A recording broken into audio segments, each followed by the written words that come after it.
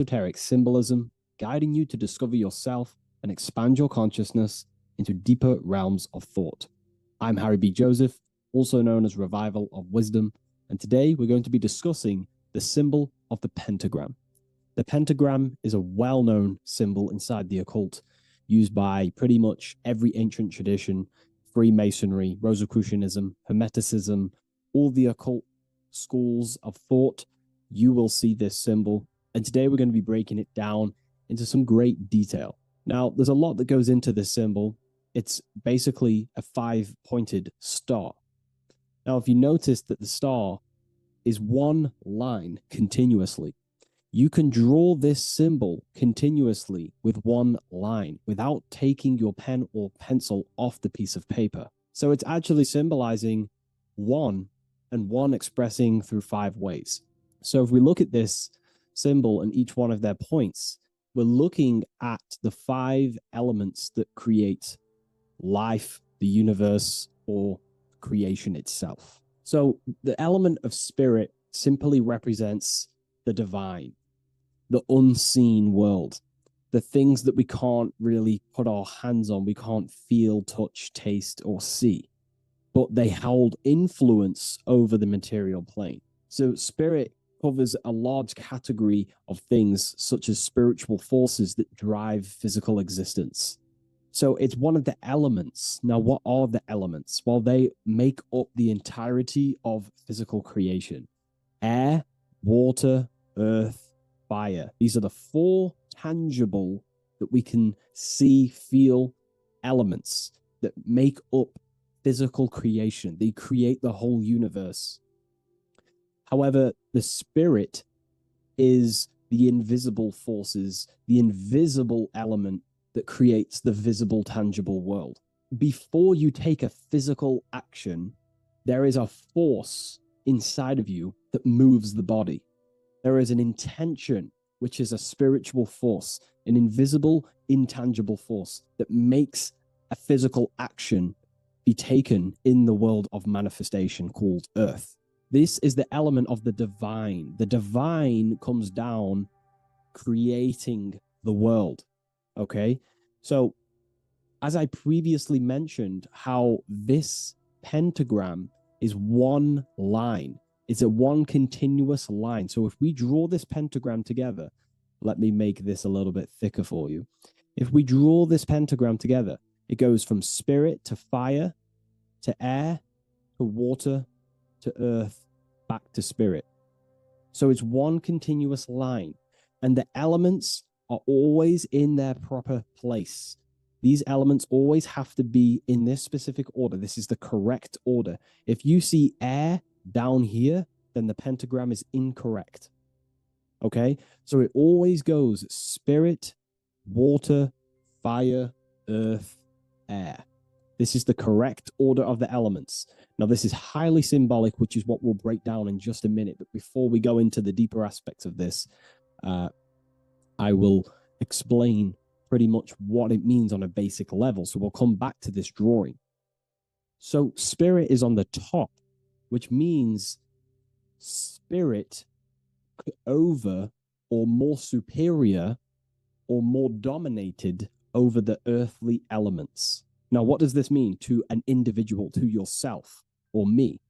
If I wear this pentagram, I am basically saying my spiritual divine self, my internal self, is more superior than anything the material world can pretty much give me. My spiritual journey is more superior. My spiritual self is more dominant over the earthly world and the material things. Okay? Now, not many people are like that in today's society. Most people chase the material things, which means they're ignorant of their spirit. They're ignorant of their divine nature. They're ignorant to consciousness and their internal world. They have no connection with their internal world. All of their thought, emotion, and action, their 3 creative powers, is totally expressed only on material gain and external things. However, if you see an upright pentagram, you're seeing someone who is basically saying, my spiritual nature is more important than my earthly nature. My spirit comes first before anything material.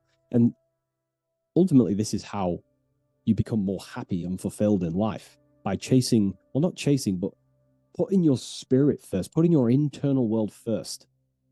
You know, seeking the things that are untangible. For example, knowledge. I'm addicted to knowledge. You know, I would rather chase knowledge because knowledge is power. Knowledge of self is so important. When we die, it is the only thing that matters in the end. When you die, you are immortal. And if you have no knowledge of yourself, then you're going to struggle in the afterlife. If you have no self-control of your thoughts and emotions and desires, then you will suffer in the afterlife because you have no control of your thoughts, and your thoughts will be creating your reality in the realm of imagination or the astral plane. But that's a whole other lecture. But this symbol is pretty much saying placing the invisible over the visible. So there's many different avenues we can go with this. So this symbol is also used in magic. We could use the symbol for manifestation. It represents controlling the inner world to produce then effect inside of the external world. You see? So we have to put this first in magic spirit. We have to change the internal so we can produce change in the external. Reality is created from the inside out. Okay? So this symbol is heavily associated with magic as well, which is a whole other lecture. In this lecture, I'm going to give you a good detailed explanation, but this symbol is so vast and wide, it would take many breakdowns to go into each meaning of the symbol. So it's representing the divine element of spirit coming down and manifesting the physical plane through that process of this. So as I mentioned earlier that I'd come back to this, what we're looking at is the process of spirit turning into matter. This is the process of how spirit condenses into a material form, how higher energy, higher forms, which are invisible, come down and manifest and crystallize into a physical object or a physical reality. So this pentagram is explaining the process of creation. So it comes from the higher realm, spirit, the source, the emanation. An emanation is a thought or an emotion or a desire, which comes down to fire first. Fire represents the will. This is the willpower. This is the willpower.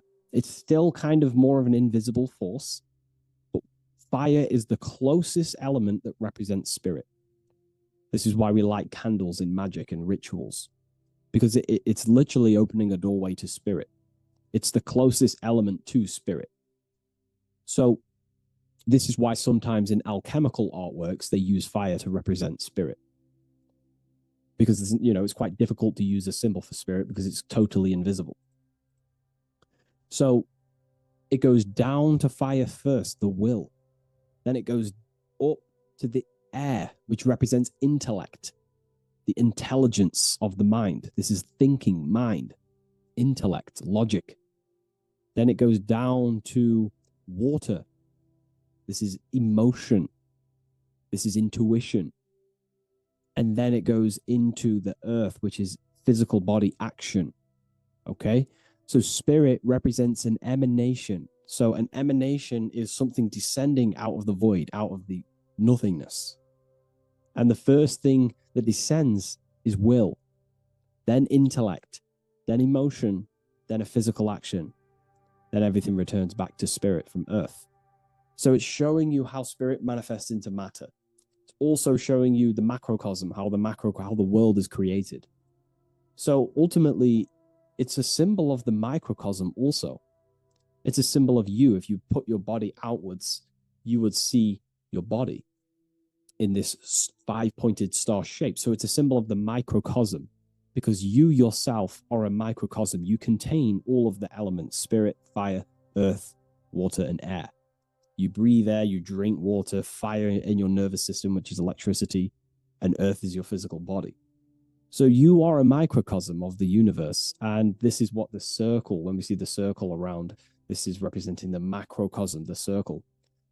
So why are you a microcosm? Because you know how the sun changes the earth with its different electromagnetic rays depending on how far away the sun is to the earth when it's rotating. Well, depending on what model you believe anyway, the electromagnetic rays produce change on the earth. So when the sun is further away from the earth, or whatever model you believe, when the sun is further away, then the electromagnetic rays of the sun are weaker, which means that's what the winter is. The winter is the death and the death of the electromagnetic rays of the sun. We still get sun, but it's just not as powerful as summertime. So nature dies. But then when the summer comes back around, the sun is closer, it produces higher amounts of electromagnetic life force rays, which increases the growth again in the summertime. But this is also not only happening on the earth, it's happening within the body. The body goes through this rhythm. The same rhythm that the external world goes through, your body's going through this rhythm. So these changes in the cycles not only change the earth, they change consciousness. These cycles happen within you. They happen within your body, your cells, your nervous system, your brain, your psyche. Your emotions, your intellect is all affected through these cycles of the sun. So this is why you are a microcosm of the macrocosm. Your mind is cut out of the same fabric of God's intelligence, of God's mind. The same power of thought God used to manifest the world, to think it into existence, the same power you use to think your world into existence. You are truly a microcosm containing all the 5 elements, all the same powers of God, but just in a smaller version. It's a symbol of the microcosm. It's a symbol of the macrocosm also. It's a symbol of how spirit manifests into form. And this is why it's associated with magic, because you can use these elements in magic, this process of how spirit becomes matter. So there's so much that goes into this. And I actually broke this down inside the new book, the Book of Symbolism, on these 2 pages here. I will do another one on the inverted pentagram. This book, I've basically gone over every Freemasonic symbol, alchemical symbols, every occult society symbols is pretty much in this new Book of Symbolism. But again, it's not a book on symbolism. These symbols are representing forces within yourself. They represent you. And these symbols are designed to awaken aspects of yourself. So this is not a book on symbolism. This is a book on you. Each symbol will awaken different aspects of yourself to help you understand yourself. So anyways, it's a big book. It's going to be very, very soon. I'll leave a waiting list in the description. You can join the waiting list, or I'll just give you an email when it's ready. And I will see you in the next video. Please leave a like, comment, and share. And I'll see you in the next one.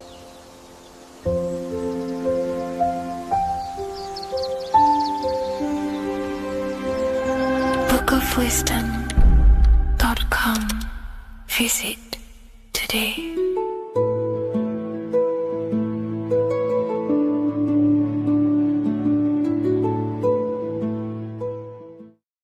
In this video, we're going to be decoding the symbol of the double-faced eagle, which is found on the Rothschild's family coat of arms. We see it in the Roman Empire, and we also see it in the 33rd degree of Scottish Rite Freemasonry. So let's get straight into this symbol and decode what this means. Freemasonry is considered a craft, and this craft is about reconstructing yourself. In fact, the word mason means builder, because every day we are building our mind's prison or our mind's freedom. Plus, you are a creator of reality. You are contributing towards the building project on the earth. You are a builder of yourself and reality, a creator. In Freemasonry, they use the allegory to teach the initiate a process of self-mastery. In Freemasonry, the allegory is that the Temple of Solomon is broken. And this broken Temple of Solomon needs to be reconstructed. But this is symbolic. The Temple of Solomon is yourself. You as an individual are the broken temple, as you have forgotten who you are, why you are here on this earth, and your mind has many limiting belief systems and restrictions on it. Therefore, we are the broken temple that needs to be rebuilt and reconstructed. The 33rd degree is the highest degree in the Scottish Rite system of Freemasonry. Therefore, this logo represents the state of consciousness the 33rd degree Mason is operating at. It is symbolic of their level of mind, their level of self-mastery, their level of awareness. This symbol is a very powerful symbol that you can use to also find your personal power. Now, of course, this is my interpretation based off my years of studying symbolism and connecting the dots. If you feel like I miss anything, please leave a comment in the comment section to maybe add to my points. The first of all thing that I see in this symbol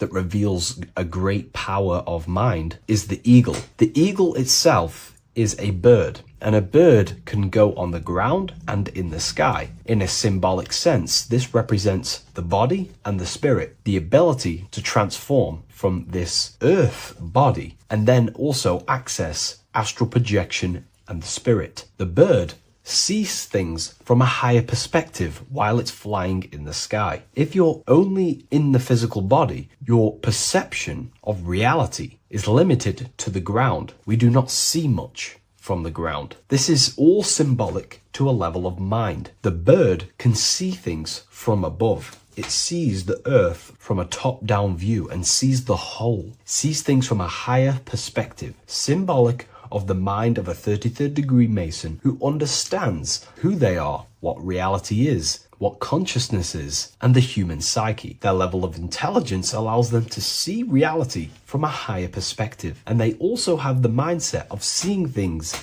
as a whole, which is a great truth. We are all part of a greater whole, the unfolding of creation that is taking place in the present moment. We are all unfolding creation as a collective consciousness, and we are part of a greater whole building project. So this bird, or the eagle, is symbolic of seeing things from a higher perspective and possessing a higher consciousness. The double-faced eagle, one eagle looking left, one eagle looking right. This is symbolic of the past and the future, mastering time. The way an individual masters time and masters the power over time and gains their power over it is by using the past and the future. The way we master time is by looking into our past and see what thoughts, emotions, and actions have led us to this very moment in the present moment in our lives. By looking into the past, you can see what thought, emotions, and actions have led you to this very point in your life and see the mistakes in your thought processes, the mistakes in your emotions, and the mistakes in your actions. You can extract wisdom from the past of your past and apply that wisdom in the present moment to then change your future to a better future for yourself and the collective consciousness and your contribution towards the creation taking place on the earth. That is how an individual masters time. You can do this through memory work. Every time you go to sleep, go through your day backwards. Follow the events backwards. What this does is literally create new neural pathways in your brain and allows you to strengthen your memory so you can remember more. Memory work is massive in Freemasonry based off my research. They make you do rituals, memorize rituals, because they're trying to develop these different aspects and cognitions of the human mind. We see that the double-headed eagle is looking left and right, but then joins. This is symbolic of unity of duality, unifying duality. And the only way you can do that is by connecting with pure awareness without distortion of the mind and body. If you turn off your body, it goes to sleep. If you turn off your mind, you go to sleep. But if you can turn off your mind and body, then who are you truly? When you turn off your mind, you're no longer your belief systems, your name, your job, your reputation, your status. You are this pure awareness who's observing the mind. So in meditation, you realize you are not the mind. You are the awareness, and the awareness is singular, and the mind thinks in dualism. So this is symbolic of unifying and seeing things through the lens of the awareness and not the mind, because the mind can produce illusions. So this is symbolic of a state of consciousness of the 33rd degree who sees everything as oneness. We are all one witnessing consciousness experiencing itself. However, this witnessing consciousness is molded differently through the mind. My mind has gone through memories, traumas, events, and belief systems, which makes my mind unique to you. But when we all turn off the mind and connect with pure consciousness, the pure awareness, then we are all, on the deepest level, actually one. The universe is one. This is symbolic of seeing and perceiving that reality and truly maturing that understanding in your consciousness. We also see that the double-headed eagle is standing on a sword, which is a tool. The tools that you possess in life are aspects of your consciousness. Your thoughts are a tool. Your emotions are a tool. Your actions are a tool. These tools are creating and building your reality, and they're also building your soul, building your consciousness. But we see that the double-headed eagle is standing on top of the sword, the tool. The sword is a powerful tool. So this is symbolic of power on the surface level. But if you go deeper and decode the symbol, it reveals something way more powerful. The sword carves through things. It's also a very murderous tool. If you hold a sword towards someone or something, you hold power over it. It is a symbol of power. And that power that you possess is, in fact, the mind. The mind is the powerhouse of control over reality. The mind is the most radiant force in the universe, as all things respond to the mind. The emotions, the body, and physical reality itself responds to the mind. The mind holds power. Matter is a physical manifestation of mind. The reason why the sword is the mind is because it's associated with the air element. When you swing a sword, you're moving this through the air. And if you've read the Book of Wisdom Volume 2, you understand that each element is corresponding to a different body of consciousness. Air is associated with the mind, the mental body of consciousness. Water is associated with the emotional body of consciousness. Earth is associated with the physical body of consciousness. Fire is associated with the spiritual willpower body of consciousness. Therefore, what we're looking at is the intellect. We're looking at gaining control over the intellect, the mind, thought, banishing all negative thought power from the mind. Think of it like this. You are tapped into a live stream of consciousness, and this live stream is flowing into you in the present moment. Your mind directs this creational force, this flow of consciousness and power. You can use that mind to think about negative things, anxiety, depression, or you can use that power that's flowing into you for the positive only. The universe does not create what you want. It creates what you are. What you put in is what you get out. Your reality is a reflection of your mind. So it's about using this tool for the good. For example, no negativity even has any space in my consciousness. There is no negative thought that pulls me down. And if there is, I banish it instantly and remove it. So this is about gaining power over the mind and using the mind as a tool to carve your reality with the sword. This is your power. This is your sword. Below we see a banner that says Ordo ab Chaos. Most people see this and understand it as order out of chaos. And yes, it is linked to, obviously, molding society, manipulation. However, on an internal understanding of order out of chaos, it's something much more powerful to the individual. Most people see order out of chaos and see the manipulation that takes place on human consciousness, which is very true. The ruling powers create chaos or a problem in society, then they produce an order and a solution to mold society towards their agenda. That's order out of chaos. However, to the individual, this represents something much more powerful that you can take advantage of. Ordo ab chaos, order out of chaos. This is understanding that reality comes from chaos and physical creation is the order of that chaos. The mental plane is chaos. It's just simply pure thoughts, random thoughts. But the physical world is the order out of that chaos, the darkness coming into light. To you, for example, when you first start your journey of self-mastery and spiritual awakening, you are in chaos. My mind was in chaos. My mind had many limiting belief systems. My mind used to think random thoughts unconsciously. I used to take random actions, unknowingly create my reality and produce chaos. That chaos needs to be ordered. So when there is chaos in ourselves, with different aspects of our minds and subconscious, we need to produce an order so that we can gain power over the mind and over our thoughts, emotions, and actions, the three forces you have 100% control over in your reality. If you try and control anything else other than your thoughts, emotions, and actions, then you are breaking natural law. The only things you have been given power over and to control is your thought, emotion, and action, your mind, your heart, and your body. Order out of chaos is about transforming yourself. When you're in a chaotic state, you have to produce order to transform yourself and change your level of consciousness. If you have chaos in your life, you must produce order. And this is how self-transformation occurs through an individual. Order out of chaos. Now, yes, it is also linked to human manipulation, as this applies to everything as above, so below. Above, we see a triangle with the number 33 and light emanating around it. This triangle is highly symbolic of the element of fire. The upright triangle is fire. The downright facing triangle, the opposite to this triangle,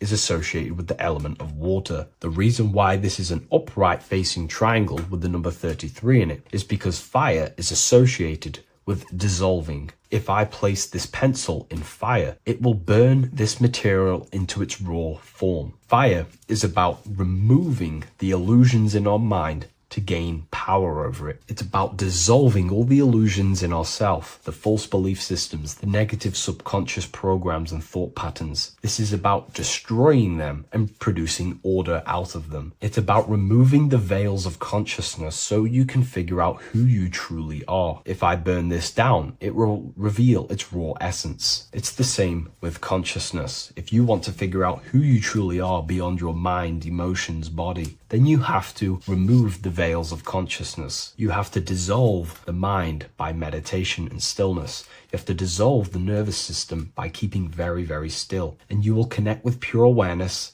and can connect with lucid dreams and out-of-body experiences. It's like finding a needle in a haystack. If you want to find a needle in a haystack, you don't go looking through the haystack to find the needle. You burn the haystack and the needle reveals itself. That's how you truly connect with who you truly are. And this is why it's associated with the number 33 also, because the number 33 is the symbol of rebirth. Jesus dies at 33 and ascends to heaven. The human mind is fully developed at the age 33. Ice melts into water at 33 degrees. It's symbolic of transforming states from death to rebirth, rebirthing the self. And this is how you rebirth yourself, by figuring out who you truly are. Because when you actually figure out and have an out-of-body experience, or you figure out who you truly are, you go through a mental rebirth. Everything you thought once was true has been completely burnt away, and now you are reborn into a new mind and a new perception of self and reality. So it's about being reborn again. At the 33rd degree, you are reborn again by the understandings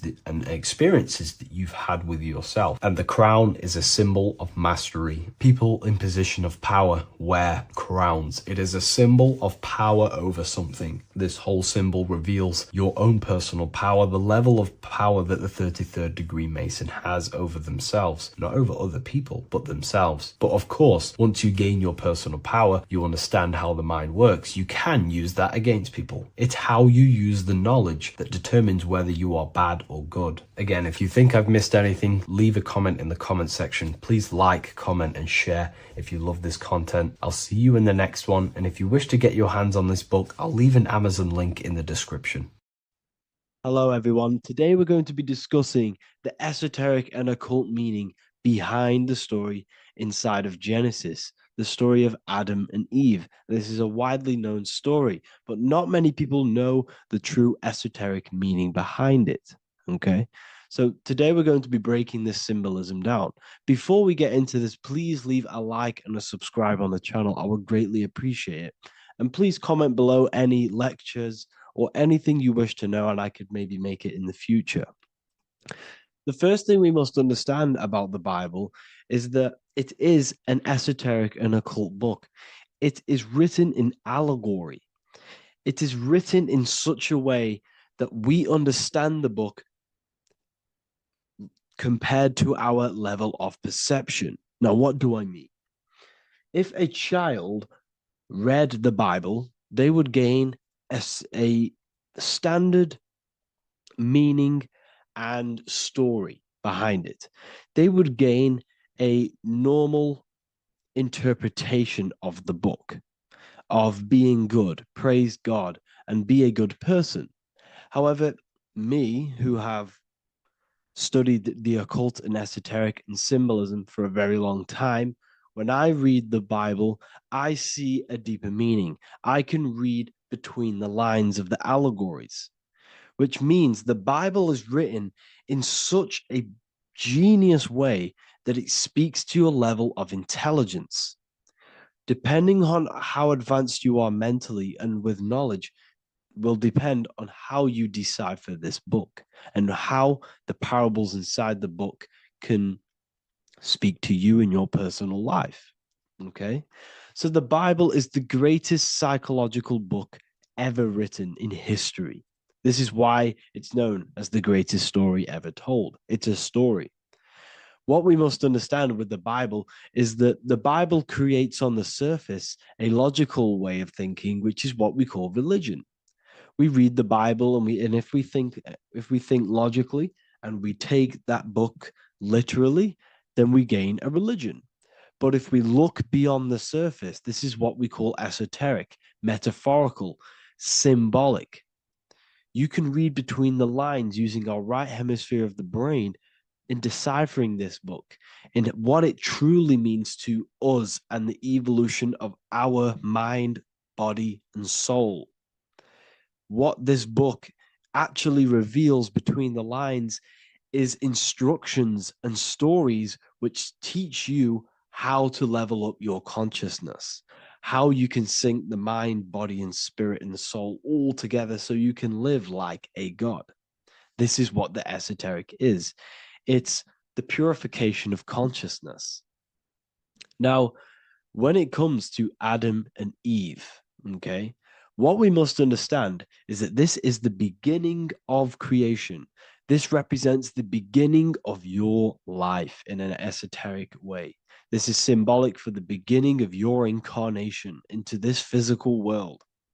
Okay. And we have Adam, masculine, Eve representing feminine. These are the two masculine and feminine energies which create the whole material universe. Okay. And as we are born with a pure consciousness. We are born with pure consciousness. Well, now, what do I mean? As a baby, we have no knowledge. We are pure essence of the soul.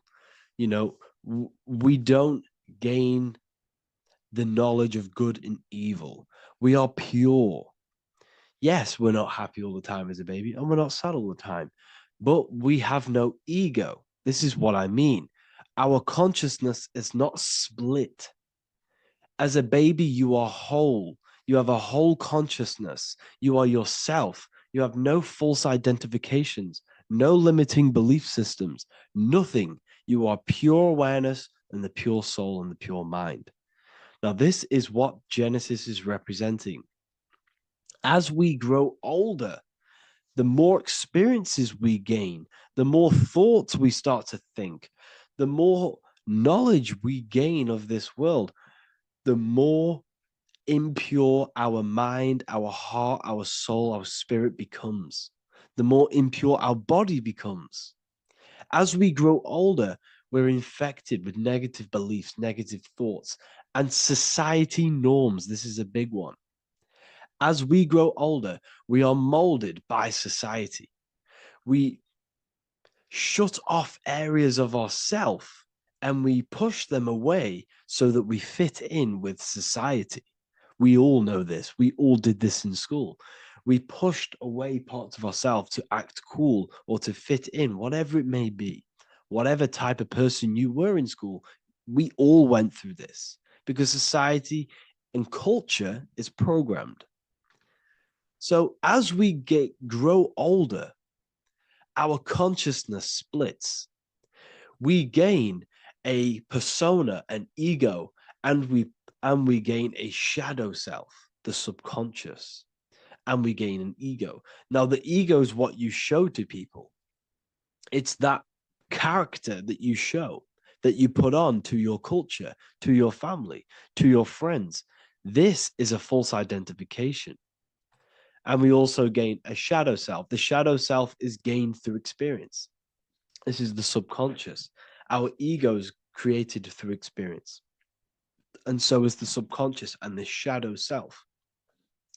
Okay, so as we gain age in this material body, we fall from the Garden of Eden. We gain the knowledge of good and evil. This is what the symbolism represents of us leaving the garden, us eating from the fruit. Now, the fruit represents the knowledge, it represents the insight, the experience, which splits our pure consciousness. Our soul splits. Okay? We lose connection with the divine.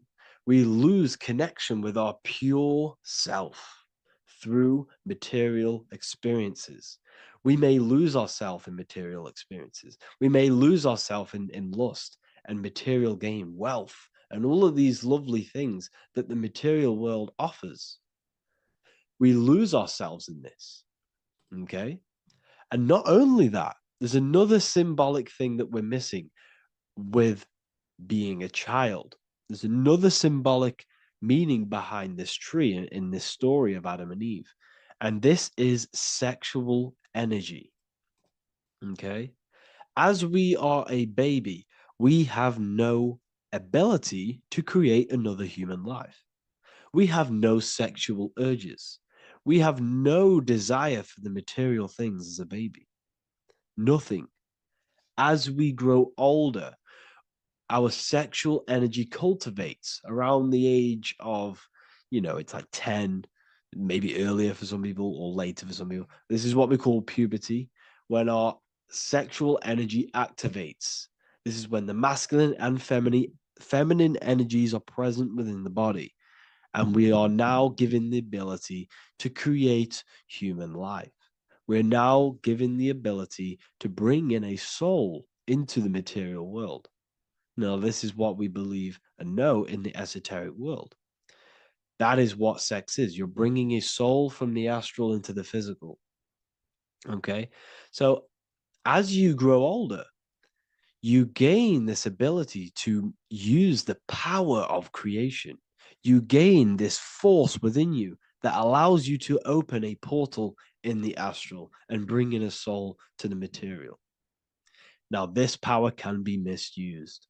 This power is very powerful and should not be misused.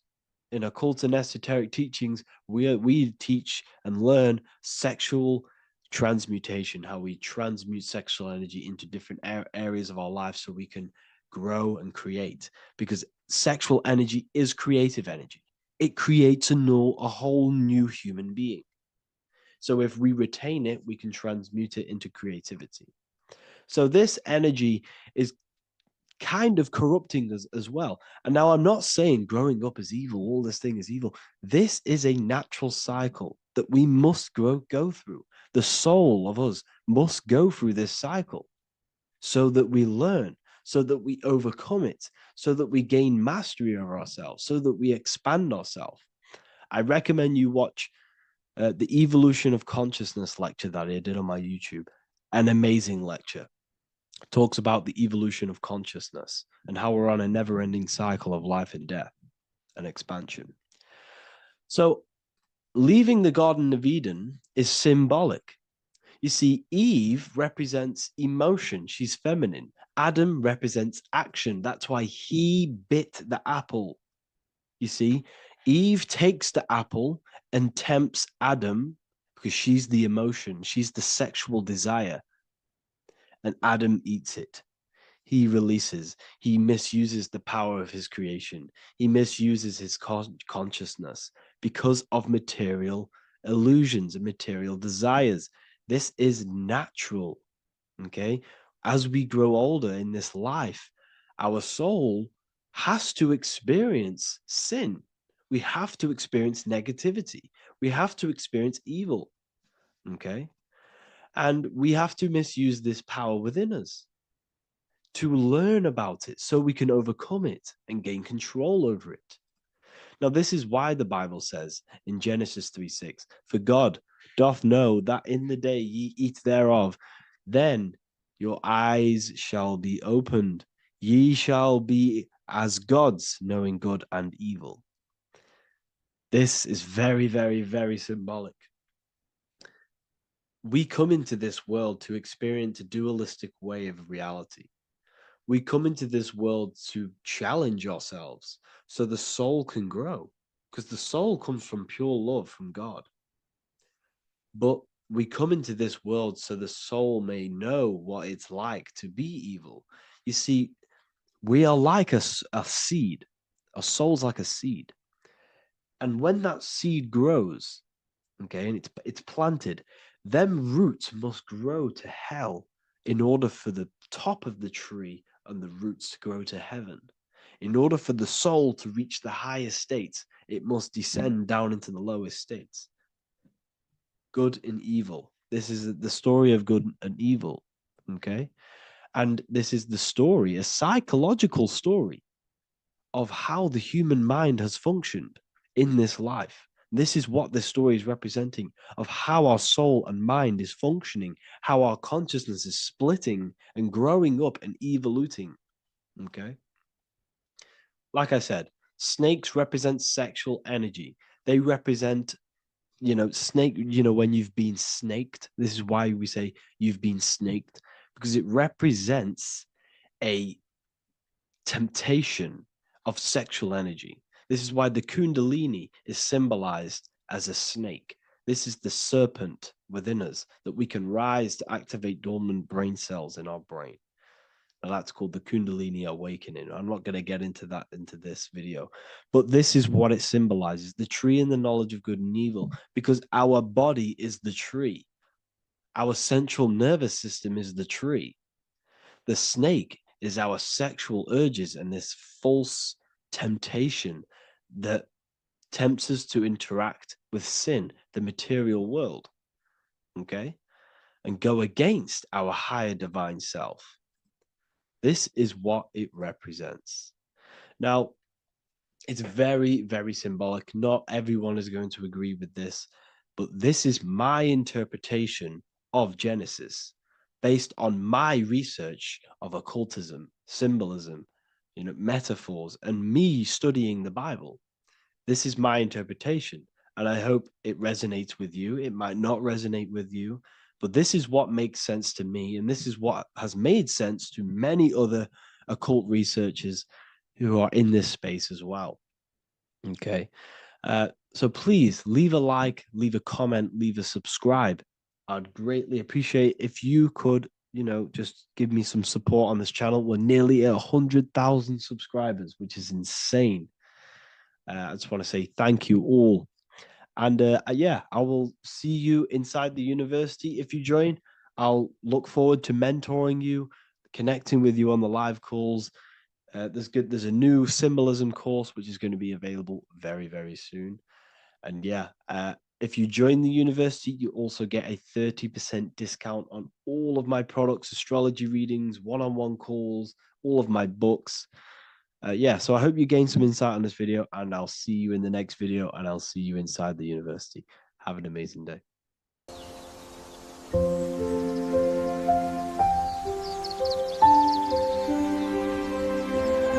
bookofwisdom.com. Visit today.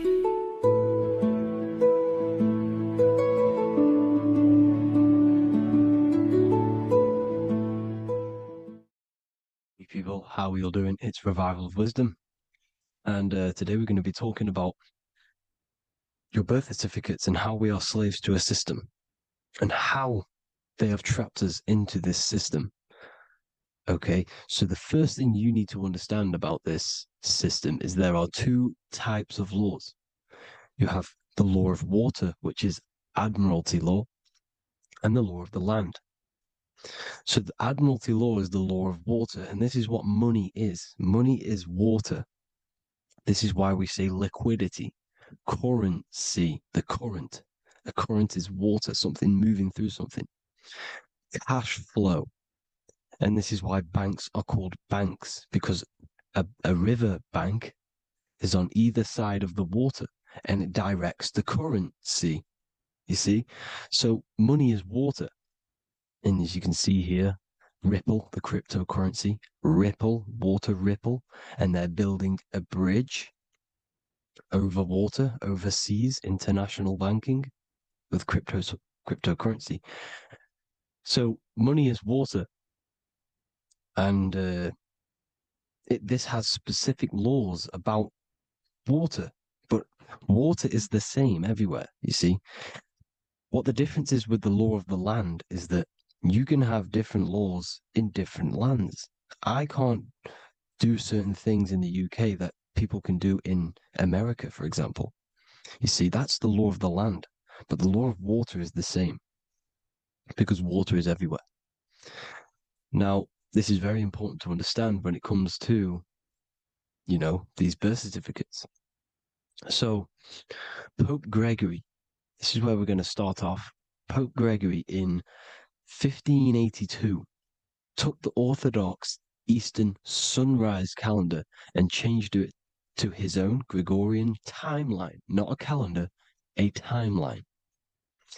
This timeline was copyrighted by Pope Gregory under the name of the Vatican. So the Vatican owns the timeline that we are using today, 2023. They own it. They own the title of this Gregorian calendar. Okay. Therefore, anyone who is born under this copyrighted timeline, not calendar, they are subjected to Rome because Rome owns the timeline. They have a patent, a copyright for that timeline. What is on our birth certificates? That timeline. We are born underneath, we are subjected to the Vatican. This is why all birth certificates go to the Vatican. They own every single birth certificate. Okay? So when we use this timeline, we are subjecting ourselves to this timeline. Okay? Which the Vatican has a claim over. This calendar or timeline is set to sunset, not the sunrise, which is associated with death, darkness, and the moon, lunatics. You see, so this is a sunset calendar timeline. Okay, this is now, they've changed a couple things, right? They say that the new year is January the 1st.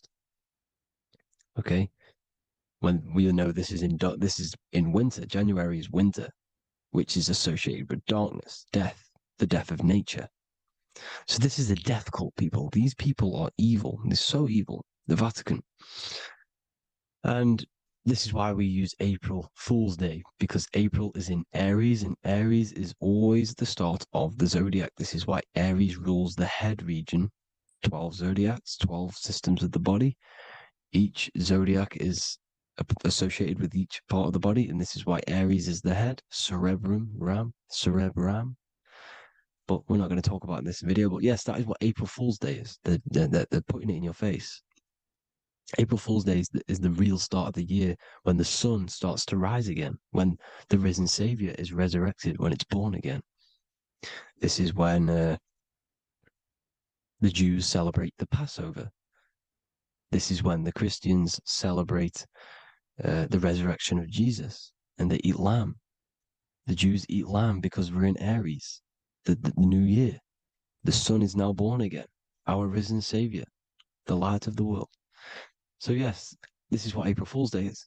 It's the first day of the year, which they changed. Pope Gregory changed. So you need to understand is that you are in the womb. You are inside of a ship, because every ship, literally a ship, every ship is female. This is why they say she delivers the product, because she does deliver the product, you, the baby. Same thing with a ship, they deliver products. They are a she. And when they pull up to the bay, like you can see on this picture, they're pulling up to the bay. This is now called the birth canal. The ship is now in birth on paper. Okay, this is law. And when they pull up, they tie up to the bay, and now they get a certificate of manifest certifying all of the products which are on the ship and what they are bringing into that nation.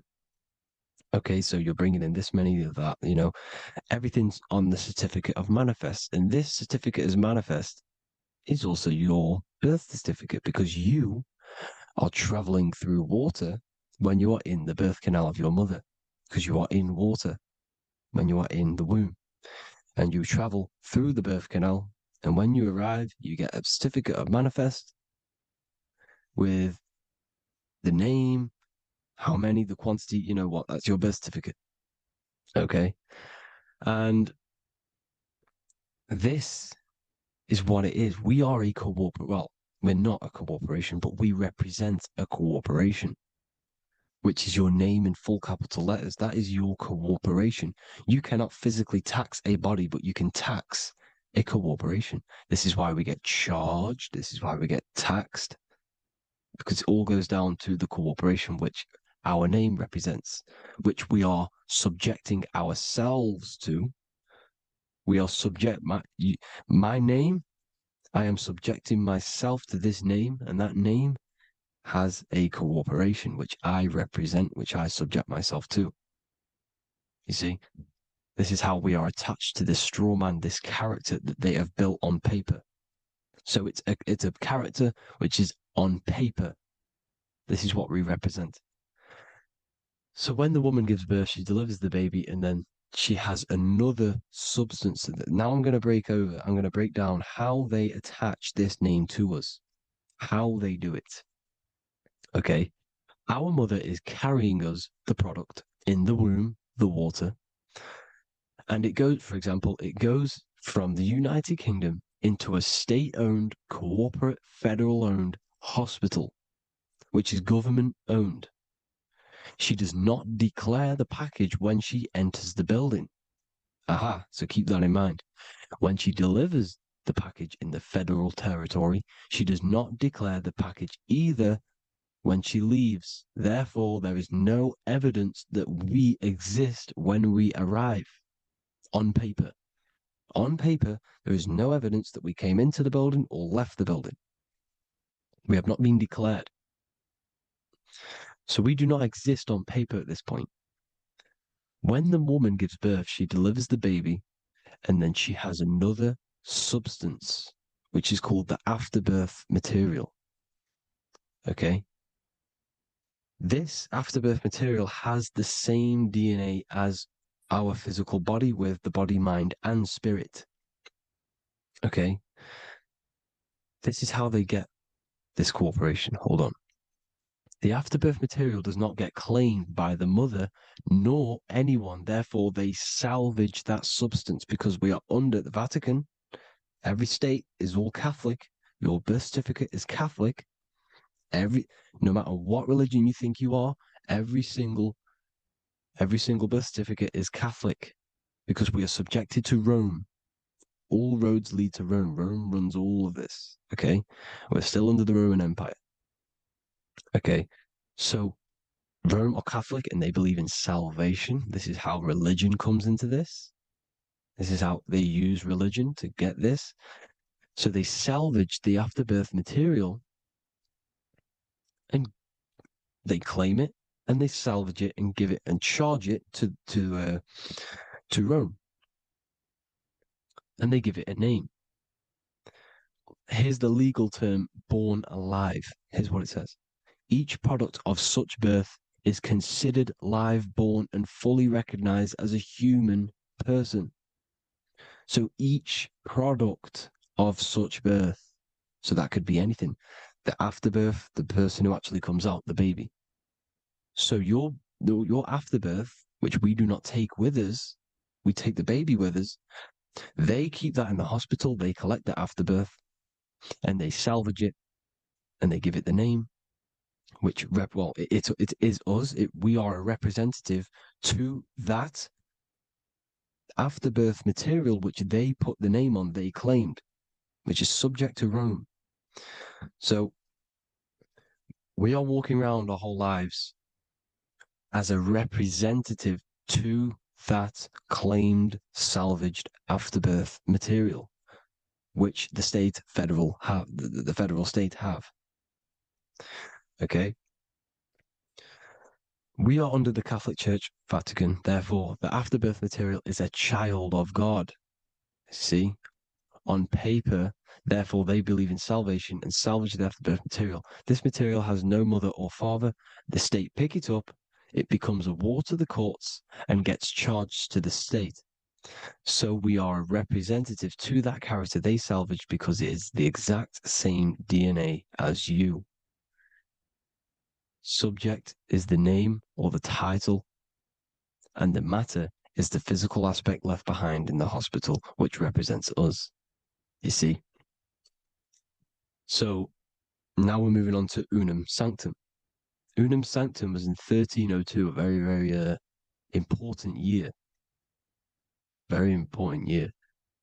Unum Sanctum says this is basically how they claim everyone in the world. So the Vatican had all this power, all this gold, all these people under them. They need to get a claim for them so then they can rule over them and make them slaves. So what they did, they created Unum Sanctum. Pope Boniface VIII did this. And it says, the spiritual man judges of all things, and he himself is judged by no man. The spiritual man, keep that in mind, unless he invent like Manichaeus, two beginnings, which is false and judged by heretical, since according to the testimony of Moses, it is not in the beginnings, but in the beginning that God created heaven and earth. Furthermore, we declare, we proclaim, we define that it is absolutely necessary for salvation that every human creature to be subjected to the Roman pontiff. So they are claiming us in Unum Sanctum, and it's in the vaults in the Vatican. They will put a spell on it because they are sorcerers, they are magicians. They put a spell on it, they lock it up, and whatever goes on that piece of paper goes. And this Unum Sanctum is claiming all of us. So what does it say in the beginning? The spiritual man judges of all things, and he himself is judged by no man. The spiritual man, the man with the body, mind, and soul, the first baby that comes out the birth canal. That's you, your body, you, body, mind, and soul. You have the Christ, which is I am, which is grace. Grace means here, now, in the present. You have the Christ, which means I am. Therefore, you have a soul. If you can say I am, you have the Christ. You have a soul. But a creature can be anything with no soul. You see?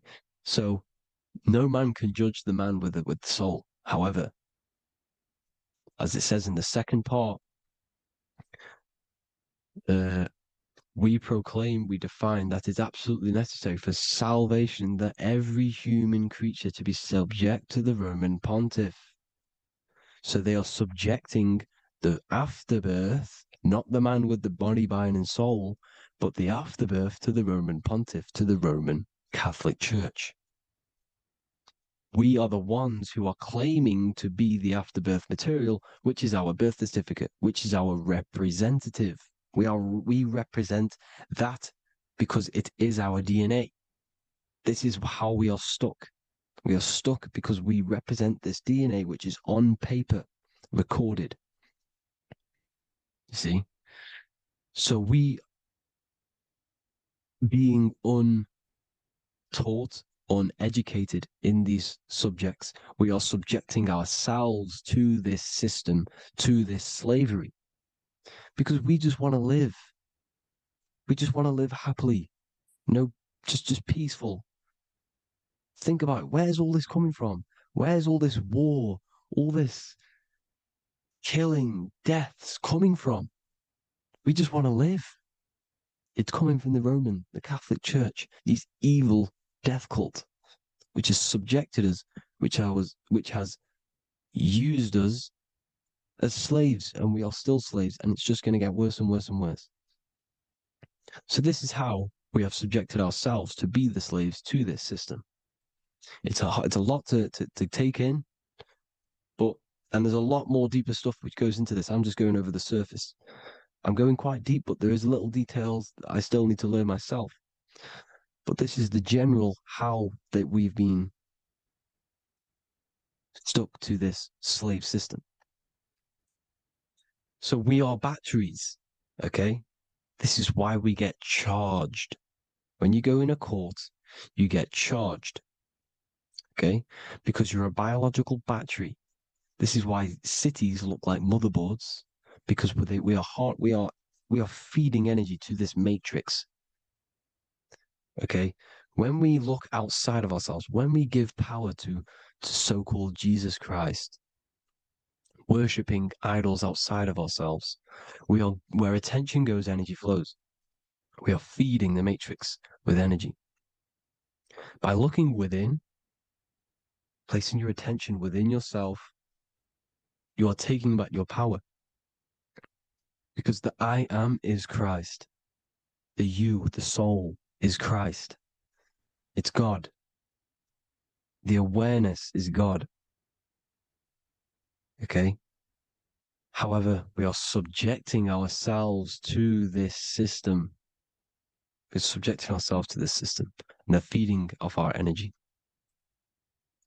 So what we need to look for the future is that, think about it, with the end goal is to change our DNA, is to literally make us robots, transhumanism, slaves. This is why we have smart cars, smartphones, smart watches, smart meters, smart cities.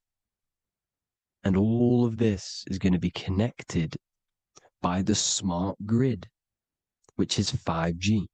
This is why 5G is rolling out. 5G is going to connect all of these technologies to one. It's like a big net system. And you know why they're doing this? It's because all of this is going to be connected through AI, through this 5G, and that 5G is going to be controlled by the elites. So you say anything wrong, you do something wrong, you say the wrong thing online, they'll turn off your car, they'll turn off your phone, they'll turn off your smartwatch, they'll turn off your TV, because it's all going to be connected and controlled by the smart grid. And this is what the Great Reset is, people. But they're going to trap us inside of these 15-minute smart cities so we can't leave the area, because they're going to use climate change as a tool to enslave us to not travel because of so-called climate change and the fumes that we are putting into the air, which is all BS. They're doing this to push these new cities, to push all of it. But listen, they're trying to get inside of your body. The only way they can do that is to get you addicted and using this technology. First, they got on the body with the smartphone. Well, first of all, we use the technology. We get used to it with it in our hand. The next step for them was to get on the body, which is the Apple Watch, as you see down here. They have now successfully got onto the body. The next thing is to get inside of the body. This is the brain chip. You see how they've slowly lured their way in, slowly got you addicted to this technology, got you dependent on this technology. And what they're going to do is that they're going to mold society to be dependent on the brain chip. So in order, for example, if you want to go and pay for food, you're going to have to get a chip to pay for the food, because it's all going to be digital money. And that digital money will be connected to the chip, and you'll need the chip to pay for things. You see? So this is how they're slowly transhumanizing us. These phones, these apps, these things which are all we are all using was created by Freemasons. Mason means traveler, because they travel the depths of the mind. They understand human consciousness. They understand the brain. They understand the mind. By the deepest root cause, they understand it. This is what Masonry is. It's the occult. So these technologies is designed by these people. This is why they're so addictive, because they understand how it works. They understand how to get people addicted, because they understand human consciousness, the brain, the body, and the mind. So this is the advantage Freemasons have over us. And these secret societies, which have gone through the orders of Freemasonry and progress onto these secret societies, which are the evil side, because I'm not saying Freemasonry is evil, okay? But the societies which they go beyond Freemasonry, because you can go beyond the 33rd degree into these secret societies, and they use this knowledge for the bad, to enslave people. And this is what's going to happen. Transhumanism. So I hope you all learned some insight for today. Please do a bit more research on, the birth certificate and stuff like that, the straw man. And have an amazing day, people. Please like, comment, and subscribe. Peace.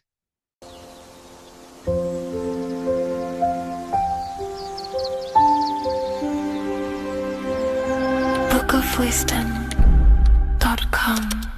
Visit today.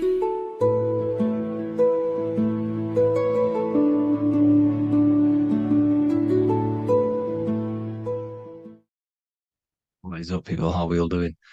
Today, we're talking about the flat earth cosmology. So let's jump straight into this. Please drop a follow and leave a like to help the algorithm. So we live in a torus field. Everything's made out of torus fields. And every torus field has motion. It's what it is. It's the motion of energy. And every torus field has a center, which is the black hole. It's a womb of creation. It's counter space. Now, this is why the North Pole is magnetic, because the center of this torus field is the most magnetic part, the strongest part of the field. So this is why all compasses will point you to the center.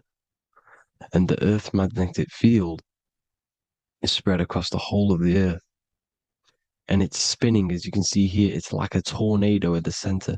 And this tornado is the force which is spinning the sun and the moon around us. You got the sun, the moon, Polaris, just like in the Masonic cosmos here. The sun, the moon, Polaris, the all-seeing eye.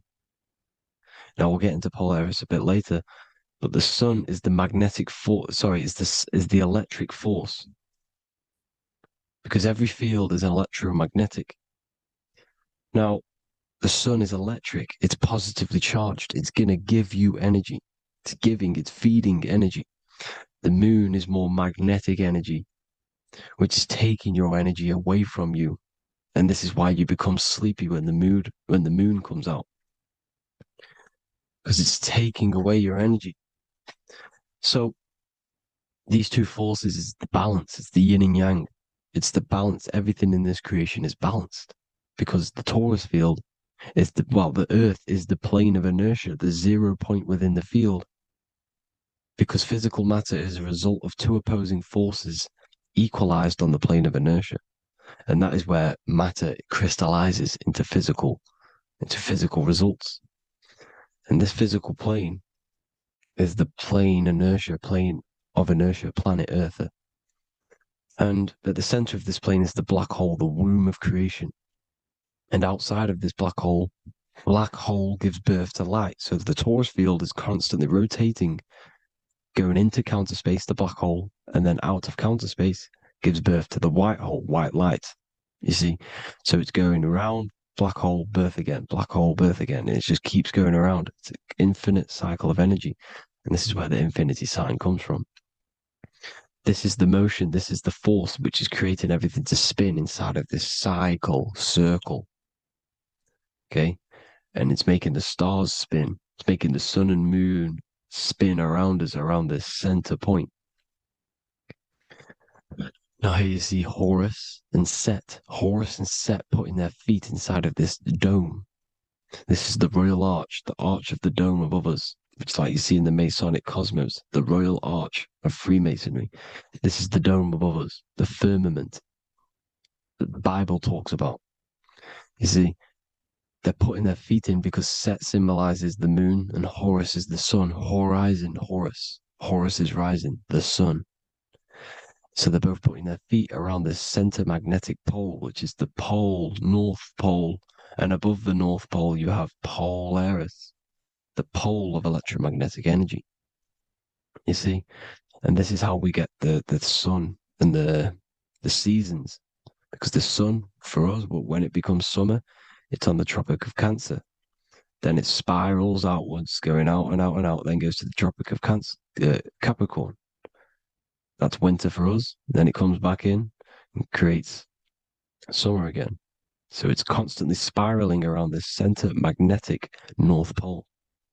You see? So this roof above our heads is the firmament, and this is what they've taken off of us.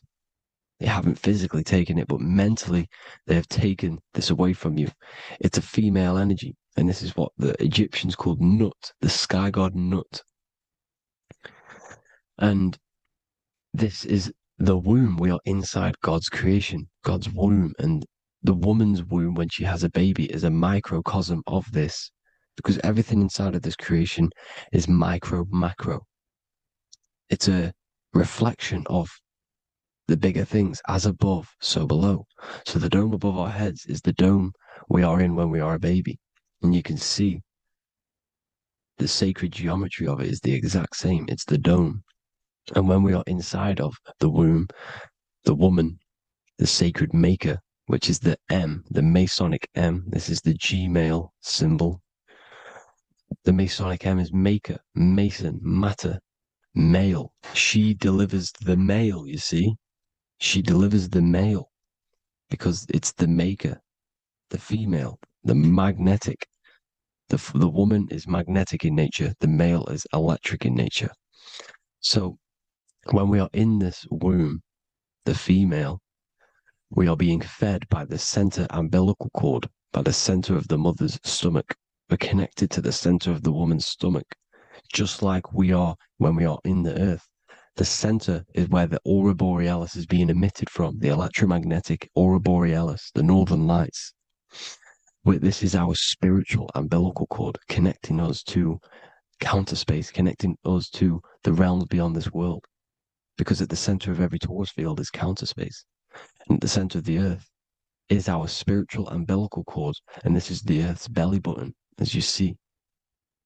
As above, so below. We had a physical umbilical cord. We have a spiritual umbilical cord. And this gets cut when we die, when we're cut away from the physical reality. You see, here's the ancient Egyptian tablet showing this female. You can see the hair, it's a female above us, because the female energy is nurturing, helping, looking after. And that's exactly what the dome is. It's protecting us. It's the Ark of the Covenant, the Ark covering us, you see? And this is what they've taken away from us. By you believing in space, it completely destroys the idea of this being a sacred creation. They've taken the roof off your head, whether if you believe in space, you believe that there's chaos, there's planets, there's asteroids that could kill us at any moment. But this isn't true. They've made you fear your own creation that you're inside of. They've made you fear what's above you. You see, and it's to hide the power of astrology, the power of the lights in the firmament, which are constantly flowing through the ether. These powers which are above us are sending rays down to the earth, which are influencing our psychology and how we behave. And this is what astrology is. It affects human consciousness. It interacts with our consciousness. And there's a different energy every day because the planets are in different houses, different alignments. And this is, we'll go into this a bit deeper later on. So the world tree, this magnetic North Pole, the pole of electromagnetic energy, was symbolized as a tree, the great tree at the center of the earth. You see? And this tree is symbolized everywhere. You can see here how the center person, this Egyptian person, is holding up the sky. This is the North Pole, the hyperboloid, at the center of every torus field. And this tree was in the Mayan cosmology. This is an ancient depiction. This is the torus field. Here's the plane of inertia. Here's the center tree. Here's the tree in the center, the magnetic North Pole, the woman holding the stars. Here's the Hindu with the two birds symbolizing the sun and the moon revolving around this center tree. The Mayan tree, his Horus and Set around the North Pole. They all knew this flat earth cosmology. They knew these secrets. It's so sacred you understand the creation that you're inside of. Because if you don't, you'll be led astray. You don't know where you are. You're lost. You see? And here's the Masonic art with the rays of the stars coming down with the tree in the center. So it was personified as a tree. And we are in Asgard, Midgard, the middle garden, where there's good and evil. So the 7 layers of heaven, which is talked about in the Quran. Each planet has a different layer of the firmament, and this is the 7 layers of heaven, and these are our 7 layers of the energy centers in our body. So we start in the stars, so we are stars in a physical body. And this is why we say Mr., sister, fraudster, sinister. Stir is star, and we are in the stars, and our star descends into the soul system, not solar system. And as we descend into the soul system, we enter Satan's kingdom, Satan's world. As it says in the Bible, Satan is the god of this world. Well, if you've been into my research for a while, you know Satan is Saturn. Saturn's world, because Saturn's the outermost ring. He's the Lord of the Rings. And you enter his kingdom, the kingdom of time. And this is why Saturn's the time god. As soon as you go past the rings of Saturn, you're now in the soul system. You're now in time. You're now bound by space and time. And you're bound to the earth plane, the heart. Earth is heart. It's a rearrangement, it's an anagram for heart. And the heart of the electromagnetic color spectrum is green, and that's why the earth is green. And above green is blue, and this is why the sky is blue. In order to go to heaven on the macro scale, you have to go through the blue sky, through the 7 layers of heaven. In order to reach heaven in your body, whilst you're here, you have to go through the blue chakra to your head, which is heaven. It's micro, macro. Everything is micro, macro inside of this creation. Is an ancient. I think this is a French image, piece of art from the ancient French, with obviously the 7 layers of heaven, which they all depict. And notice how it's like a dome. We'll go into this dome symbolization, the Royal Arch of Masonry, which is next. But these 7 layers of heaven give us the 7 metals, the 7 days of the week, the 7 diatonic tones, the 7 chakras, the 7 everything. It's God's favorite number. And this is why the Masons use the G inside of the compass, because the G is the 7th letter, and God starts with G. You see? So it's 7. God is 7. Here's another depiction of the heart, the soul system, the 7 layers of heaven. La fermente. You see, la firmament, with the stars on the outermost layer. Here are the 7 planets: Jupiter, Mars, la Sophie, the sun, la luna, the moon. So Saturn. So we are in the heart of this soul system. In order to ascend, we need to ascend up our chakra system, reach 144,000 hertz, God consciousness, the God man. You have to unfold God man, master of the mind, mastery of the mind. So what are the stars? The stars make everything unique. The stars are constantly rotating around the center, magnetic North Pole, the tornado at the center, which is stirring everything. It's stirring the ether. The center is the ether, and the 4 elements are born out of this ether. There's 5 elements: ether, spirit, water, air, and earth. The ether gives birth to the 4 other physical elements, which the whole of creation are made out of. About them 4 elements. 4 is the number of stability. You know, a chair, a table has 4 legs. It stables things. It's a foundation, and these 4 elements are the foundation of this creation. You see, and this magnetic North Pole is stirring this, and the 4 vibrational states of the ether are the 4 elements. Now let me get back to the stars. I just wanted to give you that. The stars are being stirred around this center point. Center. It's stirring everything. And they're always in different alignments. Every millisecond they're moving in different placements of the stars. And the planets are called the 7 wanderers because they're not fixed. The stars are fixed. But the planets are called the 7 wanderers, the 7 layers of heaven, because they move faster and slower than each other. Each planet is slower and faster, has a different rate of speed it's moving. So these alignments are mixing in with the energies of the different 12 constellations. And this is why you have a unique characteristic. You have a unique look, a unique energy, a unique personality. This is because when you were born and you took your first breath, that energy which was in the ether, because the ether is all around you, and energy travels through the ether. The energy that the stars were casting down and the energy that the planets was mixing in with the 12 constellations was in the ether. So when you came out of the womb and your first breath, because breath is spirit, okay? So that first breath you took, that is the energy that is imprinted within your DNA, your soul. And you reflect that energy, you emit that energy. That's the energy that is with you forever until you die, till this physical body dies off. And that's what the stars are. The stars are giving a unique energy, characteristic, personality to every living thing. Every dog, every cat, every animal has a unique personality because it was born at a different time and place in the sky. Okay, the stars are your destiny. Now, the stars are constantly changing as well. If you look at stars through a telescope, they're constantly changing and forming different forms. You can see here, it looks like water. It looks like light through water because it's the ether above us, a sea of ether. And this light is being emitted through it, and it's just constantly changing, giving different energies, each star. So this is why this is what the zodiac is. It's the expression of energy. It's the expression of the stars.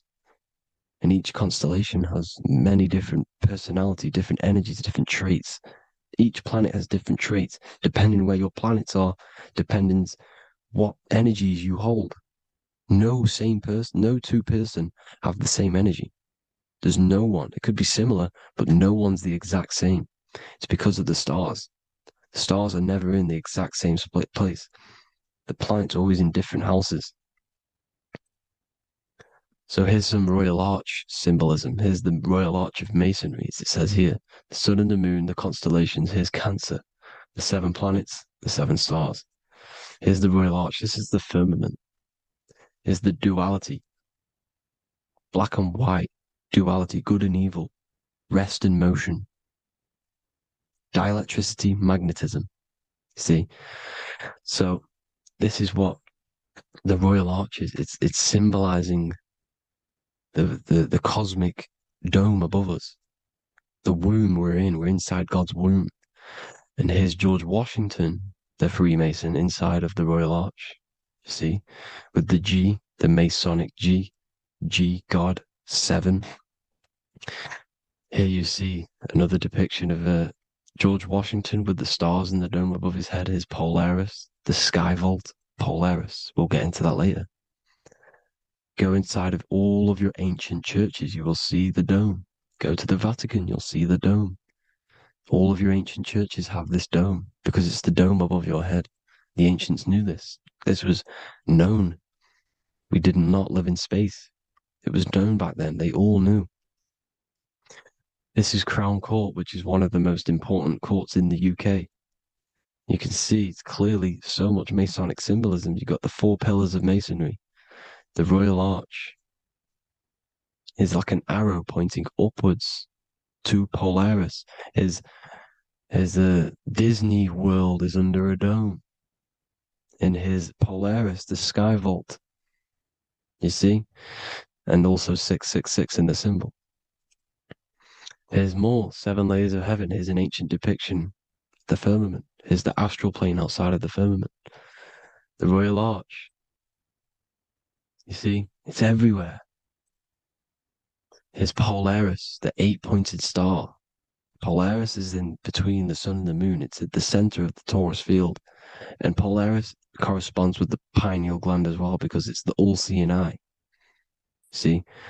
So is Polaris, the 8-pointed star, which is at the very top. It's the very center. It's on top of the North Pole. And it's an 8-pointed star that's always symbolized as an 8-pointed star. Here you see the Vatican. The Vatican is a giant key with an 8-pointed star. See, it's a key. Here's the dome. Here's the space delta, the USA space delta logos. Here you see the Egyptian god looking from the center of the North Pole, looking upward to an 8-pointed star, Polaris, an arrow pointing up to Polaris. Here's another, the bear holding a key with an arrow up to Polaris, 7, holds the key to Polaris. Here's an eagle holding a key above the North Pole to Polaris. Polaris, and here's another one. There's another bird, like a dragon, holding a key to Polaris. Because Polaris is definitely something to do with leaving this creation. Okay, maybe, I can't say for sure, but maybe it's to do with ascension, and this is why the Vatican hold the key to the 8-pointed star. And this is why the space, well, we all know space is a lie, but they're showing Polaris and its sacred symbology. Maybe it's to do with something leaving this creation, going to another. Here's some North Pole symbolism. As above, so below. See the four seasons of the Big Dipper constellation going around Polaris. This is Polaris, this is the Big Dipper constellation, and this is the swastika. This image gives us the swastika, because all the symbols we use are created in nature. They're created somehow in nature. This is how we get them. As above, so below. This is the map of the North Pole with the 4 rivers looking like the Big Dipper constellation. It's the Masonic, here's the ancient cosmology with the 4, you see the 4 islands, Mayan cosmology, 4 islands. This is the alchemical symbol for Earth, 4 sections. The windows, because the center of the North Pole is a window to another dimension. The 4 lucky 4-leaf clover, which is supposed to be lucky. It's just, it's truth in plain sight. And here's Hitler looking at 2 flat Earth maps.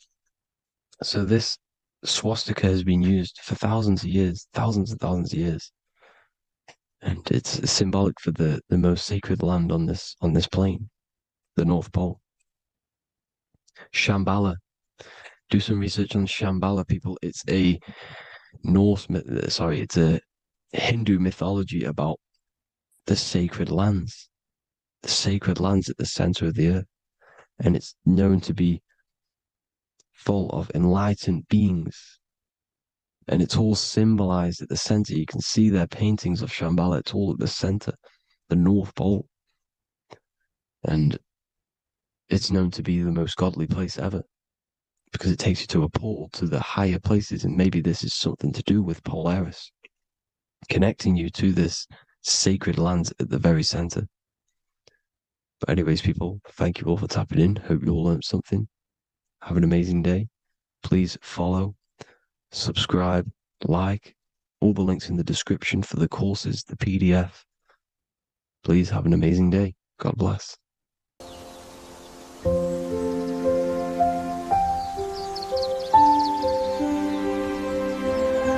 bookofwisdom.com.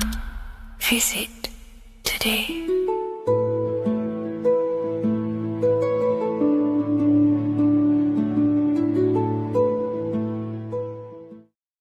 You're living in 4 planes of existence right now, but most people are only aware of one. And that's why they feel lost, disconnected, and stuck in cycles they can't explain.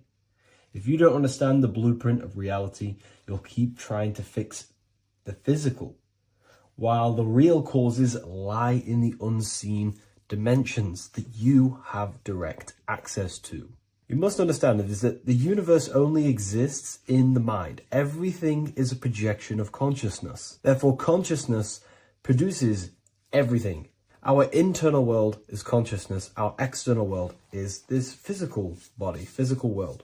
Everything is an externalization of consciousness. For example, this was a thought. Now it's made physical. But before this was invented, it was existing in someone's mind, in consciousness, invisible. Then it was made manifest, made physical. So everything in this physical plane is the effect. The cause is consciousness, mind, the mental plane. So now I'm going to explain these different dimensions of consciousness. You don't just exist in this physical plane. The physical plane, in fact, is the lowest plane there is. It's the illusionary plane. So first of all, we have the Buddhic plane. This is the nothingness. So think of it like this. Absolute nothingness. If you turn off thoughts, there is nothingness. This is the void. And out of the void springs infinite potential, which is the mental plane. Now, your mind has no limitation. It can think anything, be anywhere, anytime, any place. In the whole world, there is no limitation with the mind. This is the realm of infinite possibilities. This is the realm of thought. Thought is a dimension, information and thought. To go a little bit deeper on this, there are pockets of thoughts, what we call in the occult fields of thoughts. Your mind does not think thoughts, it receives them. Your mind is like a radio. Whatever the mind is tuning into, setting its mindset, setting your frequency or setting your mind, you will receive thoughts based on that set, whatever you set your mind to. So there are pockets of thoughts that we penetrate in the mental plane. The mind is the mental plane, the infinite possibilities. This is the spark of creation. This is where all things begin to manifest as an idea in the mind as a thought. So if you want to gain certain information, you need to meditate or do thought exercises where you are penetrating that dimension of thought, that pocket of thought. For example, if you want to find a way on how to make financial wealth, you would use your mind, set your mind on wealth and money and think, close your eyes and think about that specific topic and see where your mind takes you. And you will expand your mind into different pockets of thought and gain information. So this is the mental plane. This is how you can use the mental plane. You can use the mental plane to do this. Then we have the astral plane. We have higher, middle, and lower astral plane. The astral plane is the body for thought. So every dimension, physical, etheric, astral, mental, Buddhic, is a body for a dimension above. Each dimension below is a product of the dimension above. So for example, the astral plane is imagination. This is the lucidic realm of imagination. This is where thoughts begin to manifest into some sort of form. It's not a physical form because this is physical, but imagination is a lucidic form. It's not really physical, but it's there. It's a projection of light. It's astral matter condensed by the willpower of the mind. So depending on the vibration of that thought will depend whether it manifests in the higher astral plane, middle astral plane, and lower astral plane. If you think about more material things and visualize material things, this will manifest on the lower astral plane because material matter is low vibration. Now, that does not mean it's evil. That does not mean it's bad. Okay? It just means low vibration just means more material. But if you think and imagine more spiritual things, this manifests on the higher astral plane. So the astral plane is the screen in your mind that allows you to vision an apple, that allows you to vision anything. It's that mental projection that's inside of your mind. Now, this is what we call the third eye. It's an eye because the eye is the mind, and the mind can see into the astral plane. It perceives this spiritual world, this lucidic realm that we have access to. This is where also infinite potential takes place. This is the realm of spirits, demons, jinns, whatever you want to call them.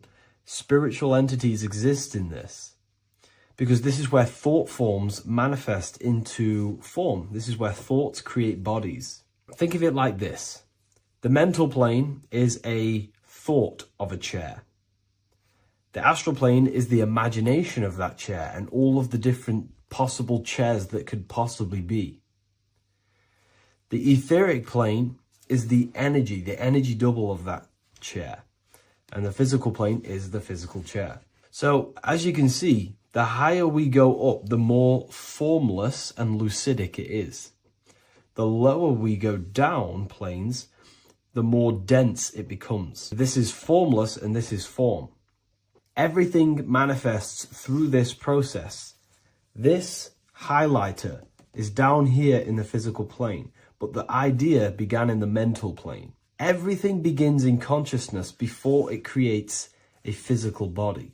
It goes through this process. Therefore, if you want to start to mold and create your own reality and create things in your world, you can use these planes to your advantage.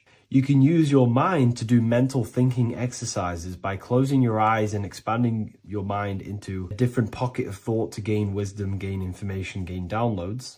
The way you do that is simply get into a meditative state, close your eyes, pick a topic that you want to think about, and see where your mind takes you, but always remain centered on that topic. And you can do this for maybe an hour or two or half an hour, and your mind will take you places where you will unlock information. You can even use this to make decisions in your life. Think of the topic and see where your mind takes you. You'll gain information. This is how you use the mental plane for ideas. The astral plane is imagination. You have to reconnect with your imagination very vividly. Your imagination, your consciousness is infinite. It's not a three-dimensional plane. It's an infinite plane. You can think and make form anything in your consciousness, in your imagination. You can think anything and you can imagine anything in the most vast details. You just have to reconnect with your imagination. I have a free book on my website. I'll leave the link in the description. It's an ebook. It's called Activating the Inner Eye.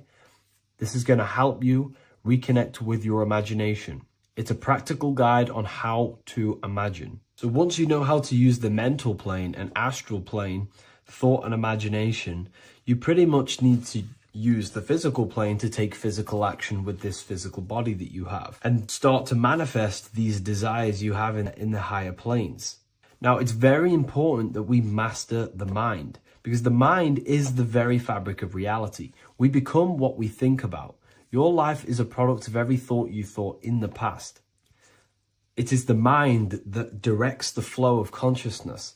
And wherever this consciousness is flowing is what you will create in your life. Consciousness is the most potent force in the universe, and the mind is pretty much the universe in a microcosm form.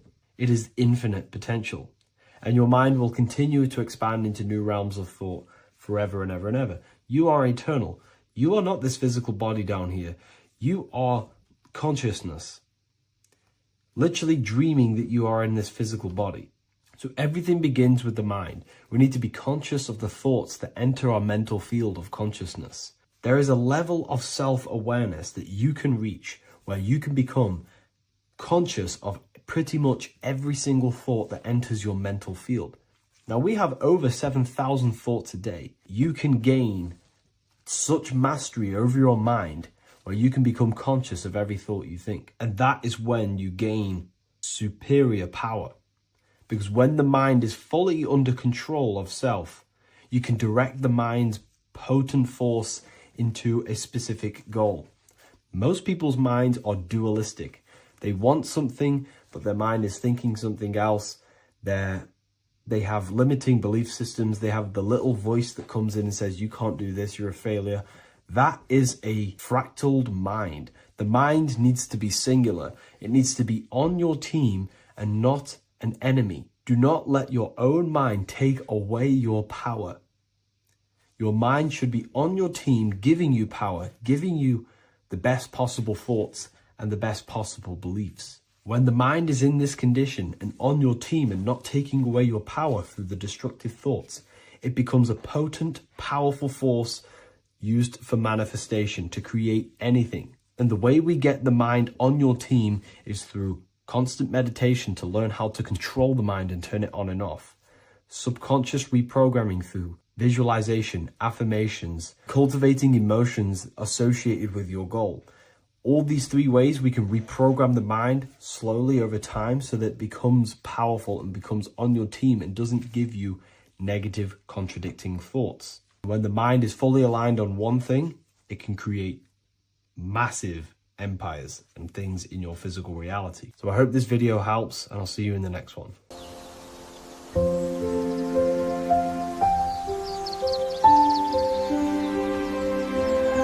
Book of Wisdom. visit today.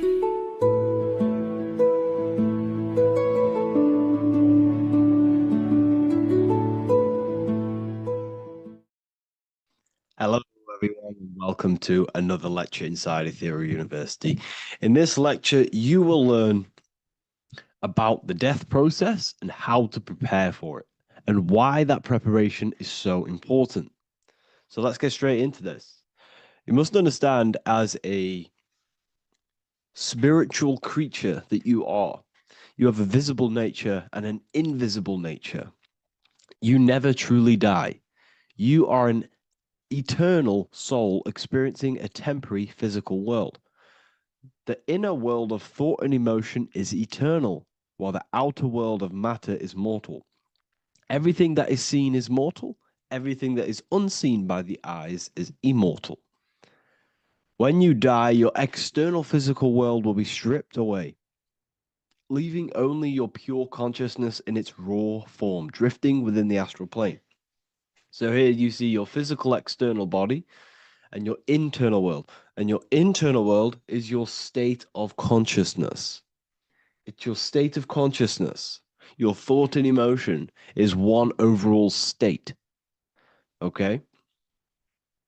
So you must understand these planes. You have the physical body, the etheric double, an astral body, a mental body, and the Buddhic body. When you die, you leave the physical plane. Then you will more than likely leave the etheric plane, because the ether acts as like a portal. Everything comes out of the ether and returns back to the ether. I can break that down in another video in electromagnetism. But electromagnetism is ether, energy coming in and out of the ether. You will, every single day you die, every single day. There's a cycle of life and death occurring all the time. Every single day, you go to sleep, you go back, your consciousness slips back through the ether. And then when you wake up, your consciousness comes back through the ether into the physical plane. Death is just a bigger macrocosm of the microcosm cycle of life and death. So you will return back to the astral, which is the realm of imagination, infinite possibilities. And this is where thought forms start to manifest. Okay, so depending on how advanced you actually are mentally and emotionally, will depend how long you stay in the astral. Now, what we must understand is that there is many different components to the astral. We have the higher astral, the middle astral, and the lower astral.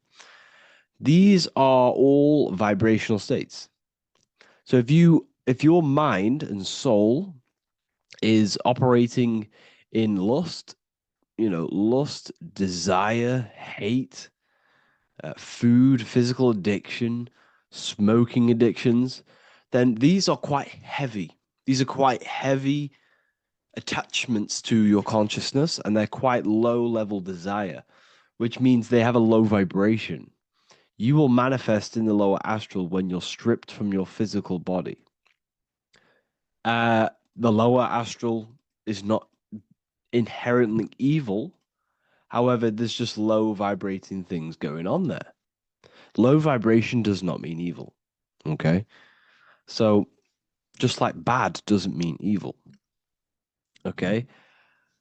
In the lower astral, you are going to see lower astral beings. You're going to see spirits, souls with low level desire. Okay? People who are attached to the physical plane, people that lust, people that do these things. Technically, this is hell, but you can escape it by escaping yourself. Now we're going to break all this down. I'll break all this down properly once you understand the full context. So depending on your level of desire, you will manifest in a corresponding layer of the astral plane. If your mind is still attached to the low physical desires, you will find yourself in the lower astral realms. But if you have few desires and have detached from the worldly attachments while you are encased in a body, then you will rise into a higher or middle astral plane, mainly the middle. Okay. The higher astral plane is is very formless. So as I broke down here, this is, well, the physical plane is the lowest dimension. This is the most form, the most matter. It's quite heavy. The higher you go, the lighter it becomes. The more fluid, the more formless it becomes. So you see here, it says denser down and lucidic up. So this is more lucidic in these higher realms. This is more dense in the lower realms. So this is why the ancient Egyptians were always talking about, I'll show you this. This is showing you death. So first of all, we have Anubis, which represents death. Here you have the heart, which represents the soul. And here you have a feather. And this is a scale. You see how this is a balanced scale? So what this is symbolizing, this represents death. This represents your heart, and this is a feather. So when you die, your heart must be as light as a feather, which means your emotions, your soul, should have no attachments to the world. It should be light. It should be detached. This is why the word light and light are the same. Light is in heavy and light is in very bright. Because when you're less attached to the things, your soul shines. You're authentic. You're light. You're very bright soul. And you have no attachments. Your light is in not heavy. So you must detach from the worldly desires. We have to detach from the smoking, the food. This is why we should fast. Smoking, this is why we should detox. We should also meditate. We should also be able to sit with ourselves for long periods of times. Okay, I'm going to break all this down properly. But that's why the Egyptians show you the symbolism here. Okay. So you're stripped of your material body. So that state of consciousness you're in right now, your inside world, if you shut your eyes, that state you're in, that is what you're going to experience when you die. Okay. And you're going to be manifested into the astral. In the physical plane, you can mask or hide almost anything. But in the spiritual realm, you cannot. The astral body, your thoughts and emotions directly shape your spiritual body, your astral body, revealing your true inner state. So your desires that you can hide in the physical plane, your emotions, your thoughts, you can't hide any of that in the spiritual plane, in the astral plane. That will directly shape who you are, your color of your astral body, and your astral body as a whole. So here we have Kim Kardashian. If you could see this lady's astral body, you would run so far that you would be horrified for the rest of your life. If you could see their spirit, their astral form, it would be horrific because their mind is so attached to, physical things, so attached to desire, money, fame, worship, power. These people do not want to die. These billionaires and millionaires will never want to die. They will do whatever they can to stay alive because they understand when they die, they have to face themselves. They have to face their inner world. And their astral body, their true authentic self on the inside is horrible and horrific and so low vibration. So this is where it comes in. You must be as light as a feather. This is what the Egyptians are showing you in their artwork. Your soul must be as light as a feather. In order for the soul to ascend to a higher plane and not look at that physical plane and say, I want to go back or I want to desire things down there, you must detach now and prepare for death. Hell is not a place. It's your own personal suffering born from within.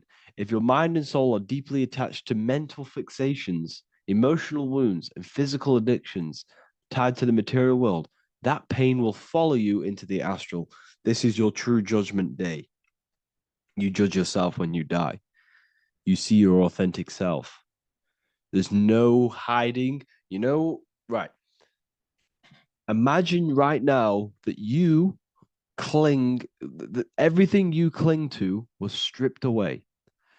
No matrix, no electricity, no food, no TikTok, no phone, no possessions, no distractions, no one else.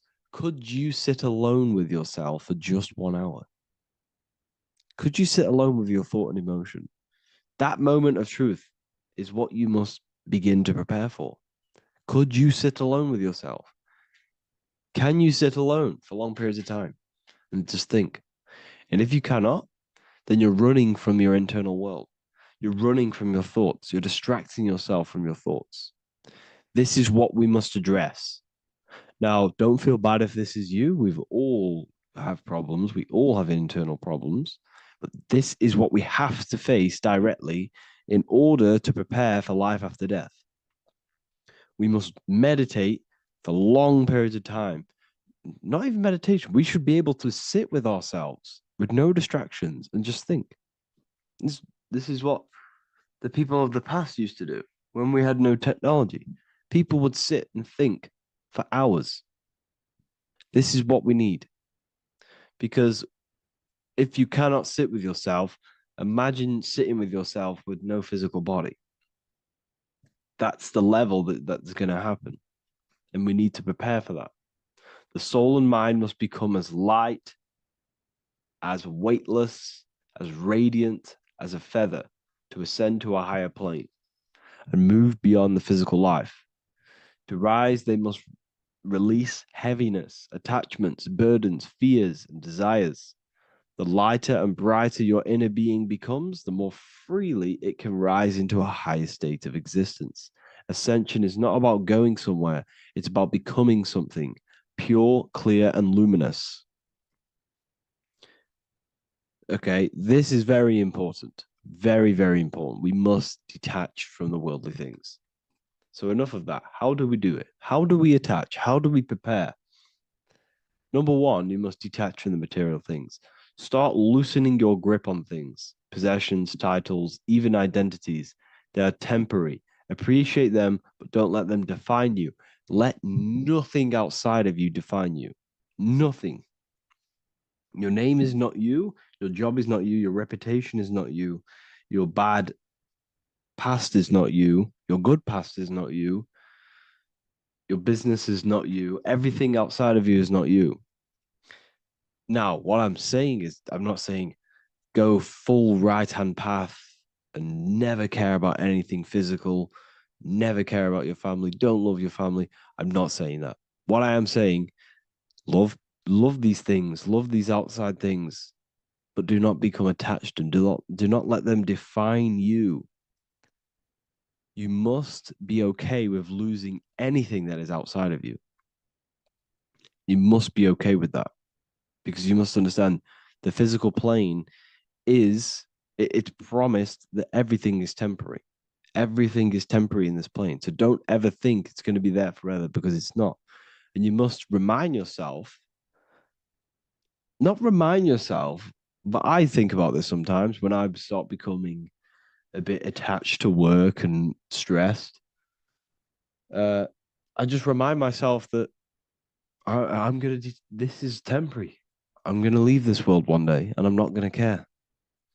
So you must have the balance. Okay. The balance is key. You can go down that right-hand path and just fully cut off from the world like a monk and shave off your hair, and disconnect from the physical world. You can do that. That's not wrong. There's different paths in life. You have the left-hand path, purely physical.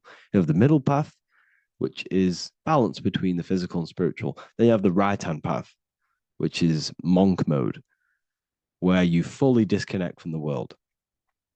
They shave their hair off to disconnect from the physicality. They meditate for long periods of time. This is what they're doing. They're preparing for death. Monks prepare for death. They understand this. They understand that you don't die. Your inner world is the true world. The inner world is the only world that exists. Everything outside of you is an extension of you. Number two, cleanse the mind. Watch your thoughts. Are they rooted in fear, anger, regret, or craving? Meditation, mindfulness, and inner reflection help purify the mind. The cleaner your thoughts, the lighter your spirit. So your astral body is formed by your thoughts, it's formed by your emotions. If you sit around thinking about eating all day, you're going to have a very heavy astral body. It's going to manifest in the lower planes. But if your mind is thinking about good things with good intentions, love, knowledge, expansion, you're going to manifest even the middle or the higher. And there are ways to even ascend out of your astral body. Yes, you can ascend out of your astral body and out of the mental body, but that's all very advanced, and I'm not going to teach that yet. I'll make another video on that, but you can ascend from them bodies. The astral plane is not the end. You can keep ascending as a soul until you're left with just the pure essence of the soul. But we're going to, anyways, cleanse the mind, reprogram the limiting belief systems, let go of mental attachments. And the way you do this is by getting a piece of paper and writing down every single attachment that you have. And you're going to realize, dude, there's more than you think. Okay. We have to detach from these. We have to. 4, practice presence. Can you sit in silence with yourself? The more at ease you are with your own inner being, the less you'll fear death. The afterlife is just an extension of your inner world. It's so important. This is so, so important. Can you sit with yourself? If you cannot sit with yourself, you have some inner work to do. You have some thoughts to address, some beliefs to address, and some feelings to address. Okay, so practice sitting in the present, meditation, or just literally sit there and try and be okay with yourself. And if you can't be okay with yourself, then there's something you need to address, whether it's a belief system, whether it's an emotional trauma, or something. This is what we must reshape, refine, and let go of. Live truthfully, speak and act from your soul, not from fear or ego. The more authentic you are, the more aligned you become with your true self, which carries beyond this life. The ego is your mind's perception of itself while being incarnated in this world. It's been shaped by your experiences, your thoughts, your beliefs, and your emotions. So your ego is basically this false thought form that you've created. It's a false layer of yourself that sits on top of your true authentic self. It's basically your physical character. When you were young, you had no ego. You were pure. You had a pure consciousness. But then as you grew older, your ego started to grow, and it still is growing because it was shaped by experiences, things you've gone through, things you said, things you believe, things you think. It's created by you, by your mind. And the ego is close to the word echo. The ego is the echo. It's an echo. It's a layer. It's a false identity. It's a false layer that sits on top of your soul. And if you don't get rid of that ego, if you don't know how, well, not get rid of it, but balance it. If you don't know how to rise above that ego and you die, it's that ego that's going to be pulling down when you die. It's that ego that's going to be your suffering. Okay. 7, connect with the divine, whether through prayer, meditation, tune into something greater than yourself. The connection is the soul's compass beyond this world. If you can meditate and rise above them clouds of thought, that's the soul, that's the observer. We must connect with that. Okay, this will definitely help with just allowing yourself to connect with your true self. Meditation's great because you can just fully detach from the world. And the more you meditate, the more you can prepare for death. A powerful way to cultivate detachment is through daily detachment meditation, done either at night or in the morning or the first breath upon waking. Or do this as many times as possible per day. Start by physically grounding yourself in the present moment. Say out loud, I am here right now, nothing else matters. Let that phrase draw your awareness into the now. Just keep saying it until you're present. Then begin to slowly list everything you identify yourself with, one by one. I am not your body. I am not my body. I am not my name. I am not my possessions. I'm not my house. I'm not my children. I'm not my everything. I am not my thoughts. Release each layer gently. Imagine, if you want to, if you have a good imagination, imagine placing these things into a big box. Placing your body, placing your name, placing your possessions, placing your house, your car, your thoughts, your beliefs into a box, and then shut that box.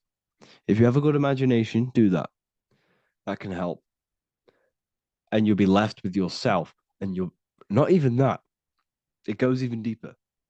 Eventually, you'll reach the mind itself. Detach from the language that the mind is even using. Now, that's very difficult. And not many people have ever thought about that, and they've ever even been there.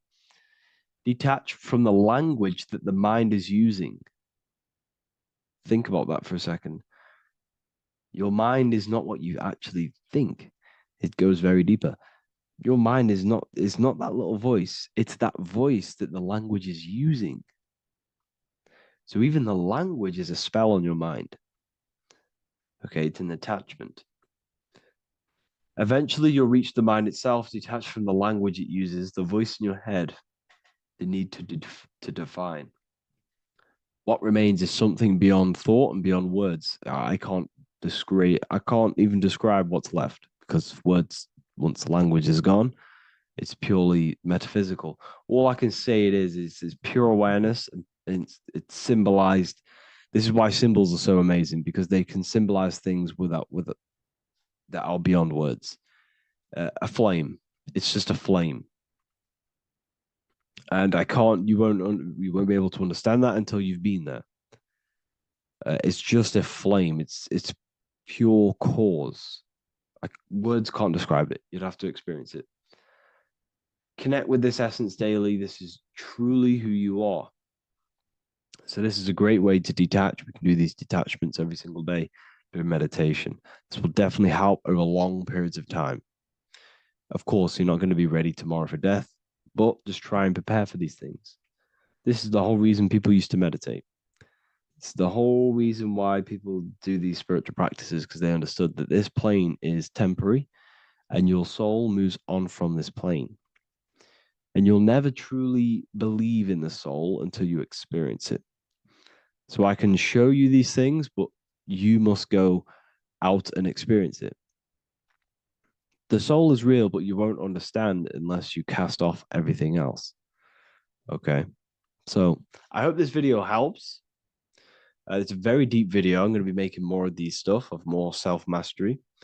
And of course, we've made the self-mastery section now. So I'm going to start filling up this place with lectures. And I think it's a great time to start this, because a lot of people have been asking on how to master yourself, prepare to death. So hope this video helps. See you in the next one.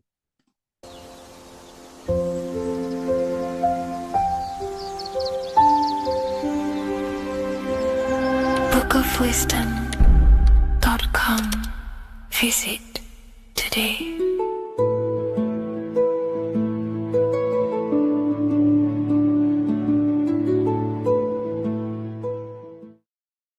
Welcome people, we're back with another video. I will now be keeping track of my YouTube and trying to upload every week. In this video, we'll be talking about the chakras. The chakras are the 7 attributes of God, and they are the 7 planets. These are literally vortex portals within us that connect us to these vices and characteristics of God. Each one of these energy centers are a spinning wheel of energy which controls the cells and organs in that particular area of the body. For example, it's literally a mini brain for that area of the body. Each chakra has a vice which you need to turn to a virtue in order to climb up through the system. They work like a stairway system. You have to go through each chakra in order to unlock the one above. This process is turning matter into spirit, as you descended from spirit to matter. Saturn is Satan, that's why it's the lowest chakra, and that's why the devil is red, because red is the lowest vibrational color. When you are in these lower states of consciousness, you are in your animal nature. This is your physical side of your nature, and you are mainly being driven by your animal instincts, or your ego. Moving back to your higher self or your spirit self is not an easy process. It takes a while. However, with discipline, consistency, and motivation, you can achieve this, and this is what the ancients called Christ consciousness. Once you have achieved this, it is basically a state of mastery of the mind. You no longer lust for the lower animal nature things. Now, let's start with the root chakra.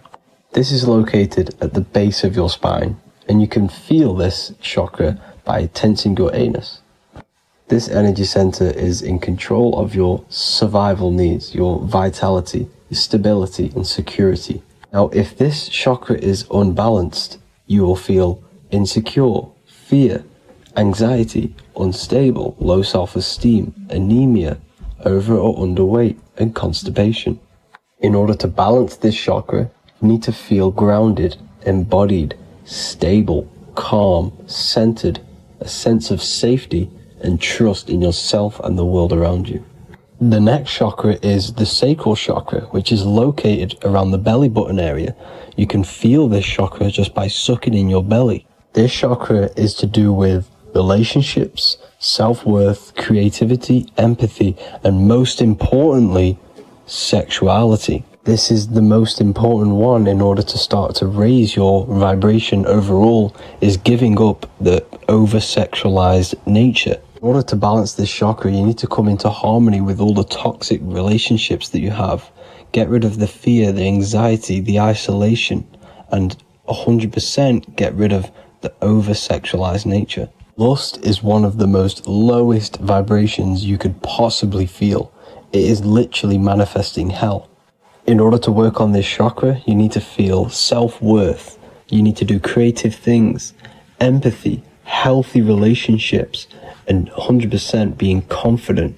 The next chakra is the solar plexus. This is to do with personal power, will, metabolism, eating, happiness, and your self-esteem and self-identification. You can feel this chakra just above your belly, below your ribs, and you can suck in this area. If this chakra is blocked, you will feel lack of confidence, difficulty in manifesting your desires, low self-esteem, misuse of power, misuse of dominance, weak will, and shame in yourself. Biggest one for this chakra is overeating, as it's to do with metabolism. If you are overeating, you are literally unbalancing a lot of your lower chakras, not just the solar plexus. In order to work on this chakra and balance it, you want to have a positive self-identification. You want to feel happy, a happy self-esteem, effectiveness to people, not overeating, and a strong willpower. Now for the heart chakra, one of the most important chakras. Chakra is to do with love, understanding, trust, hope, openness, compassion, balance, and forgiveness. The most important because your heart is the tree of life in the body. It is the center of the toroidal field. It is the most powerful chakra. Your heart is 5,000 times stronger magnetically than your brain. Once you have hit the heart chakra and you start surpassing the heart chakra, you are now turning matter into spirit, as the lower three chakras are dense and physical, and the above the heart chakra are turning to spirit. As you can see already, this is a hard and long process of working on yourself physically and internally. The symptoms of a blocked heart chakra would be lack of love or too much love, difficulty to accepting or giving love, lack of compassion, loneliness, and lack of emotional fulfillment. Finally, a lack of connection with a divine or to nature. In order to balance this chakra, the most important thing and the most powerful thing you can do is loving people, accepting and giving lots of love. Second most important thing to balance the heart chakra is balance. You need a balanced life. You need balance in all aspects of your life. Now for the throat chakra. This is a very important chakra as it's to do with communication. A symptom of this being unbalanced is a lack of self-expression and putting on a front all the time, acting with the ego. In order to balance this chakra, you need to constantly self-express yourself. You can't be putting on a front. That voice inside your head, you have to let it come outward. Don't just block it off with a wall. Self-expression will lead to you gaining friends who actually like you for being you, and not these fake friends that you have to put on an ego for. In order to balance this chakra, you need to express yourself. Express the word that's within you. Don't be lying to people. Don't deceive or be deceptive. The next chakra is the third eye chakra. This is starting to get very advanced and you are coming very close to spirit. Just before we head on, I want to announce the PDF is now available, containing all the presentations I've ever made, all into a condensed 38-page PDF. The link will be below this video for you to access. And if you want to learn how to create reality using your mind, how to attract your desires, how to get out of the situation you are in, the link will also be there for the Manifestation Mastery course. Now for the third eye chakra. The third eye chakra controls the pineal gland, which is your first eye. It's to do with your psychic abilities, channeling, telepathy, astral travel, visions, and connection to the higher self. You need all of the chakras aligned to get the full potential out of your third eye or pineal gland chakra. For example, if you're astral traveling and you fear something, you will be instantly shot back to your body. So you need to master all of the chakras before you go on and try and do these higher spiritual activities. Symptoms of the third eye chakra being blocked is lack of imagination, lack of vision, lack of concentration, blocked or clouded intuition, can't see the big picture, and especially overly reliant on logic and intellectual thinking. A good way to work on this chakra is imagining things, vision things, trust your intuition at all times, always follow that inner voice. Cut out the tap water which contains fluoride. Fluoride blocks the pineal gland. And cut out all junk food because all of this is affecting your pineal gland. When in meditation, you want to focus your eyes and your attention to the center of your head between the two eyebrows. This is where the pineal gland is located. This will help and awaken the pineal gland over time when you keep doing these meditations. Finally, for the crown chakra, this is to do with universal consciousness, all-knowing, enlightenment, cosmic connections, the God source. This chakra is blocked by being cut off from spirituality, plagued by the senses, being tricked into the five senses and being tricked into thinking you are the body. In order to work on this chakra, you need to feel grounded. You need to know yourself, your real self, the voice within you. Have common sense, have specific decisions that you're making, be very direct. Now we've got out of the way all of the chakras, I can now introduce methods and meditations which will help you unblock them spiritually. When meditating, you want to get into the present moment in a nice, comfortable position. Bring yourself to the present moment by saying, I am here right now, nothing else matters. Keep repeating this over and over with your eyes open or closed. After a couple minutes of bringing your attention to the present moment, you can now start to breathe in through the nose deeply and breathe out through the mouth slower than you breathed in. Place your attention on the chakra that you want to balance. Think of a high vibrational emotion like love, and think of this while placing your attention on that chakra.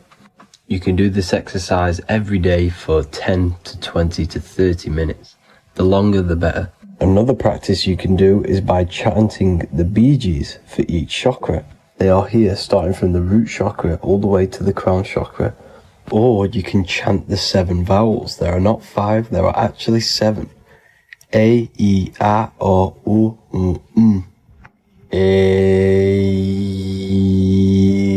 I, O. This is the proper way of pronouncing the 7 vowels. These are so powerful because these are the only things that exist. It is literally the sound of God. By pronouncing them right, you can actually create a lot of power within you and align your chakras. That's it for this video, people. I'd appreciate a comment and a like to help the algorithm. I appreciate you all. Love and light.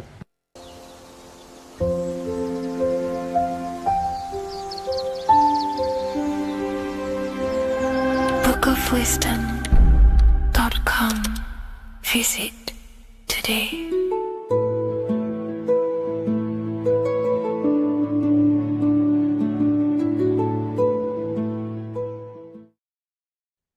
What if I told you many people around you have probably sold their souls? It's more popular than you think, and it's very easy to do. Selling your soul is not something that you can just go and meet the devil and do it. It doesn't work like that. But before I tell you exactly how you can sell your soul and how not to sell your soul, what is the soul? So looking at Jesus, we always see two lights surrounding his head, one surrounding the heart. And as of course, if you've been watching my channel, you know Jesus represents you.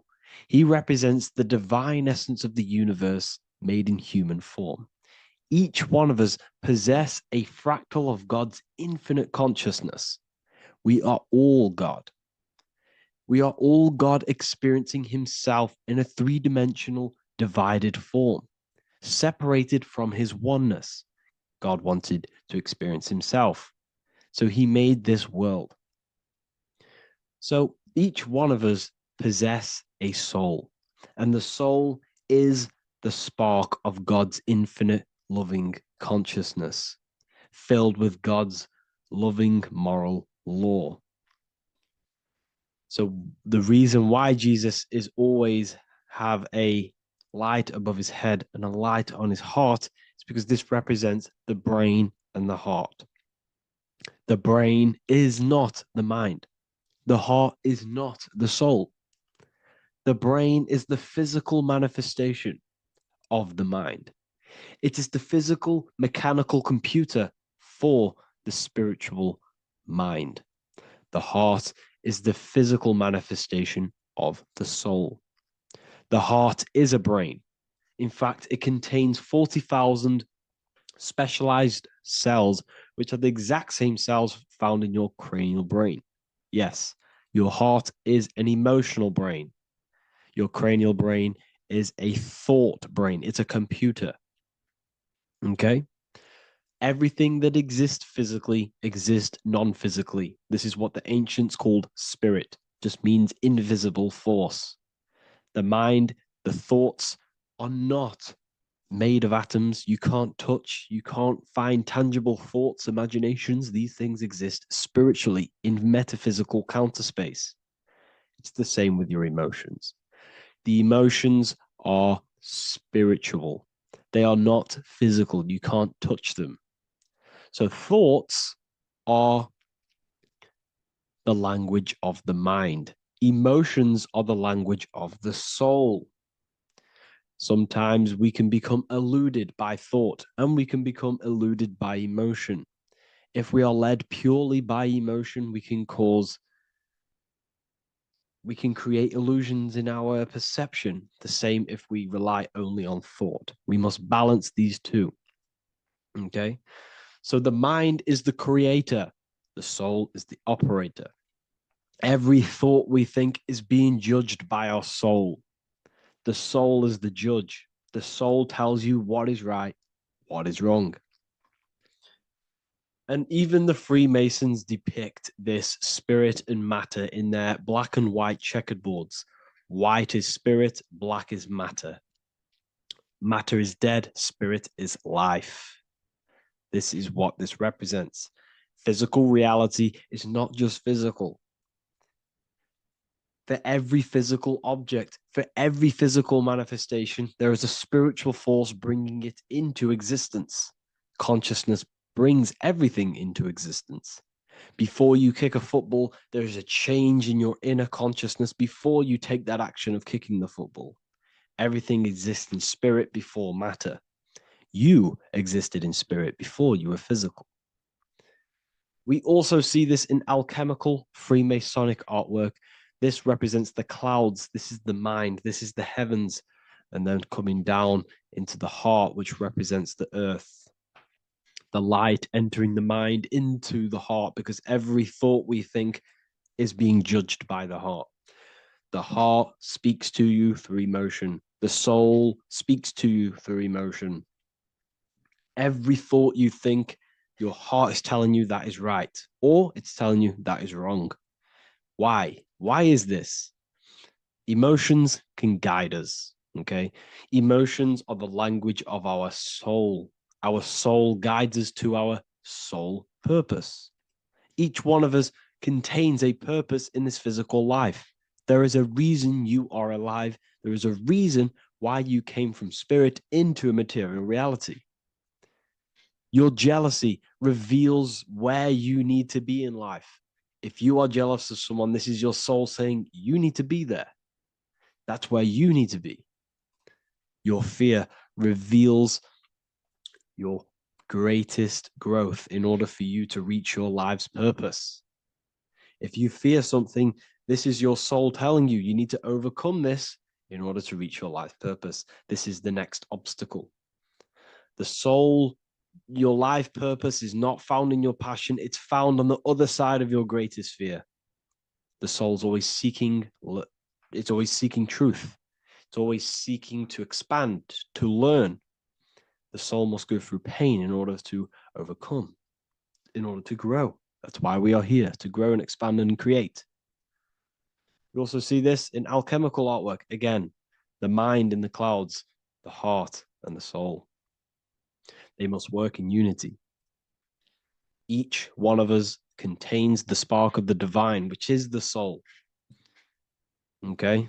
Which is the soul. This is the operator. G-O-D, generator, operator, destroyer. The generator is the mind. The operator is the soul. The destroyer is the body. Everything will generate, everything will operate, and everything will die. That's the Trinity, the Father, the Son, the Holy Spirit. There's always a Trinity, Brahma, Vishnu, Shiva. Okay, so each one of us contains God's law, and it's encoded within our consciousness, within our soul, within our heart. That is what's judging everything you do. Every time you hurt someone, you can feel it.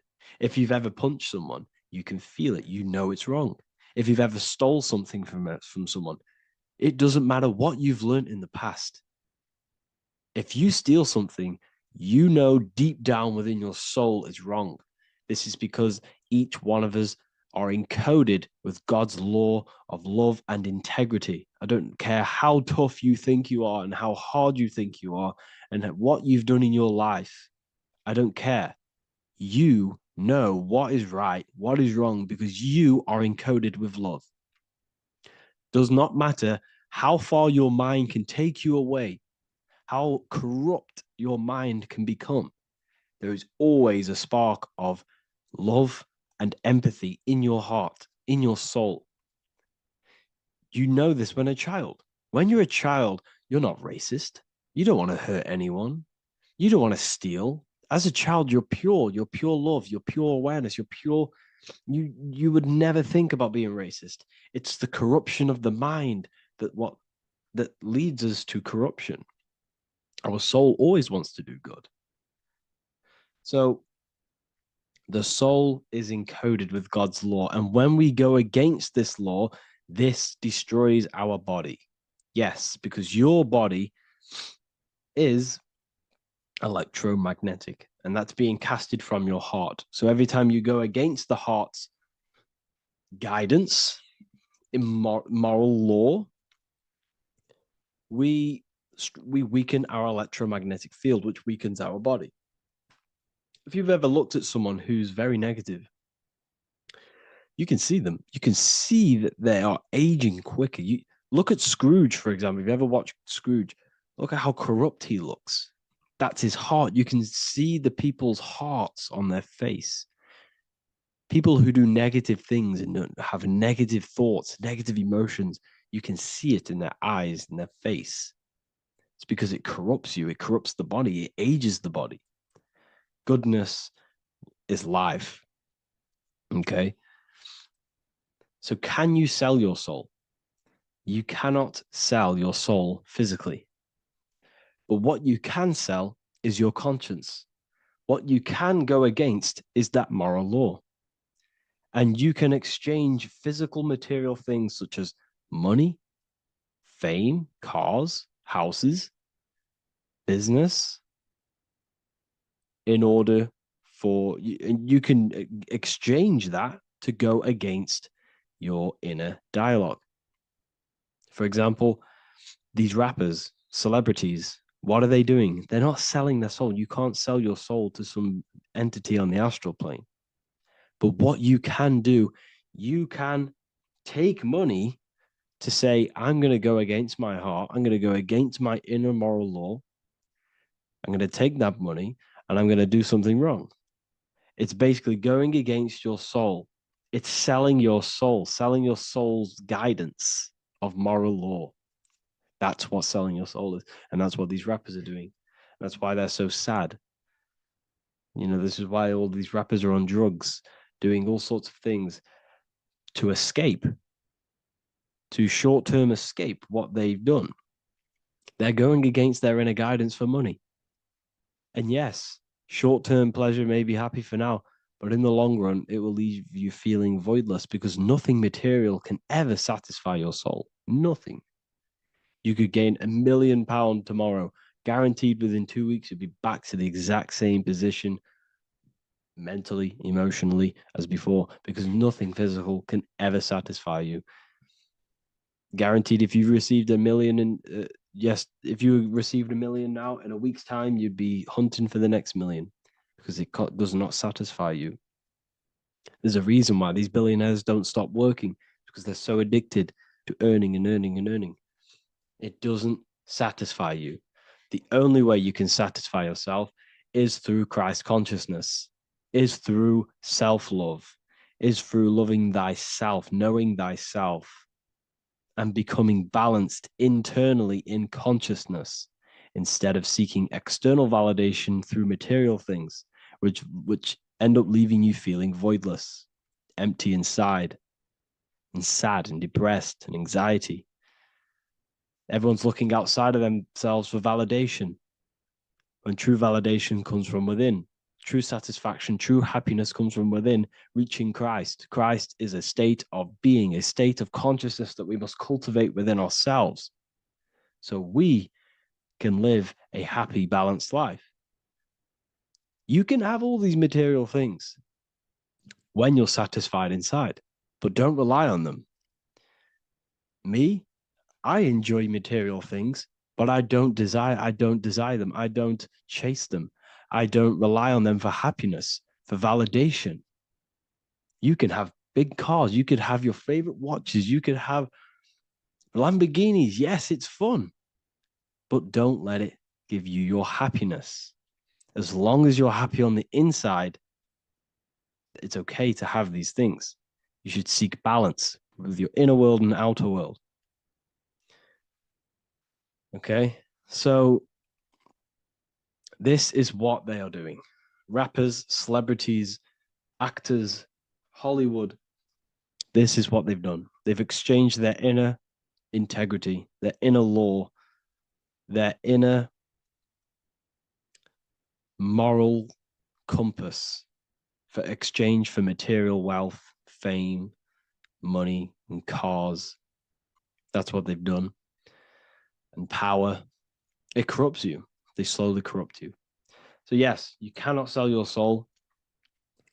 And if you wish to learn more, I'll see you inside Ethereal University with my community, where we are learning every day to master ourselves, to expand our consciousness. If you want to lucid dream, astral project, master yourself, create the desired reality you want, learn about human consciousness and your full potential, then Ethereal University is for you, and I'll see you inside. The link will be in the description.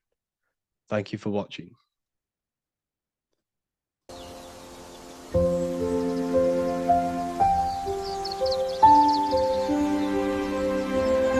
bookofwisdom.com. Visit today.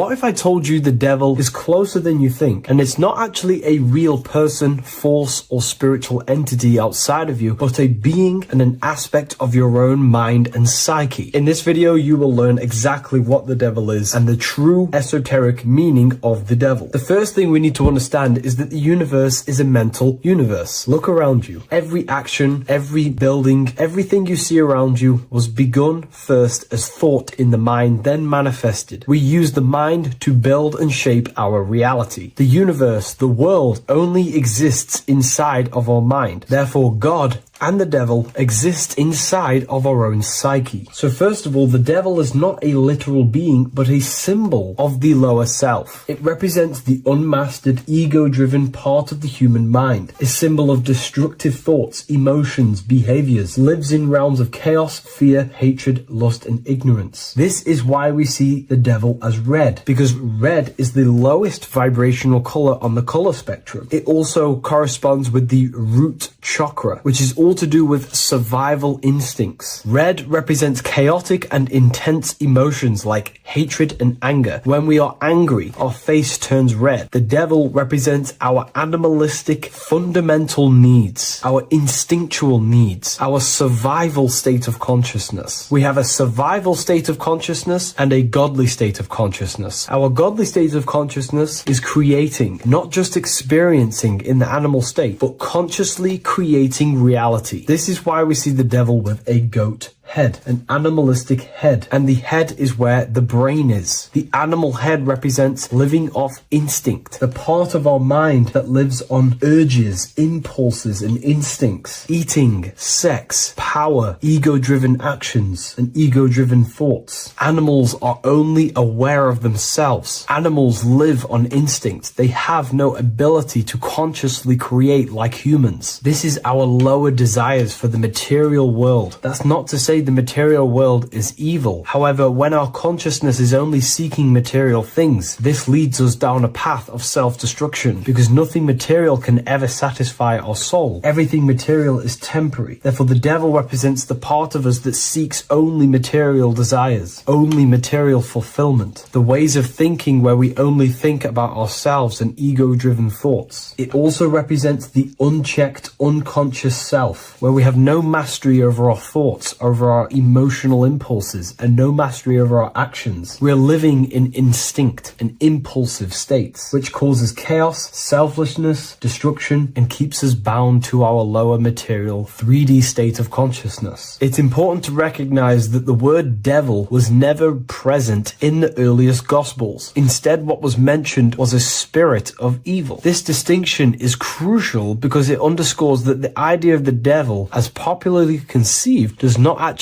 exist as an independent entity. Rather, it is a personification of the lower aspects of the human mind, a facet of our own consciousness. The term spirit of evil was not meant to denote a specific deity or being, but rather any force of negativity, whether it manifests as a destructive thought, emotion, or action. A spirit is a force, an energy, and we have three forces that create our reality: thoughts, emotions, and actions. We have full control over these three aspects, which transform and mold reality. A destructive thought, a destructive emotion, a destructive action is a spirit of evil, and it originates from the darker aspects of the human psyche. So now, because we're on the topic of the devil, we have to look at the pentagram, which is obviously connected to the devil heavily. The upright pentagram represents spirit, air, water, earth, fire. Upright, which represents spirit, the most important element on top of the earthly elements, showing spiritual principles over material principles. As spiritual beings as we are, we have to put our spirit first, our higher self first, and material things second. Why? Because material things never satisfy us long term. Seeking material fulfillment will leave us feeling unfulfilled in the long run and very unhappy, and we can lose ourselves in illusions. We have to put our spiritual principles first, seeking wisdom, knowledge, connection to the divine, and connection to our higher self is what gives us true fulfillment in our hearts and souls. But when we see this pentagram inverted, we now have spirit on the very bottom, which now represents earthly principles on top of the spiritual principles. We're putting our earthly elements on top of our spiritual element, which this inverted pentagram represents no longer caring about spirit, no longer caring about our invisible internal world, and only caring about this external body, food, sex, material things, cars, money, and all the things outside of us, the world outside of our mind. This is what true Satanism is. Satanism is not worshipping an external deity, but it is worshipping the self, only fulfilling the ego's desires. This is what true Satanism is, and we have all been conditioned to live in this state. Satanists want us to believe that there is an external deity called Satan or the devil, and the reason they do this is because they trick us, making us believe that we are not Satanists, while they are actually conditioning us to be self-seeking, ego-driven people, where we only care about sex, food, material things, and money, which is actually conditioning us to be Satanists. 80% of the population today are unknowingly involving themselves in Satanism, which is ego-driven thoughts, actions, and emotions, dwelling and living in this state where we only care about ourselves. When we are spiritual, we realize we are all one. We are all one consciousness family, and we need to do things that help and contribute towards our collective experience, helping others instead of seeking to serve only the self. The angel is depicted with wings, which represents elevation, higher self. The devil is represented with an animal horns, which is on the ground. A goat is on the ground, which represents the lower self. This is the elevated mind and the lower material mind. Horus, the bird, higher self. Set, the ground animal, lower self. Jesus and Satan. These are two forces, two characters that exist within the human psyche, not real entities. They are forces of our minds, and there is a battle between our higher self and lower self all the time within our own minds. There's always a part of us that's telling to do one thing and another thing, to do something bad and to do something good. There is this battle inside of our own consciousness. Here we have the human spinal column. The human spinal column is showing you the higher and the lower self. The higher self represents the head. The head is where the mind is. This is the creative essence of the universe. This is where all material things begin as a thought in the mind. We create with the skull, with the brain. This is our higher self, the heavens, connected to the heavens, the sky. And the lower end of the spinal column is where our reproductive organs are, where our gut is. Our reproductive organs and our gut is all to do with survival. The lower end of the spinal column, lower instinctual 3D based consciousness. The lower end of the spinal column is where our lower self dwells. Eating, consumption, power, and sex, lust. These are all emotional forces and instinctual based organs that are not inherently evil, but when we dwell and live off this lower end of the spinal cord, it keeps us in low states of consciousness. Our goal to raise to our higher mind is to balance this, not to overeat, not to abuse power, not to abuse sex and lust, but to master these organs and gain the ability to say no to these organs so that we can raise to our creative side of consciousness. Instead of dwelling in our instinctual nature, we can turn to our creative nature and consciously become a builder and constructor of reality. This is the true way of raising consciousness. This is the stairway to heaven, out of the animal consciousness to the higher consciousness. To wrap all of this up, it's all about gaining control over our instinctual lower nature and allowing our spirit to rule over our body and not our body ruling over our spirit or mind. The moment you let a thought become instantly an action is the moment you are an impulsive person. We are all trained to be this way. It is okay if you are in this state. The moment you let a thought turn straight into an action without questioning, that is the mind controlling you and you not controlling the mind. We need to gain control over the mind, and we do this through many different ways, through meditations,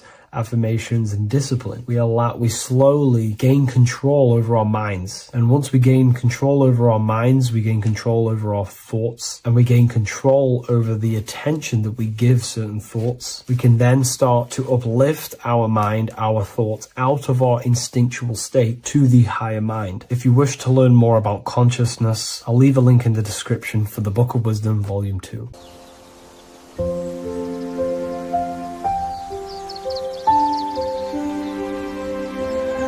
bookofwisdom.com. Visit today.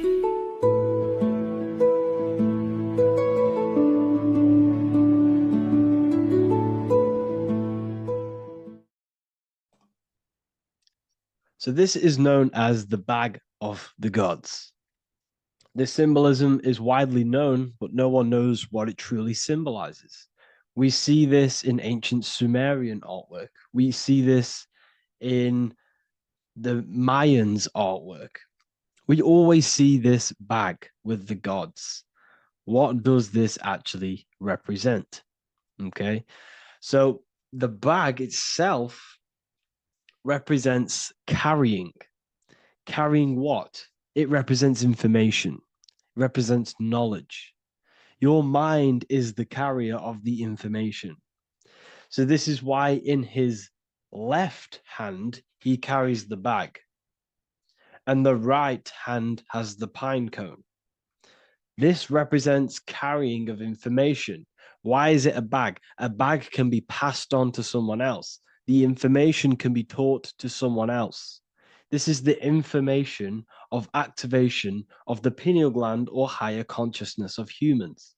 Because as humans, we all possess an animal nature, the nature that tells us to eat, to steal, to gain material wealth, to survive, to hate. This is our animal self. This is our animal behavior. But we also have a divine nature of consciousness, which we have access to, the higher planes of consciousness, the planes that manipulate this material world and create all things in this material world. The human mind has access to. The animal does not. The animal has no idea he exists. The animal has no inner dialogue, but humans have the inner dialogue. Humans can create infinitely. We can expand our minds infinitely into new realms of thought. So we have this higher divine nature and a lower nature. This bag of the gods is basically just representing the knowledge they possess of higher consciousness, of the higher aspect of life, okay, which is the activation of the pineal. The pine cone. The pine cone is in his right hand. The right represents wisdom. The left represents intellect, knowledge. Knowledge and wisdom are two separate things. Wisdom is applied knowledge. It's a feminine aspect. Knowledge is just gained information that you know, which is masculine. So in his right hand, he holds the pine cone. The pine cone can be opened and shut.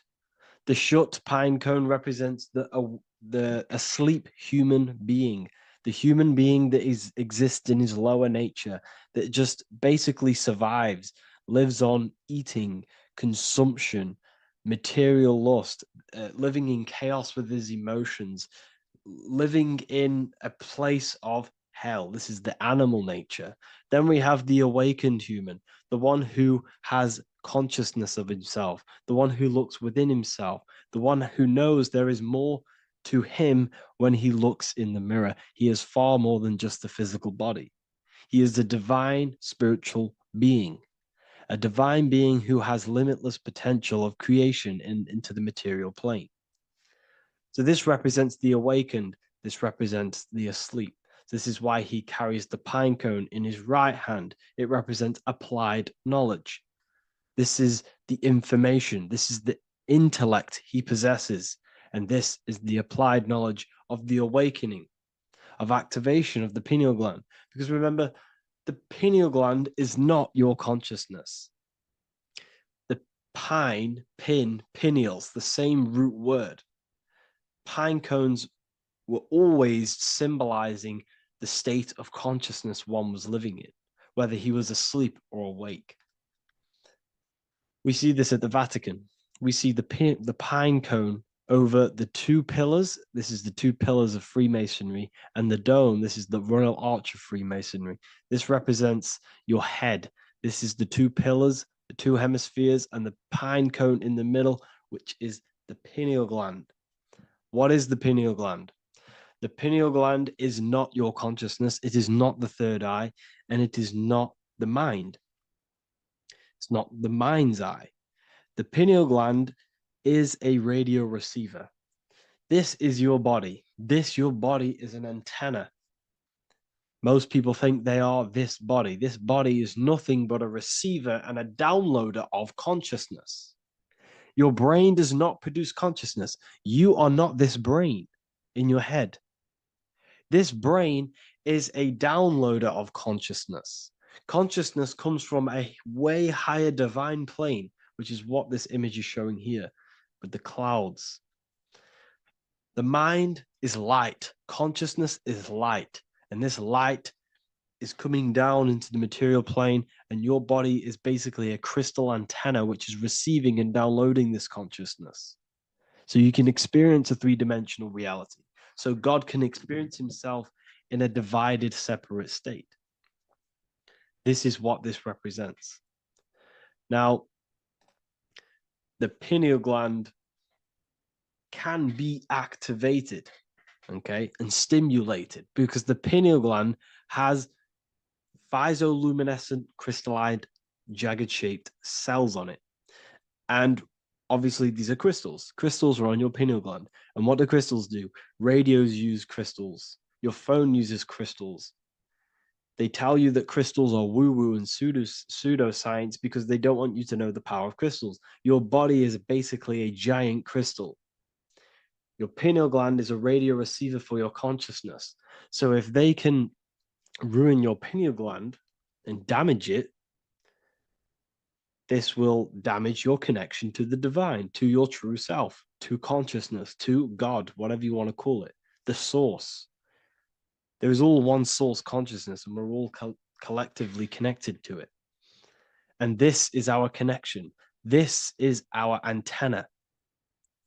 So what a radio does, a radio has an antenna, and the frequencies are all around us because all the radios are playing in your ear right now.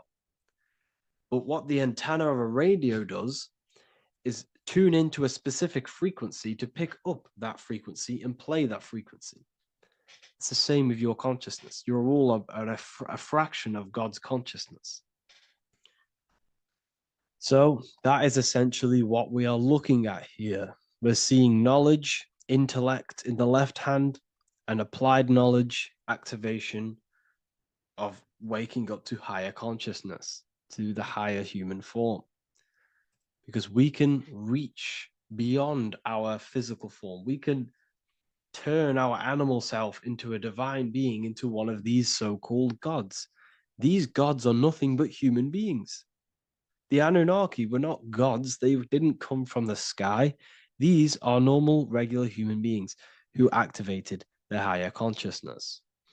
This is what we have here. This represents spirit. Birds represent spirit. So do we have any questions? I'll take some questions now. That was just a short lecture on what that symbol truly means. Okay, so if we have any questions, feel free to go ahead and ask some questions. Anything that you don't understand, anything that you want to know. Okay.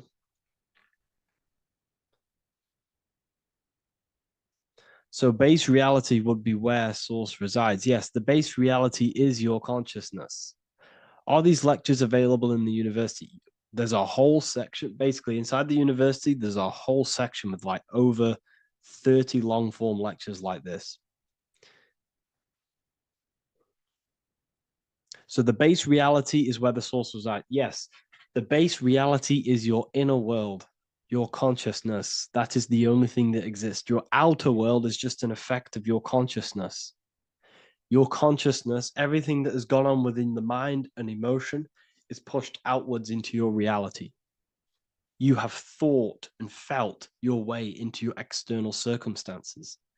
Your life is a direct correlation of every thought you thought in the past. Therefore, your inner world of consciousness is creating and molding your outer world.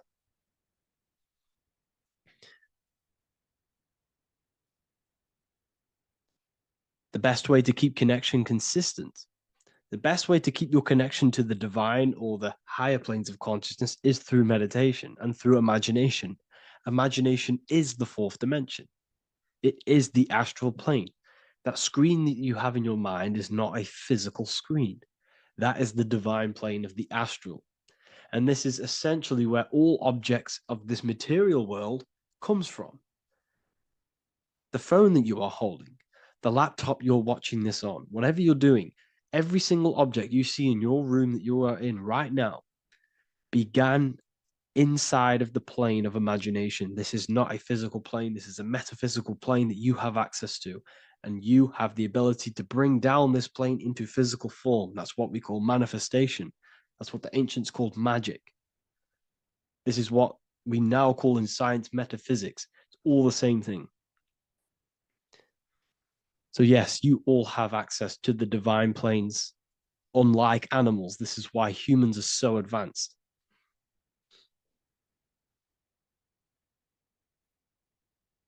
Okay. Is the pineal able to constantly activated, or is it just a temporary experience? I don't fully understand that question, unfortunately. Maybe you could word it in a different way. The real meditations on the university, legit, y'all, yes.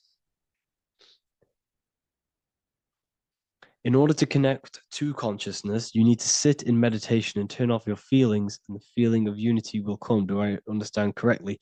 Yes, that is correct. So when you sit in silence and in stillness, I highlight the word stillness because stillness, when you are still, no information from your nervous system is being decoded by the brain.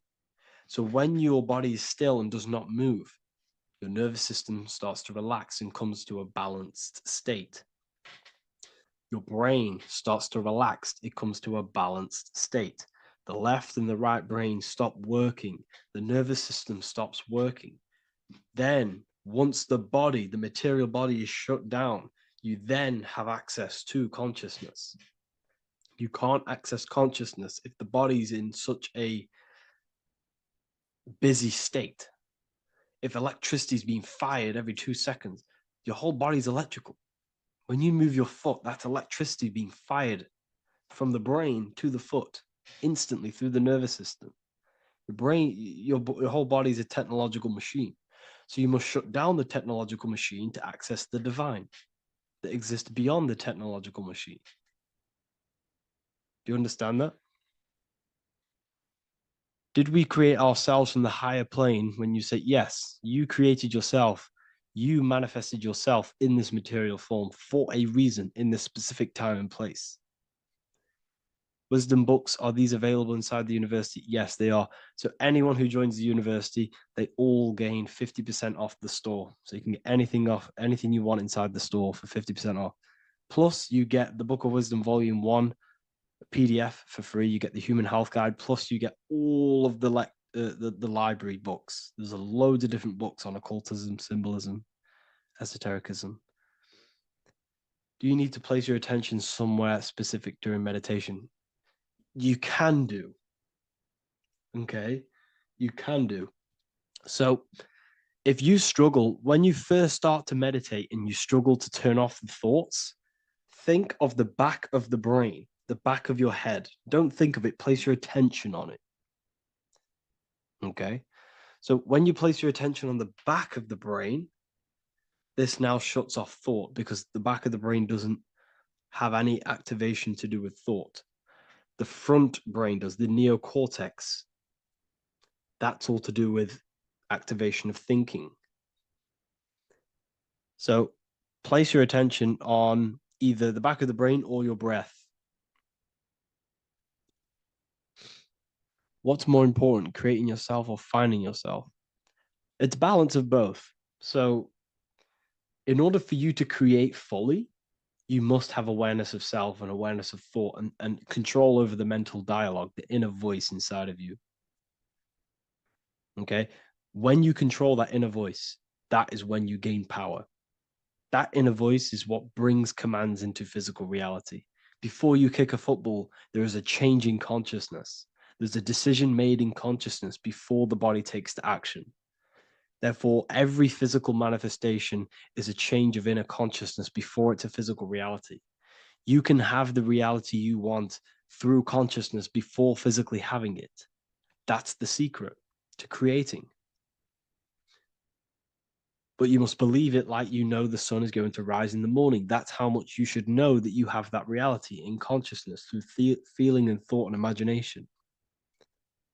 And that's how you can truly create in your reality. Shrooms help with consciousness or ego. I can't really talk about that because I'm maybe uploading this to YouTube, unfortunately. But we need to clean our pineal gland first from calcification. Yes, definitely. You should go on a detox the body. Because you can't really connect with consciousness if your body is in such a dirty state.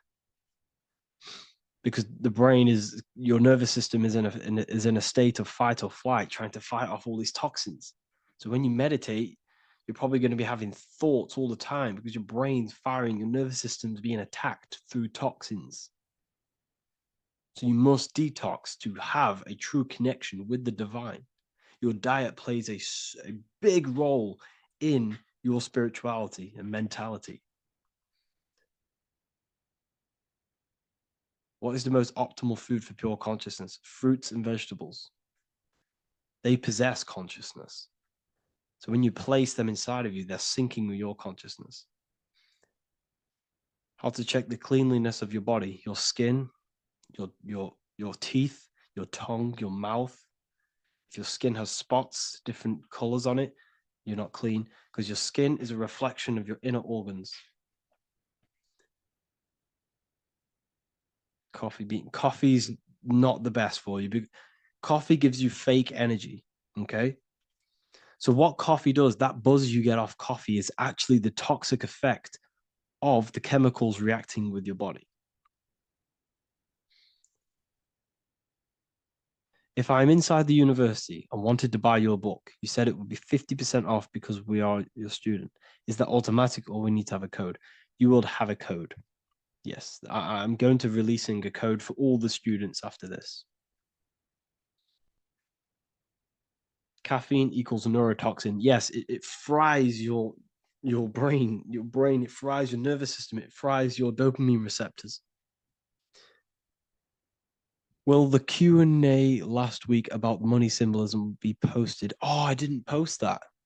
That's my bad. I totally forgot. I will post that after this. Thank you for reminding me. How to detox the body.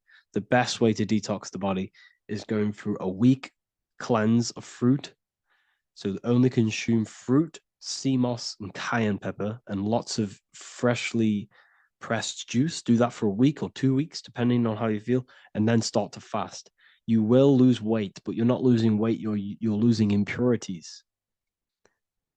It's good to do this every couple months, to just go on a raw fruit diet, cleanse the body, push everything out, and then start to fast while, consuming sea moss and having lots of freshly squeezed juices.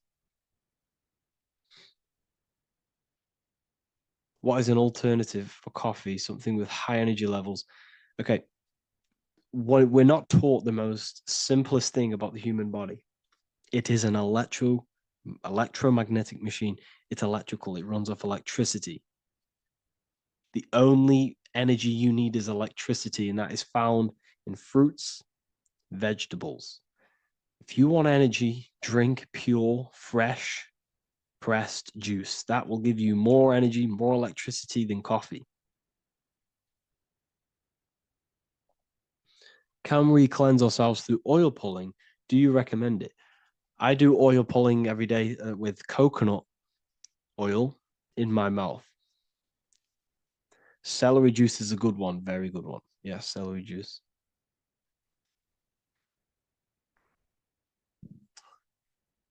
Any more questions? What kind of music do you listen to when lifting? For me, rap, hip hop push me work harder, but I know it's terrible for my subconscious. Yes, very. At least you're aware of it. You know, you should be definitely try and stay away from the hip hop music. Try and stay away from anything that's talking about anything negative because it's all programming your subconscious. And your belief system is your reality, people. Your belief system is your reality. Okay. So look after your subconscious. That's what's controlling your actions. 90% of your actions on a daily basis are controlled through your subconscious beliefs. Okay. I listen to a lot of Pastel Ghost. I listen to a lot of let me get my playlist up. It's all like background music for TikTok. Do you know what I mean? Like Pastel Ghost. That's mainly what I listen to. That sort of music. I don't know what it's kind of called. I don't know what that genre is called. Does anyone know what that genre is actually called? Because there's not much words in it. The reason I listen to it is because there's not much words in it. And, you know, it helps the subconscious. And I just love that music.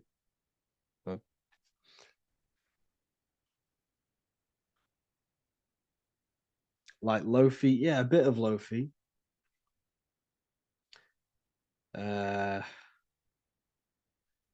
Most people won't even know this type of music.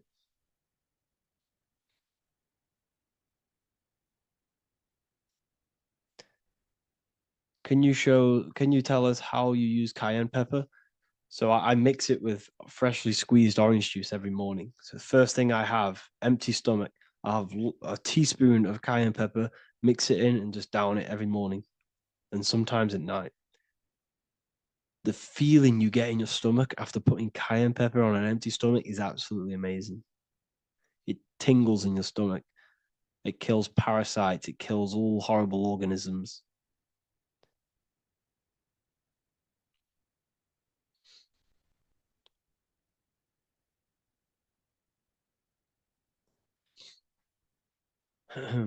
Mix it with hot water. Yes, hot water and key lime water. That I bet that's powerful. If you mixed warm water with key lime with cayenne pepper in first thing in the morning, I can imagine how powerful that is. I've never done that, but I'm going to try that. Do you use sea salt? I don't know what to think about sea salt, to be honest. I try and stay away from it. I don't know whether it's good, don't know whether it's bad. I'm kind of mixed on it, mixed information. You know, I've heard people have benefits. I've heard other people say stay away from it. So I don't know. I just stay away from it. Just I'm not too sure on it.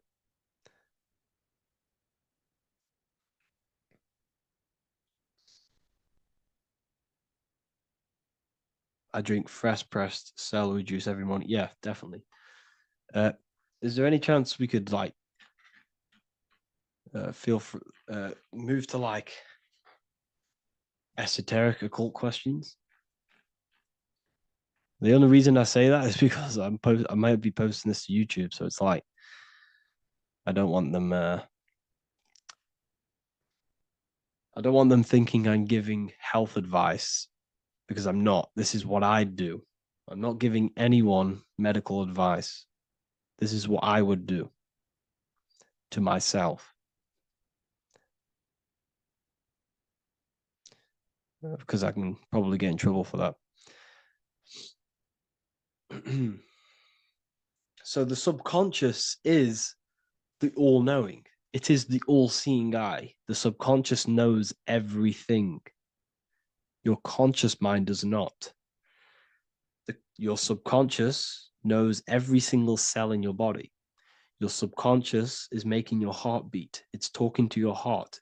It's talking to every organ, every cell in your body is being connected and spoken to by your subconscious mind. It is the all-knowing. The subconscious has access to the astral plane, imagination, the fourth dimension. It has access to the mental plane, thoughts. It has access to the ethereal plane, energy. And has access to your physical body. It's the door. It's the portal. The subconscious is the portal to the divine. You must go through the subconscious in order to access the divine. Any coupon codes for book 2? Yes, inside the university, there will be a 50% off coupon code. Speaking of ancient civilizations, why did they use symbols to give us true knowledge? This is a very, very good question. Very good question indeed. The reason they use symbols is because symbols are their keys. They hide meanings. They hide things. For example, if it was written down, if all of this sacred knowledge that I'm speaking now was written down, it can be easily taken. It can be easily misused. Someone can take it, read it, and steal it and misuse it and abuse the world and create horrible things. The reason they use symbols is because they're hidden. They hide the teachings. Only the ones who possess the key, that possess the knowledge, can read the symbol. So the symbols act as a guard towards this higher wisdom, this higher knowledge, which gives you power. All of the knowledge I teach you gives you power. And you can misuse it. You can misuse your imagination. You have no clue, unless you've put this into action, how powerful your inner consciousness is. You can become a Okay, listen. If you hate your job, it's not the job that you hate. Think about it. It's not the job that you hate. The hate is coming from your inner consciousness. It's the state of consciousness that you hate. So what does that tell you? You can change that inner consciousness to another reality, the feeling of another reality. You can become that consciousness within before you actually externally have it. And by becoming and knowing that reality, that's what produces effect on shaping your outer world. When you really, truly know that reality inside of you, of being free, of being wealthy, of having abundance, your outer world has no other choice but to rearrange itself to your new inner state of consciousness. That's what magic is. It's manipulating your inner state of consciousness. It's convincing yourself that you already have it, not believing it, knowing it. Okay? Knowing is different than believing. Believing is a lie. You should know thyself. Okay? So we can say that human overpopulation is intentional. There is no human overpopulation. We're all cramped in these cities. We're all cramped into one little place. We're not supposed to live like that. We're not supposed to live so cramped. This is why there's so many weirdos out in public. So many weird people doing weird things. This is when things start to go weird, and we shouldn't be living in this state, in this condensed state. We should be spread out. Okay. There is no overpopulation. It's just an illusion, because we all lived in such. Have you ever been on a plane? Have you seen how much land there is? It's crazy. There's no overpopulation. And how many people do they say there's in the world? There's not that many people in the world that they say. I think it's like 8 billion. I think they say there's 8 billion people. There's not 8 billion people. There's probably more like 2 billion. And the reason I say that is because I have a friend who only has like 300K followers. So that's a lot of followers, okay? and he gets recognized everywhere he goes. And he's into all this stuff, and he says, listen, the population is definitely not 8 billion or whatever they say. I think it's like a couple billion. It's probably more like a billion. How to properly manifest intentions. Thought, emotion, and imagination are the key. You must know that you have that reality. Don't believe it. Become that reality within your consciousness. All day long, as much as possible. Feel it. Imagine it. Say it. And have zero doubt. How to have zero doubt. You can't, well, okay, so the doubt, that little voice that will seep into your mind saying, you can't do that. You can't do this. That's your old voice of your subconscious program. Listen, the reason why most people fail in life is because they have trained their subconscious that they will fail. They have told and believed that they will fail. The reason I will succeed for the rest of my life is because I have trained my subconscious to say, I will win, I will succeed, I will solve any problem. That's my belief system. And if my belief system is that, then my external reality, my conscious mind will seek a way to fulfill that belief. It will seek to control and create that belief in my external world. It will seek to solve any problem. I've trained my subconscious mind to know that I already have the reality, to know that I'm abundant, to know that I have everything that I already need. Therefore, if any problem comes, I can sort it straight away. But most people have a different belief. It's not your fault. We've been kind of manipulated and told this, that they will fail, that they can't do anything, that it's too hard. And that basically casts a spell on the conscious mind, where your conscious mind is just like, no, I can't do that, because of this subconscious belief that you hold. So you must reprogram your subconscious that you can do it, that you will solve any problem, and that you are abundant. That's the reason why successful people succeed. It's because they have a complete different mind state, a complete different belief system in their subconscious.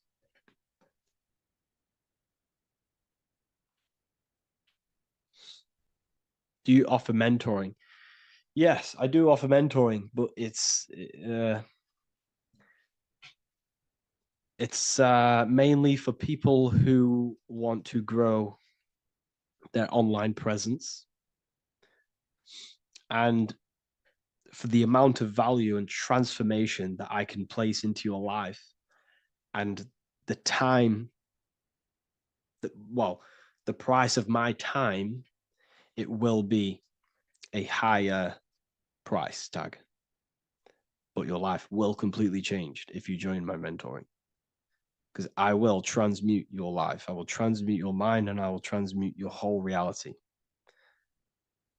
because I could tell you exactly what you need to do. How to have super genius power pulling information from the source. Okay, so you can do this. I talked about this in Book of Wisdom, Volume 2, if you've read it. This is a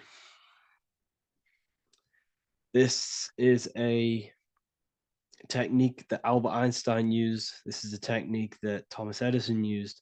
This is a technique that all of the ancient geniuses have used. So you get on a chair, you place metal below you or plates, and you hold a metal ball in your hand, and you fall asleep. And every time you fall asleep on the chair, you're going to drop the ball, because your body will become unconscious, and you will basically drop the ball, and it will wake you up, because it's going to hit and make a loud bang on the plate. And every time you go to sleep, basically what this is actually doing is shifting your consciousness from conscious into the subconscious.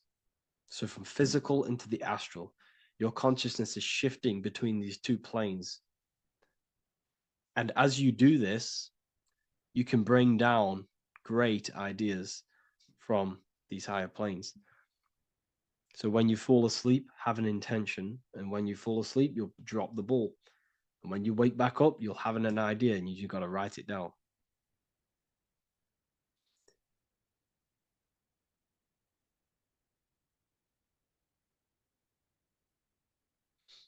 How to balance chakras. Don't focus on balancing your chakras. Focus on the mind. The mind is the cause of the chakras being blocked. If you have a blocked throat chakra, this is a problem in your mind, not the chakra. You see, the chakras are a result of the mind. You transmute the mind, you can transmute the chakras and cleanse them.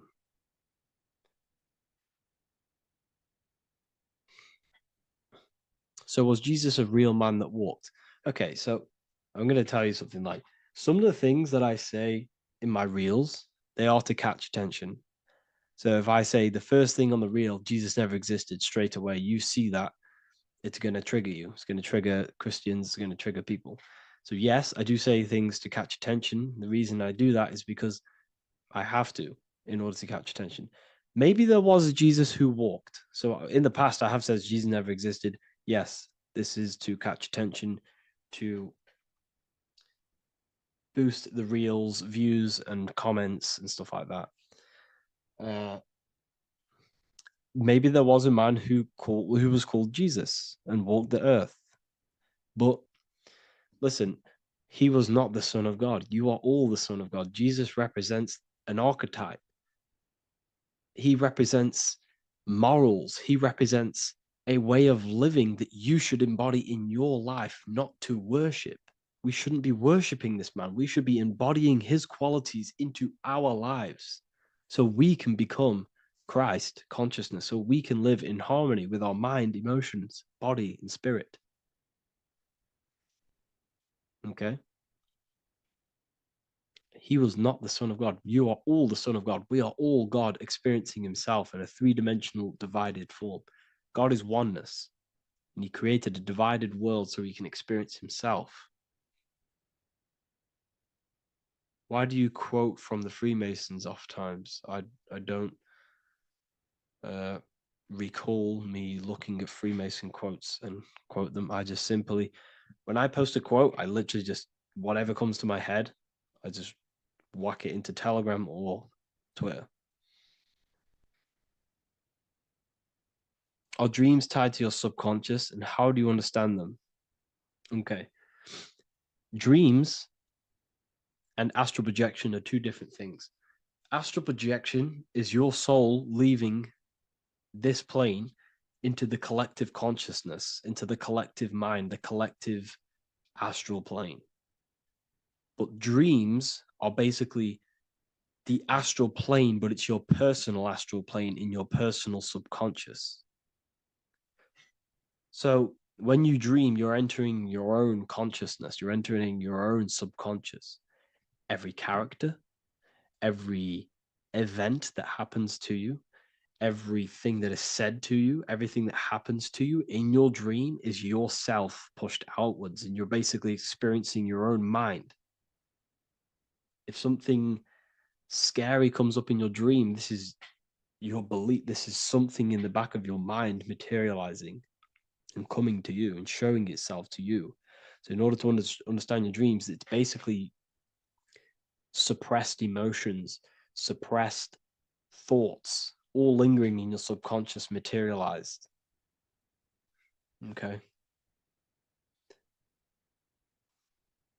A few months ago, I'd have concurrent dreams of getting in a car crash that lasted for months. Then one day out of nowhere, I got into a really bad accident, and that low-key bugged me out. I didn't know if my mind was trying to warn me or what. You can explain that. Okay. If you are having dreams about having a car crash, this is a belief. Okay, so let me tell you something. Let's say you're a drug dealer, okay? And you live in fear every single day of the police coming to you. This dealer every day is worried, he's scared, and he lives in fear of the police getting him. He was believing it. This fear, this emotion he was feeling on a regular basis, repetition, and the emotion is basically impressing your subconscious. It's impressed his subconscious that deeply that he now believes it. It's now become a belief. So one day the dealer gets caught and he goes prison. Let me tell you something. He placed himself there because he created a program, a belief in his subconscious of the police. And his external reality is now in a prison cell. But that prison cell is just an external manifestation of the prison cell of fear he installed in his subconscious mind. The four walls he's now trapped in is just basically an externalization of his own belief system that he created through consciousness, through the subconscious. If you embedded your belief that you will be in a car crash, you will be in a car crash. He placed himself there. He materialized that reality through the thought, through the emotion, through the belief. He put himself there. You see? So if you were having dreams, this was maybe, could have been anything. You could have watched a program when you were a child about a car crash and that maybe scared you, or you saw a car crash when you were very young and that scared you and that impressed your subconscious. Then you had a dream about it. Then you started to believe it. And then one day, bang, it happens. That's the power of the subconscious mind. It holds control over you. It holds control over every aspect of your reality, of your being. So I hope you all enjoyed this live. I'll see you all inside Ethereal University. I'll be posting another lecture this week. And yeah, let me hold on.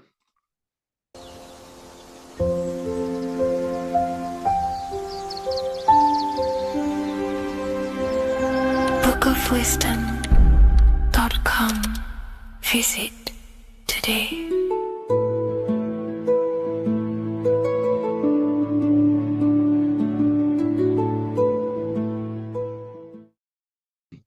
This one secret that is hidden and guarded within secret societies grants you profound power, which can fully transform your life and perspective on reality. Today, I'm going to reveal this one secret, which you probably already know, but never realized how deep it truly is. This has the power to change your life. It is the key to your potential. And if you stay with me, this power may be yours, and you could transform your life with this hidden secret that is guarded within secret societies and esoteric orders. And this secret is not really a secret, but something people overlook, that the universe is mental. Everything we experience and interact with and perceive originates within the mind. The universe is a boundless field of consciousness, a mental construct molded and shaped by thought. We do not just live in a physical world, as they want you to believe. There are hidden forces that mold the material world. They want you to believe that you are only a physical being inside of a physical universe. But this is completely wrong. You are the architecture of the universe. Your consciousness is the very fabric of reality. And you create your own universe. The universe is an infinite field of consciousness, a vast and limitless mental construct, intricately woven and shaped by the power of thought. It is a dynamic and ever-evolving field where the interplay of awareness and attention gives form to existence. Within the boundless realm, every idea, perception, and belief contributes to the creation and transformation of reality itself. Each thought holds the power to transform reality. Your consciousness is the very fabric of reality. And this is shown in the symbol of the flower of life. The flower of life is a symbol. It symbolizes the interconnectedness of all existence, illustrating how every thought is not merely a fleeting moment, but a ripple that reverberates across every layer of reality. Each action, like the intricate overlapping circles of this pattern in the symbol, extends its influence far beyond its origin, weaving a web of interdependence where every choice impacts the whole. It serves as a profound reminder that everything is connected, bound by an unseen field of consciousness. This symbol represents how one action, one thought is a ripple in the whole vastness of the ether of consciousness. To master your mind is to master the universe, because your mind is a miniature universe. The mind is the very fabric of reality. So if we gain the hook, if we gain the power and the mastery over our minds, we have now gained the power to create reality to your will and intent. You see, most people live in a cycle, and this cycle is the outer world manipulating how they feel on the inner world. People's external circumstances are creating their thoughts and emotion in the inner world of consciousness, which is producing a constant cycle of negative manifestation. For example, let's say something negative happens to me in my external world. Then I start to think negative and feel negative. What that is actually doing is manifesting and projecting more negativity, because our thoughts hold the power to control and weave our own life. Your life is a direct correlation of every thought you thought in the past. What we need to do is stop and not let the mind control you in your reality. You need to control the mind so you can control reality. So what does this actually mean? Reality is an externalization of consciousness. Consciousness and matter are one. They're not separate. They are inseparable and interconnected. Everything we see, experience, and observe is a manifestation of thought, beliefs, and consciousness, shaping the world around us. Now, this ties in with the secret fifth element that they have hid from you. They've hid from you this sacred and very important symbol and pillar to reality. And this pillar, this sacred thing they've missed, is called the ether. And they've held this from you for a reason, a specific reason. This is the true fifth element. Why do they hide the ether? Because the ether has the power to shape and manifest whatever we imprint upon it. Every thought is a vibration interacting with the ether and actively shaping our reality. The ether, you could see it as the codes to physical reality. It's like an energetic blueprint which surrounds all physical objects. It is the life force that gives life to all things. All energy comes out of the ether and returns back to the ether. Energy, it's 0-point energy, and it is an infinite source of energy. So this is why they hide the ether, because whatever our mind can imprint onto the ether, we can create into a reality. And we imprint the ether through thought and imagination. The mind holds the power. The mind is the very source of reality. The material realm is not separate from the mental realm. Rather, it is intricately shaped and influenced by it through the ether. This subtle, all-pervasive medium bridges thought and matter, allowing consciousness to mold and manifest the physical reality. To transform our lives, we must first transform our minds. True change begins within. as our thoughts, beliefs, and perceptions shape the reality we experience. By shifting our mindset, we unlock the power to reshape our world and recreate the life we desire. This is the power of the mind, and this is the power that's been hidden from you. We're not taught these things in schools for a reason, because they don't want us all to be conscious creators. Instead, they feed you your beliefs. They feed you your thoughts through the music, through the entertainment, through the movies, through the news. They're controlling your thoughts with this information. They're installing beliefs and information into your mind. So you are producing their reality. But this is what we need to stop. We need to take control. We need to stop consuming their music, their movies, their information, their news, because all of this is contributing towards your reality. They have the collective consciousness at the tip of their fingers. They do not create the world. We create the world by believing their beliefs and their thoughts and installing their information into our minds. You see, it's mind over matter, and most people live in matter over their mind.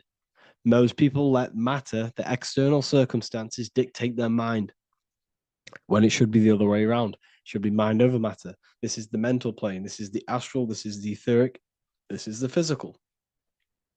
The mind holds power over the emotions, over the imagination, over the physical, and over our spirit. It holds power over everything. It's mind over matter.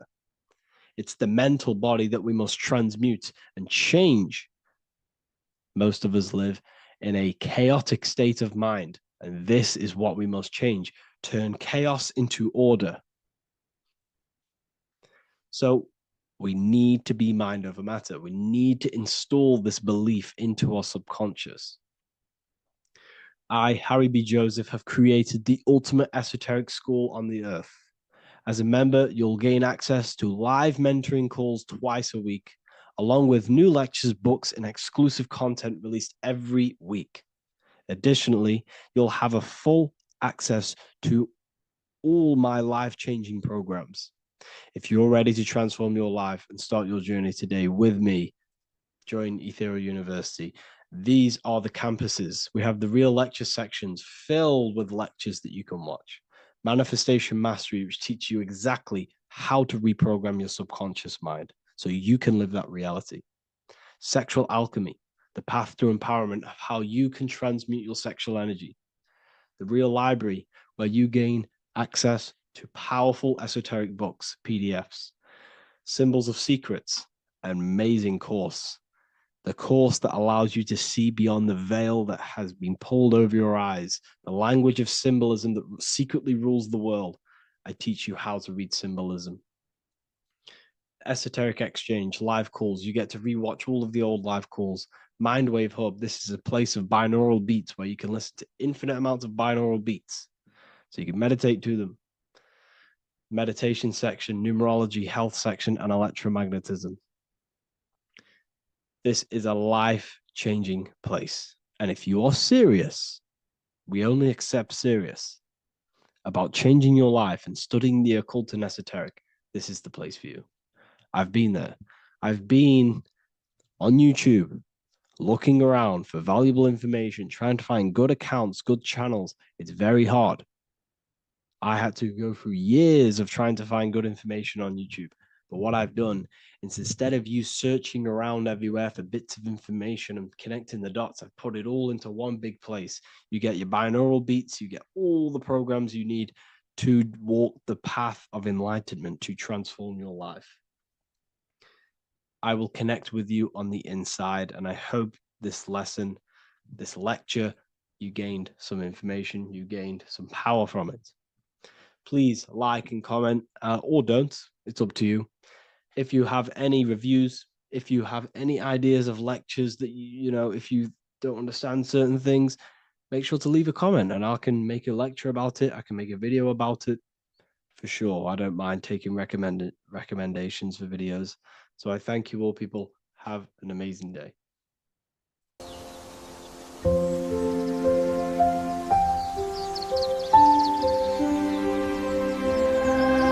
rediscoverofwisdom.com. Visit today.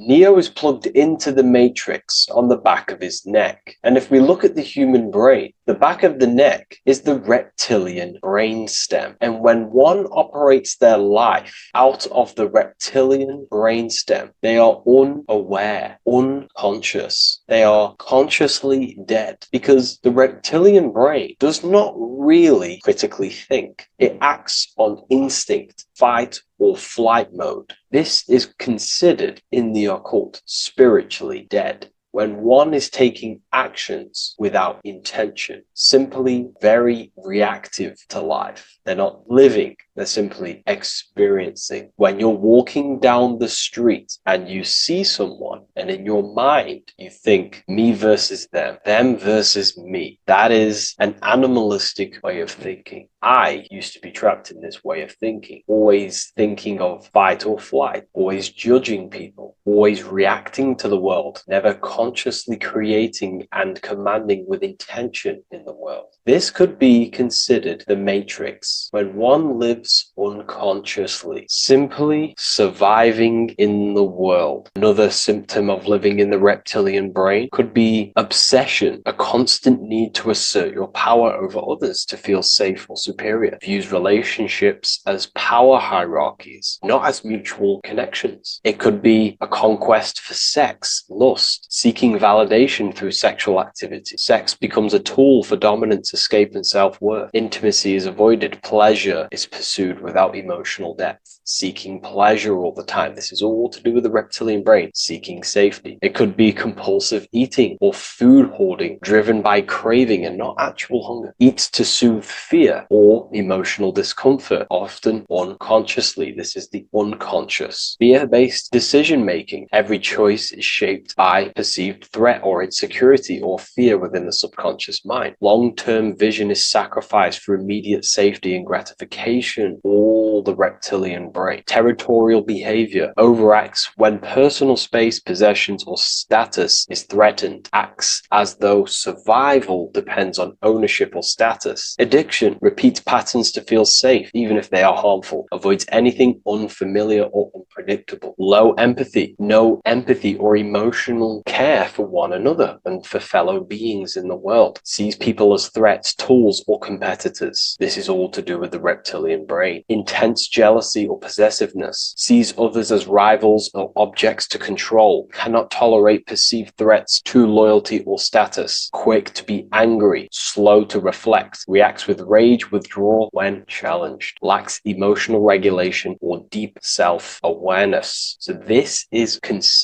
brain could be considered the matrix, hence why Neo is plugged into this brain. He's operating the life out of this brain, unconscious, simply navigating life like an animal. I was in this state, and you can only really realize this when you come out of this brain and you start to function from the higher regions of the brain, which we will discuss very soon. And my life was chaos because there was chaos operating internally. I was never thinking about the future. I was always operating life out of fear, out of lack. Never had care for another person. When you operate life out of this brain, the matrix, things outside you can easily control you. This is why they keep us in a constant state of fear. So we operate life out of this. So we never gain full control over our reality, over our actions, over our thoughts. So Neo is called Neo, and he works at a place called meta cortex, very symbolic of the neocortex, the higher region of the brain. Now, this brain makes you human. It ultimately allows you to hold control over the animal urges. Okay, the neocortex is the brain that allows you to have self-mastery, that allows you to control your urges, your instinctual survival urges. So humans can overcome their reptilian animalistic state and start to operate their life in a conscious mastery state. And Neo is plugged out of the reptilian brain, and he starts to use his neocortex neocortex, the human brain. This allows one to learn, to have self-control, allows one to create, allows one to think about others. It allows one to critically think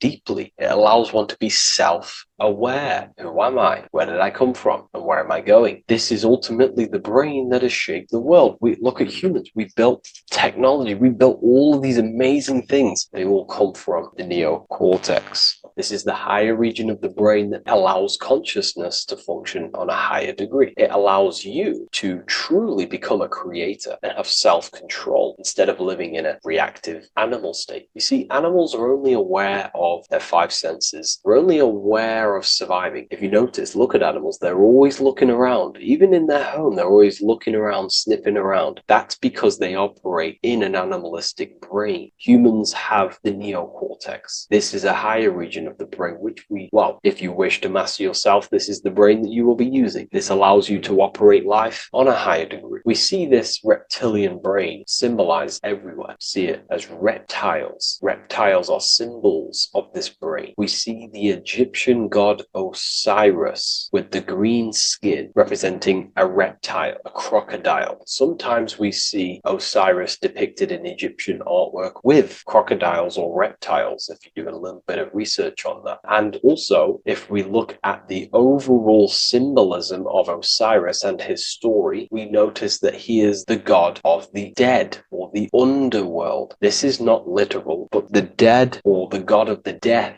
the god of the death of self, the dead of consciousness, because you are a divine being with limitless potential to create. And ultimately, to create, we have to master our reptilian brain. But when we function from this reptilian brain, we are dead to our higher powers of creation, of imagination, of actually gaining control and operating life from the higher mind, operating life as the divine being as you are. But if you operate life in Osiris, he is the god of dead. You are spiritually and consciously dead. You act unconsciously. You are dead, not physically, but mentally and spiritually. So what we're looking at here in the Egyptian artwork is the reptilian brainstem. We have the left hemisphere and the right hemisphere of the brain. Notice a curve. The feminine body is very curvy. This represents feminine. The masculine body is very liney. So if we study geometry, we know that lines are masculine, hence why the word masculine,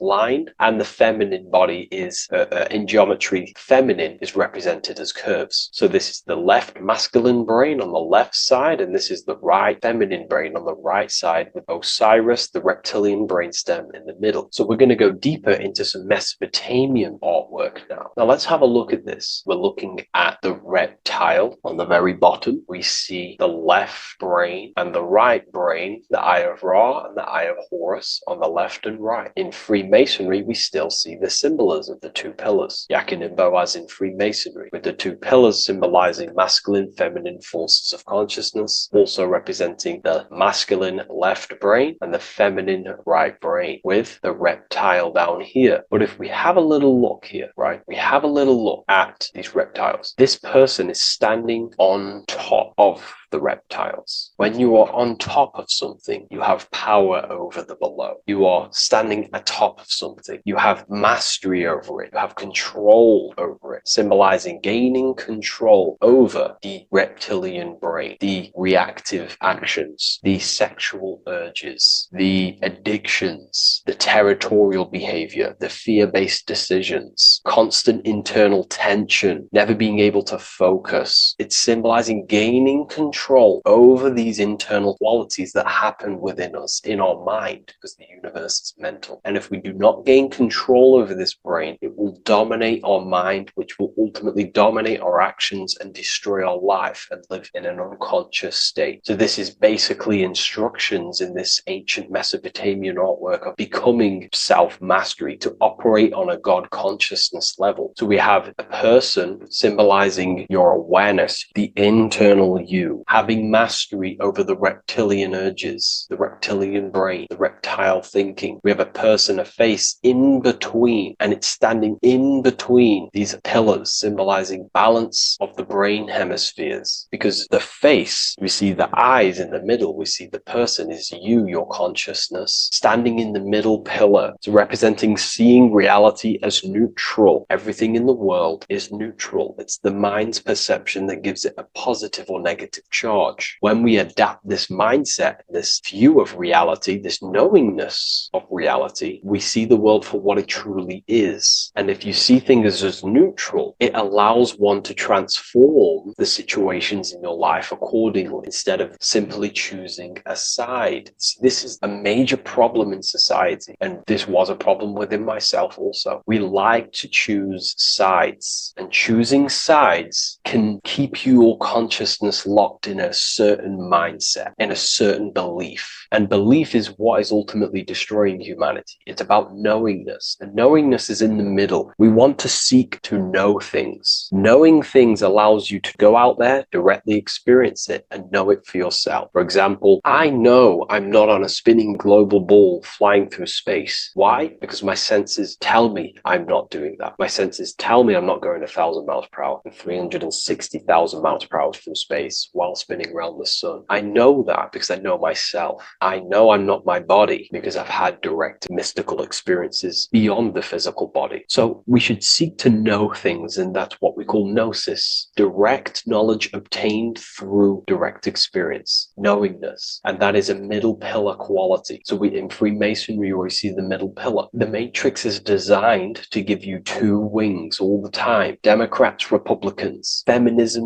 and then there's another side. There's always two sides that they're giving you because they want you locked in either way, which is seek the middle pillar, seeing things as neutral, seeing things as the middle pillar, seeking direct experience, gnosis. And this aligns with the brain because the brain gives us these two perceptions also. The right brain sees the woods, the whole woods, but the left brain sees the individual trees and branches and leaves. If we're too left hemisphered, we're going to see everything as divided. If you're too left hemisphered, you're only going to see yourself. You're only going to think about me, myself, my ego, my consciousness, my life. And I'm only going to operate in the world, take actions only towards me without considering the collective, which is the right hemisphere quality. The right hemisphere allows you to see the bigger picture, how we're all connected. We're all one family of consciousness. We're all one being separated in different bodies, one consciousness operating in different bodies. So it's about aligning these perceptions of the brain and standing in the middle, and also conquering the reptilian brain. This allows us to operate in the world and see the world for what it truly is and operate from a place of balance. We also see some more symbolism in Egypt of the Ram Sphinx in Egypt. Ram Sphinx. Please leave a comment, and please leave a like and a subscribe onto the YouTube if you like my content. Smash that like button and we'll get straight to this. So this is the Ram Sphinx in Egypt, also symbolizing the brain. This is my research. These are my conclusions. You can take this with a pinch of salt and go out and do your own research. This is what makes sense to me based off my information I've gained, my symbolism that I can read. So take what you can from it. I'm not here to obstruct anything. I'm not here to place anything in your mind. I'm simply here expressing my research. Never take anything off anyone as solid truth. I've never have said everything I say is solid truth. This is my research. If the research aligns with you, that's great. Maybe it doesn't with some people, that's fine. Simply take things with a pinch of salt, go out and collect as much research and information from many different sources and place together your own understanding of symbolism and your own perspective on reality. But like I say, seek to know and not believe.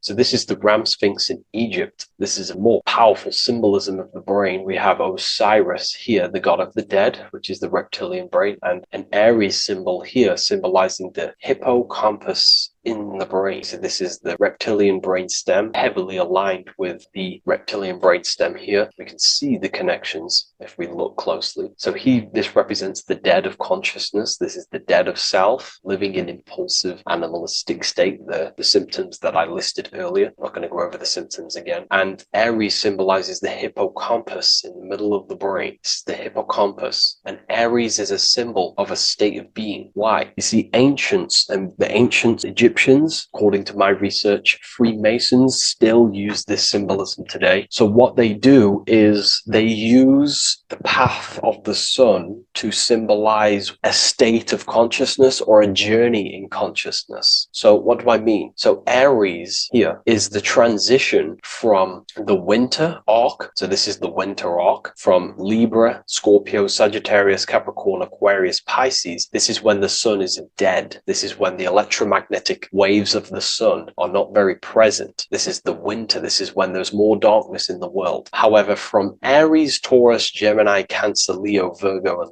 to Libra, this is when the sun is giving more electromagnetic rays. Everything grows. Everything is reborn again. Everything's growing. There's more light. There's more warmth. You can grow crops. So this is very symbolic as a state of consciousness. Aries is used heavily to represent the rebirth of the sun, but internally as an esoteric interpretation of Aries, it symbolizes the resurrection of awakening of the self. It is the rebirth of the sun, of the soul, the rebirth of becoming aware out of the darkness into the light, living in the reptilian unconscious state, the unconscious, not being aware that I possess consciousness, not being aware of my thought, emotion, actions. And Aries is that symbol, is of the rebirth of the spirit, the rebirth of the self, becoming self-aware. So that's what we're looking at here with the Ram Sphinx. We're looking at Osiris, dead, the reptilian brain, operating life in an unconscious state, not really thinking, not self-aware of thought, emotion, actions, not aware of the soul, not aware of good and evil, not aware of the laws that are in the heart of love, not aware that there's always an intelligence in the heart telling us what's the right thing to do at all times, not aware of anything, just simply reacting to the world. But then we have a symbol of Aries above, which is the resurrection of self. So again, this is symbolizing by the Egyptians, to me and my research, going from darkness to light. This is the resurrection of consciousness when we start to deepen our self-awareness, which is ultimately what I'm doing to you in these videos. Hopefully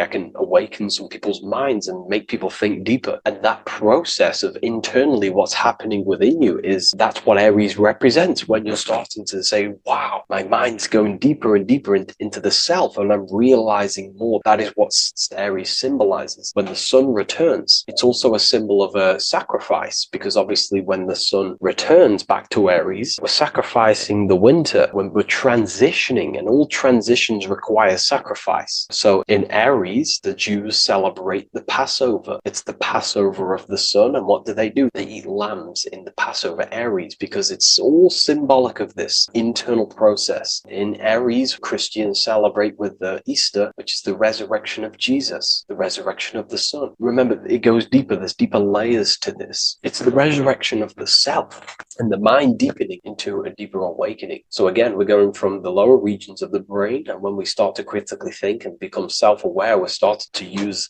the mid part of the brain, and the mid part of the brain then expands into the neocortex, which is the resurrection of the self. The mind is no longer functioning in just the reptilian brain, but then it's going into the light of the higher brain, the neocortex, and this is the reptilian brain. This is the midbrain, what we're looking at here with the Ram Sphinx. Yeah. So this is the resurrection. It's the transition point of going from the reptilian brain into the midbrain, into the neocortex. We're now resurrecting ourselves. Now, this is not putting anything negative on the reptilian brain. Without the reptilian brain, we wouldn't be able to live. We need the reptilian brain, but it's an abuse of the reptilian brain that can keep us in a very low state. It keeps us stuck in an unconscious state. But the reptilian brain is what's allowing you to breathe, to eat, to scan the environment for any threats. If there are threats, we do need the reptilian brain. That's not to say it's evil, but what I'm saying is an abuse of this brain, which is what most people are stuck in. They're operating their life out of this brain. And this is what the Egyptians, I think, are symbolizing, trying to tell us to resurrect ourselves, to become self-mastered, to become the highest version of yourself, to actively create in the world. Because when we are only operating operating from this brain or unconscious, well, then other people can use you as a vessel to create their reality. This is how the world is at the moment. The ones who know how to use the mind are controlling the other ones who do not know how to control the mind. So I hope this makes sense to you. Let me know if you have any video recommendations, and I'll see you inside Ethereal University. If you wish to take your research to the next level, I have things inside of there that are very powerful. We happily invite you. I'll see you inside of Join. If not, I'll see you in the next YouTube video.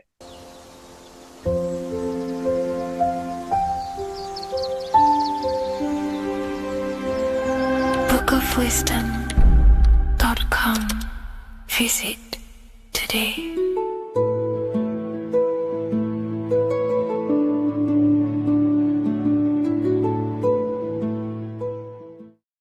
The Freemasonic square and compass is not just a symbol that represents Freemasonry, a lodge, or a secret society.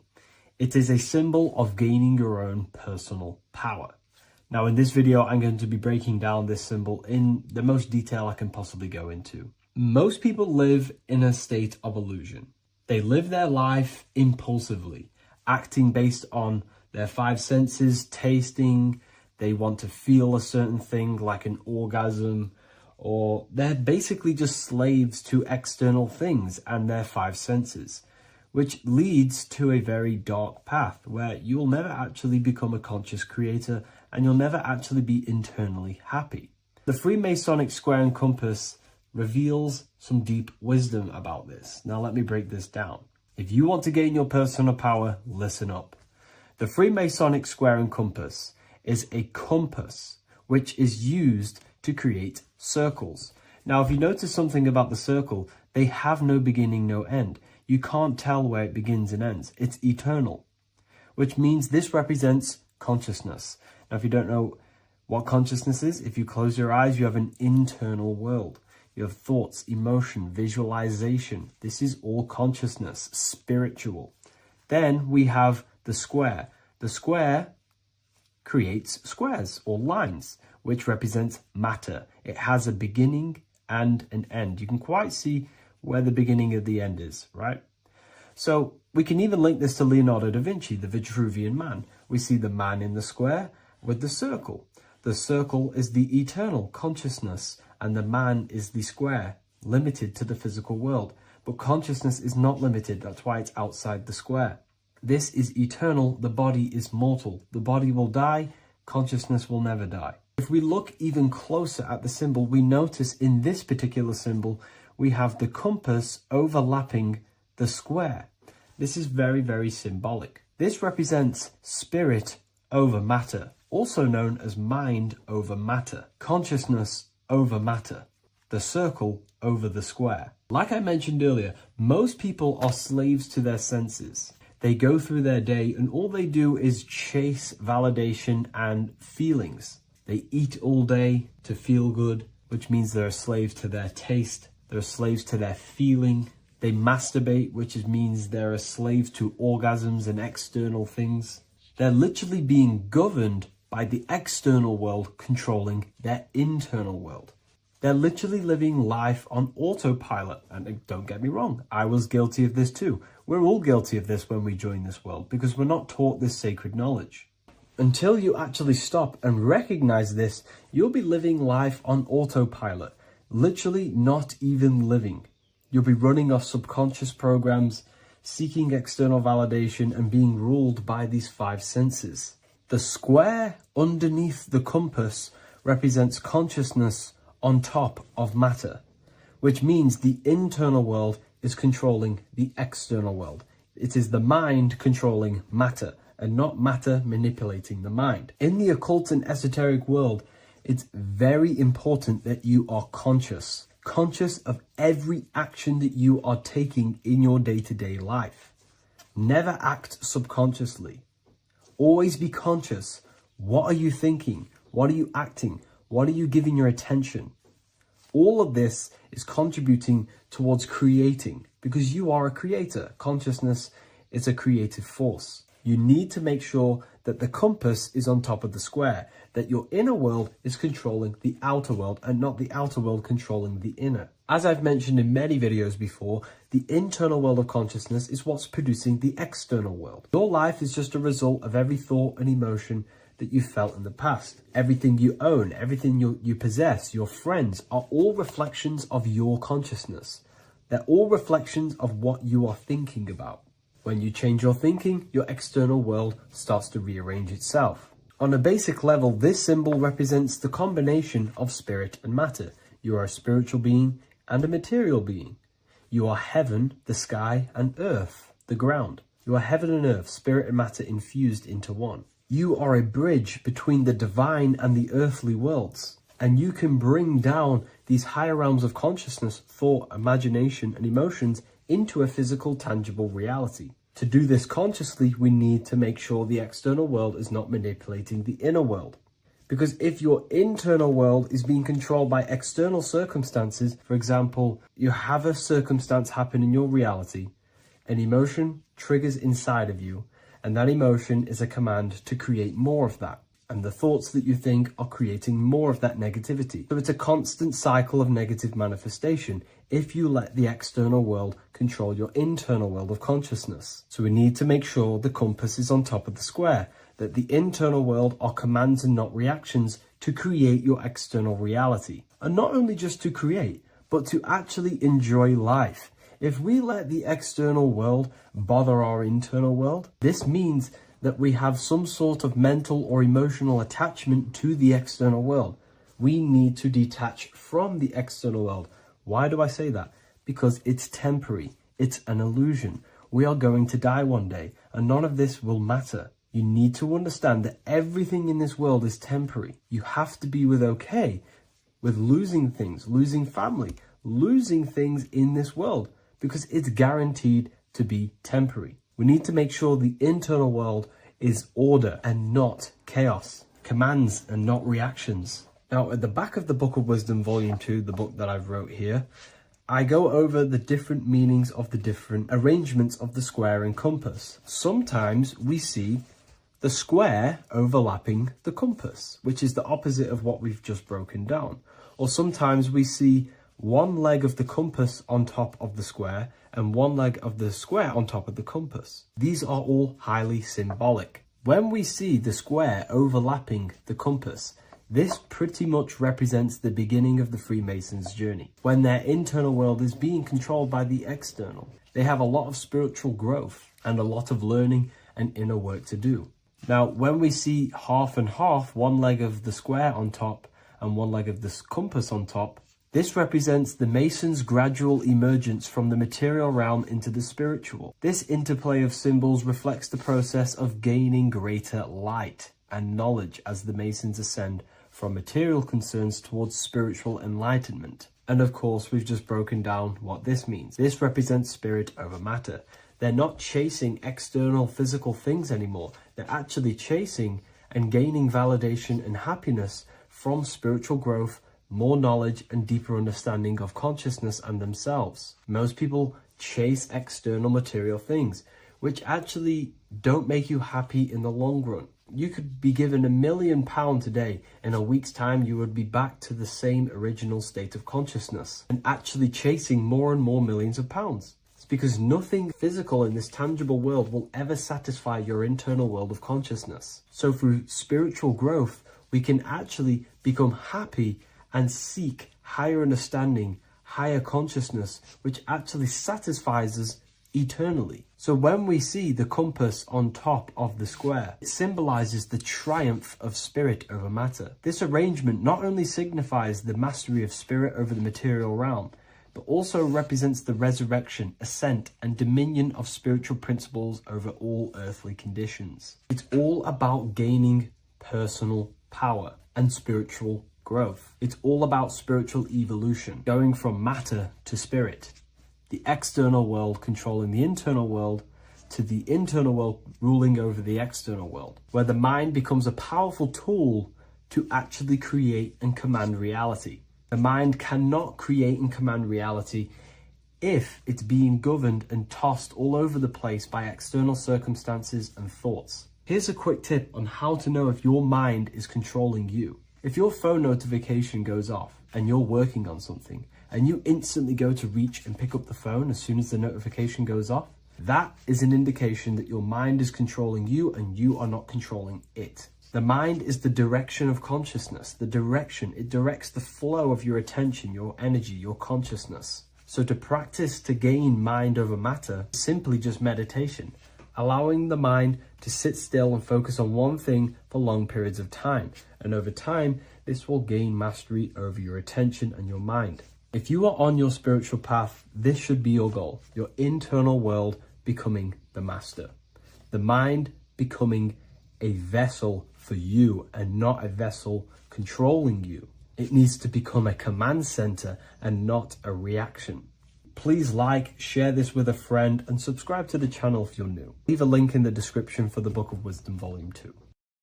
How are we all doing today, people? It's Revival of Wisdom, and today we're going to get real deep. This video is going to get real deep. A lot of people are not going to be ready for this sort of knowledge, okay? You really have to do is to really deprogram the mind, because everything we've been taught is a complete lie, is to keep us trapped. Okay, this is really advanced knowledge. Now, let's get straight into this. All of the ancients depicted other worlds, and they called this place Midgard. Midgard is the mid-garden, the middle garden.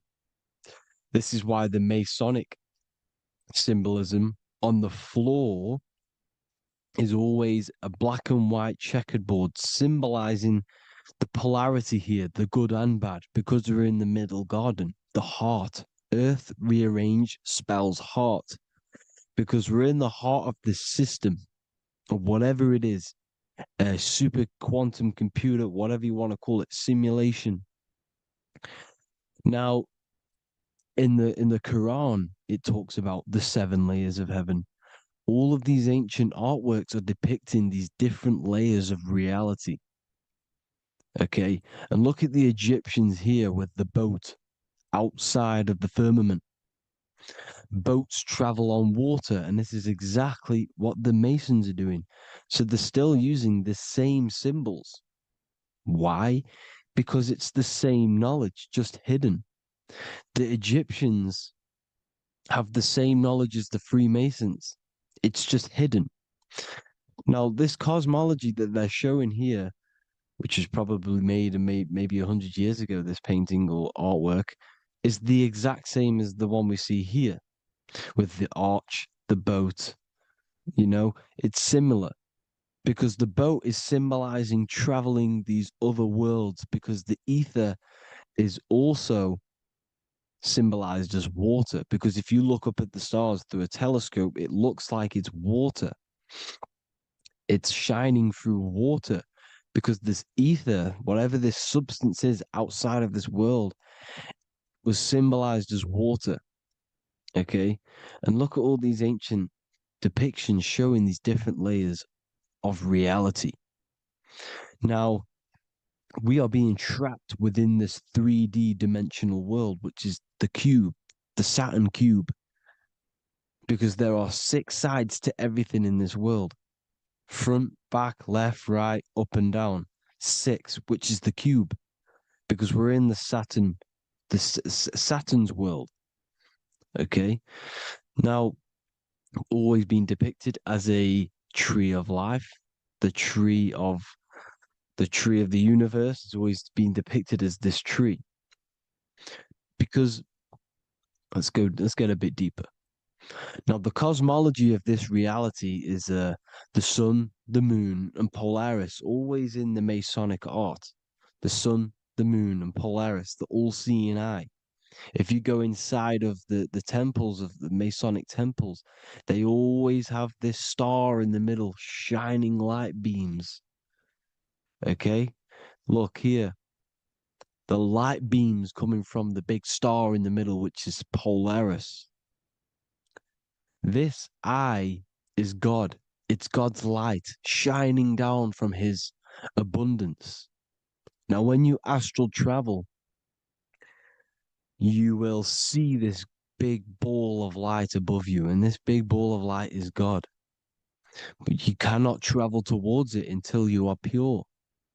It doesn't work like that. You have to become formless. You have to become pure before you can become one with the light.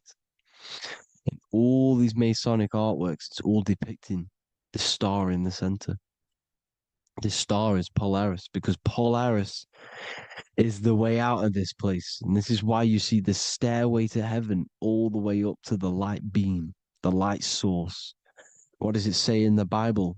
God is light, because everything is made out of one substance, and that substance is light. And it symbolizes the eye, because God is an eye. All things that are alive have an eye. And we all say, I am. We all see these realities through eyes. God is an eye.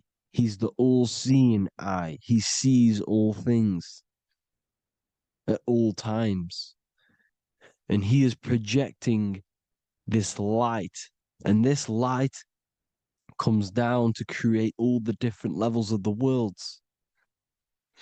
And this is what the two pillars symbolize the number 11. 11, the number 1,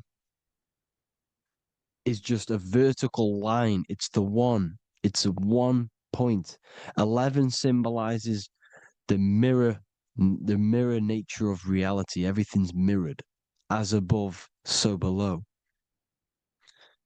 Now, the 11 also symbolizes openings, doorways. And as you can see here, an opening to the all-seeing eye. And you see here again, an opening to the stairway all the way up to the light. This light is the light of God in the astral worlds, beyond this world. Now, Polaris has also been symbolized as the UFO. They put the truth in plain sight. So, you know, in the films, how the UFOs suck people up. That's what Polaris is doing. If you ascend beyond this world, if you do not ascend beyond this world, you will be reincarnated in this world. The whole thing is to outgrow this consciousness to the plane above. And I'm not just making this up. I'm going to be bringing in scriptures after this. But you can see with the Christmas tree, we always put a high, big star at the center, at the top, which is the star of Polaris, which is exactly what the Masons are doing here. The star at the top. And it's on top of our Christmas trees. And all of these symbolize the other stars, because Polaris is the most high star. And all the other stars are wrapped around the firmament lower than Polaris. And that's exactly what the Christmas tree is. And it's a triangle. It's a triangle, just like light beams travel from one point in the triangle, just like the all-seeing eye. It's a triangle. The light is coming from one point and sending its rays downward. You see, it's kind of like you see here with the water. And the lower you go, the darker it gets, the more evil it becomes. And this is what the ancients would call hell. Now, this all-seeing eye is Polaris. And below Polaris is Mount Meru, the North Pole, the magnetic North Pole. The Tower of Babel, which is in the Bible. The etymology of the word Babel, Ba meaning spirit, which gives the ability to move the soul through the worlds, which is that's the ancient Egyptian description of the word Ba, meaning of the word Ba. You have the Ka, the Ba, the Ak, but the Ba is the one that gives the ability for the soul to move through the worlds. Your soul can't speak into a world without incarnating into it. Now, the Tower of Babel symbolizes Mount Meru, because it's the word Ba is the spirit which gives the ability for the soul to move through the worlds. The Tower of Babel is the magnetic North Pole, Mount Meru, which gives the ability to move through these different worlds. And you can see the ancient Tibetans always showing this depiction of these different worlds coming from the center. Because we have to ascend our consciousness. It's not about how good you are to reach heaven. It's about how you expand your consciousness, you expand your mind. So they teach now that you have to be good in order to reach to heaven. It's about expanding the mind, expanding your consciousness to these different planes, these different realms. So that's what it's about. And Jesus was known as the fisher of man. Now, Jesus is a massive part of this. He was known as the fisher of man because he was fishing. He could have been fishing. He could have been one of these deities that had come down from these different higher realities and pull people up. So they would so they called Jesus the fisher of man. And he says unto them, follow me and I will make you fishers of men. So these deities that we see in the past, like Buddha, Krishna, Hermes, Thoth, Jesus, could all be these entities who were coming down to pick up the minds that were worthy enough to see the higher planes of reality. And this is why they called him the fisher of man. Now, when Jesus walks on water, there is a parable with Paul. And he says, but Jesus immediately said unto them, take courage, it is I, don't be afraid. He's talking about astral travel here. He's talking about leaving the body. Because when you leave the body in astral travel to see these alternative realities, you can't be afraid because fear is a bondage, which is what the Emerald Tablets talks about. Lord, if it's you, Peter replied, tell me to come to you on the water. The water. Come, he said. And Peter got down from the boat, walked on the water, and came towards Jesus. But when he saw the wind, he was afraid and began to sink. When you become afraid in astral travel, you sink back into your body. Lord, save me. So this is talking about Jesus pulling people up into different realities. And you can see the fish is the symbol of Jesus. Is another symbol of Jesus, a fish. Because fish symbolize deep occult knowledge. Because fish travel the depths of the ocean. And they symbolize us because we are fish underneath the ethers. And Jesus was pulling people up. You see, so the Bible is a people today believe the Bible is a book telling you how to reach to heaven, how to become godly and reach heaven. But you've got to become the Jesus Christ to see these alternative realities. Now look at the Emerald Tablets is a massive part, and it speaks so much about these different realities. Look what it says here. This is in Emerald Tablet 3. Then in my heart grew a great longing to conquer the pathway that led to the stars, which is exactly what the Masons depict in all of their art. Look, the ladder to the stars. And then he goes on to say, years after years, I sought after wisdom, seeking new knowledge, following the way, until at last my soul, in great travail, broke from its bondage and bounded away, broke from the bondage of the body. Free was I from the bondage of earth men. Free from the body, I flashed through the night. The stars. The stars are a massive part in the astral world. Each star is a different reality. And the true astrology is the star that you came from. You came through a star to reach this, to reach here. There is a reason why you are here. There's a reason why you have the personality traits, because your soul came from a specific star. This is why we call them stargates, because they are gates in and out of this reality. And Polaris is the way out to the higher worlds. Now look, far into space, my soul traveled freely into the infinite circles of light. Beyond knowledge were some planets and great gigantic beyond dreams of men. Then he goes to say, lift up your flame from out of the darkness, fly from the night and ye shall be free. Lift up your flame. Your flame is your soul, because it has to be lifted up out of the darkness. This is the darkness, this world, this body's the darkness. Because it's a bondage. You need to break free. You need to learn how to astral travel, people. You have to learn this. If you want to get out of this world, you have to learn how to astral travel and see the other realities. Traveled I through space-time, knowing my soul at last was set free, knowing that now I must pursue wisdom until at last I pass to a plane hidden from knowledge, known not to wisdom, extension beyond all that we know.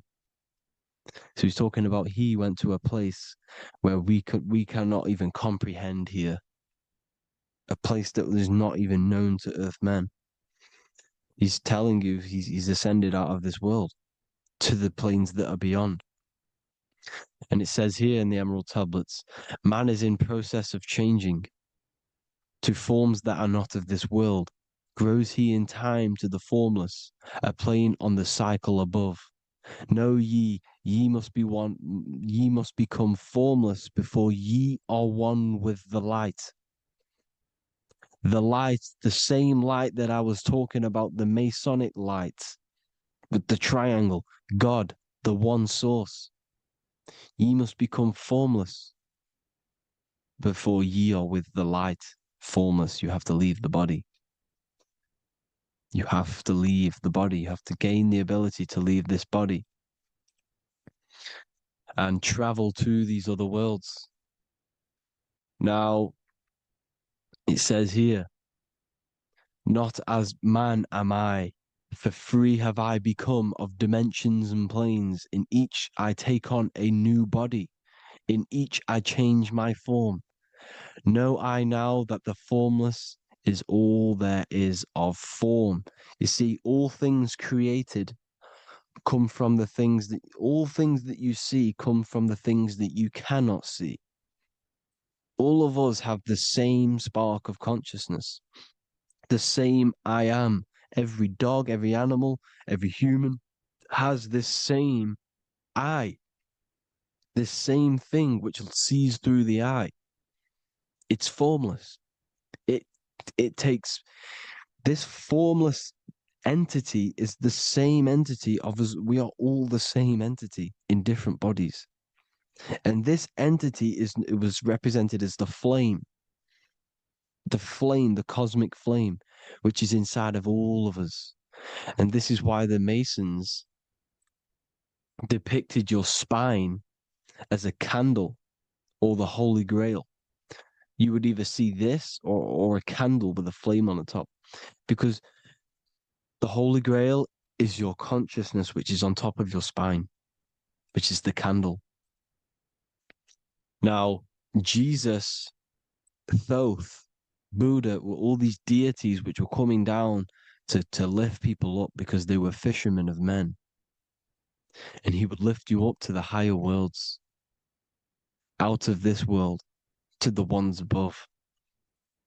Now, Thoth, you can see him here, he's leading the way. He's holding someone and he's leading the way with knowledge and power.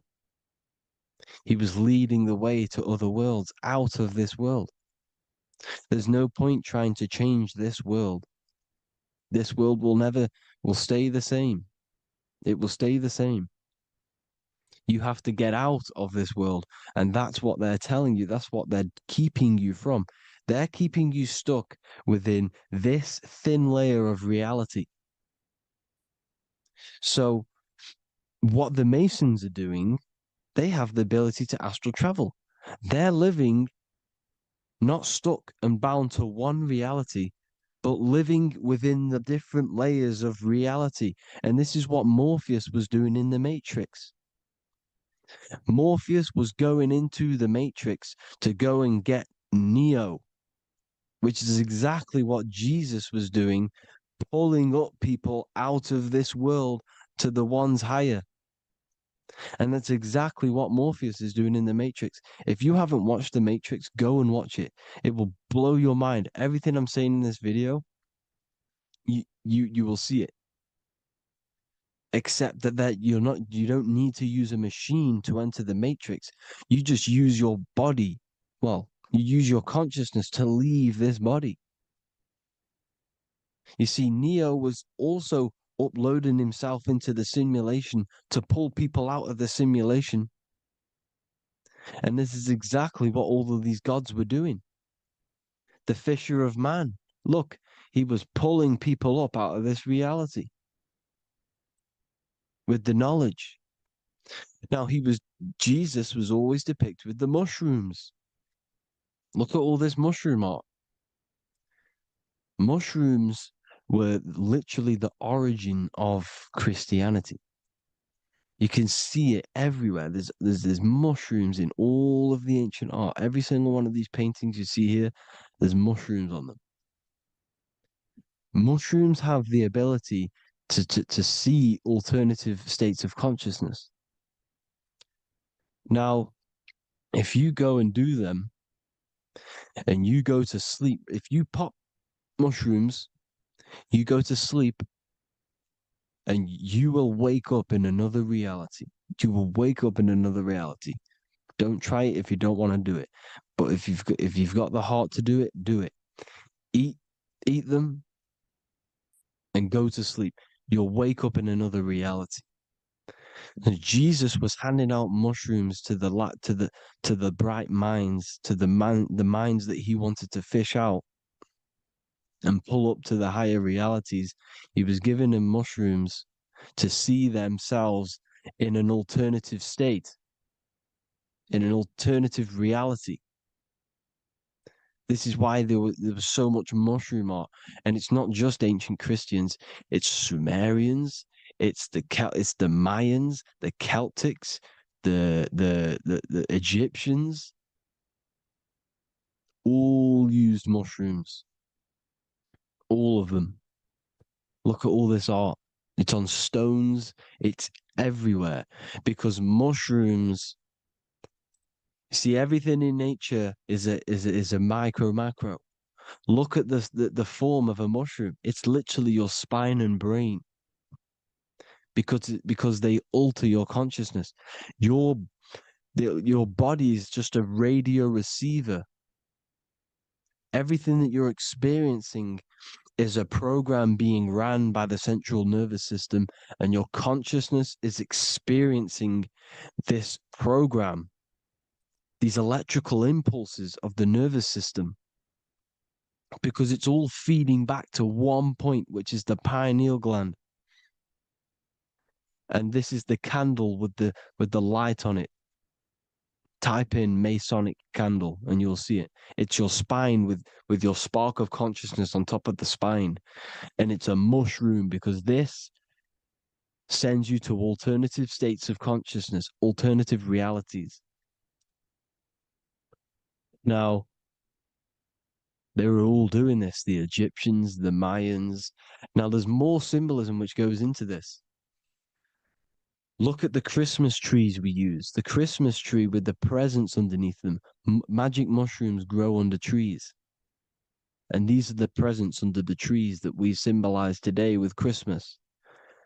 Santa's red and yellow for the red and yellow mushrooms. The same mushrooms Mario has to collect. And when he gets enough mushrooms, he levels up. And then what does he do when he go past the world? When you win that world in Mario, you go to another reality. You go inside of another world. It's truth in plain sight. And it's using mushrooms. It's using mushrooms. Everything, all of the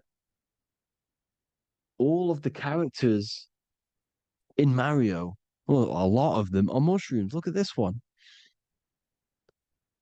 The presents, black, yellow, and red and white. Red and white mushrooms. And the bow on the top is the mushroom head. That's a bit of a reach, but you know, the symbolism never lies, is what you need to understand. And it's as above, so below. Now look at the Sumerians. The Sumerians were also multi-dimensional beings. Okay, look at how they have the double faces. They had 1 foot in this reality and 1 foot in another reality. And look at this one, a double-headed god inside of like a portal. You see? Because and look at these with the wings, the astral travel. Birds, ancient birds symbolize the soul, because the soul is a bird. It flies to different worlds. It flies around the cosmos.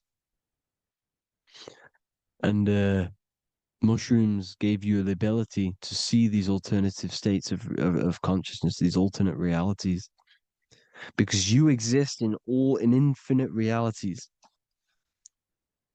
You exist in infinite realities.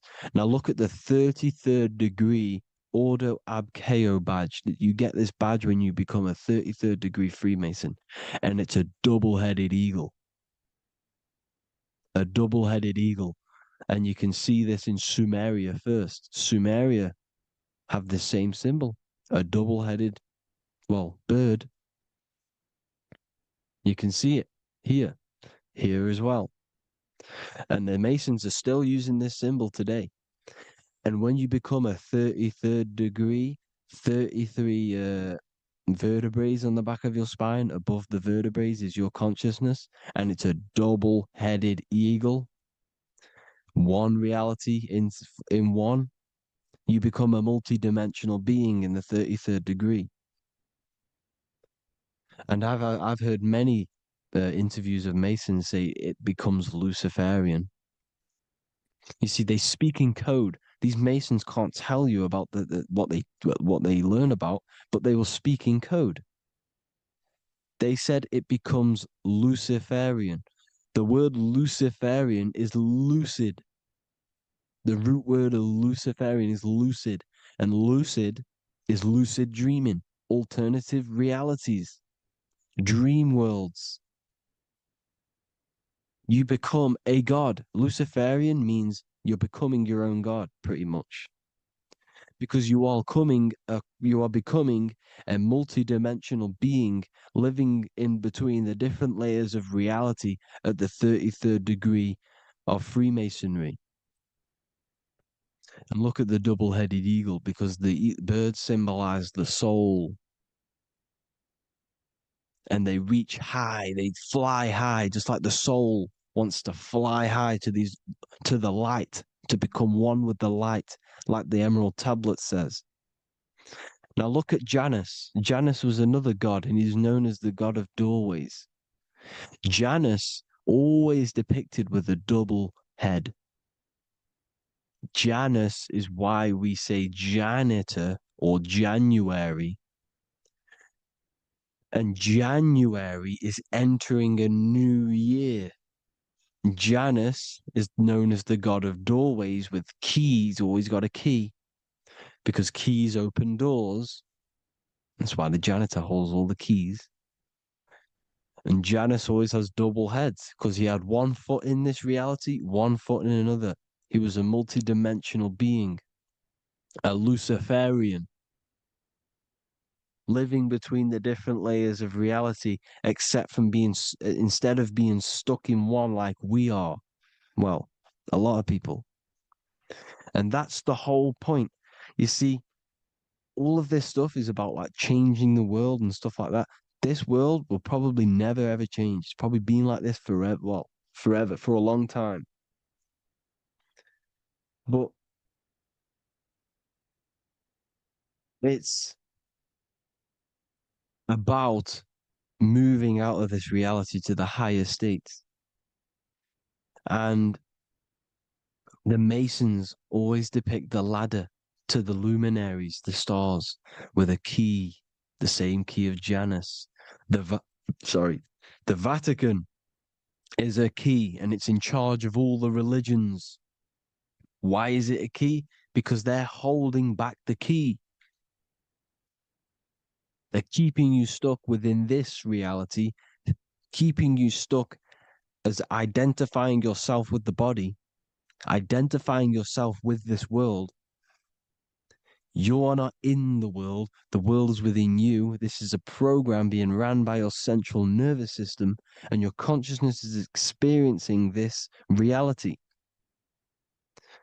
Now, this is going to be a mind-blowing video for some people. You have to have an open mind. You have to let go of all the programs.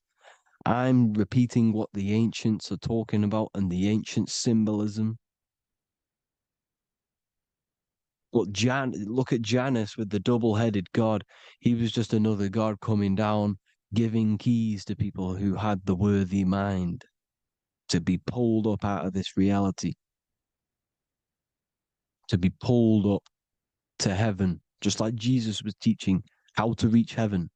But really, it's an encoded scripture. But anyways, hope you all gained some insight on this video. Have an amazing day. Please like, share, comment. All the links are in the bio for the PDF, for the Manifestation Mastery course, and all the other amazing stuff. And if you want to support the channel, I'd greatly appreciate if you became a Patreon member. Hope you'll have an amazing day, people. God.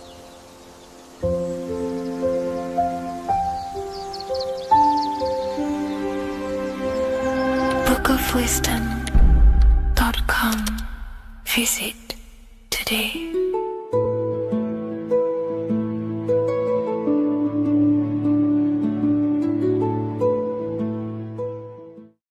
666 is a code, and this code needs to be broken down to fully understand what 666 truly is. In an esoteric view of 666, it represents a state of consciousness, a way consciousness functions within the individual. Now, if we look at the Bible in Revelations, it says that the mark of the beast, 666, is going to be placed on the right hand or on the forehead of an individual. The forehead symbolizes the mind, while the hand represents action or behavior. The forehead represents a belief or a mindset, a way consciousness functions. Therefore, the mark of the beast is not something external. It is actually a way consciousness functions within the individual. But the code reveals the darkest secret about 666. 666 is 3 sixes. The number 6 in esotericism and occultism represents the cube, because the cube has 6 sides. And the physical dimension, everything has 6 sides. Up, down, back,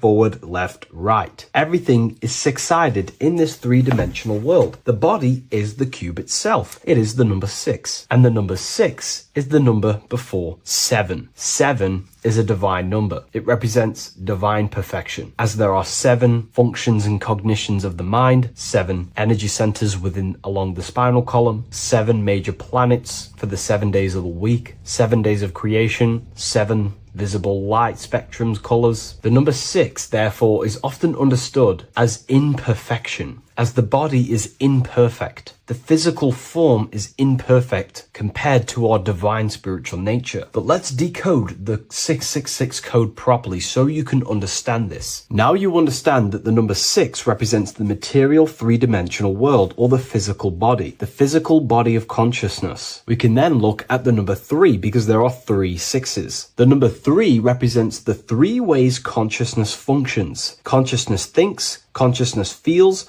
consciousness acts. We have a mental body, an emotional body, and a physical body. Most people confuse these things to be all one. They think their mind is their emotions and their mind is their brain, and they interlock all of these, but these are actually three different bodies of consciousness. Consciousness has many vehicles or bodies it expresses itself in. So the three ways that we ultimately create our life, the three ways that shift our reality, and the three full things that we have full control over are our thoughts, emotions, and actions. If you try and control anything else other than these three aspects of life and consciousness, you are then breaking natural law. If you try and control someone else, you are then breaking their will, their natural rights. These are the three things you have full control over: your mind, emotions, and your body. Therefore, the number 3 represents the three ways that you express consciousness in this life or reality. And the number 6 represents the material body. 666 is the mark of the beast. Therefore, the mark of the beast could be a state of consciousness where your thoughts, emotions, and actions are all directed towards the physical, material, three-dimensional world, leaving no room for true spiritual connection with your higher self, no divine connection to the source or God, giving no attention to your true internal nature, to the self inside the mind. All of your thoughts, emotions, and actions are directed only for physical pleasures, for materialism,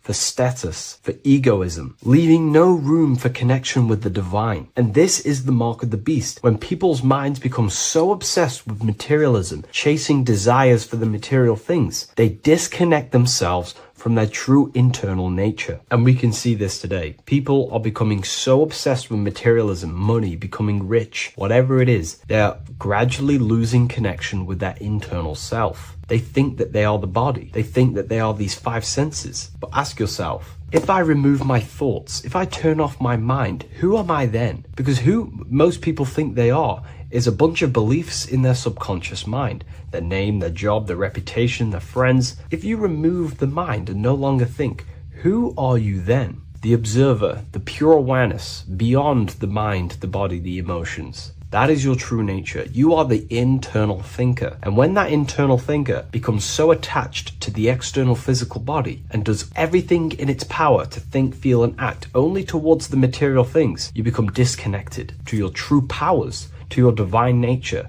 to literally God. If you don't want to become the mark of the beast, then have balance. Now, I'm not saying materialism is evil. Chasing material things is wrong. I'm not saying that at all. We all have a different views. But me personally, I like to have balance. Yes, I love reaching goals. Yes, I love living the best life possible for myself, materially. But I also make room for my internal world. I train my mind to have self-mastery with meditations. I try and lucid dream and astral project as much as I can. And I try and perfect my thought processes and my internal world as much as possible. So I live a truly balanced life between my inner self and my outer self, which is what these 2 pillars, Jachin and Boaz, represent, the inner and outer world. And the middle pillar in the middle represents the unity of the inner and outer world, living in balance. Or you see a person standing in between them, they represent the middle pillar, or a ladder. This is all symbolic of living in balance between the inner world of consciousness and the outer world of consciousness. Yes, this is Freemasonic artwork. You can learn a lot from their artwork and symbolism, but I hope this brings a bit more clarity about the number 666 and the mark of the beast. Please leave a like, comment, and subscribe to the YouTube channel if you want to see more. And one last thing, the Book of Symbolism has finally been accepted on Amazon, so you can now order this on Amazon in pretty much any country. Religions were made to hide the truth about yourself, God, and the universe. You see, religion teaches there is a God separate from you. He created the universe separate from himself. They did this to truly disconnect you from consciousness, from God, and from yourself. Now let me explain. It's going to be very difficult to understand this from a left hemisphere dominated perception. The left hemisphere sees everything individual.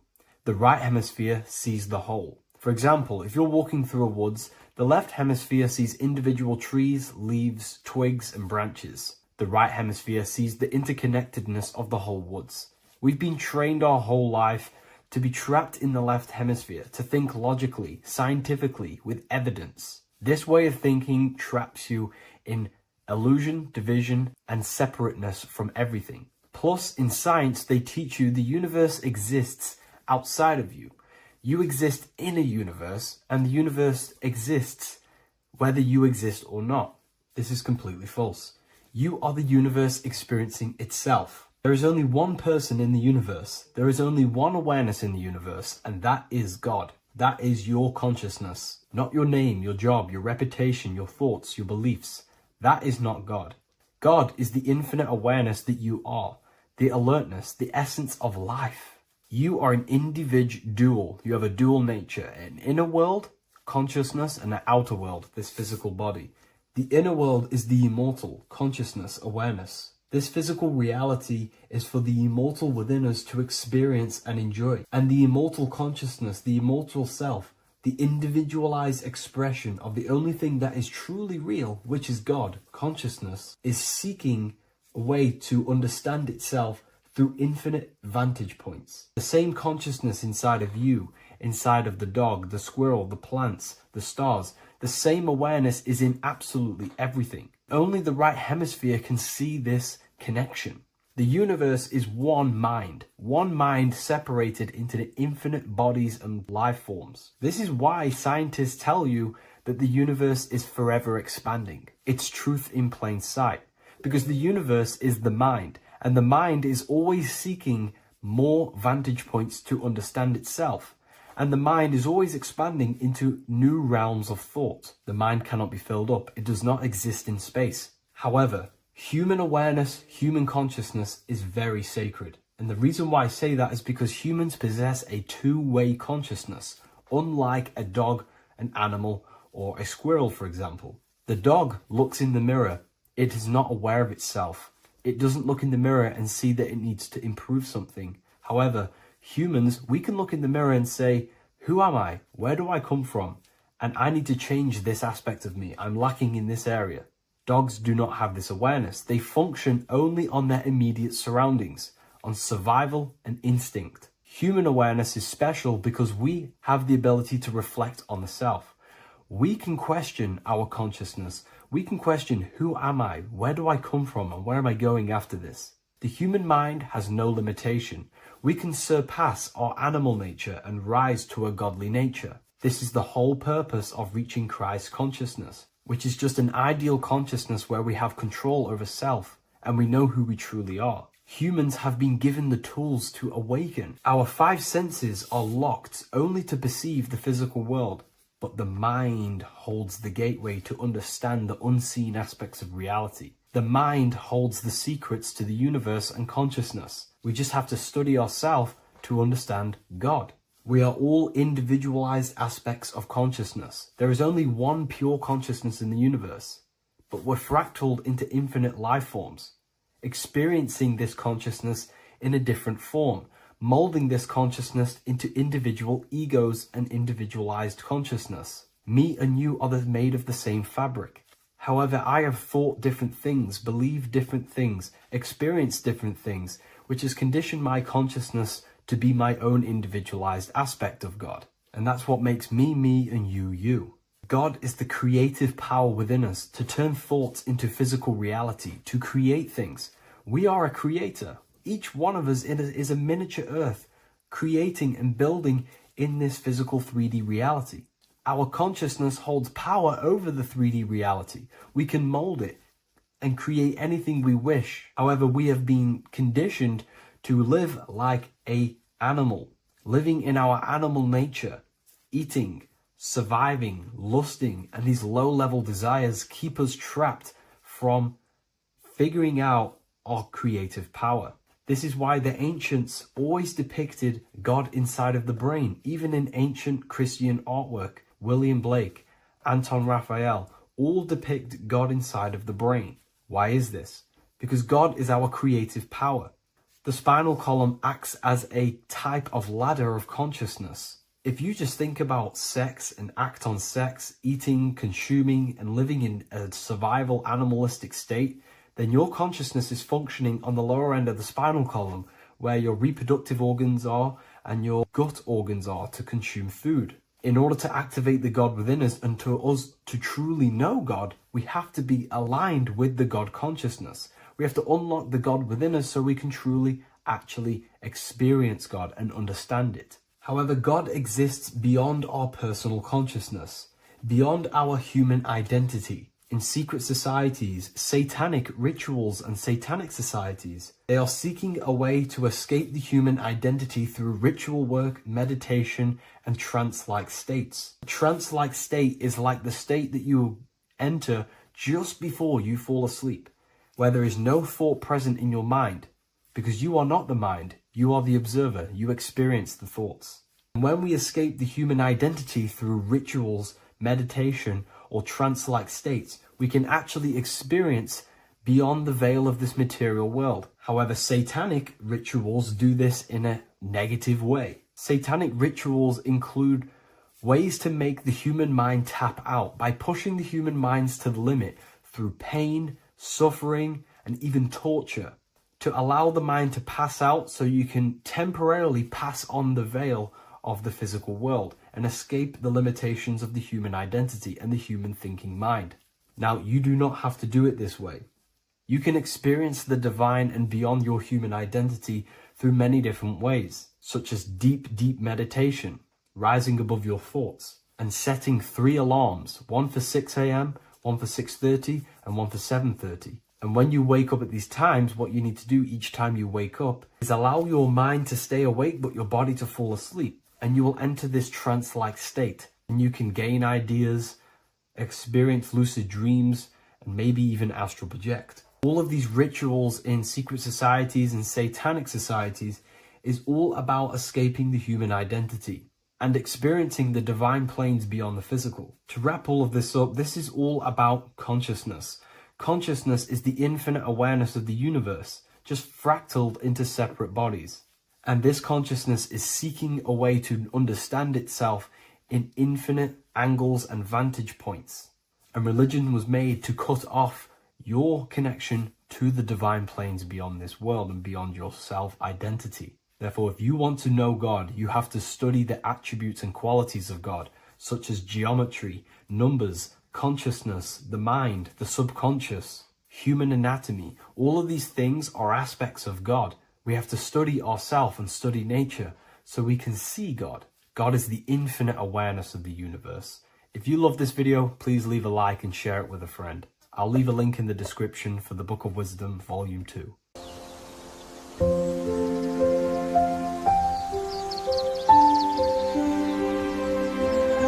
bookofwisdom.com.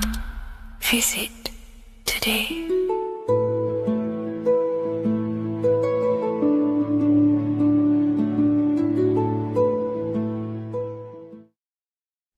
Today's topic is the binary code behind the universe. You will learn the fundamentals of the binary code, deeper understanding of reality, which will give you more of a connection to the universe, evidence supporting the existence of this code, and how to use the binary code to shape your reality. This is an important one. We have 0 and 1. This is the binary code of the universe. It underlies everything. It is the source of all creation. The universe is binary in nature, meaning it exists as both something and nothing, on and off, male and female, light and dark. Everything has its polar opposite.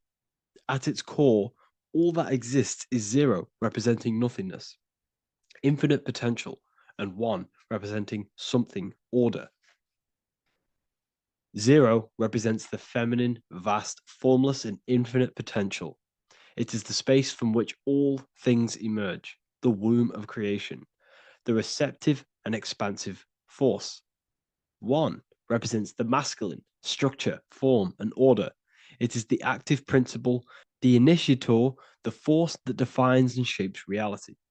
Together, they create the fundamental duality that underlines existence, the balance between chaos and order, the void and creation, yin and yang. We see this in the masculine and feminine bodies. This is deeply encoded into the fabric of reality. And once you see this, you will never unsee this. So please leave a like on this video if you love my content and you love the wisdom that I share with the world. So we see this with the masculine genital areas. Remember, this is the genital area. This is all to do with creation. These are the generative principles, the generative organs in the body that allow creation to continually outfold into new life. The genital areas are all to do with the code. The male is the one, the action. He's the initiator. The feminine is the zero, which is the infinite potential, the womb of creation. 0 and 1. This is why we have 10 numbers. 0 and 1. Masculine and feminine. We even see this in the bodies. The feminine body is made out of curves, which is 0, curves. And the masculine body is made out of lines. So please leave a like and comment if you love this. And if you have any lecture ideas, feel free, and I can make a lecture on any suggestions that you have. So look at the word masculine. Masculine, line. Line is just one line, which represents order. 1. Feminine. 9. 1 and 9 equals 10. 0 and 1. The binary code of all creation. Why is feminine? Why the number 9 for feminine? Because the moon has to go around 9 times to create a human in the feminine's womb. And look at this image of nature. All nature is zeros and ones. Now you can tell. The stick is a one. It's a line, and here we have curves. It's curves and lines. Curves and lines create reality, creates matter. Everything is 0 and 1. We even see this with the sky. The sky represents zeros. They represent curves, the heavens, the heavenly bodies, the sun. These are circles, the moon, circles, the planets, circles. Down here is matter, representing the square.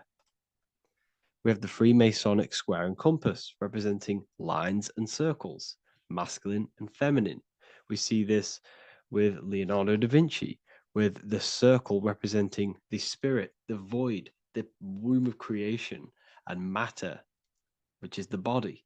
This is the soul in matter, infinite potential in matter. This represents spirit over matter.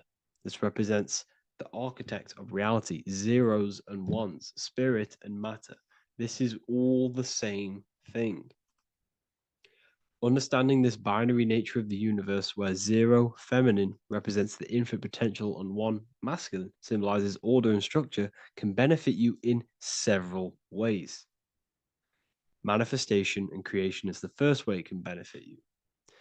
Now that you understand this, you understand that everything comes out of infinite potential. 0, infinite potential. 1, action, equals manifestation, equals creation. So you must pull things out of infinite potential. If you have ideas but don't take action, too much 0, nothing materializes. You'll never materialize if you sit there imagining all day, visualizing all day. You have to take action. They both come hand in hand. If you only take action without tapping into intuition and creativity, too much 1, your actions may feel hollow and misdirected. Using both effectively leads to greater success in life, work, and relationships. This is the 33rd degree motto, or this is on the 33rd degree of Freemasonry Scottish Rite logo, and it's called Order ab Chaos, order out of chaos. Chaos is the 0, infinite potential. Chaos is the dimension of the imagination. This is where this all ties in now. Imagination is the dimension of infinite potential, pure potential, formless creativity, and the realm of infinite possibilities.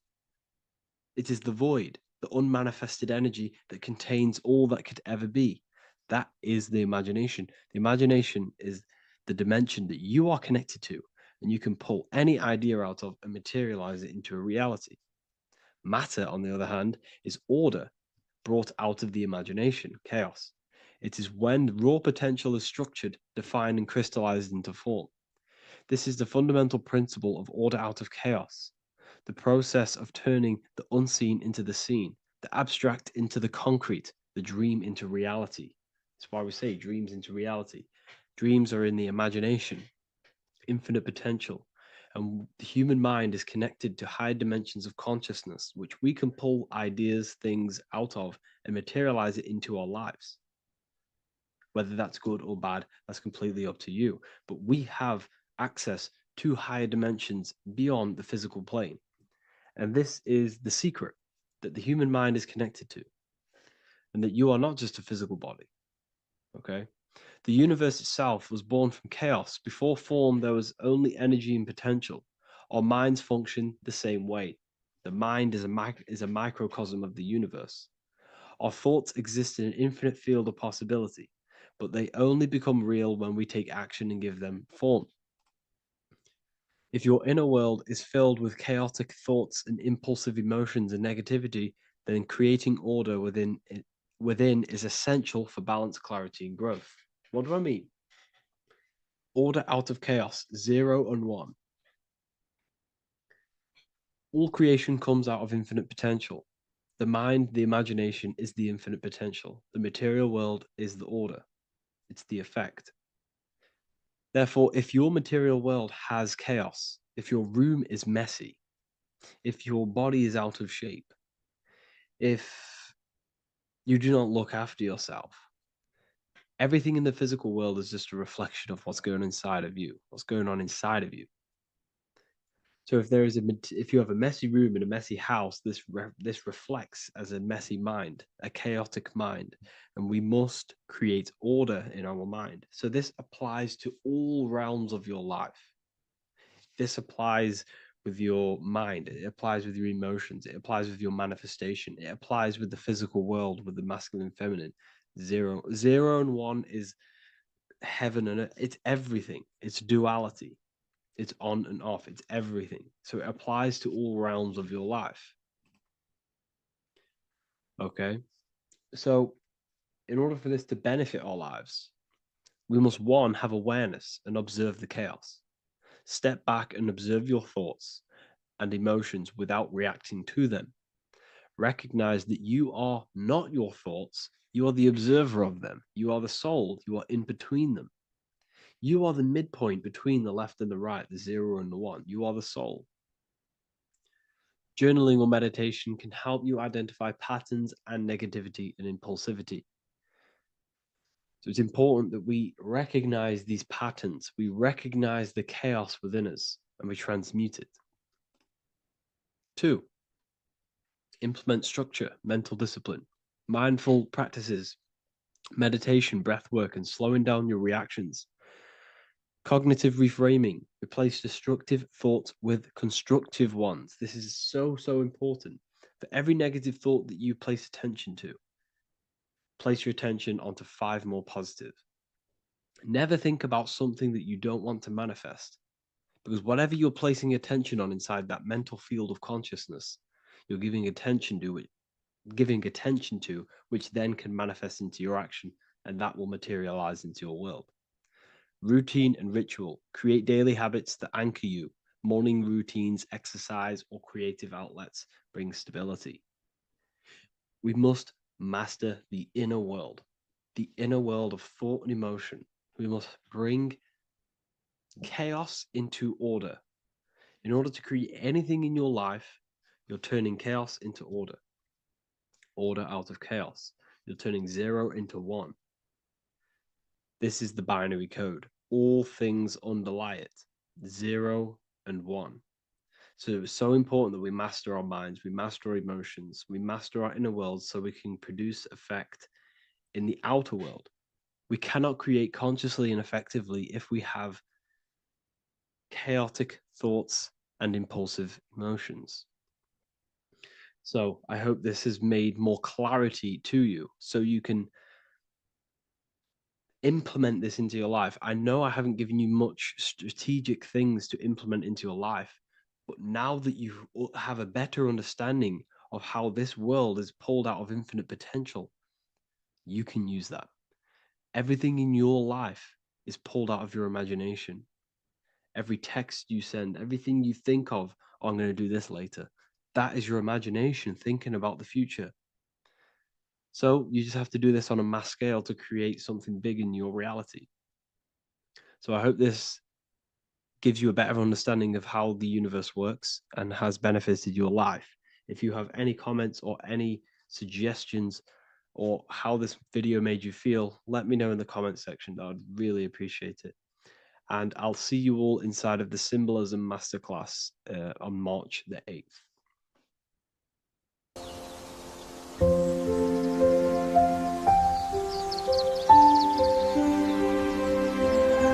bookofwisdom.com. Visit today.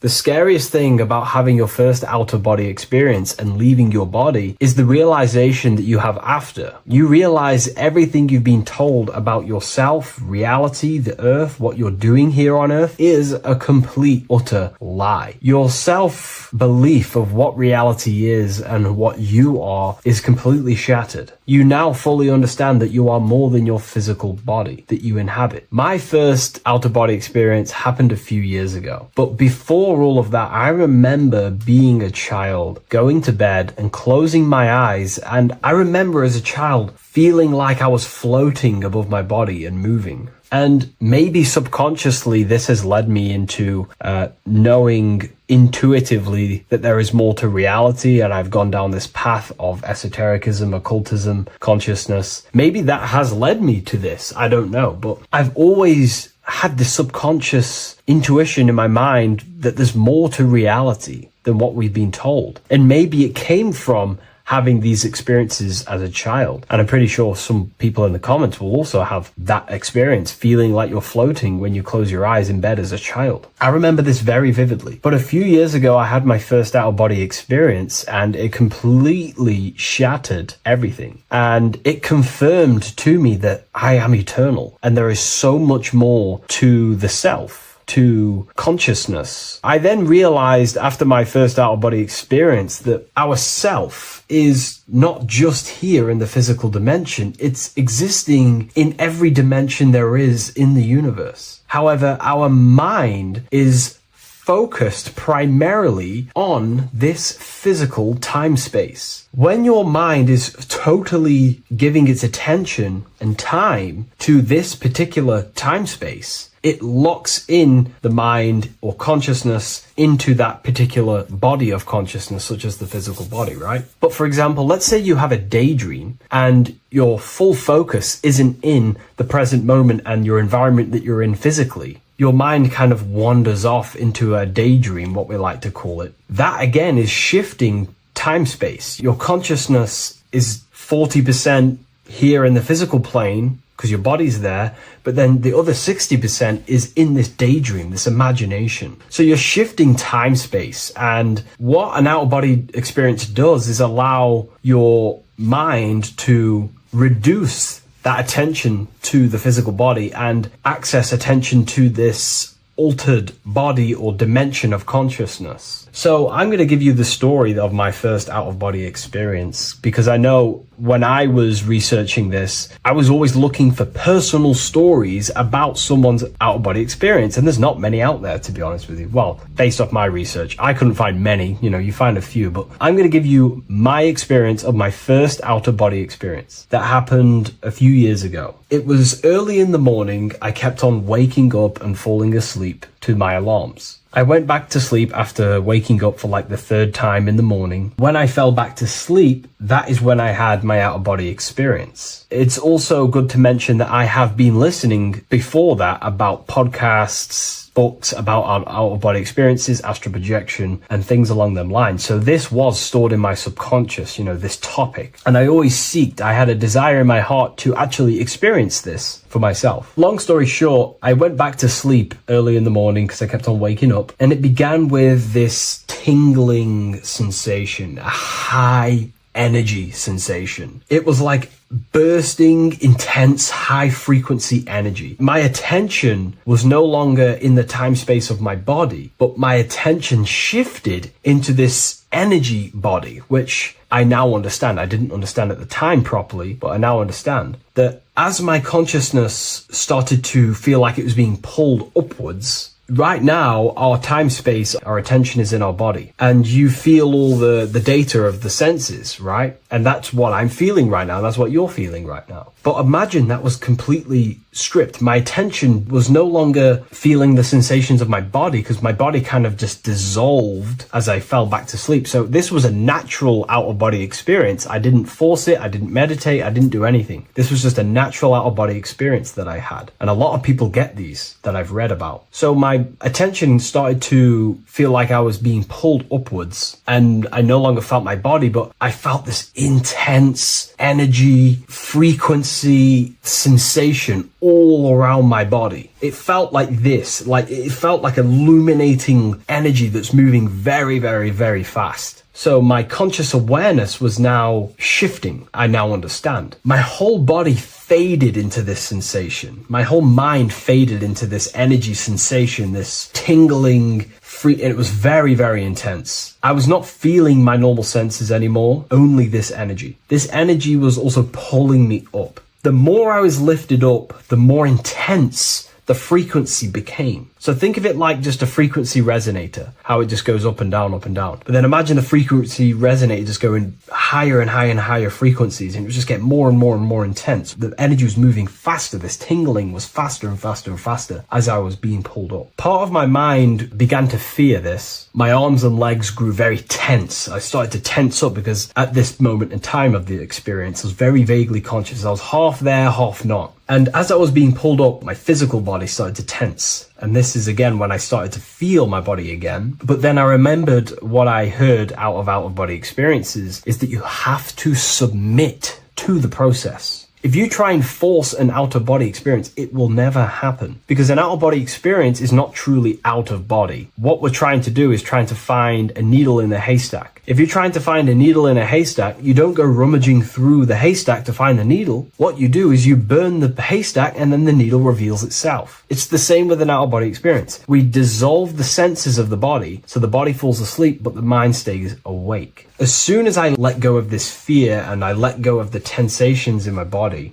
I started perceiving through another state in this energy body, but I didn't see my body. It was just like perceiving and seeing, but no body, like a camera. When you look at a camera view, you don't see what the camera looks like. You're just seeing through the camera. It's the same as that. I had no form, but I was just seeing. I was just like a floating eyeball, seeing into this altered state of consciousness. I was just seeing. I first saw my street outside my house with lots and lots of people walking on the street, but I could not see the people directly. Everything was black and green. The background was black, but I couldn't see the people. I could just see a glow of light around the people, like an egg shape. They were just walking on either side of the road, other directions. I could just see more and more people moving faster and faster and faster. I didn't realize then, but then I did start to realize later on in my journey that that was more than likely the etheric plane that I saw. The etheric plane is the plane of life force and vitality and electromagnetic auras. So that was my awareness shifting from physical into then the etheric plane, the plane of life force and energy. Now, the etheric plane is very, very, very difficult to actually access consciously. The etheric plane acts as a bridge between the physical body and the astral body. To actually access the etheric plane alone is very, very, very difficult, and only certain trained individuals can do that. The etheric plane is not really a conscious plane where you can stay there and be conscious. It acts as a bridge between the physical and the astral plane. I could see the glowing auras around people moving along the pavement. The people moved faster and faster until the scene started to just dissolve as these people were just moving faster and faster. It was not very clear at first, but I subconsciously knew that I was having an out-of-body experience. This is when I really started to realize that I'm being shot out my body. When I realized this, I submitted even more. I started to just let go. The more and more I let go, I kind of like split through a veil, and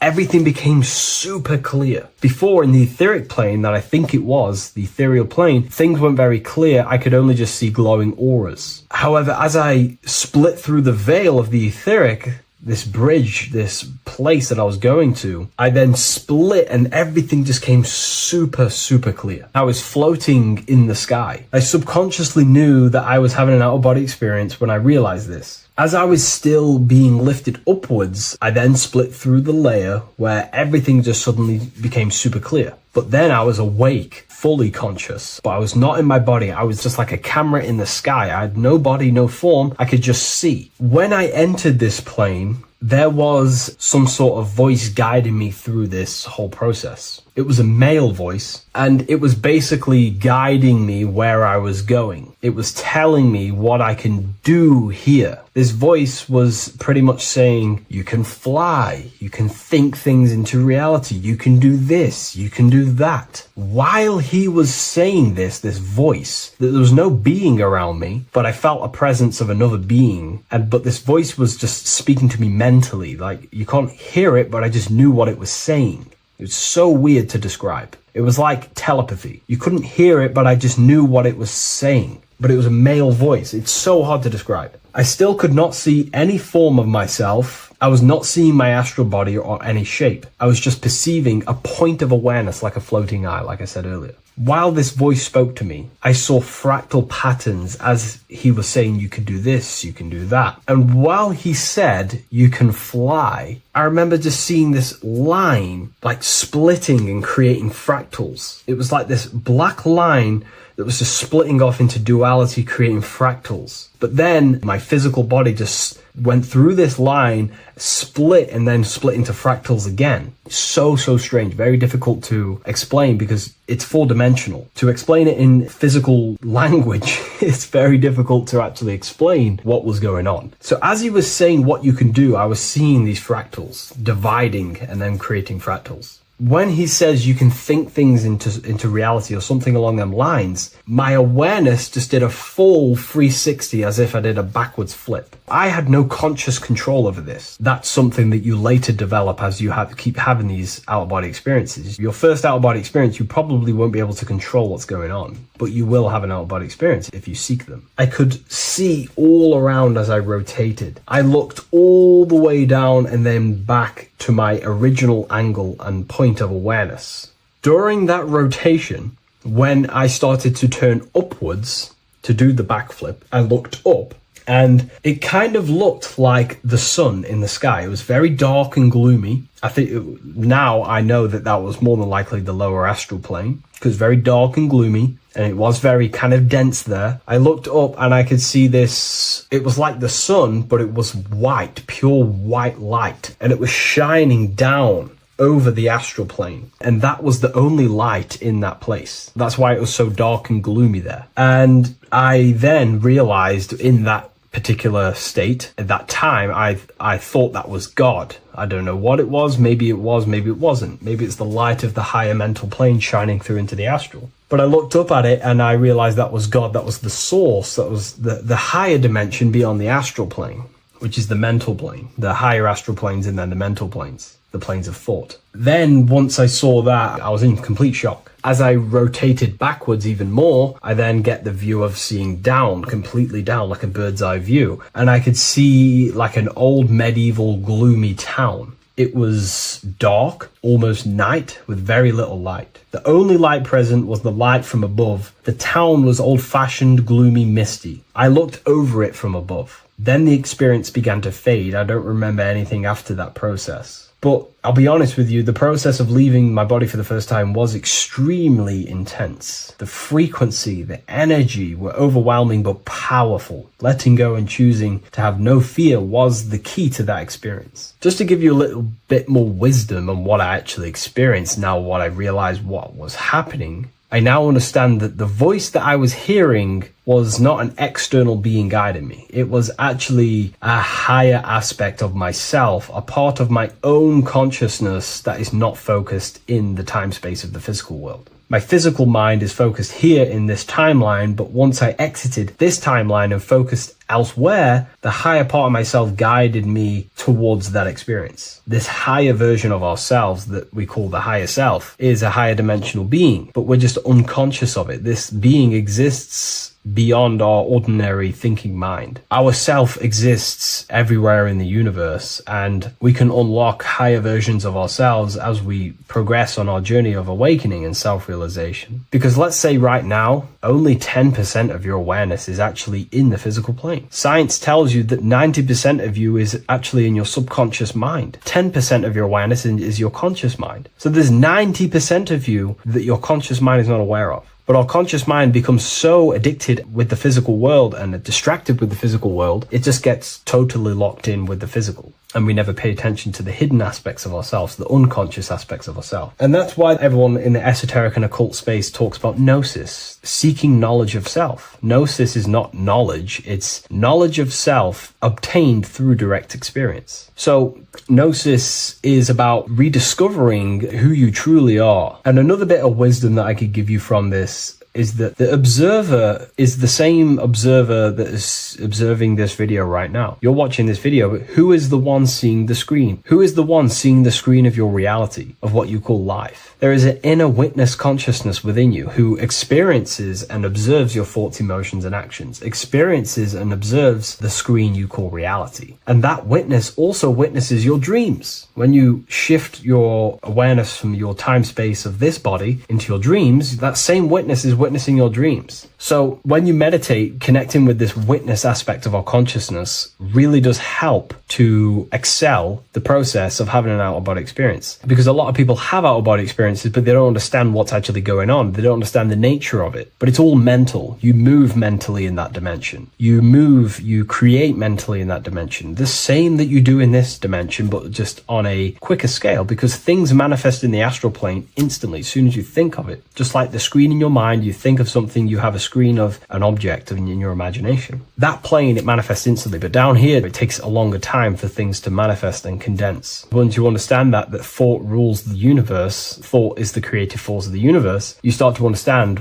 these different dimensions and these experiences that you have. But really connecting with that witness consciousness, that part of yourself that observes everything, really does help with excelling the process of having an out-of-body experience, or mystical experiences, or lucid dreams. Because connecting with that witness consciousness just makes you more conscious. Even in your physical life, staying conscious. Most people aren't conscious. They think, feel, and act unconsciously throughout their day, and they unknowingly create their reality. Connecting with that witness consciousness allows you to actually stay conscious over your thoughts, emotions, and actions, because they are giving birth to realities. That's pretty much my experience, my first out-of-body experience. What that did for me was make me so much more confident and powerful. Most of my fears just disappeared overnight. The fears of death, the fears of unknown, the fears of that I had of things shattered, disintegrated, because I understood that I am eternal. No one can use death against me to control me, because I know I am eternal. I now take riskier actions because I know I am eternal. I know that I will never truly disappear or die. So it really, really does help you, and it gives you a lot of internal power, because no one can make you scared of anything. You should not fear someone who can hurt you physically. You should fear someone who can corrupt your soul. That is the worst thing, who can corrupt your internal world, because that is what truly matters. So I hope this helps you understand out-of-body experiences. Hopefully this can help you move along in your journey. It's good to hear other stories, because this is exactly what I was seeking when I was researching this stuff. Maybe in the future I can share some more stories about my out-of-body experiences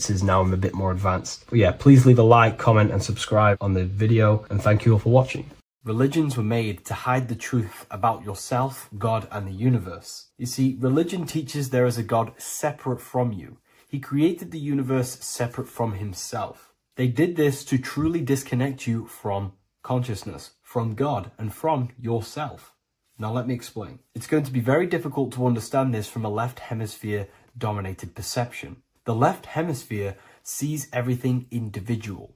The right hemisphere sees the whole. For example, if you're walking through a woods, the left hemisphere sees individual trees, leaves, twigs, and branches. The right hemisphere sees the interconnectedness of the whole woods. We've been trained our whole life to be trapped in the left hemisphere, to think logically, scientifically, with evidence. This way of thinking traps you in illusion, division, and separateness from everything. Plus, in science, they teach you the universe exists outside of you. You exist in a universe, and the universe exists whether you exist or not. This is completely false. You are the universe experiencing itself. There is only one person in the universe. There is only one awareness in the universe, and that is God. That is your consciousness. Not your name, your job, your reputation, your thoughts, your beliefs. That is not God.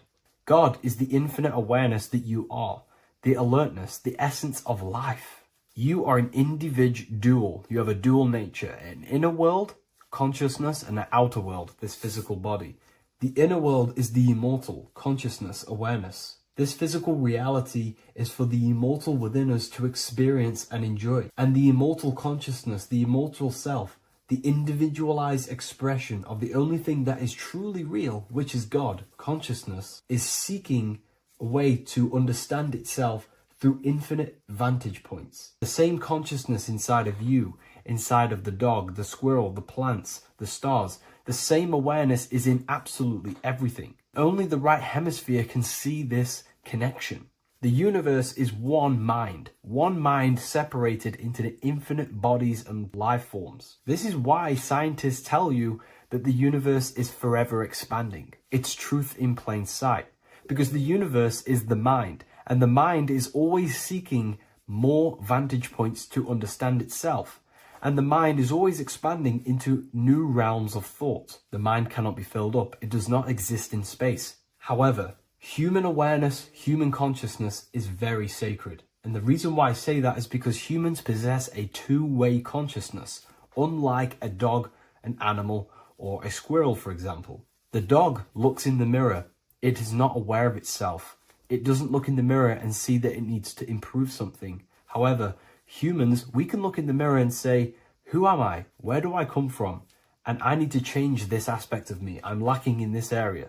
Dogs do not have this awareness. They function only on their immediate surroundings, on survival and instinct. Human awareness is special because we have the ability to reflect on the self.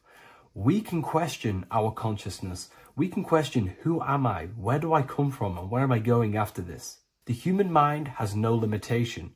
We can surpass our animal nature and rise to a godly nature. This is the whole purpose of reaching Christ consciousness, which is just an ideal consciousness where we have control over self and we know who we truly are. Humans have been given the tools to awaken. Our five senses are locked only to perceive the physical world, but the mind holds the gateway to understand the unseen aspects of reality. The mind holds the secrets to the universe and consciousness. We just have to study ourselves to understand God.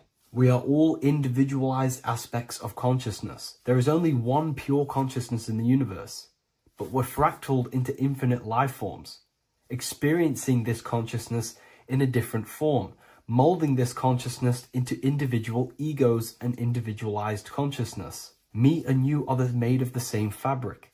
However, I have thought different things, believed different things, experienced different things, which has conditioned my consciousness to be my own individualized aspect of God. And that's what makes me, me, and you, you. God is the creative power within us to turn thoughts into physical reality, to create things. We are a creator. Each one of us is a miniature earth, creating and building in this physical 3D reality. Our consciousness holds power over the 3D reality. We can mold it and create anything we wish. However, we have been conditioned to live like an animal, living in our animal nature, eating, surviving, lusting, and these low-level desires keep us trapped from figuring out our creative power. This is why the ancients always depicted God inside of the brain. Even in ancient Christian artwork, William Blake, Anton Raphael, all depict God inside of the brain. Why is this? Because God is our creative power. The spinal column acts as a type of ladder of consciousness. If you just think about sex and act on sex, eating, consuming, and living in a survival animalistic state, then your consciousness is functioning on the lower end of the spinal column, where your reproductive organs are and your gut organs are to consume food. In order to activate the God within us and to us to truly know God, we have to be aligned with the God consciousness. We have to unlock the God within us so we can truly actually experience God and understand it. However, God exists beyond our personal consciousness, beyond our human identity. In secret societies, satanic rituals and satanic societies, they are seeking a way to escape the human identity through ritual work, meditation, and trance-like states. A trance-like state is like the state that you enter just before you fall asleep. where there is no thought present in your mind, because you are not the mind, you are the observer, you experience the thoughts. And when we escape the human identity through rituals, meditation, or trance-like states, we can actually experience beyond the veil of this material world. However, satanic rituals do this in a negative way. Satanic rituals include ways to make the human mind tap out by pushing the human minds to the limit through pain, suffering, and even torture, to allow the mind to pass out so you can temporarily pass on the veil of the physical world and escape the limitations of the human identity and the human thinking mind. Now, you do not have to do it this way. You can experience the divine and beyond your human identity through many different ways, such as deep meditation, rising above your thoughts, and setting 3 alarms, one for 6 a.m., one for 6:30, and one for 7:30. And when you wake up at these times, what you need to do each time you wake up is allow your mind to stay awake but your body to fall asleep. And you will enter this trance-like state. And you can gain ideas, experience lucid dreams, and maybe even astral project. All of these rituals in secret societies and satanic societies is all about escaping the human identity and experiencing the divine planes beyond the physical. To wrap all of this up, this is all about consciousness. Consciousness is the infinite awareness of the universe, just fractaled into separate bodies. And this consciousness is seeking a way to understand itself in infinite angles and vantage points. And religion was made to cut off your connection to the divine planes beyond this world and beyond your self-identity. Therefore, if you want to know God, you have to study the attributes and qualities of God, such as geometry, numbers, consciousness, the mind, the subconscious, human anatomy. All of these things are aspects of God. We have to study ourselves and study nature so we can see God. God is the infinite awareness of the universe. If you love this video, please leave a like and share it with a friend. I'll leave a link in the description for the Book of Wisdom, Volume 2.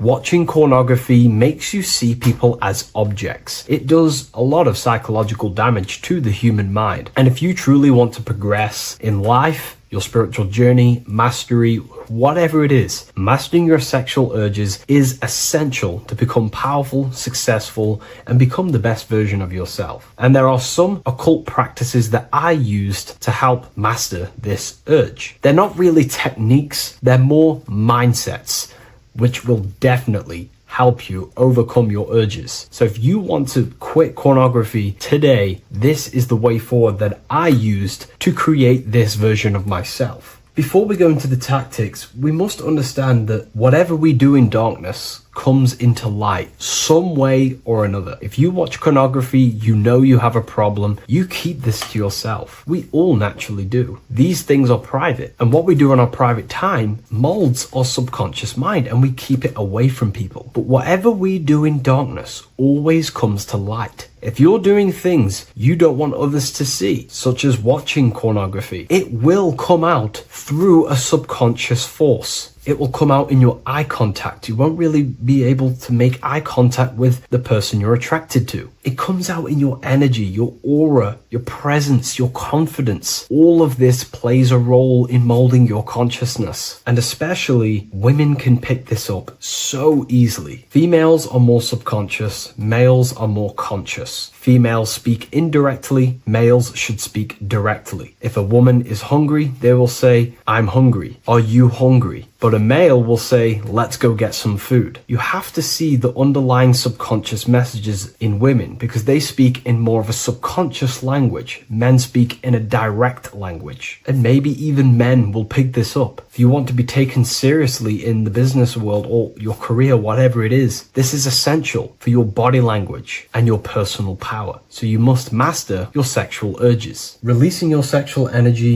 your sexual fluids, removes the life in your eyes. A lot of people get dark bags underneath their eyes. I used to have them years and years ago. My eyes were always half shut. There was no life in my eyes. But as you purify yourself, the life and the energy comes back into your glaring eyes. The first tactic on mastering your sexual urges is understanding that thoughts produce emotions. Whatever we think about inside of our mental body directly corresponds to what we feel in our emotional body. What we see here is a piece of alchemical artwork showing you the light of the mind shining down into the heart. This represents the mental body with the clouds. This represents the human heart, the emotional body of consciousness. What we think about, if we think about sex, or if we watch things that are stimulating to us on Instagram, TikTok, that thought goes into the mind and the feeling gets then produced in the heart and the body becomes aroused. What we think inside of our brain becomes emotional energy in our heart. As above, so below. And what becomes in our heart is what we take action on. We take action on emotion. Human action, human behavior pretty much comes down to what we feel. We only act on what we care about or what we love. If you love that feeling of watching pornography, that is the reason why you're taking the action. So keeping this in mind at all times is very important in your journey of self-mastery. What you think is what you feel, and what you feel is what you act upon. Remove stimulations that can possibly produce that thought of watching pornography. Unfollow the people. Purify your environment so these thoughts do not enter your mind. And if you do become stimulated, remember, thoughts produce emotions. Change your thoughts. Think about something else instantly. The more you think about it, the more you feel, and the easier it is to take action upon it. And the second tactic that I say to myself is that it's all mental. World, the universe, life is all mental. For example, unfortunately, my brother passed away recently. I've never gone through something like this in my life. It's tough. It's horrible. It's not nice losing a loved one. However, if I sit around and focus just on the negative side of that, yes, of course, I'm going to have my moments. But if I just sit there and focus on the negative, it will destroy my life. It will pull me down. The only thing that I can do to benefit from this situation is to become a better family person out of this. Become more loving. Spend more time with the people who mean a lot to you. You can always change and transmute the mindset of every situation in your reality. There's a famous saying I like to say, if you can change it, change it. But if you cannot change it, change the mental attitude towards it. Never just sit there focusing on the negative side of reality. This helped me with mastering myself watching pornography. It's all mental. You hold the power over the mind. And the next tactic is probably the best one ever. And I still use this today in everything in my life. Before I make any decision in life, I always say to myself, what is the effect of this cause? Is that effect going to push me towards who I want to be? Or is that effect going to pull me away of who I want to be and become and where I want to go in life? If the effect is not pushing me towards who I want to be, I will not take the action which is the cause. Consciousness cannot escape the law of cause and effect. It is an immutable,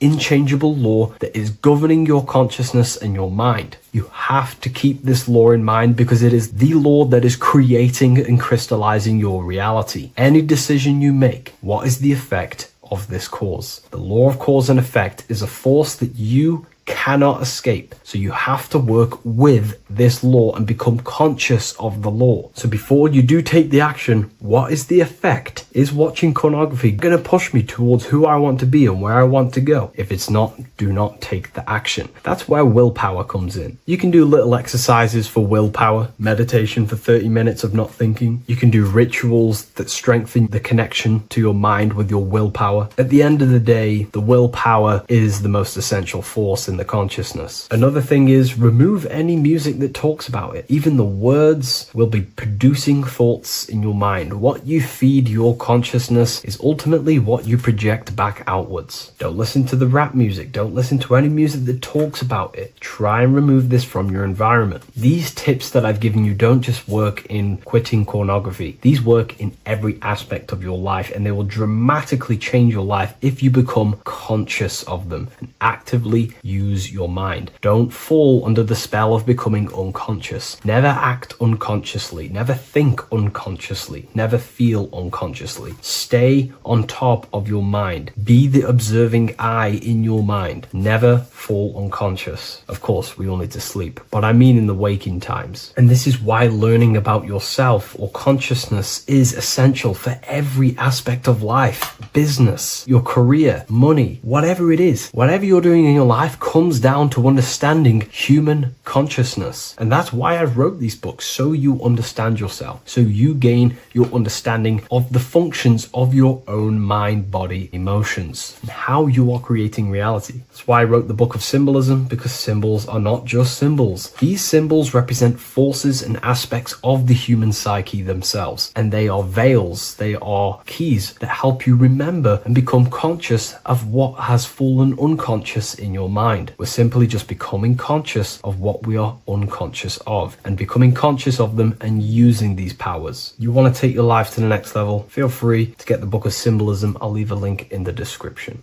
Take care, everyone. Neo is plugged in on the back of the neck, which is the reptilian brain stem. The reptilian brain is all to do with survival mode, survival state. It's always scanning the environment for safety, whether that's physically, emotionally, or mentally. It does not think. It is instant. For example, do I smack the guy or run off? If something happens to you, like a car's coming really quick to you, you do not think about this. The reptilian brain is the animal instinct that will instantly move your body on the instant reactions. Hence why it's the closest brain to the rest of the body.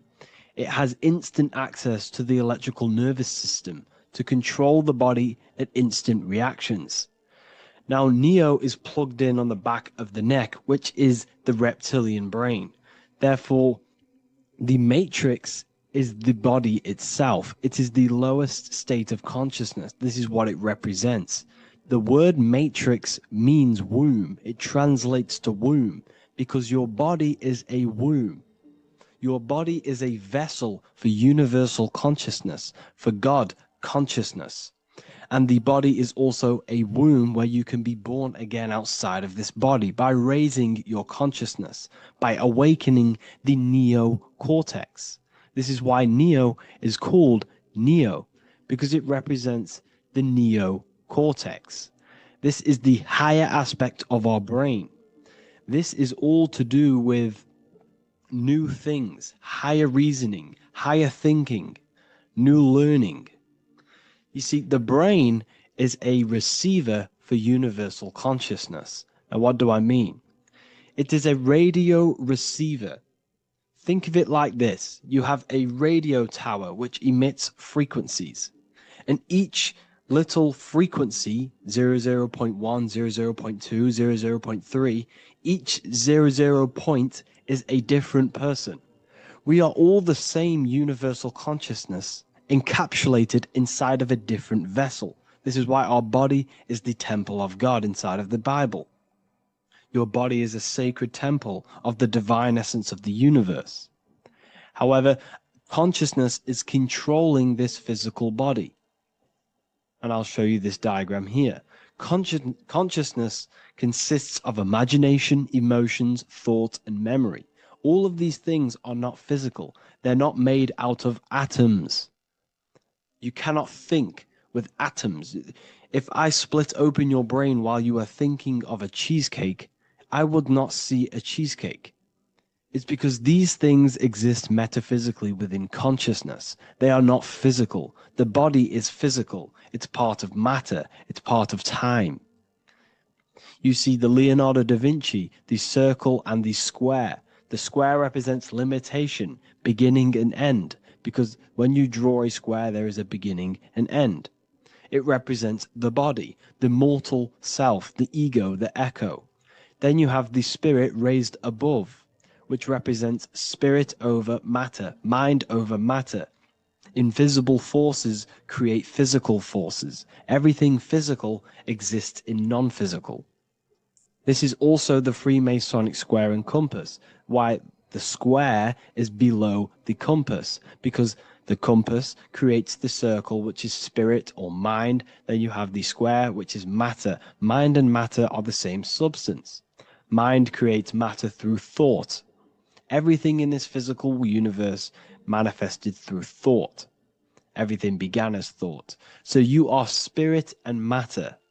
You have a material body and a spiritual body. And you are right in the middle. This is why humans are very, very important. Because we have an animal nature, the reptilian brain, and a higher consciousness, the neocortex.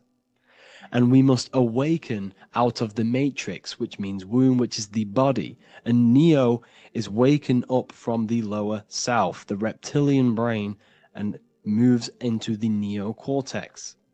Because the brain is a radio receiver for consciousness. Now, what do I mean?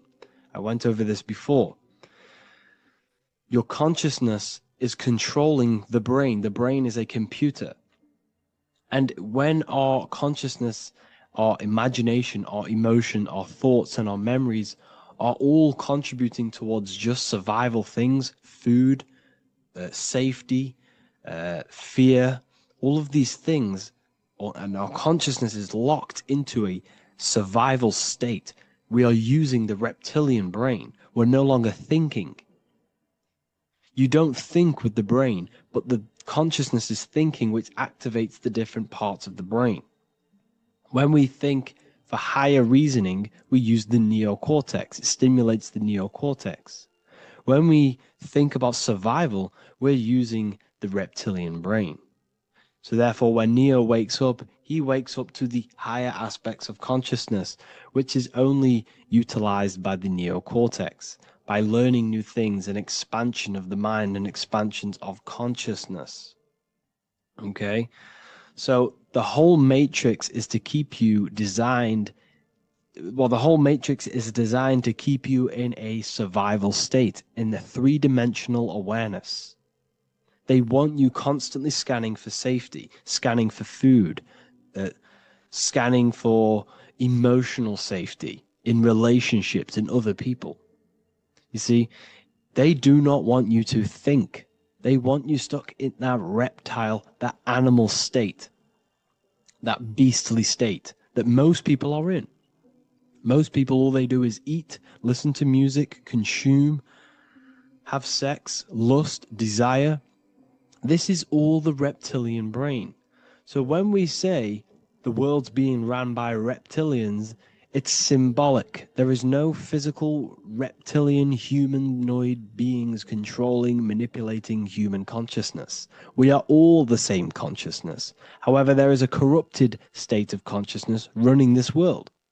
And this consciousness worships the physical plane.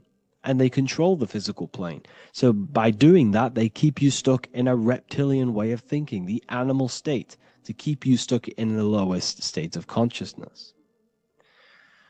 Now, this is the god Osiris, which represents the reptilian brain. None of the Egyptian gods ever existed. They are all symbolic for the brain and anatomy of the human body. Osiris represents the reptilian brain. As you can see, this anatomy compare to the brain stem and Osiris statue found in Egypt. And we also see an ancient artwork of Osiris with green skin and two reptile crocodile alligators next to him, which also symbolizes the reptilian survival state of human consciousness and the activation of the reptilian brain.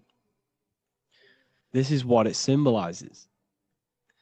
Now, this is what the Matrix is all talking about. It's talking about the awakening, the expansion of consciousness. The word divine is dive in because you connect with the divine by diving inward. There is no man in the sky going to save you. You must connect with the self. Know thyself. Truth comes from within.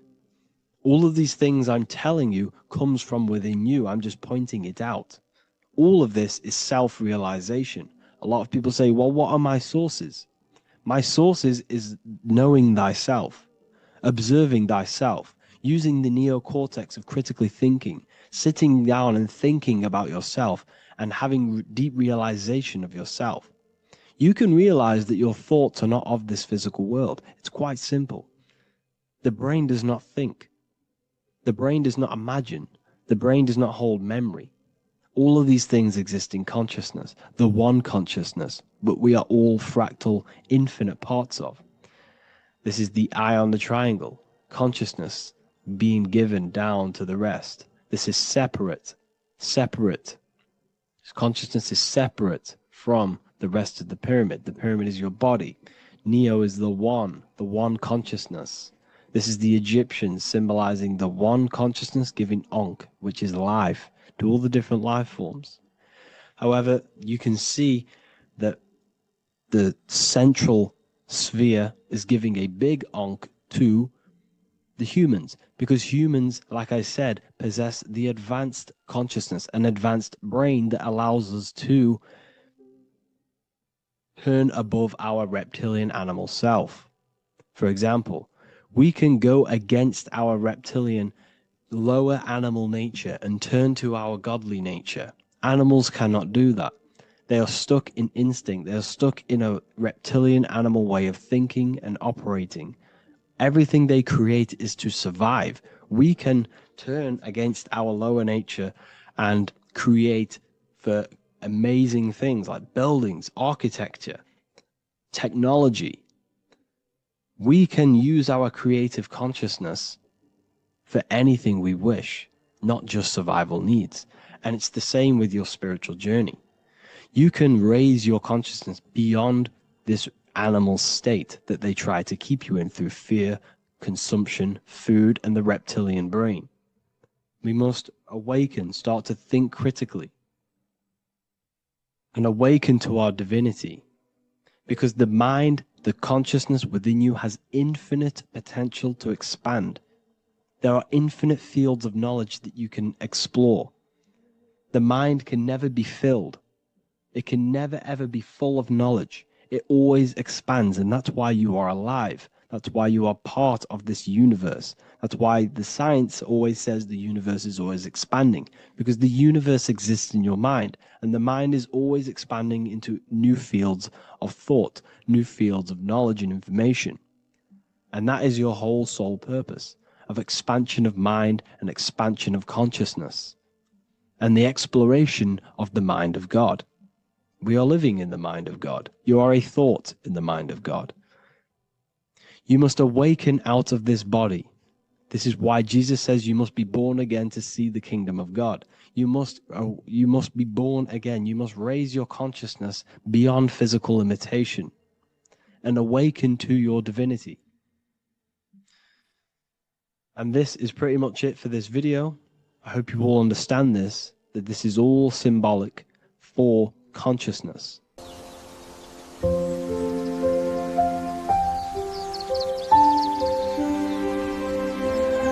bookofwisdom.com. Visit today.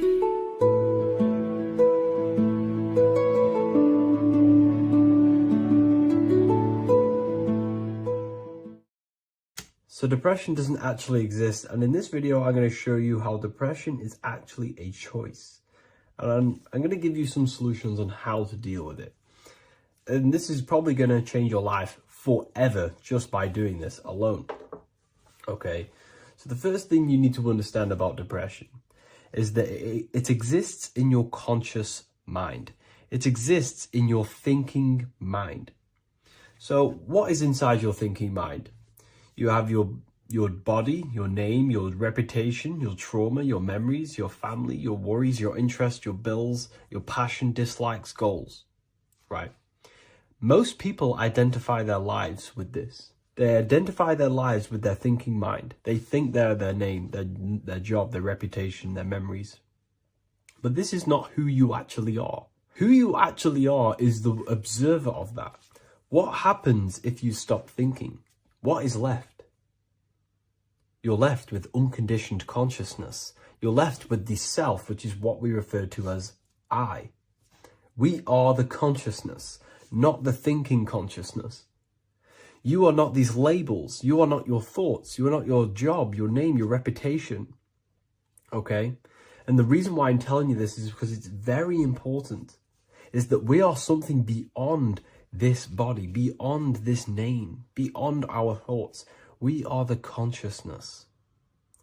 So depression exists inside of the thinking mind, the conscious mind. Okay? So if you want to get rid of depression, you must learn how to escape the thinking mind. And not only just escape, but that's step one. In meditation, you do meditations, right? We sit still and we have to learn how to control the mind and turn off the thoughts. And when we turn off the thoughts, depression goes out the window because there's no thought present in your mental field of consciousness to be depressed. Okay? You must understand, who is the one suffering from the negative thoughts? Who is the one suffering? Your mind is not suffering because the mind is producing the thoughts. Your body's not suffering from the negative thoughts. You are suffering. And who is you? You are a soul. You are that feeling. You are that person beyond the thoughts, beyond the feelings, beyond that. You are the one experiencing. You are that. Meditation gives us the ability to turn off the thinking mind. This allows us to escape our thoughts. Okay? And it gives us, over a long period of time after meditation, you'll be able to turn this switch. And this switch will be able to turn off your thoughts. And by doing this, we will be able to control our conscious mind directly by the hand. So when you notice yourself gaining them negative thoughts, we can then turn off the switch of turning off the conscious mind and rising to our authentic self and knowing the thoughts are just illusions. Now, let me tell you something that's very powerful. Most of your thoughts are coming from beliefs. Most of your feelings are coming from beliefs. So if you have a feeling of lack, this is coming from a belief that you don't have much. If you are feeling alone, this is coming from a belief that you are alone. So what we must do is restructure ourselves. We must restructure the subconscious mind. And we do this in many different ways. We can do this with meditation. We can do this with visualization, visualizing our desired reality as if we are living it. We can do this with affirmation. Now, a lot of people think, oh, I'm trying to speak something into existence with affirmation. No, you're not using vibration to try and change reality with what a lot of these new age people will teach you. Vibration, your words will not have much an impact on reality. That's the truth. But what they do have an impact on is reprogramming and recrafting and refining your mind. If you repeat, I am wealthy all day long, your subconscious mind, that word will be lingering inside your subconscious and you will start to mold that into your conscious. You'll start to be consciously thinking about this. Most of your thoughts are coming from your subconscious. So if you want to get rid of depression, you got to figure out the trigger. What are you depressed about? What are you feeling? What are the beliefs that are making you feeling and thinking this way? And that's what you must restructure. You must restructure your subconscious mind through visualization, meditation, and affirmation. You do these all the time. You do these every single day, and you will slowly, if not surely, restructure your subconscious mind. While by doing the practice of meditation, you'll gain the off switch as well. Sometimes depression comes from not living in your authentic self. You're not doing the things that your soul is telling you to do. We all know what we should be doing at all times. I don't care what you have on. We all know we should be doing something. We all know that we have there's a higher aspect of our mind that tells us, oh, we need to be doing this, but I'm actually sat here on my phone. Oh, I shouldn't be eating this, but I'm doing it anyway. There's always that higher voice. And that is the voice that has to be connected to. And when your body's not acting out the voice of the soul, then the soul becomes sadder, and suffers more and more and more. There has to be a connection between the soul, the mind, and the body. They have to work in unity. Okay? So I hope this video helps with depression, with whatever you're going through mentally.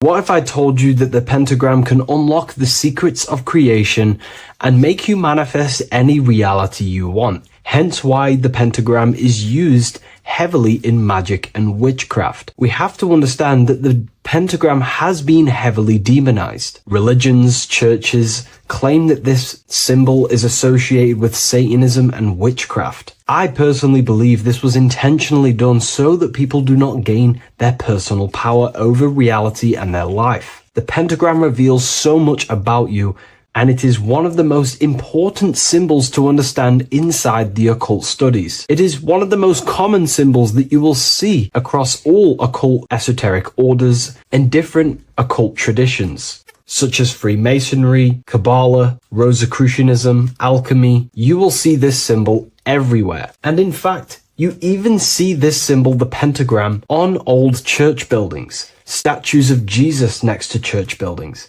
You will see this symbol used by Christianity itself, which is very contradicting about the church. But I'm not here to tell you to think anything. You can simply take this information with a pinch of salt and see if it benefits you. The pentagram used by the early Christians was said to symbolize the 5 wounds of Jesus on the cross. But this goes much deeper in an esoteric explanation. The pentagram ultimately represents the 5 elements of creation. All creation falls within these 5 elements. We have spirit on the very top, then you have air, water, earth, fire. This is the correct placement and order of the elements. Air is always on the left, water is always on the top right, earth very bottom left, fire bottom right, and spirit placed on the tip point of the pentagram. It's a 5-pointed star drawn with one continuous line. But this actually reveals much deeper things, and we're going to be going into how to use this symbol for magic and creating your reality towards the end of this video. But now we're going to give you a basic understanding of the pentagram. It's showing you the 4 physical elements symbolized as triangles and spirit symbolized as a circle. The 4 physical elements are made out of the base element, spirit, or what the ancients call ether. Ether is the underlying base of all physical matter. This is the substance that animates physical matter with life force. All physical matter has its origin in the etheric substance, or spirit, what we want to call it. It is simply the life force that animates the physical thing. However, if we go deeper onto this symbol, it also represents something personal to the individual who wears this symbol. If you wear this symbol, you're basically saying you're putting your divine nature over your material nature. Your divine self is in control of your material self. You put your spiritual needs before your physical desires and needs. Hence why the spirit is on top, looking down over the 4 physical elements. The circle is continuous, one line, eternal, no beginning, no end. The triangle has beginning and end and points. You can see the beginning and the end when you draw it. On a deeper level, this is pretty much showing the process that symbolizes the structure of the macrocosm, the universe itself, showing how the invisible spiritual planes condense and crystallize into the visible physical world, spirit turning into physical reality. But if you wear this symbol, you're basically saying, I put my divine nature over my material nature, showing that your spiritual nature rules over your earthly existence. You put your spiritual needs first. If you see this inverted, it is now the opposite, placing spirit on the bottom, basically saying, I desire the physical things over the spiritual. But what exactly is your spiritual nature? Well, your spiritual nature is simply your internal self. You chase things that are immaterial, such as knowledge, love, experience, expansion, gnosis. These are the qualities of spiritual things that the spiritual person likes to chase and desire, instead of desiring the things that are temporary in the material world and never actually lead to fulfillment. True fulfillment is by chasing spiritual things. God, the nature of creation, the self, gnosis, knowledge. But if we go even deeper, this symbol ultimately represents how reality is created. Hence why this symbol is heavily used in Kabbalistic magic and so-called witchcraft. We are all magicians. Each one of us are creating reality. There are just certain ways you can actually create reality by becoming conscious of them. By becoming conscious of the elements and the qualities of the self that actually create your experience in your life in the present moment. If we look at the pentagram, we see that when you draw a pentagram, it is one continuous line. It is one expressed in 5. The order of the elements are very important. Spirit at the bottom, fire at the bottom right, and so on and so on. Because this is showing you the descent of the spiritual into the material, the invisible crystallizing into a material reality. As you can see when you start to draw the pentagram, you see spirit at the very top. You're descending down to fire. Fire is the closest element to spirit. Hence why in magic and witchcraft, people like to use candles. So you're descending first into fire, then into air, then into water, then into earth, then back into spirit. Because of course, the cycle of creation unfolds itself. When you die, you return back to spirit, and then you reincarnate yourself back into physical reality if you wish and desire to. Everything is under this process of matter spiritual. In the daytime you wake up, you're in your material body. When you go to sleep, you enter your astral spiritual body. Everything's in this continual process, renewing itself in spiritual, then material. But the reason why this is associated with magic so heavily is because each one of these elements corresponds to a different body of consciousness, a different vehicle of consciousness. Consciousness has many different vehicles it uses to create the tangible self, the physical reality. For example, consciousness has a spiritual nature. The spirit element in this case symbolizes the emanation, the descent of the one power, the one force that we are all using. Each one of us is using this one power, the power of the source consciousness, unfolding its creation in the present moment. This represents the source, the emanation, the descent of this continuous flow of energy through us that we are tapped into, like a live stream in the present moment. This descends first, the force descends into fire. Fire symbolizes the willpower, will. In this aspect or vehicle of consciousness, the will is the being that directs intention, initiates action, shapes reality through focus, determination. It sets direction, holds intention, projects a desire into form, and aligns your inner world with the outer creation. The will comes out of the force, spirit. Then the will goes with intention to air. Air symbolizes the mental vehicle of consciousness, the mind, the psychic man. The psychic aspects of your consciousness is thinking, imagination, mental images, logic, using the thought or the mental vehicle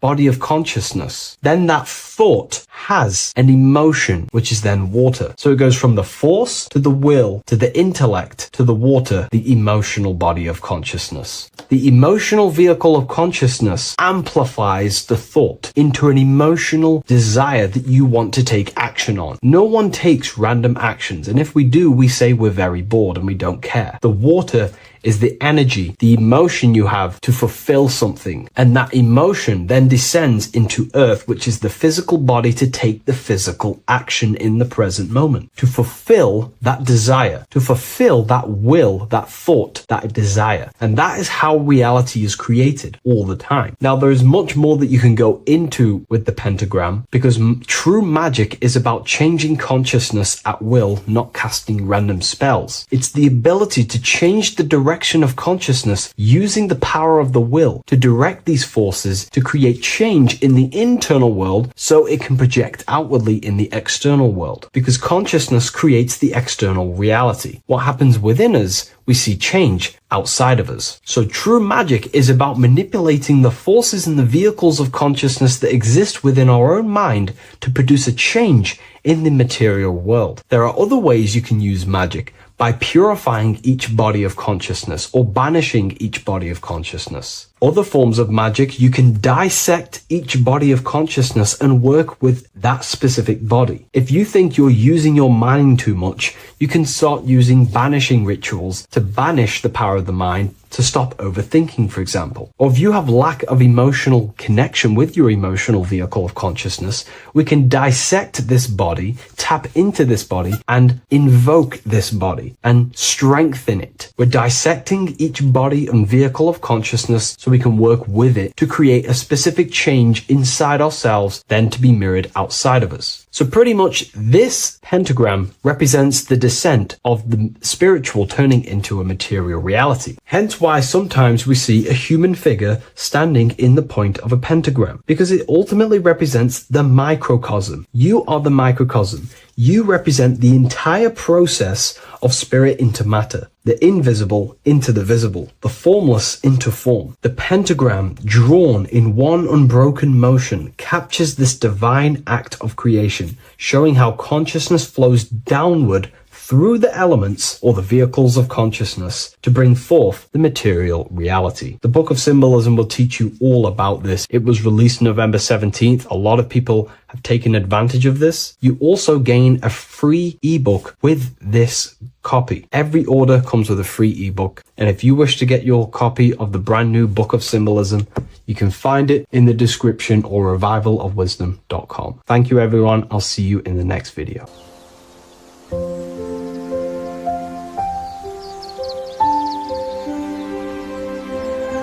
bookofwisdom.com. Visit today.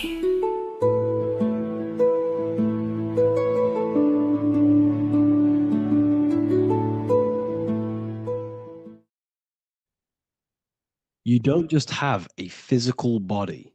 You have a physical, mental, spiritual, and emotional body. Each one of these aspects are a body of its own. Body does not just refer to a physical substance. You have a mental body for thinking, an emotional body for your emotions, a spiritual body for your energy in your astral form, and a physical body to encapsulate all of these. Each four of these aspects are essential for the human experience and essential to balance. Now, today we're going to be syncing the four aspects of your consciousness with the four seasons and the four elements and how this ties into the Bible. So we have four physical elements. We have 5 elements in total, spirit being the most important, but spirit is pure invisible. We have 4 physical elements. We have air, fire, earth, water. Earth and water are feminine. Air and fire are masculine. Air and fire are active. Water and earth are passive. The air corresponds with the mental body of consciousness. This is where your intellect, this is where your communication, this is where your thoughts, intuition all comes from. This is the mental body of consciousness that allows you to think, allows you to process, figure things out, and have intellect and gain knowledge. This is your intellectual aspect of your consciousness, located in the head region. We have a fire nature, a spiritual nature. This is our astral body. Our astral body is all to do with the subconscious realms, the higher realms of consciousness. This is the body that allows us to be free from the physical body. Our spirit is more of our energy. Water is our emotional body. This is what allows us to feel things, that allows us to gain intuitive feelings of conscience. So emotion allows us to understand what is right and what is wrong. When we feel something bad, we know that this is wrong. When we feel something good, we know that we are doing good. Emotions are a creational force that allows us to feel certain things to bring them into existence. Our emotional body is a creational force and should not be reactive, and they should be controlled. Most actions are stemmed from emotions. Actions bring thought into physical existence. Emotions are the driving power. They are what drives your actions. The thought, then the emotion, then the action. Earth is your physical body. This is your physical state that allows you to take mind and emotion into action. into fruition, into physical matter. This is what your physical body allows your consciousness, your soul, to interact with the physical world and bring things into physical existence. The physical body, the physical world, is an outcome and an effect of the thinking mind. All physical substance comes from the thinking mind. The pen, the phone you're holding, the microphone I'm speaking into, all began as a thought in the thinking mind, then it was brought into physical reality. Earth is the most dense. So it goes in this order: body, emotions, spirit, mind. The higher you go up, the more lucid and fluidic it becomes. The lower you go down, the more dense and dull it becomes. Air is the mind, fire is the spirit, water is the emotion, earth is the physical body. So this is why you are a microcosm. You have these four things within you. You contain of these four elements, which correspond to the four bodies of your consciousness, the four bodies of the soul. You are the soul. You are the spirit. So this is why in Theologians 4:17, it says, caught up together with them in the clouds to meet the Lord in the air. You don't meet God or the Lord in the physical air, in the clouds. This is clearly a parable. A human being cannot go up to the clouds and meet a mystical man in the clouds. This is obviously a parable, a metaphor. The air is your mind. You must raise your consciousness beyond the body, beyond the emotions, beyond the spirit, and enter in the mind during meditation, turning the mind inward to connect with the Lord. The Lord is the highest aspect of your consciousness, the one that exists beyond the physical body, beyond your emotions, beyond the thought. So you meet the Lord in the air, in the mind. The mind represents the air. This is why in America there's a saying called an airhead. You're an airhead. This means that you are stupid, or you don't think, or you have nothing in your mind. You have nothing in your head. When someone's very stupid, you call them an airhead, because air represents the mind. The air is elevated. The air is invisible. The mind is totally invisible to the human eyes. It is a metaphysical substance. In fact, it's not a substance at all. It's so fluidic. It's everywhere. The mind can be everywhere at all times. It can be anything. Nothing is impossible within the mind. Now, this is synced with the four seasons. The four seasons represent the four aspects of human consciousness, the four bodies of your consciousness, the four bodies of your soul. The sun is your soul, okay? And the sun travels around four seasons. Summer, when the sun is the most hottest point. Autumn, when the sun starts to move away from the hottest point. Things start to die. Then it goes to winter. This is when everything dies. This is when things enter in within itself. This is when darkness occurs. Then spring. This is the reignition of the sun. This is when the sun starts to bring back the warmth back to the summer. You have four seasons which correspond to the four bodies of consciousness. Fire is the spirit. This is when you are passionate. This is when you are taking action. This is when you are fiery. The sun is blazing. You're taking action. You're very passionate. You're very spirit. You're in the spirit. Autumn is water, emotion. This is when you start to become very reflecting. This is when you start to feel emotional, because in autumn there's lots of water. This represents the emotional body of consciousness. Winter is the mind. This is air. Winter, what happens in winter? Everything enters within itself. The leaves die, the trees die, everything dies and goes within. This is the mind. The mind is the darkness, remember. You close your eyes to enter within the mind. The winter represents meditation. In the winter, what do people do? They stay inside of their house. They research more. They read more books. They become more intellectual. They think more in the winter because we are so we're stuck inside. So we're more reflective, we're thinking more, we're more communicative, we're more intellectual. In the spring, this represents the earth, the body.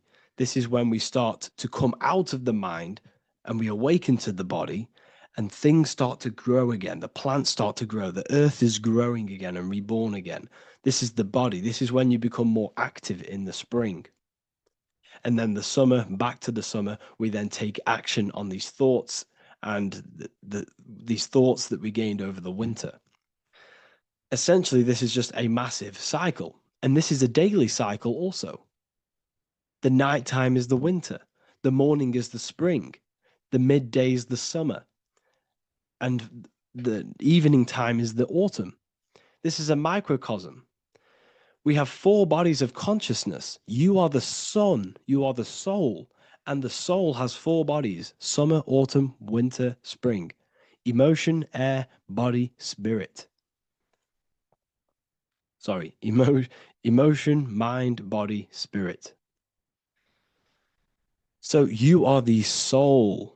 You are the pure essence of consciousness. The sun is your soul in the heart. And the seasons are inside of you because you are a microcosm. Okay? You are a microcosm. The word sun is son. The Latin word for sun is sol, which is soul or solo, because the sun is solo. It's on its own. You are the soul, and the soul has the 4 different bodies of consciousness. So before we move on any further, if I've blown your mind, please, if you can, leave a like, a comment, a share, and a subscribe. Let me know what videos you want me to make in the future. Please drop a like. It definitely will help me. You are a microcosm of the macrocosm. Man is a miniature universe that goes through its own cycles. The seasons of the summer, winter, spring, and autumn do not occur merely outside of him, but within him as well. The summer is within you. You feel different in the summer. You feel different in the winter. You feel, depending on the body of consciousness, it's your soul's interacting with. So the sun in the sky is your soul inside, and the sun goes through these cycles, which is affecting your bodies of consciousness, because the cycles represent your bodies of consciousness. Now, this ties in with the Bible. This is why we have 4 Gospels. This is why Matthew, Mark, Luke, and John are always seen with the 4 different zodiac sign animals or symbols. So you always see each one of the Gospels. If you just type in on Google Matthew, Mark, Luke, and John, type in ancient pictures, paintings or pictures of them, and you will find these 4 zodiac signs are always standing with each one. Taurus, the bull; Leo, the lion; Scorpio, the eagle. An old symbol for Scorpio was the eagle, and a man for Aquarius. Here you see very, very ancient paintings and artwork. Here we see Matthew, the man, Aquarius. Here we see John, the Scorpio. The same here. We also see it on the tarot cards, on the world card. We see the 4 fixed zodiac signs. Here we see it as well. These are called the 4 fixed zodiac signs. Now, when we look at the zodiac, we're no longer looking at the sky, because what you must understand is as above, so below. What is above you is inside of you. What is above is what is below. What is outside of you is within you. The zodiac is inside of you. The zodiac revolves around the sun. The sun is your soul. These are different energies of your soul. Like I said earlier, the 4 seasons are the 4 bodies of your consciousness. And in each body of consciousness, you have these different energetic energies that you can work with. Okay, so this is the true astrology. This is the true astrology, the internal esoteric astrology. You can't find much information on this at all. Very hard to find. So what we're looking at are the 4 bodies of consciousness. Obviously, when you look in the middle of each when we look in the middle of each season, spring, the middle of spring is Taurus. The middle of winter is Aquarius. The middle of autumn is Scorpio. The middle of summer is Leo. These 4 signs are known as the 4 fixed signs.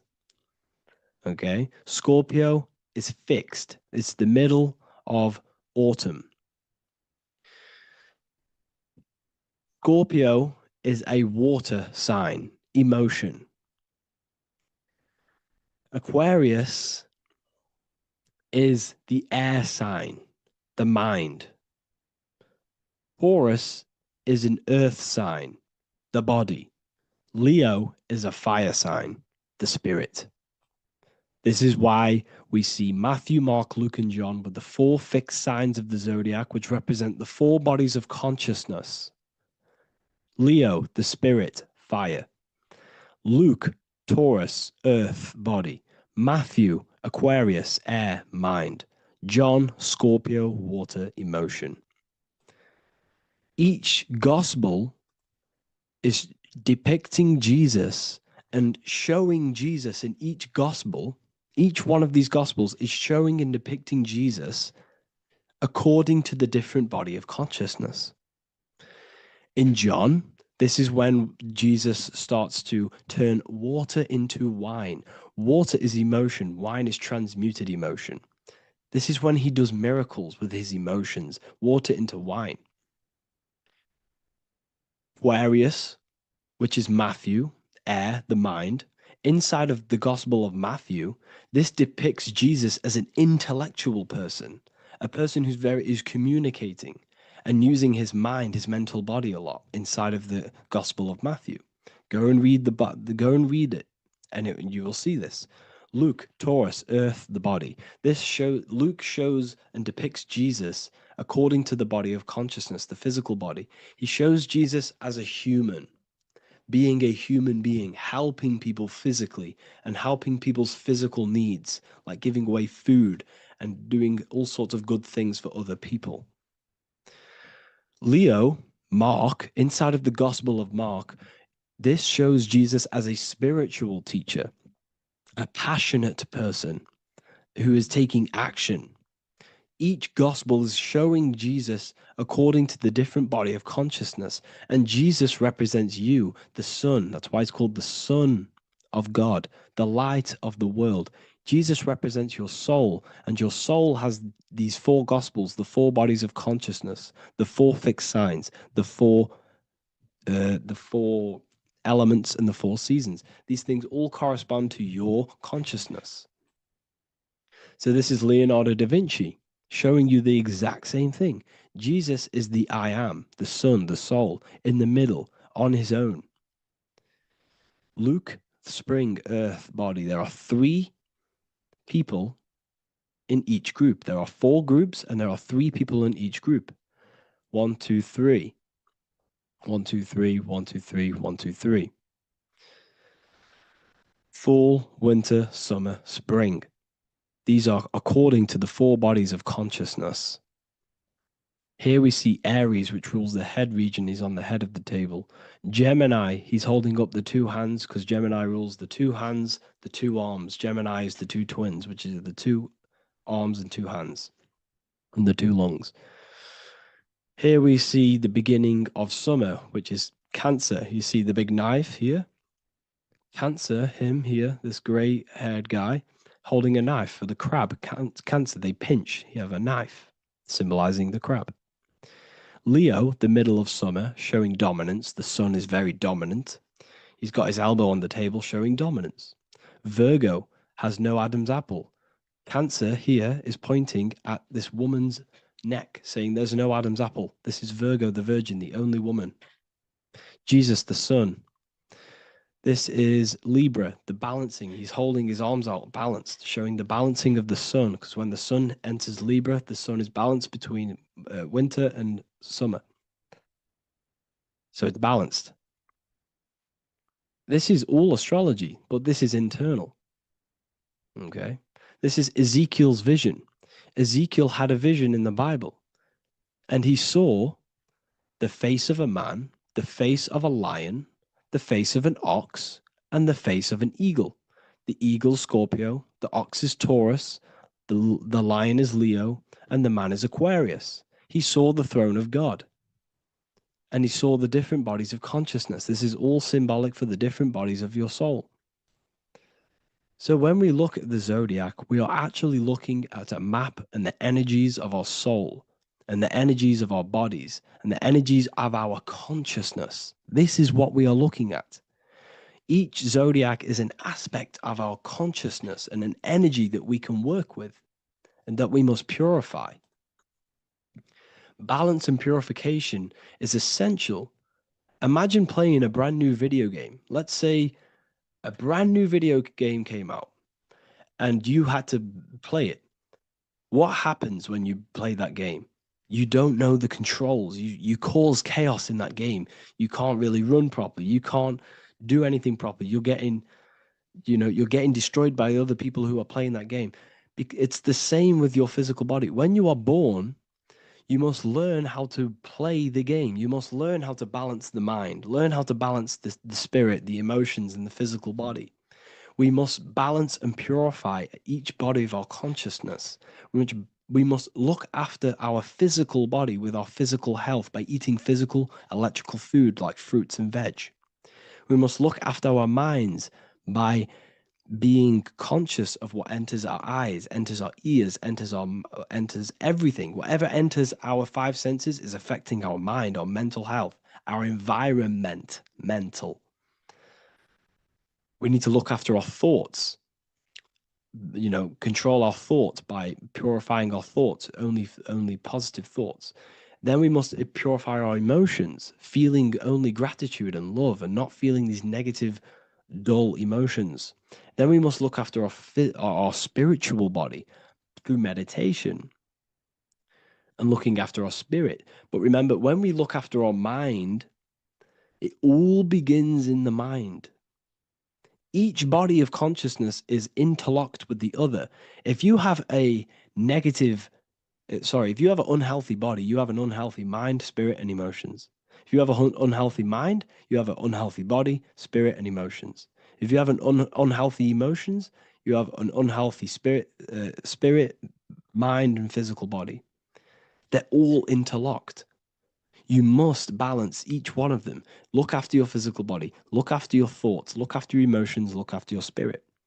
But remember, the mind is the most powerful one. It's mind over matter. Once we look after the mind, because once we start to control our minds and control every thought we think, this will then turn into discipline in our physical body. Because once we learn how to discipline the mind, we learn how to discipline what we eat, we learn how to discipline what we feel, we learn how to discipline our spirit. This is all interlocked, but work on the mind first. Work on the mind first. All of this knowledge is inside of the brand new Book of Wisdom, Volume 2. This is a revolution of human consciousness. If you've read it, please leave a review down below. If you've read Volume 1, leave a review down below. This is the next revolution. I don't see this information anywhere. This is the next revolution of human consciousness. And of course, if you are serious about this and you truly want to gain enlightenment and join an amazing community where you can connect with me on live calls, lectures, the Manifestation Mastery course, you can gain access to my library of over 45 PDFs plus my books. And if you do join the university, you can order a Volume 2 free of charge. All you have to do is to pay for shipping. If you truly take your knowledge serious and you want to take advantage of life, join the university. This is where truth seekers belong. Just want to say thank you all. Please leave a comment. Please leave a like. It's going to help me a lot spread this knowledge to the world. And yeah, share this with a friend and subscribe. Thank you all.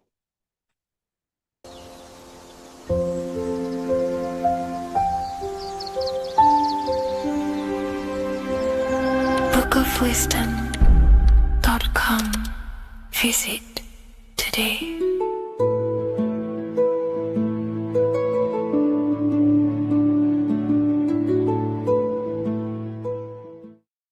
Welcome to Revival of Wisdom.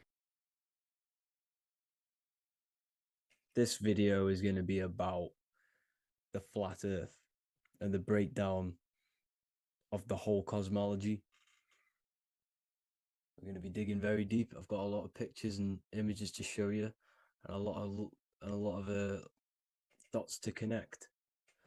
So let's start with the Freemasonry art.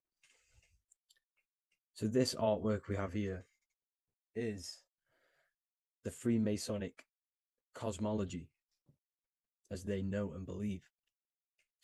So what is it symbolizing? We obviously have to start off with the 4 pillars representing the 4 corners of the earth. The 4 corners with duality. You see, there's everything on earth. There's good and evil. Good, evil, positive, negative. Good, bad. This is the checkerboard. This is what it symbolizes. Okay. Obviously, we have the sun, the moon. The sun gives you energy. It's the anode.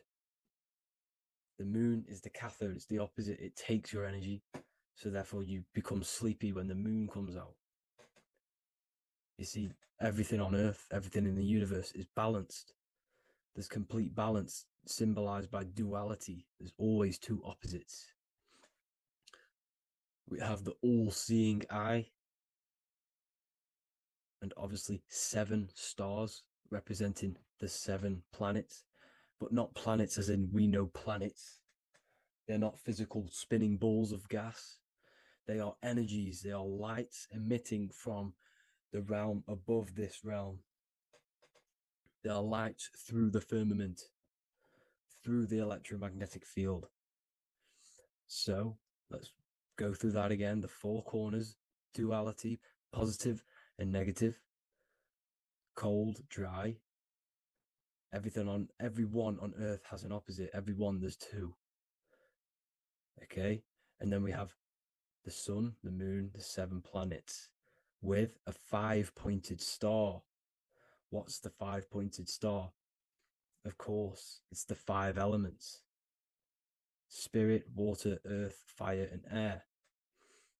Okay, that's what the 5-pointed star is symbolizing, the 5 elements of Earth. And then, most importantly, we have the compass. The compass is very, very important, hence why it's in the center. The compass is symbolizing many, many things. And one of the most important things, but we'll get into that after. We have a boat with water outside of the earth. So we have a boat on water, symbolizing the waters separated by the firmament, the waters above, separated by the firmament from the waters within the firmament, the earth. So this is what it's symbolizing. So the compass, what's the compass?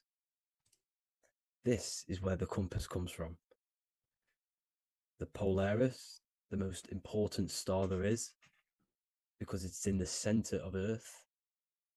The sun, the moon, and the black hole, black sun. Because all creation comes from center, the seed center. Okay, but we'll get into this after. But also, this is a very important Masonic symbol because they use this symbol a lot. This is one of their main symbols, hence why Neil Armstrong has the Masonic ring with the compass on it. The people who supposedly went to the moon, which obviously they faked to push this globe model, because the globe model is based upon fear. Because the globe model, if they can sell you the globe model, they can sell you anything then. You don't know where you actually are. The globe model is to push fear upon the masses, because the globe model means there's not enough resources. There's also risks of asteroids hitting the planet. There's also risks of space extraterrestrial invasions, global warming, asteroids. You see, this is all the fear that they can gain off selling you the globe model. Okay, because they don't want you to know that this is an intelligent design. And also, They're hiding God, the creator, the source. This is why they are satanic. They are opposites. They are lefty, Lucifer, right, righteous, godly. Hence why they do the symbolism on their eyes. 666. This is another famous, what's it called? Sorry. Famous astrologer. Astronaut. This is another famous astronaut doing 666, showing that he's in the alliance of the occult. But even look at their 10th anniversary stamps. They have a Masonic compass on there. Also, the Order Out of Chaos. Order Out of Chaos, double-headed eagle. Okay, the Order Out of Chaos ring, which they wear. So all of these astronauts are in the occult. They are lying to you. They are in with this order, this Masonic New World Order, whatever you want to call it. So let's break this compass down a lot more. Because as I showed you here, the center, okay, this is what the compass is symbolizing.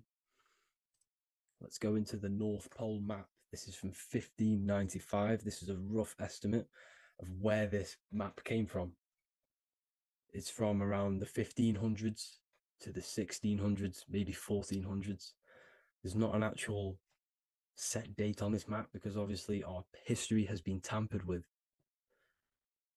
But let's break down this map and the symbolism that they use towards this map, because this map is the map of the North Pole. Okay, so in the center, we have the black rock symbolizing the tower, the pole, North Pole. And what's on top of the North Pole? Obviously, it's Polaris. North Pole and Polaris. Okay, with the 4 islands around the center. Okay, 4 islands around the center. And this is what blew my mind, right? They say that Santa sounds similar. And if you look at this pole that's pointing to the North Pole, you see this line here. So this is obviously from the 1600s. What color is Santa? He's red and white. Just like this map pointing to the center is red and white. And Santa comes from the North Pole. So it's not a coincidence that they use red and white. They're mocking this map because obviously they took over after the 1500s, 1600s. They took over around the 17, 1800s. So they're mocking this map with Santa coming from the North Pole with this red and white line to the North Pole. Notice the 4 islands. Okay. Like windows, their symbol, they obviously in the occult, they're part of the New World Order, is symbolizing these 4 islands with the blue behind it for the water. Okay, so this is another occult logo. They're symbolizing this center because the center is so important. Okay, we'll get into that. Also, we have the Mayan cosmology. This is the Mayan cosmology. This is what they created. This is their artwork, with also 4 major lands around the center. You see this 4 with green in between them all. 4 major lands with the underworld. You see this underworld is also symbolized by the Masons with the coffin of the skull and bones, the deceased, the dead. Okay, so this is also mentioned in the Book of Enoch. Okay, and it's called Sheol. Sheol, the underworld. Okay, and in the Book of Enoch, it says all spirits of the dead go to these hollow places, that they all wait until their appointed time of judgment. And it also says in the Book of Enoch, there are 4 hollow places underneath. 4 as above, so below, representing the 4 islands. As above, so below. That's where that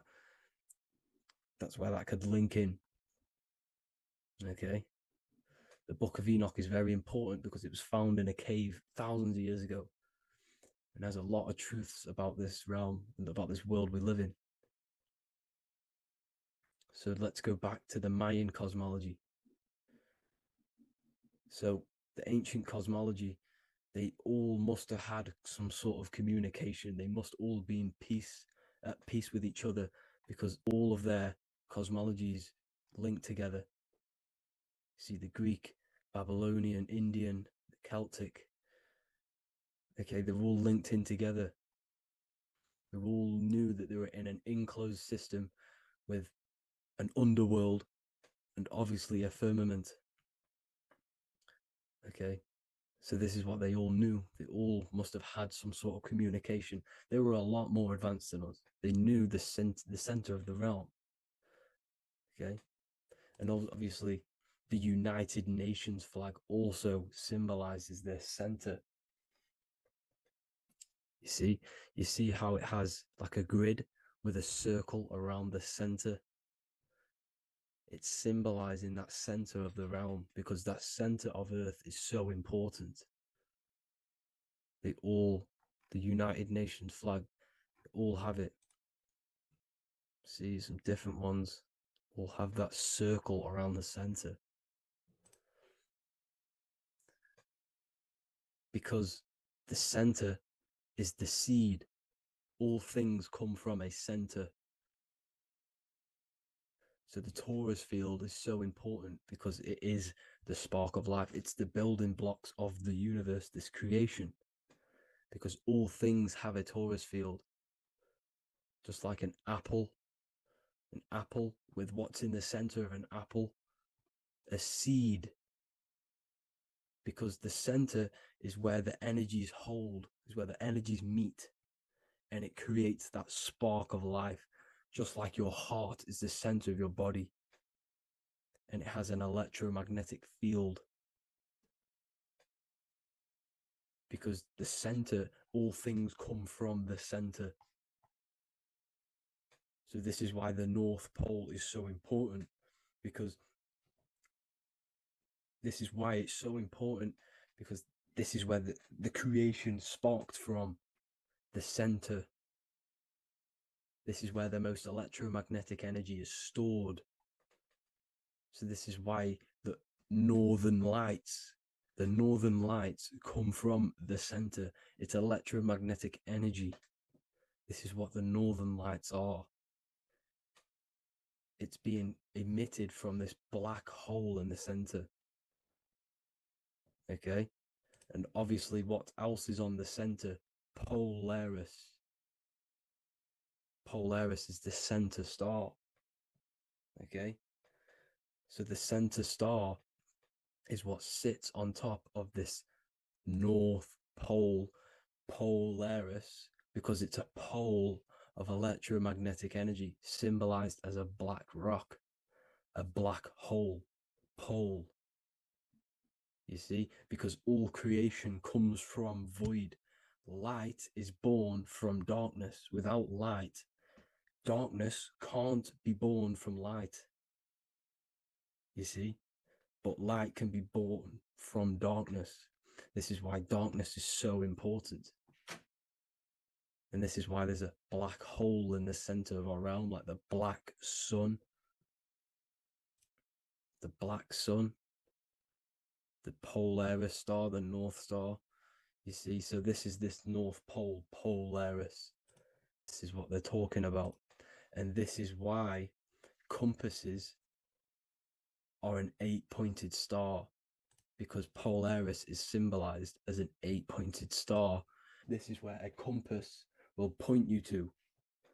It will point you to that center. So notice how a compass has this black hole in the middle. You see?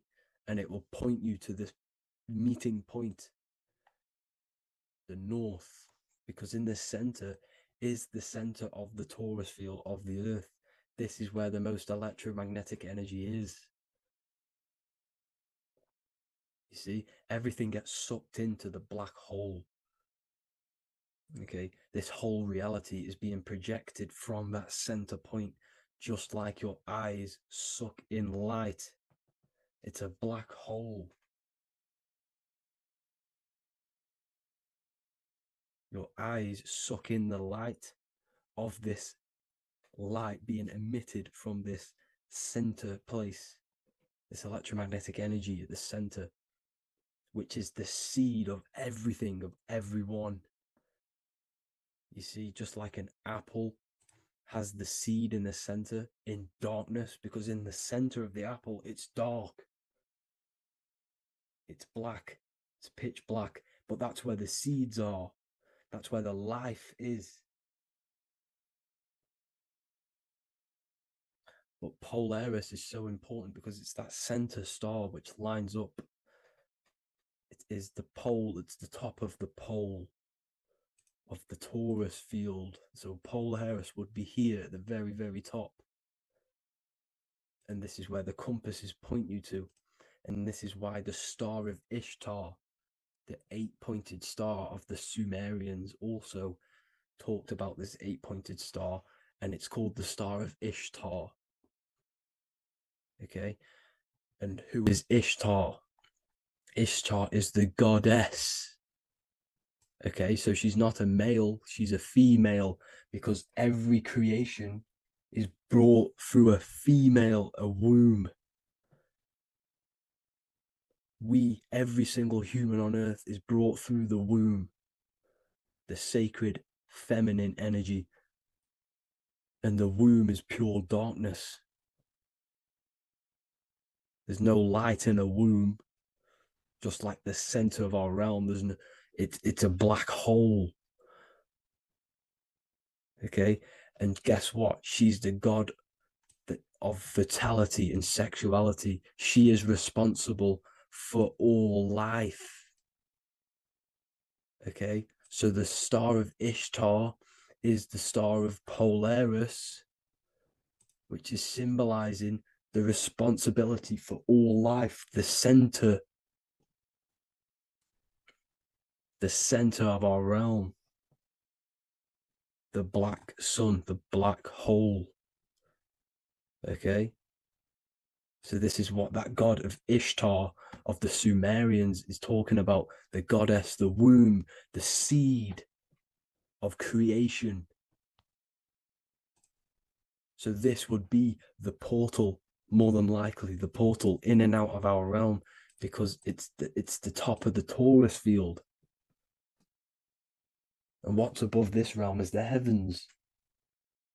So this is where you get sucked in from the heavens. Your soul gets sucked in and brought onto this plane of existence called Earth. These are some space NASA symbols. Look how much Polaris symbolism there is. And notice how it's at the center.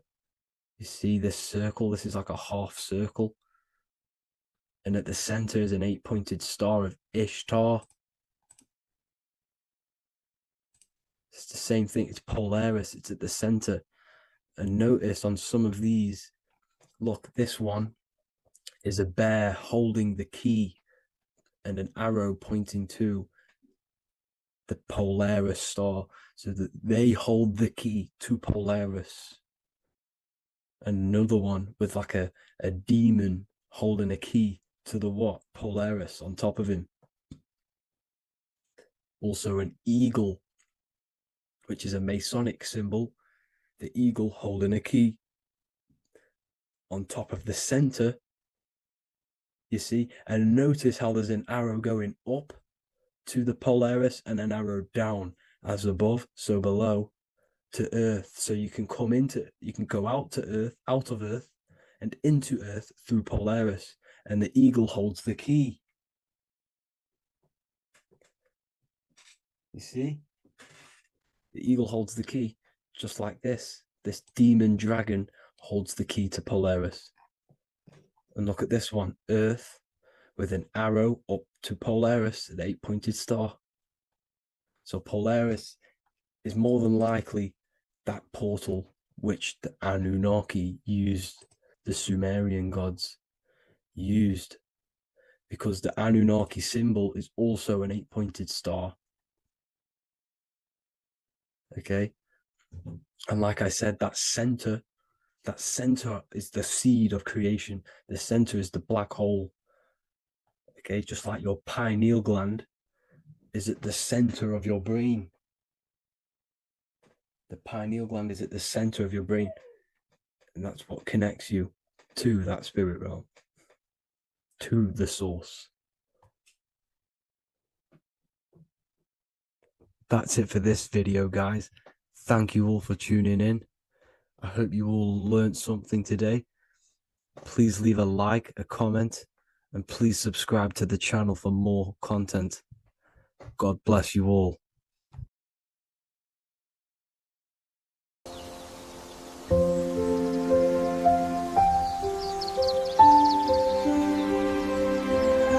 bookofwisdom.com.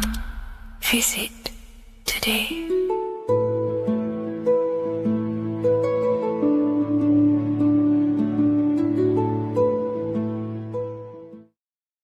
Welcome to Revival of Wisdom. Welcome people. We're back with another video. Please make sure to hit that like button, subscribe, and turn on notifications to never miss a video. The Earth is a giant torus field consisting of a positive and a negative pole. The Sun being the cathode with a positive charge and the Moon being the anode with a negative charge. This is why the Sun rules over the day, giving you lots of energy, and the Moon taking your energy from you, making you go to sleep. Now, the plane that we live on is called the plane of inertia, and at the center of this plane of inertia is the North Pole. This is where the two electromagnetical energies meet. Now, this is where the most electromagnetic energy is stored. This is why all compasses will point north, because it's the most magnetic place in this reality. So the Sun and the Moon is spinning around this center point, which is stirring the ether of this reality and making everything move in circles, meaning this is a cycle. Everything's recycling itself. It's an organic simulation. The ancients also knew about this sacred land at the center of this reality, known as the North Pole. As you can see on this map from the 1500s of the North Pole, you can see 4 islands around this center black rock. Ancient civilizations like the Mayans, the Buddhists, and ancient Chinese also depict these 4 islands. The endless symbology of these sacred lands at the center has been going on for thousands of years. These sort of secrets are now kept by the elites, but as always they have to show the truth in plain sight, and this is what they are doing with the Windows symbol and also the Wizard of Oz. Now in the Wizard of Oz, as you can see, there's something called Munchkin Land. Munchkins are these unusually short people. Then on the ancient 1500s map, it says Pygmy. And then the Pygmy people in mythology are also these unusually short people. Just like Santa and his elves, they come from the North Pole. And elves are these unusually short people. These stories that we are told about Santa and Munchkins are putting truth in plain sight about this sacred land. This sacred land at the center of the earth is where the aurora borealis comes from and is being emitted from this black hole in the center, also known as the black sun. The aurora borealis is the earth's aura, hence why it has the word aura inside of it. It is the life-giving essence to all life within this realm.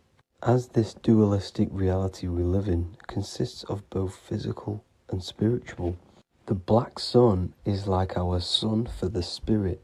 It's our spiritual umbilical cord, connecting us to the spirit realm.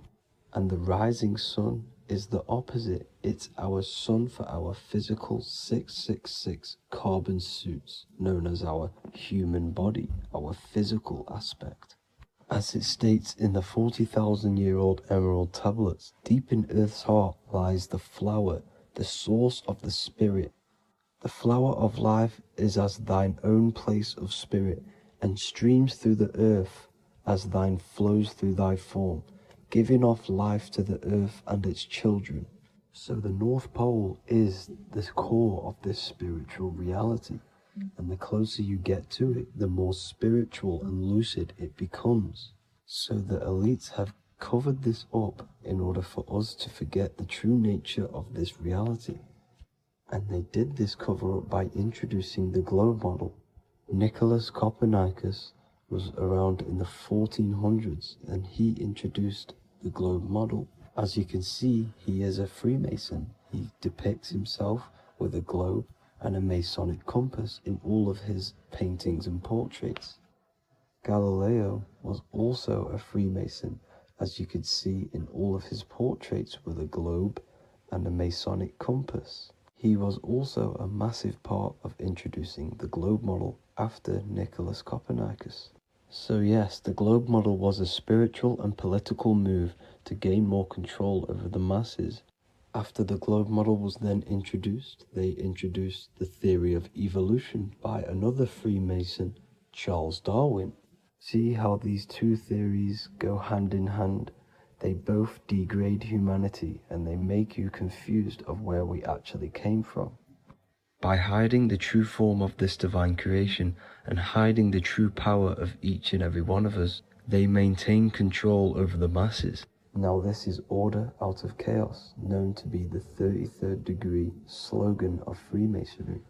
Now this is the Masonic cosmology, and as you can see, you have the checkered board for the duality, the 5-pointed star for the 5 elements, the 4 corners for the 4 pillars, the all-seeing eye, which is Polaris, the sun, the moon, and the 7 stars.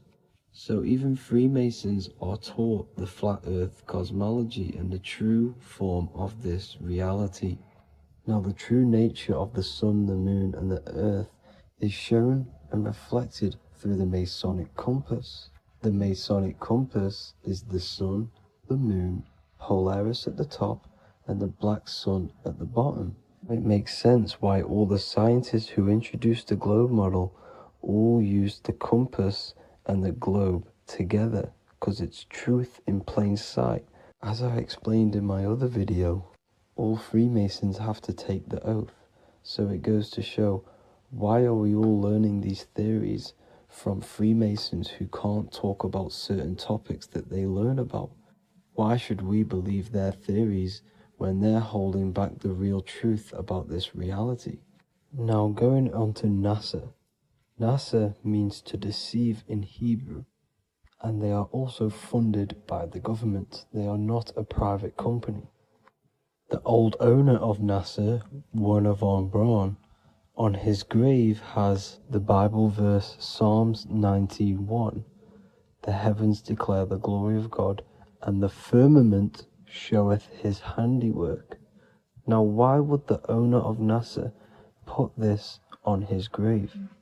Seems a bit suspicious to me, alongside with the NASA astronauts are all Freemasons.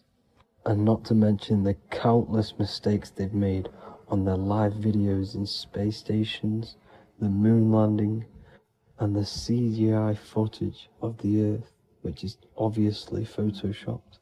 Just by tricking the masses that they live on a spinning ball, the elites gain the perception of the masses. Not only does it hide the divine creation we're inside of, it hides the divine spark within you. It hides the creator, the source. And by believing in space and we live on a spinning ball, it makes people come to the interpretation of that we are a coincidence and we do not have any purpose. And of course this is false. When you come to realization that we are all a divine creation and we can create our own divine life in this reality, life becomes more sacred and you start to enjoy little things. The elites want you to believe everything exists only in the 5 senses. They want you constantly looking outside of yourself because they know that will keep you on lower states of consciousness. Now this brings me to our next point.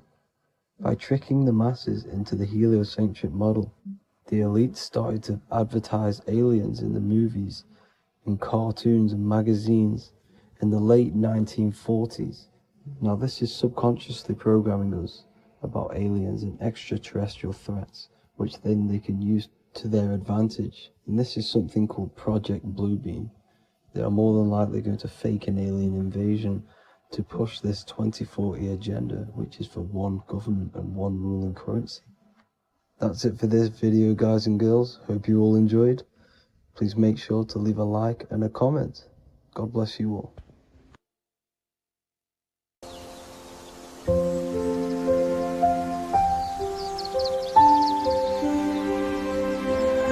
bookofwisdom.com. Visit today.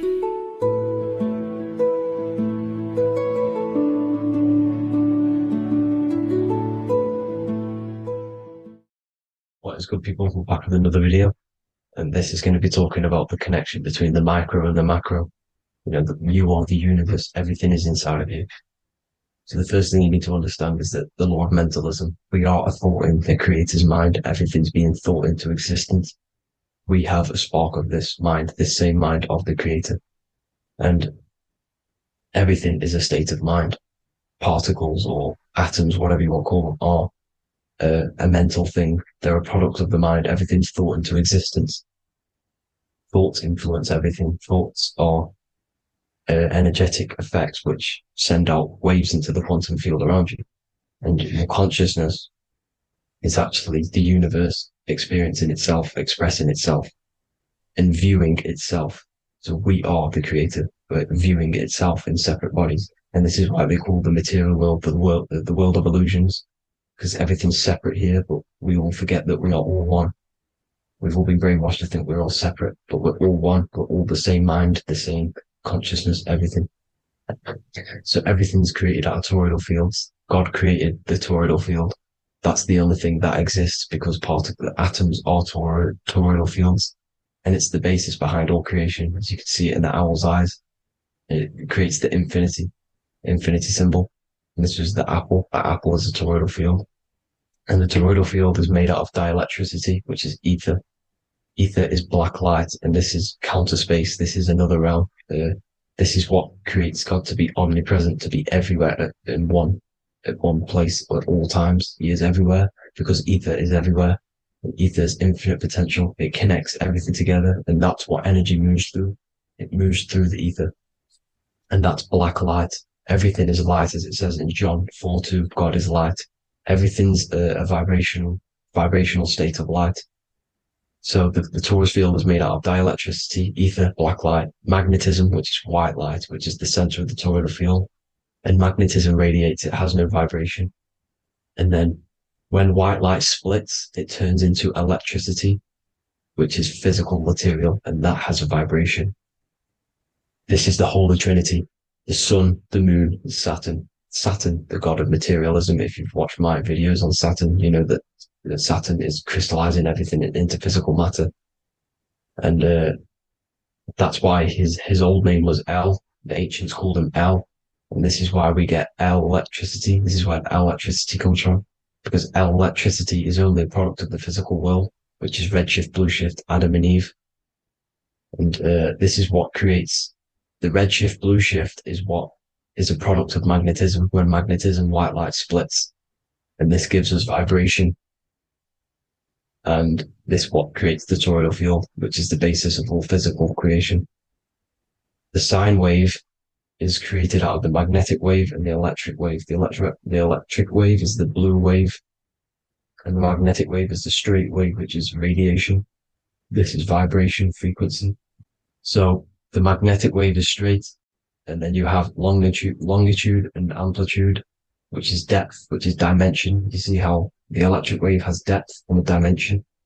This is why you get the cross. This is the cross of Earth. This is the symbol of Earth, of bondage, of physical matter, because it consists of magnetic wave and depth, which is electric wave. I mean, this is where you get the sun cross or the earth cross, whatever you want to call it. It's the cross of physical matter, and the ancients knew this. This is why they used that symbol. Red shift, blue shift, which is the toroidal field, is the basis of all creation, physical creation. And this is why you have the police siren is red and blue. The Matrix movie, red pill, blue pill. You have red blood and blue blood in your body. The Democrat and Republic, the two parties, red and blue. Like your taps on your taps, you have a red and blue tap. One's generative, one's destruction. Fire, destruction, water, generative. So this is the basis of all things. And electric wave has dimension, like I've already said, depth, material, and it's measured in hertz. It's measured in hertz because it hurts you. It decays because the electric wave has a vibration, and vibration always has to go back to a standstill point. This wave cannot go forever, but the magnetic wave will go forever. It's radiation. Magnetic is radiation. It radiates forever. It pulses. But the electric wave will at some point come back to a standstill point, and that's why it hurts. It decays. That's why our physical body decays, because we contain of electricity. This body is an electric body, and it will return back to stillness like a guitar string. If you vibrate a guitar string, you pull it, it will vibrate, make a sound, and then go back to a standstill point. It's the exact same with every single toroidal field within the body. It will decay, and this is why our bodies decay, and everything in creation decays. So we're born into sin. The sin of Eve. The sin of Eve is always biting into the tree of knowledge of good and evil, which is the systems in the body. And the sin of Eve is biting into the sine wave. We bit into the sine wave. The sun moves in a sine wave. Our DNA is a sine wave. Time is a sine wave. Everything in this creation is a sine wave. This is why the dollar bill is a sine wave. Magnetism and electricity and electric waves in one. And this is the sun doing its sine wave, which creates, when you go bowling, it kind of creates that pin that you hit over. That's the pin of the sun. The zodiac sign is a sine wave because the zodiac sign is an expression of the toroidal field, because magnetism unfolds into 12ness. And that's why you have 12 zodiac signs, 12 systems in your body, 12 cranial nerves in your head, in your brain. So if you can imagine this, see where my pointer is, always starts with Aries. Aries is the head. It's the first thing that's created in the womb. And this is Aries, the ram. And this is why it's called a cerebrum in your brain, which is the first thing that creates when you're in the womb. And what's the element of Aries is fire. Fire is the first element. F-I-R, first, because it's the first thing on the wheel, the first expression of energy. As you can see here, my pointer, this is the center of the toroidal field. It would go Aries, Virgo, Capricorn, Pisces, Scorpio, Cancer. Then we go back to Libra. Libra would be center. But you see how the toroidal field is the expression of the 12 energies. That's what the constellations are, the energy expressions of the toroidal field. So it would go outwards, starting from Aries here, all the way back to Pisces, which is beyond the bottom half. But Libra would be the center. That's why Libra is the equinox. It's the equinox. Libra is when it goes from summer over to autumn. It's the equal. It starts to transition into the winter side. Equinox, equal, which is Libra. And that's why Libra has the two scales. It's symbolized with the two scales. That's because of, the sun moving over. It's being judged. It's equal now, but then it's going to tip over into the winter. That's why Libra is here, the center of the sine wave. Like I said before, magnetic energy unfolds into 12ness. Magnesium is number 12 on the periodic table. It's the sacred number. And this is why the scientists are NASA is trying to bring in another constellation to destroy the holy science of astrology. So Aries rules the head, which is Mars. Taurus rules the neck, the lower head. Gemini, the two twins, which is your lungs, your two twins, your arms, two twins. Cancer, the breasts, the chest area. Leo, the heart, which is the sun, which is fire, the center of the toroidal field. Virgo, the belly, which is the intestines. Libra, the kidneys, the two scales, the kidneys, balancing out everything. Scorpio, the sex organs. Sagittarius, hips and thighs. Capricorn, I've missed that out, which is the kneecaps. Capricorn, kneecap. Aries, which is the ram, which is the cerebrum in your brain. And then Aquarius, the calves and the ankles. And the Pisces, the two fish, the 2 feet. So everything corresponds, as you can see here. This is an ancient way of depicting it, of the folded human. And this is everything. Each constellation rules that part of the body, gives energy to that part of the body, makes you do certain things. So magnetic energy unfolds into 12ness, electricity unfolds into 7s. That's why when you get electric, the light spectrum that we see, it consists of 7 colors. Why we have 7 planets. The 7 planets give us our 7 metals and the 7 solfeggio scale frequencies.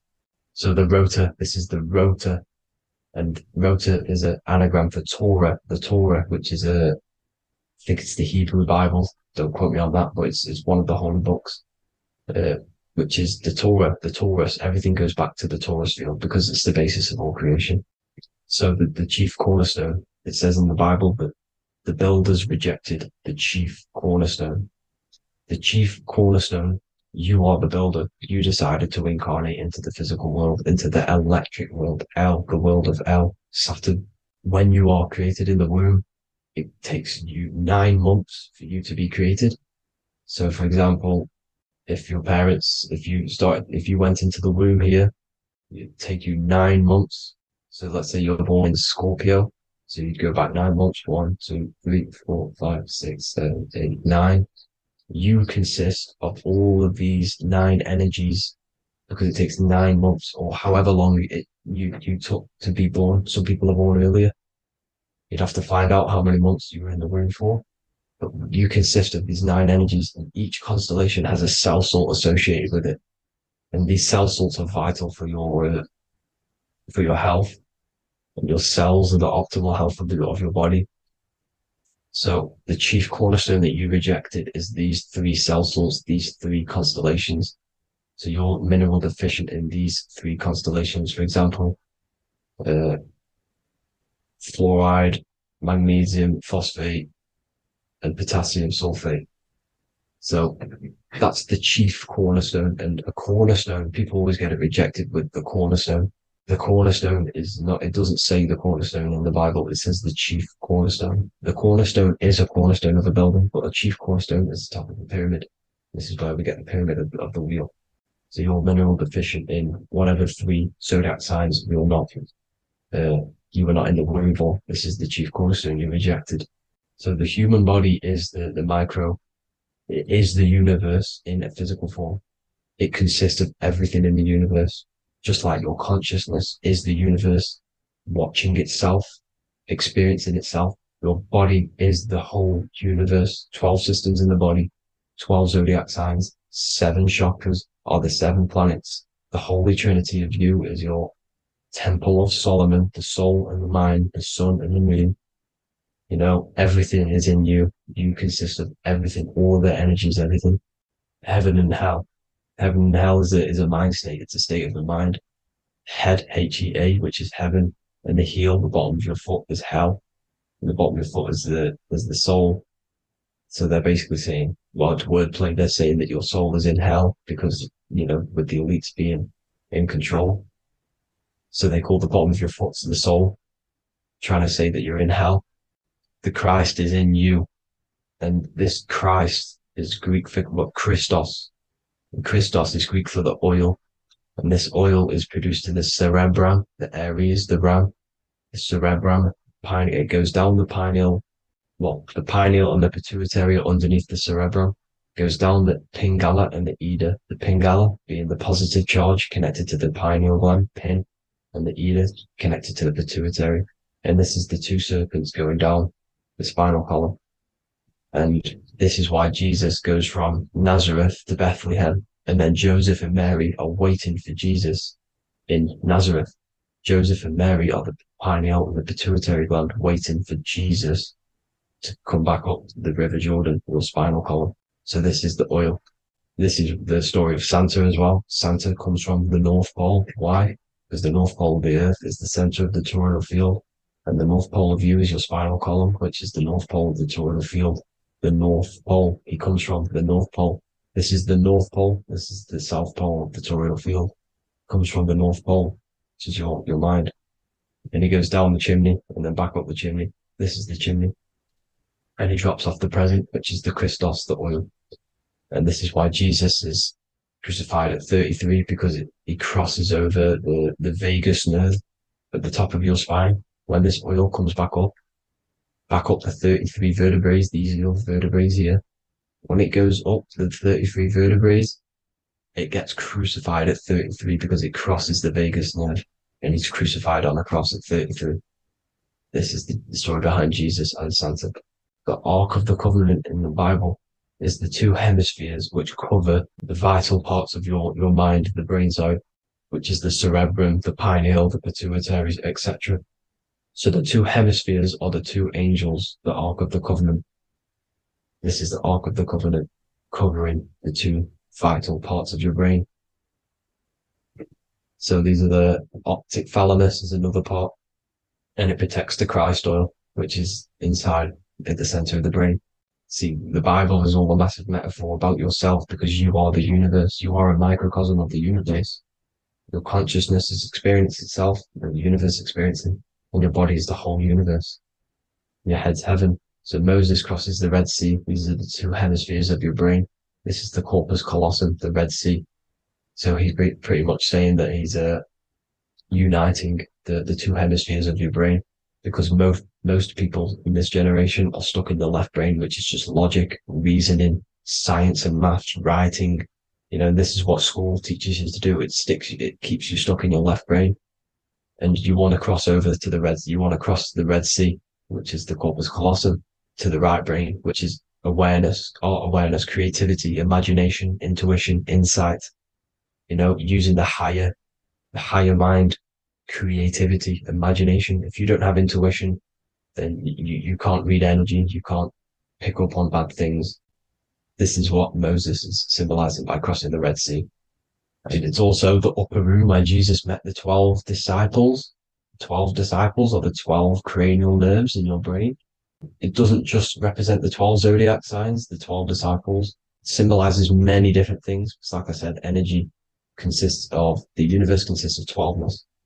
So you have 12 cranial nerves in your brain, and that's the 12 disciples as well. And they want you stuck in your left brain, which is the five senses, materialism.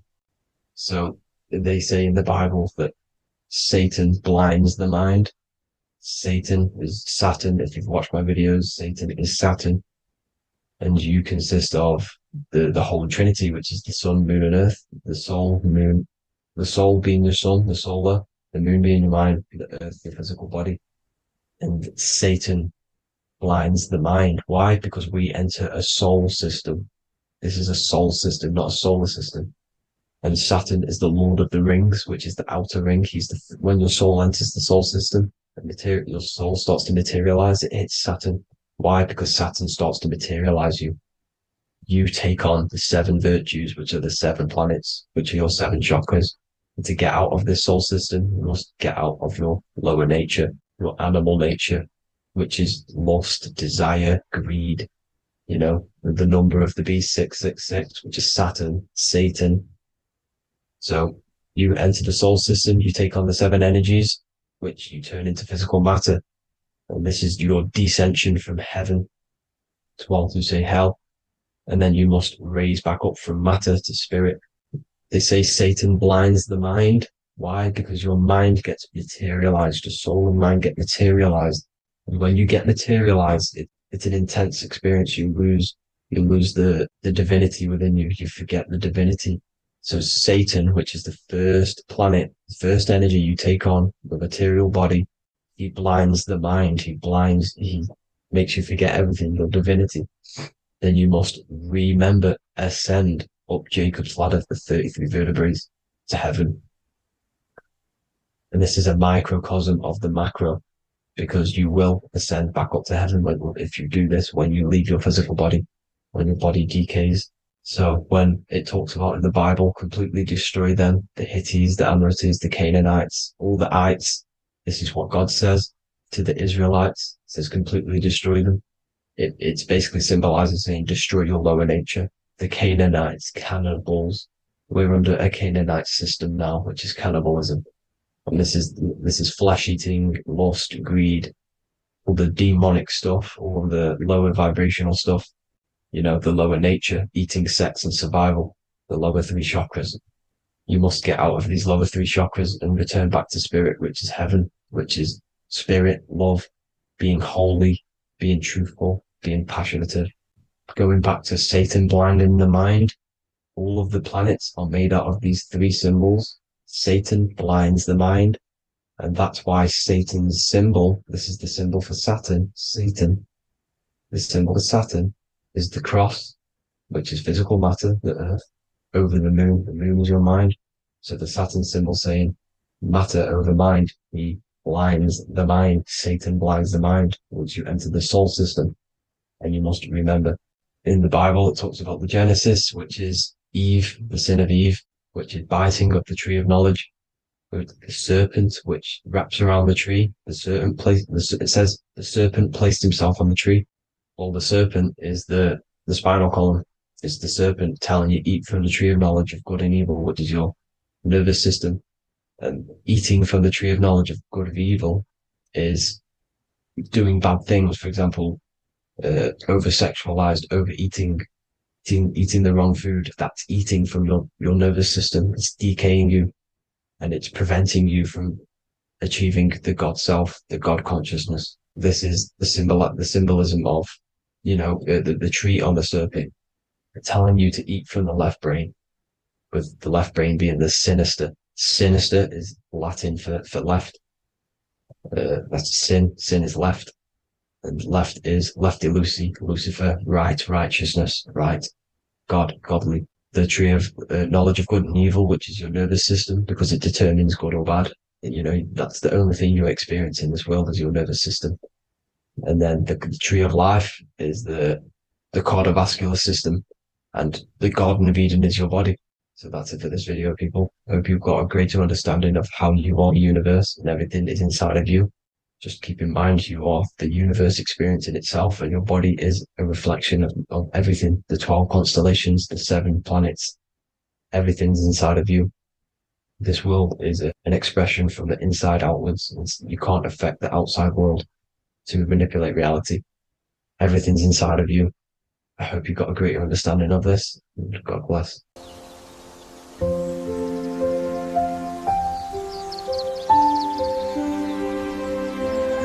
bookofwisdom.com. Visit today.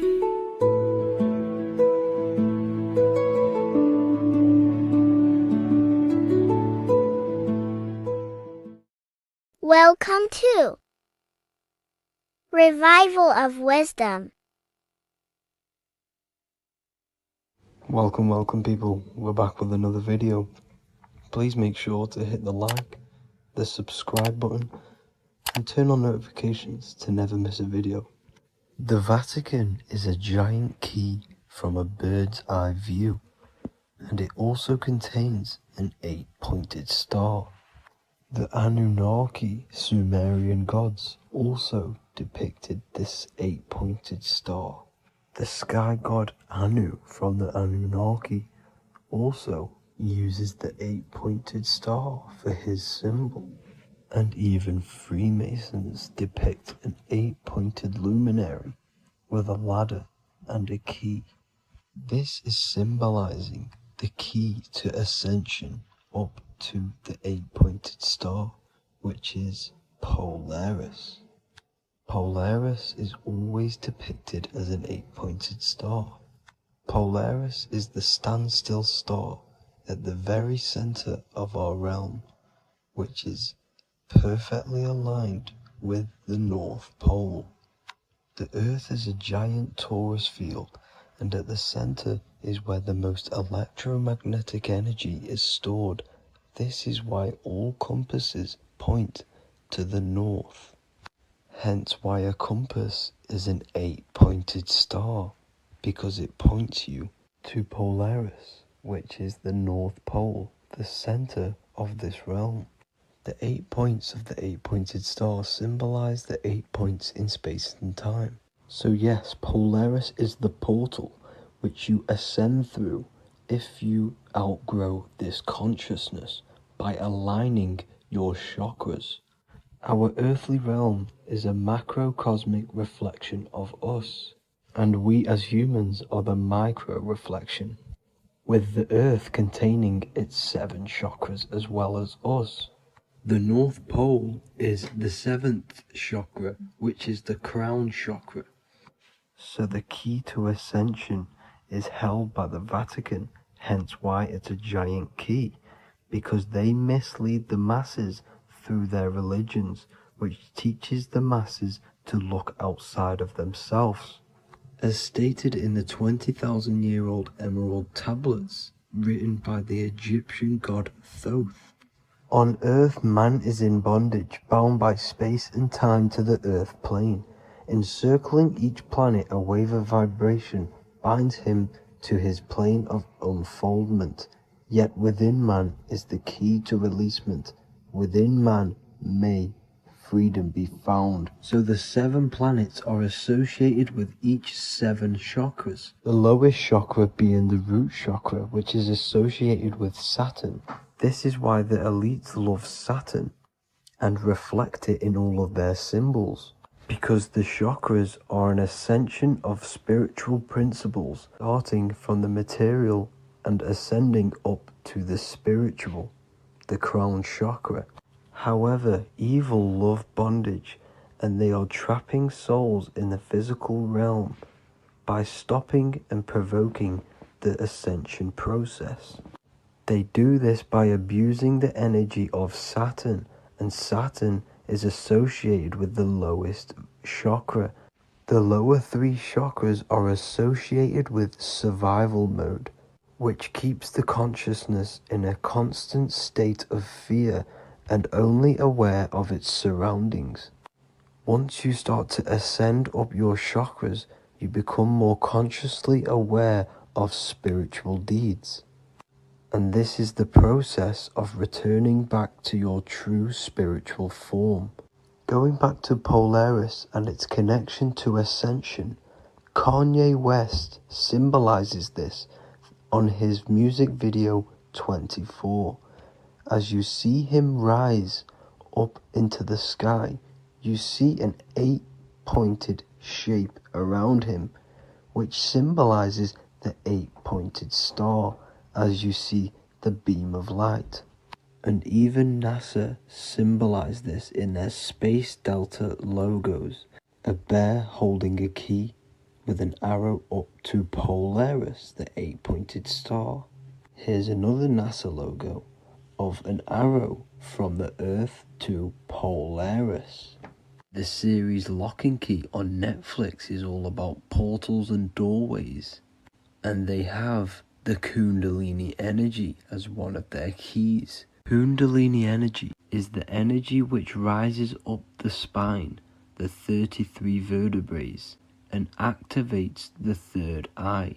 The third eye is the spiritual gland, which connects humans to other spiritual realms. We are not the body. Our spirit, our soul inhabits the body.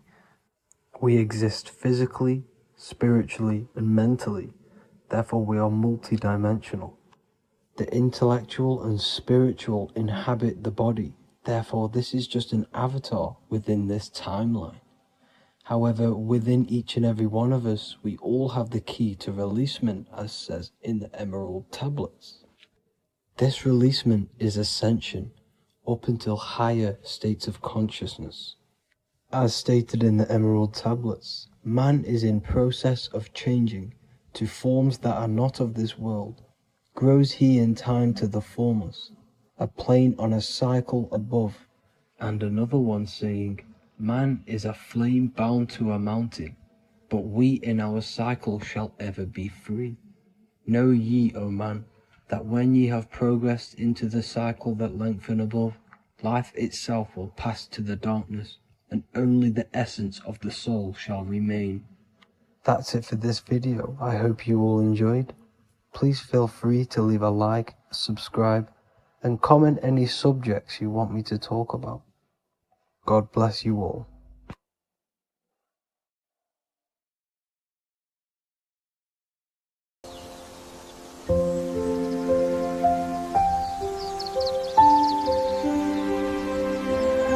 bookofwisdom.com. Visit today.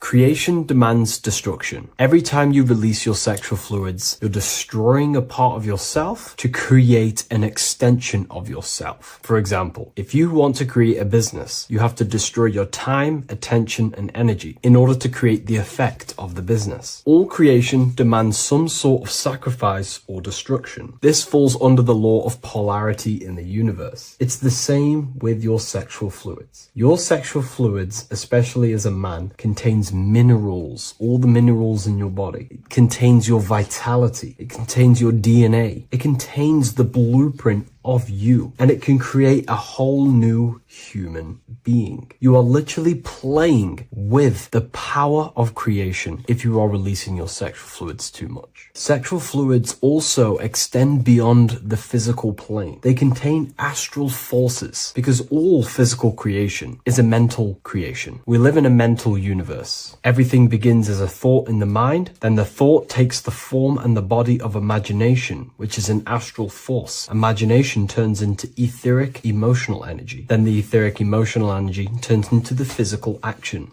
and the physical manifestation. We live in a mental universe. Therefore, these dimensions do not exist separately. They are permeating and mixing in with all. Your physical body has an astral body. Everything physical has astral forces behind it. Semen is known as the astral fluid of the soul. It feeds nerves, the channels of life force and consciousness within the body. And every time you release it, you're destroying a part of your vitality, your brain, your nerves, your energy levels, your creativity, and your DNA to create an extension of you. Therefore, it is a sacred fluid within your body and not something to be played with and to be released too much. Think about it. This is a very creative energy, your sexual fluids. It can create a whole new human being. This is how powerful it actually is. It is the power of creation, and the misuse of this power can destroy your own vitality and your life of your body, because that life you are giving in order to create an extension or a child is the same life you could keep inside of you and not waste to recycle and regenerate the body. Sexual energy has been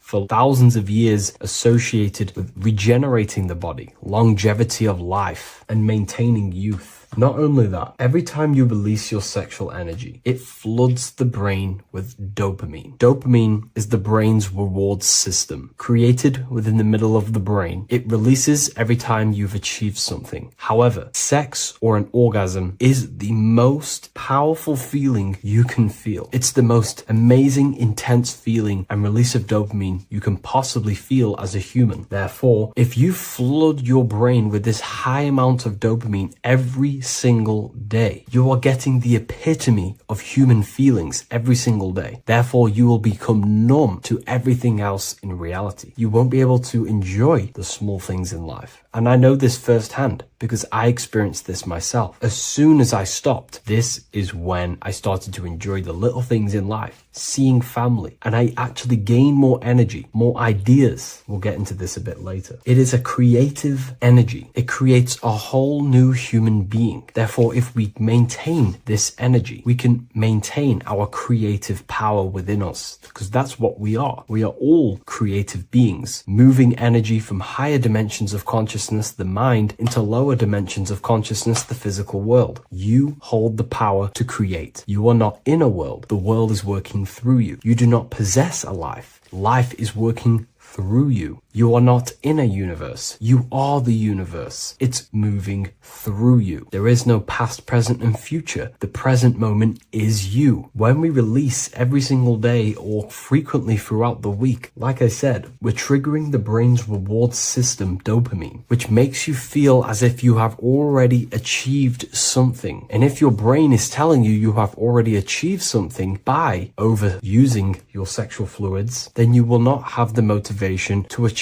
other things in your life. I know this firsthand. I became very lazy. I didn't want to work. I didn't want to do anything because subconsciously my brain felt as if I've already achieved. If we look at the symbol of the Baphomet, we notice the Baphomet has horns and a goat head. Now we look at the word horny. When you become sexually aroused, it's known as horny, which is the horns, representing the lower mind. The lower mind is the mind we use for our animal instincts. We have two parts of our mind. A higher mind, which is contained of higher thought, which chases spiritual things such as love, wisdom, knowledge, and God. Then we have a lower mind, which chases the things of the material world closely associated with the ego, chases validation, material gain, status, and physical sensation, physical pleasures. It is these physical pleasures that can keep you in an endless loop, making you feeling empty inside, because nothing material can ever satisfy our internal world. Nothing. You can achieve millions of dollars. You can achieve your dream house, your dream car, your dream watch. And if that is the only thing you are chasing, you will feel empty inside when you achieve it, because nothing of this material plane can satisfy you. Nothing of the lower mind can ever satisfy you. This is why we must sacrifice the lower mind and overcome the lower mind and the lower instincts. One thing I found amazing when I mastered my sexual urges and my lust is that my mind became a lot more clear. The thoughts and the time and the attention that I used in my mind to go towards lust, sex, and chasing these things was taking up a lot of mental space, time, and energy. But as soon as I removed it and mastered it, my mind became an open vessel for higher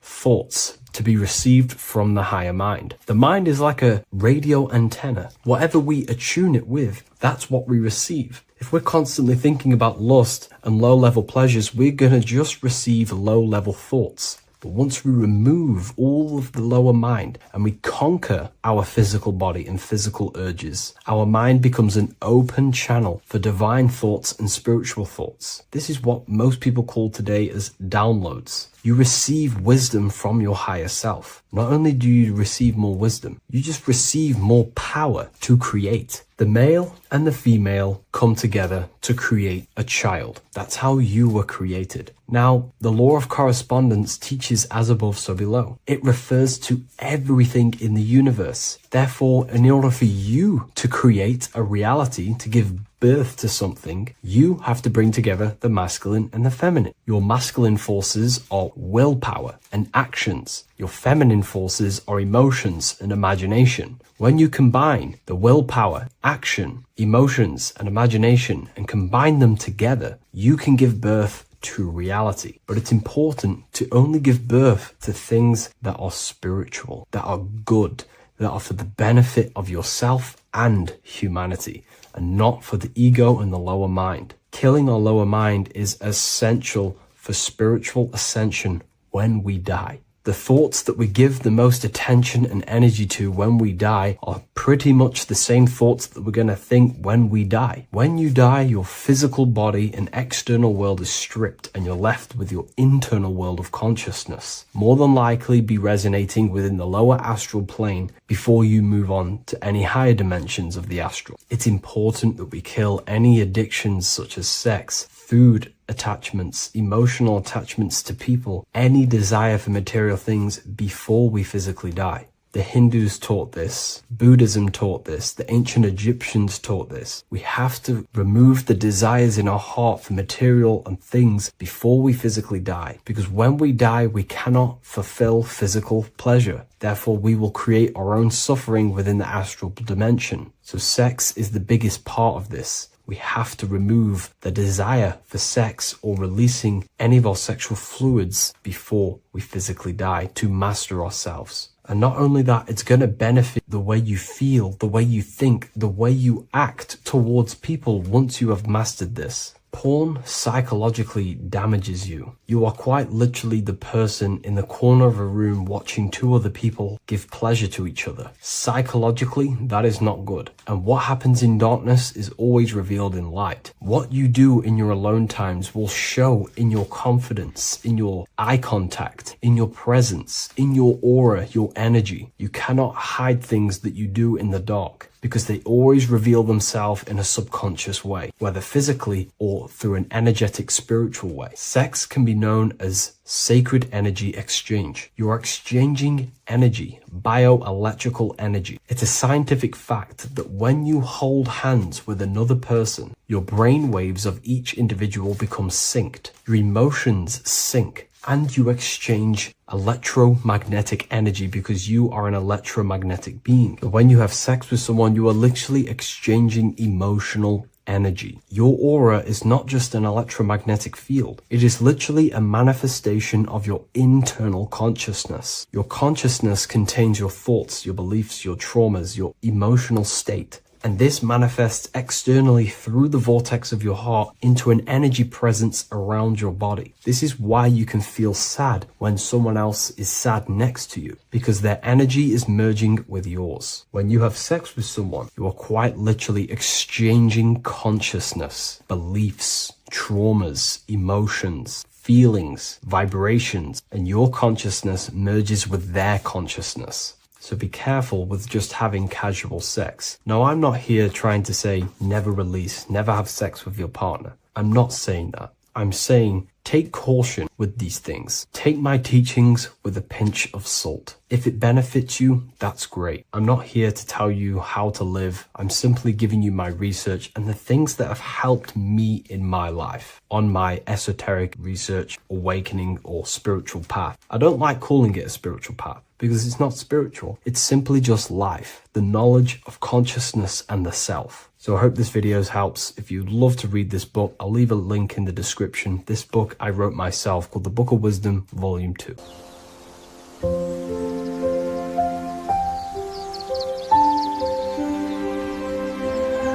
bookofwisdom.com. Visit today.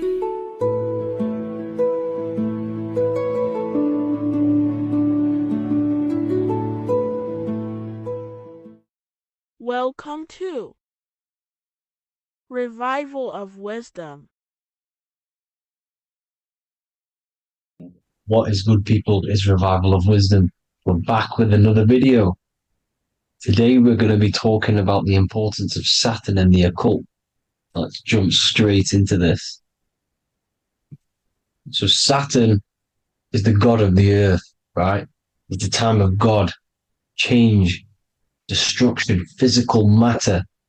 He creates and destroys, because the energy of Saturn is the key to crystallization.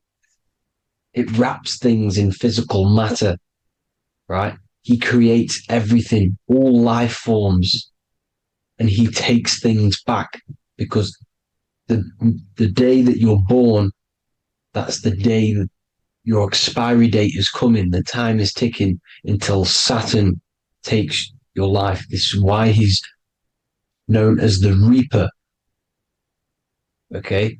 As he's personified as eating his child here in this ancient Roman painting. As you can see, he's eating the child. We are all children of Saturn, right? He creates physical matter, our physical bodies, right? He's the god of time because he's the slowest moving celestial body. He's the Lord of the Rings, as you can see here. He's the last one on the ring. He's the slowest one moving, okay? So he is the Lord of time, destruction and creation, okay? This is why his name is Saturn, Satan. He's the devil, okay? But I'm not saying Saturn's evil, guys. It's a part of life. Everything lives and dies, right? Is the key to crystallization. Now, as we have the clock here, our god Saturn, or Chronos in Greek, just means time. He's also the god of time, as I've already said. 60 seconds in a minute, 60 minutes in an hour, 24 hours in a day. Add 2 plus 4 equals 6. 60 seconds, 60 minutes, 2 plus 4 equals 6. That's 666. Okay? And as you see on the clock, 6 take away 12 equals 6. 7 take away 1 equals 6. 9 take away 3 equals 6. 6 is the number of Saturn. It's associated with Saturn, right? He's the god of time, of justice. Everything goes back to the Reaper in the end. Everything lives and dies. Now, the artwork of him, he's always got the Reaper staff.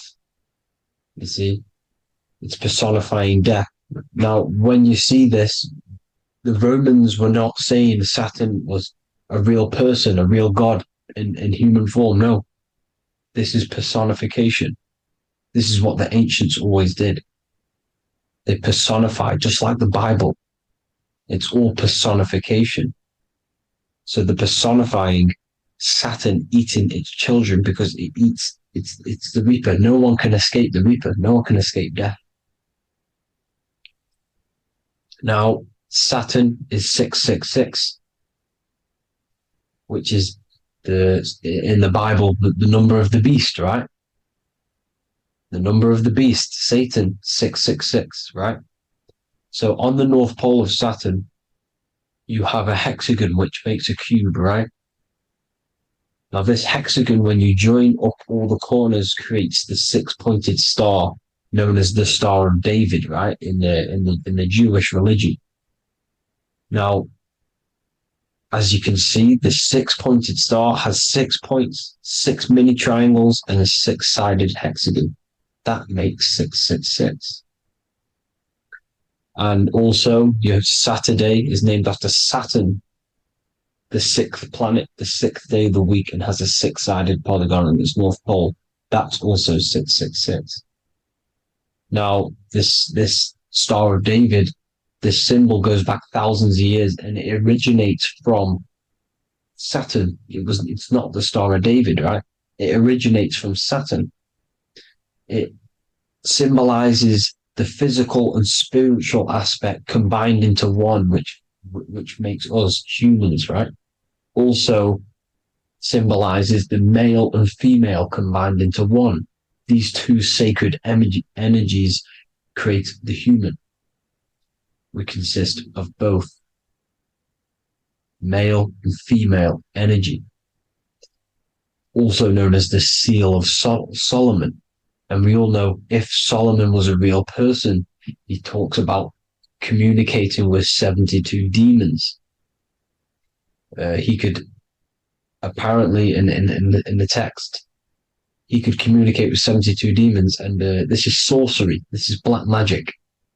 Now, this symbol is associated with hexing people. When you place a hex on someone, that is a form of witchcraft, which a hex is just a curse. When you're cursing someone, this is black magic.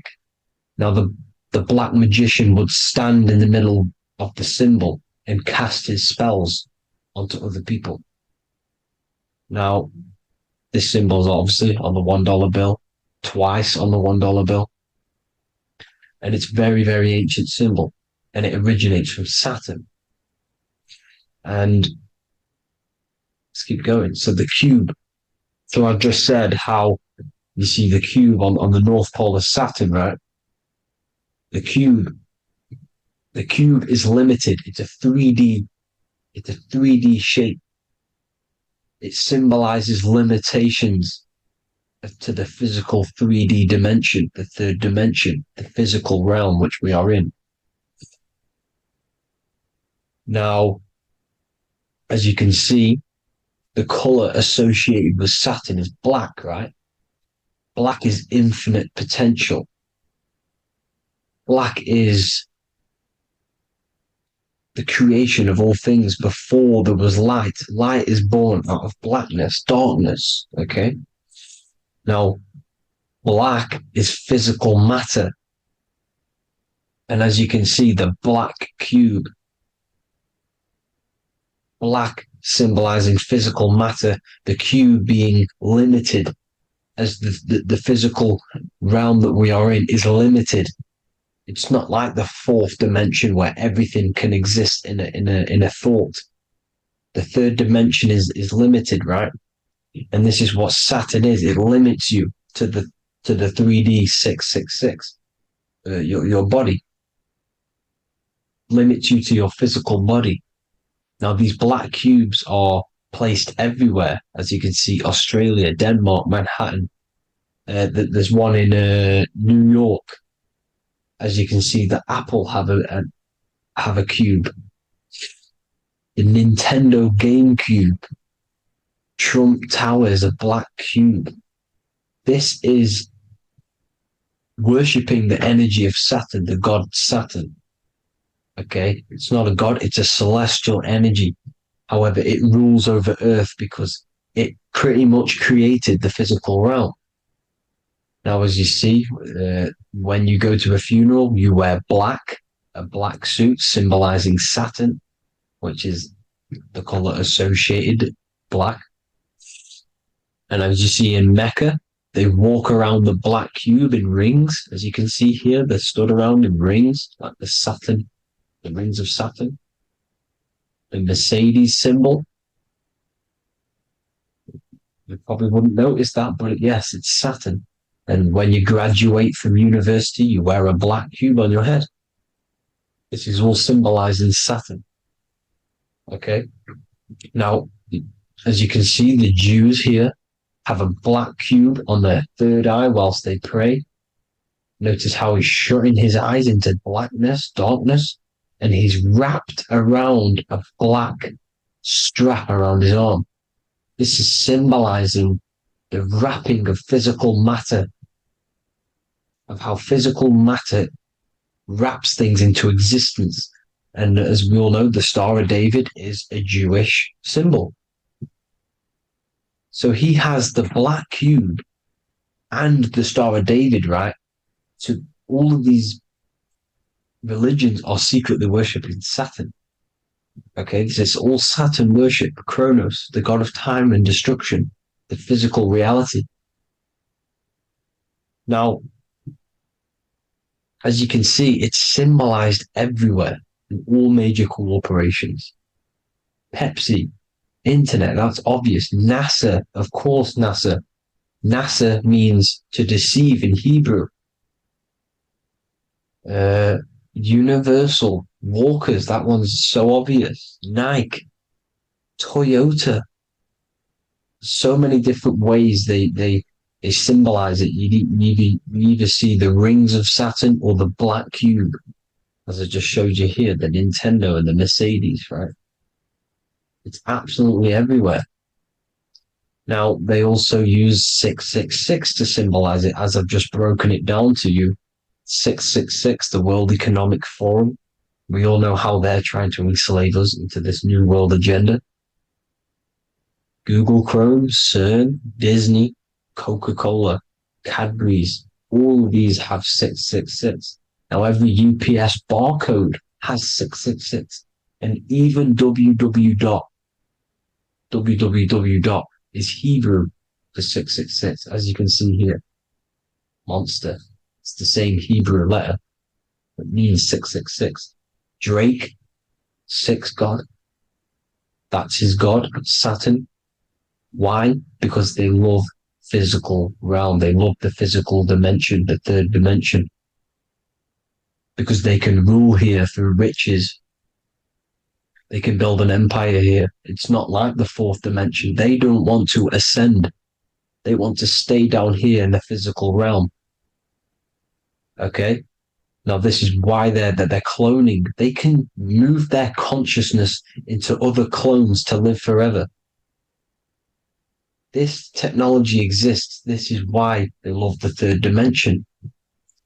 As you can see, all of these sellouts here, Drake, Leonardo DiCaprio, all of these people doing 666 because this is their God. This is their God. They love the physical realm. They sold their souls for wealth and fame in this physical realm. So why would they leave? You see? Now, this isn't all just evil, okay? So you have 7 chakras, right? You have 7 days of the week, 7 solfeggio scale notes. These are frequencies, the solfeggio scale.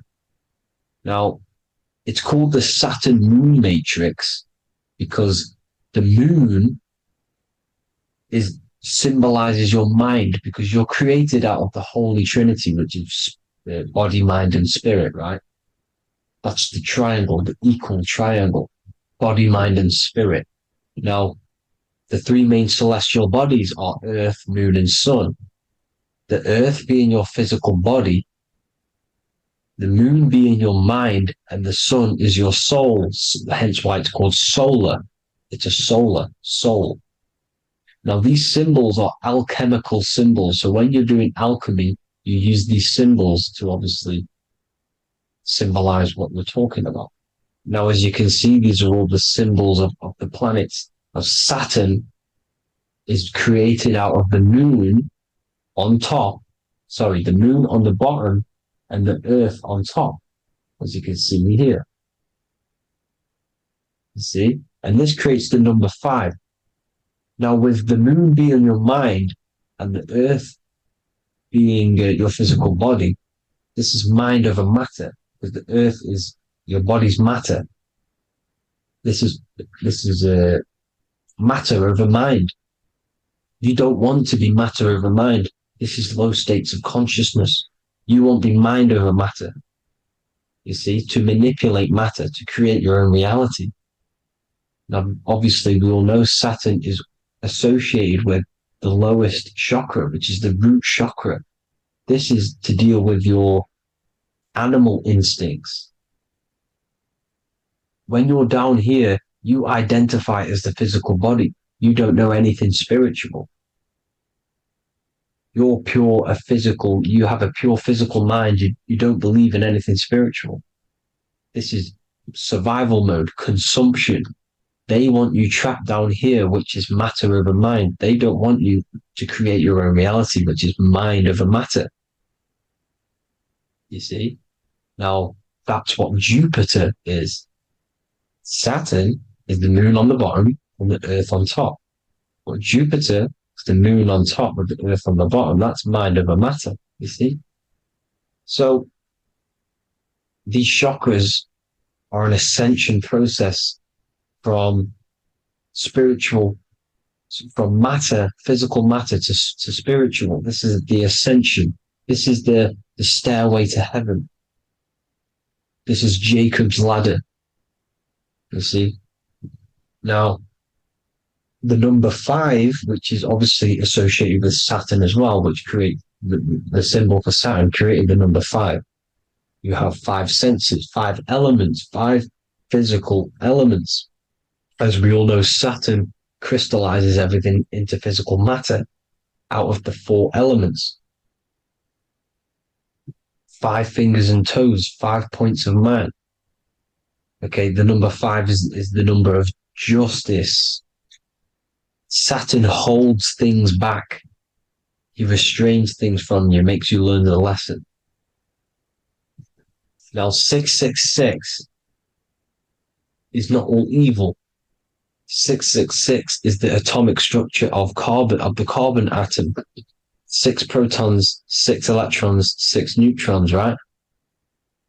We are carbon-based life forms. All life forms are based on the bonding properties of the element carbon. Because Saturn crystallizes everything into physical matter.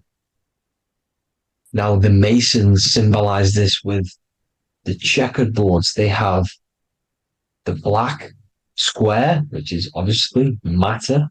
As I just said, the black cube. And spirit is the white square. Because white is eternal light. White and light. You see? Black is physical matter.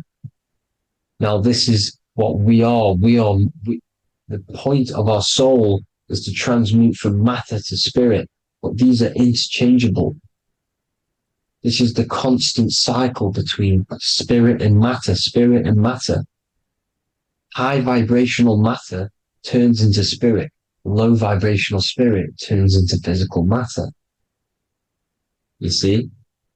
Now, we are carbon-based life forms. This is what 666 is, the number of the beast. Well, when I say we, the physical body is the beast. It's the animal. It's the carbon suit to operate in this physical dimension, in this physical realm. See? It's the vehicle used to operate in this physical realm. But your mind isn't from this physical realm, you see? The brain is the physical manifestation of the soul. Okay? So, as you can see here, the spine is an extension of the brain. Everything goes back to the brain. This is literally what your physical body is. You see, this is the nervous system, and everything reports back to the brain, and everything's controlled from this control center. And this spinal column, at the top of the spinal column, is your third eye, which is known as the pineal gland. And this is the seat of consciousness. It's the center of consciousness. That is your true self, pure consciousness. This body is just a physical body. This body is mortal.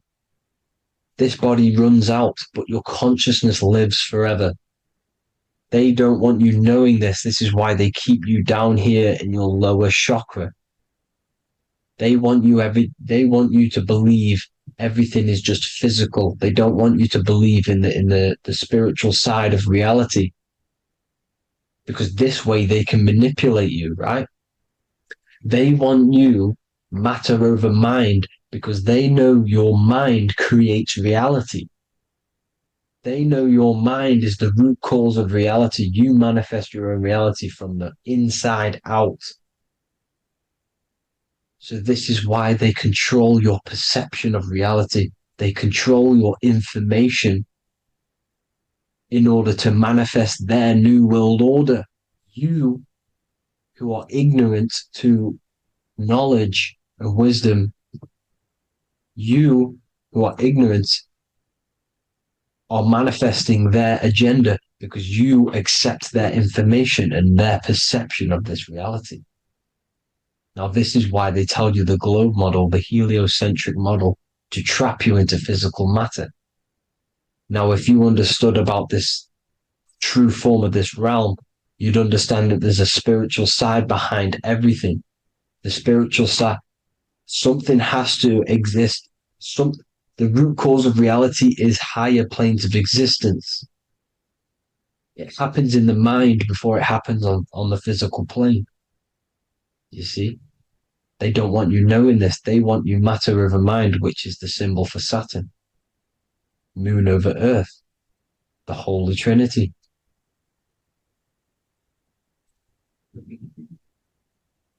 Now, as you can see, the cube also makes IXXI. This is Roman numerals. This is Roman numerals, and when it's translated from 9/11. Yes, 9/11. This is the secret code of the One World Order. The two twin towers, when the two become one. Okay, when the two become one, this is how you reach the higher states of consciousness, the physical and spiritual. Now, as you can see, the 9/11 memorial are two black cubes. It's two black cubes. This is all Saturn worship. Now, I'm not saying that Saturn is an evil celestial body, right? No, everything has a good side and a bad side, right? It's duality. The spirits of Saturn on the dark side are the most evil demonic spirits. Now, these are the spirits that these are invoking through these rituals, right? Yes, 9/11 was a massive ritual. It's a satanic ritual, okay? Now, we all know Elon Musk. Elon Musk is coming with the mark of the beast. And English gematria, this equals 666, right? 666, as I said, is the number of the beast. You are the beast, your physical body. You see how the Bible twisted things up to make things more confusing, right? But it's there. You just have to have the knowledge to be able to read the Bible properly. As we all know, we had this virus. I'm not going to say the name because I'll get flagged. This virus adds up to 666 because this is all part of the New World Order. It's all part of keeping you in this physical dimension. Okay, now as you can see here, Novus Ordo Seclorum on the back of his shirt, on Elon Musk's shirt. This is also on the $1 bill, Novus Ordo Seclorum. This means New World Order. Yes, New World Order. This is on the back of Elon Musk's shirt. And as you can see here, he owns Neuralink, which is the brain chip, which they're going to be putting into implanting this onto your brain. This is the New World Order to connect you and merge your consciousness with AI. Neuralink and Meta, he owns Meta as well, which is the metaverse. These are going to be linked in, hence why they have the same symbol, but just in a different format. It's the infinity symbol. And the infinity symbol comes from the torus field, as you can see here, your electromagnetic field from around your body. Now, the end goal is for this New World Order is to trap your consciousness inside of an alternative reality being projected from the metaverse. Because the metaverse will be the reality. Neuralink will be the brain chip inside of your brain, projecting your consciousness into an alternative reality while they harness your energy of your physical 666 body. Now, this stuff gets real deep, people. Now, this is the end goal of the New World Order, is to connect you with AI. This is why they're trapping you and keeping you in these lower states of consciousness in the Saturn-associated root chakra, so you don't find out about the spiritual side of reality. Because if you knew the truth of this reality, you wouldn't connect to AI. You see, you have the power within you to travel to other worlds, the astral plane, for example. You travel to different worlds when you are sleeping. Okay? They want you to know it's just a dream. However, their end goal is to trap your consciousness and feed off your energy, spiritually and physically. Okay? I don't know why these people are just pure evil. As I said, evil love bondage. They love the physical dimension. They don't want to ascend to other realms. These evil love the third dimension. This is why evil spirits will inhabit bodies, exorcisms, because they miss being in the physical realm. They miss it. Evil love bondage. So this is why they're cloning and putting their consciousness in clones to stay in this third dimension, to stay as further away from the source as possible. Okay? This is why they're doing it. And this is how it's all linked in. So I hope you all enjoyed this video. Hope you gained some wisdom. Please feel free to join the Telegram. and please leave a like and a subscribe. Thank you all, people. God bless.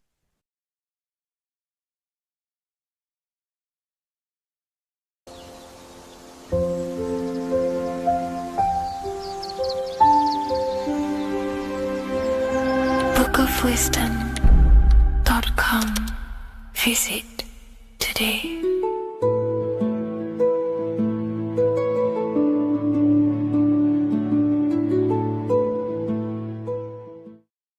Welcome back, people. We're back with another video.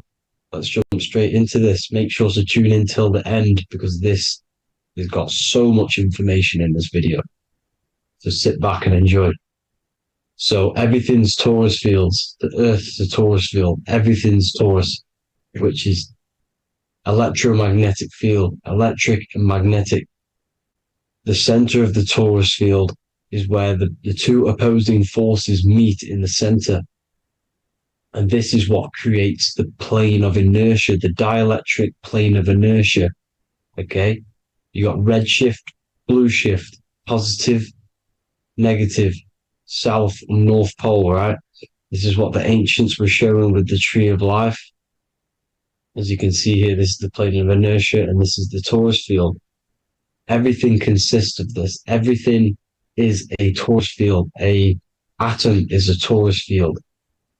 Okay, now the inertia is the 0 point. So this plane is a 0 point. It's the balance between two poles. Okay, now this creates matter because matter is two opposing forces in motion equalized. So these two forces coming together is what creates matter on this physical plane. And this is why we can't see the electromagnetic field, because it consists of one of the elements, which is either electric or magnetic, but when they combine together, it's what creates this physical plane, which is physical matter, which is light in motion. Now, everything is one. Don't get confused by duality.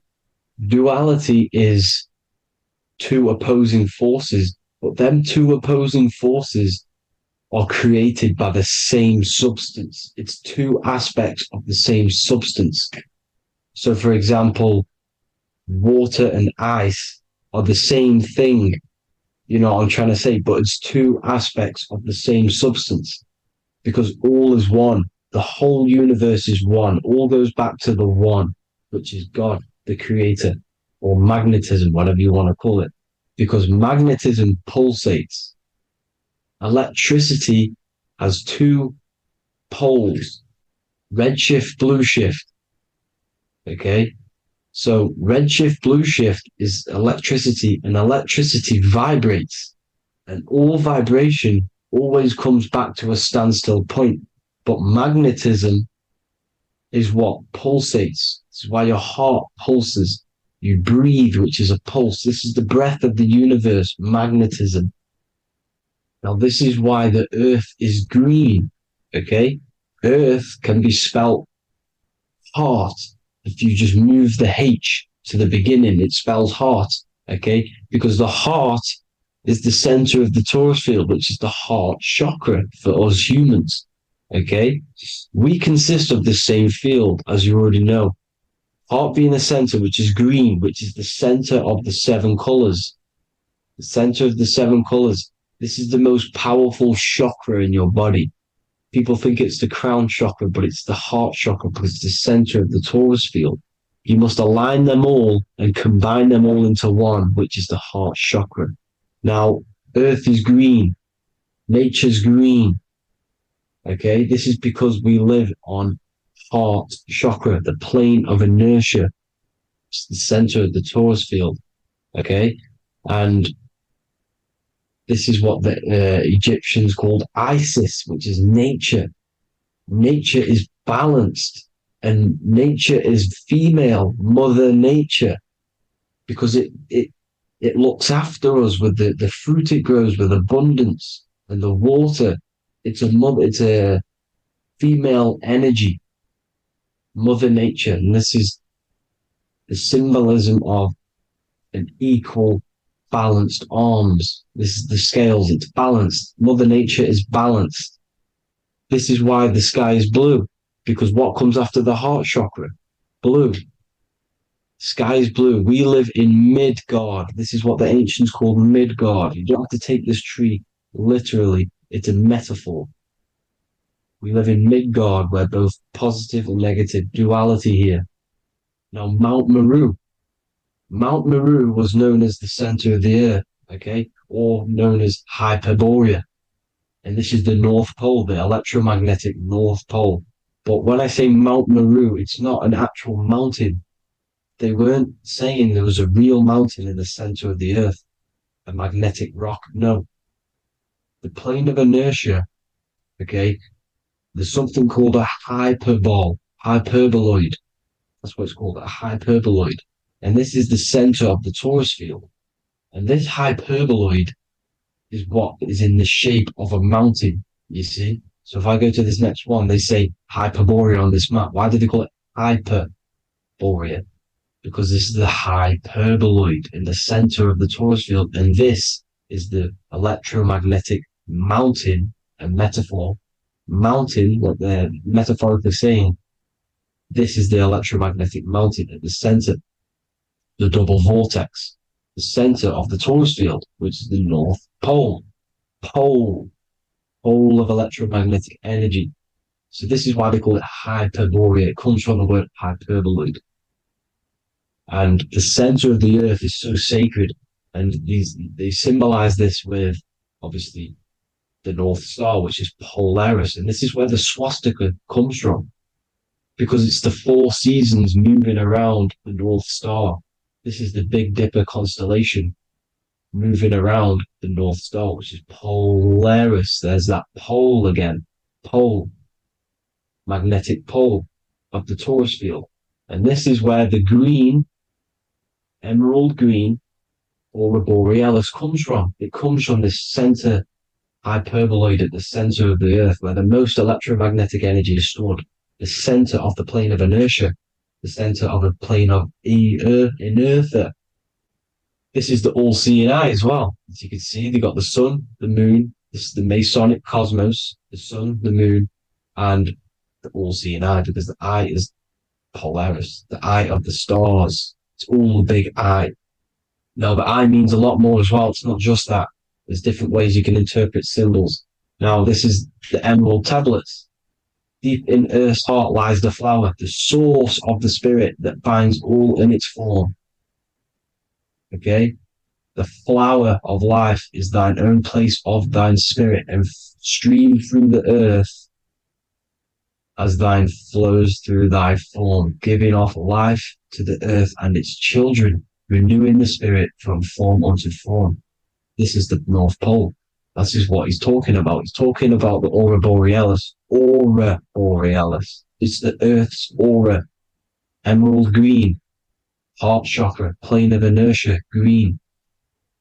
Earth. Heart. You see? All related.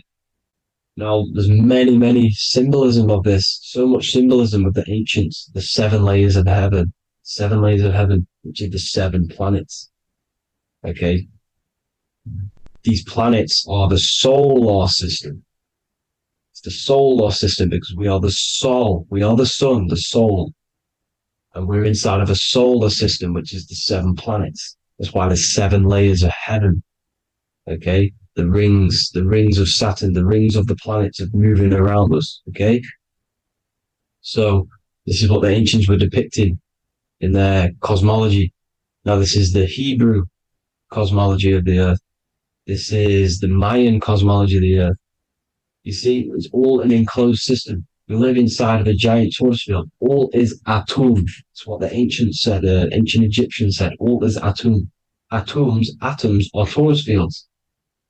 Don't be tricked by the modern science today with the current model of an atom. It's completely wrong.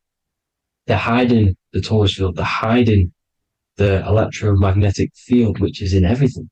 Absolutely everything is in motion, and motion comes from this field. And you see, this is upside down, but this is I think it's pretty sure it's candles, but the 7 candles, the 7 planets, the 7 Elohim. You see? It all goes back to the stars and the heavens. Now, this is how the earth really works, with the stars on the outside of the cosmic egg, and then the torus field spinning around the sun and the moon, the positive and the negative charge. The sun gives you energy, the moon takes your energy. The moon controls monthly cycles. Moon is mon. This is etymology. Mon, month, money, demon, monster. Stir is star, moon star. We are all stars. Youngster, minister, superstar, Hollywood star. We're all stars. We come from the stars, which is heaven. Our soul comes from the stars. You see? We are the universe. The image of man is made in the universe. We are a microcosm of the universe. The universe is a macro. We are micro. We consist of everything. The body, mind, and spirit. The sun, the soul. Moon, the mind. Earth, the body. Body, mind, and spirit. We have 12 systems in the body, which are governed by the 12 zodiac signs. Starting at the Aries, which is the ram, the ram of God, all the way down to Pisces and Capricorn, kneecap. It all goes back to the stars. We are the stars. We are the universe. Everything is inside of us. Everything. Like I say, the Temple of Solomon, the Temple of the soul, and man, the soul. The temple is the body. The soul is the soul. And the man is the mind. The temple of the soul and the mind. Body, mind, and spirit. We consist of the 5 elements. Air, spirit, water, earth, and fire. We consist of everything. We are the universe. We're made in God's image, which is the universe. You see? Now, everything goes back to the stars. The ancients worshiped the stars because the stars govern everything. They govern the systems in the body. They govern your life. This is why your zodiac is so important, your sign. Each zodiac has a specific element associated with it as well. Aries, which is the first sign, the Ram of God, the Lamb of God, which is a fire sign. Fire, first. Fire, first. F-I-R, this is etymology. The cerebrum, ram, which is in the brain. Aries, the ram, controls the head, the face, and the nose upwards. So it controls the cerebrum. The Torah, which is, I'm pretty sure it's the Hebrew Bible, which is the Taurus. Tornado comes from the Taurus field. You see? Everything's inside of you. It all goes back to the Taurus field, and the Taurus field is everything. Now, like I said, 12 zodiac signs, 12 systems, 12 cranial nerves in the brain, the 12 disciples of the Bible. All symbolic. Have to read the Bible properly. Now, this center, at the center of the earth, right? This is what's stirring the ether. And the ether consists of the 4 elements. Because there's 5 elements. Spirit can be called ether. People call it spirit or ether. Ether is pure potential, pure energy. It's what connects the astral to the physical. It's the dimension between the physical realm, which we're on, and the astral. So it has pure potential. It's pure energy. This is why we say either. I either want to go there or there. It's connecting 2 scenarios. That's what the ether is. It's connecting the 2 worlds, the astral and the physical. The center is like the cosmic womb. There's a black hole in the center. This is the center of the Taurus field. This is the womb of creation. This is the womb of creation. And inside of this black womb are the 5 elements, and everything's being stirred around. Everything's in motion. Light is motion. Everything's motion. Now, like I said earlier, light crystallizes into physical matter. They are the same substance. Spirit and matter are the same substance, but different variations, different aspects of the same substance. Low vibrational spirit turns into matter. High vibrational matter turns into spirit. Or light, whatever you want to call it. Matter is light crystallized. This is where we get the 7 metals from. The planets are light, specific frequencies and vibrations of light.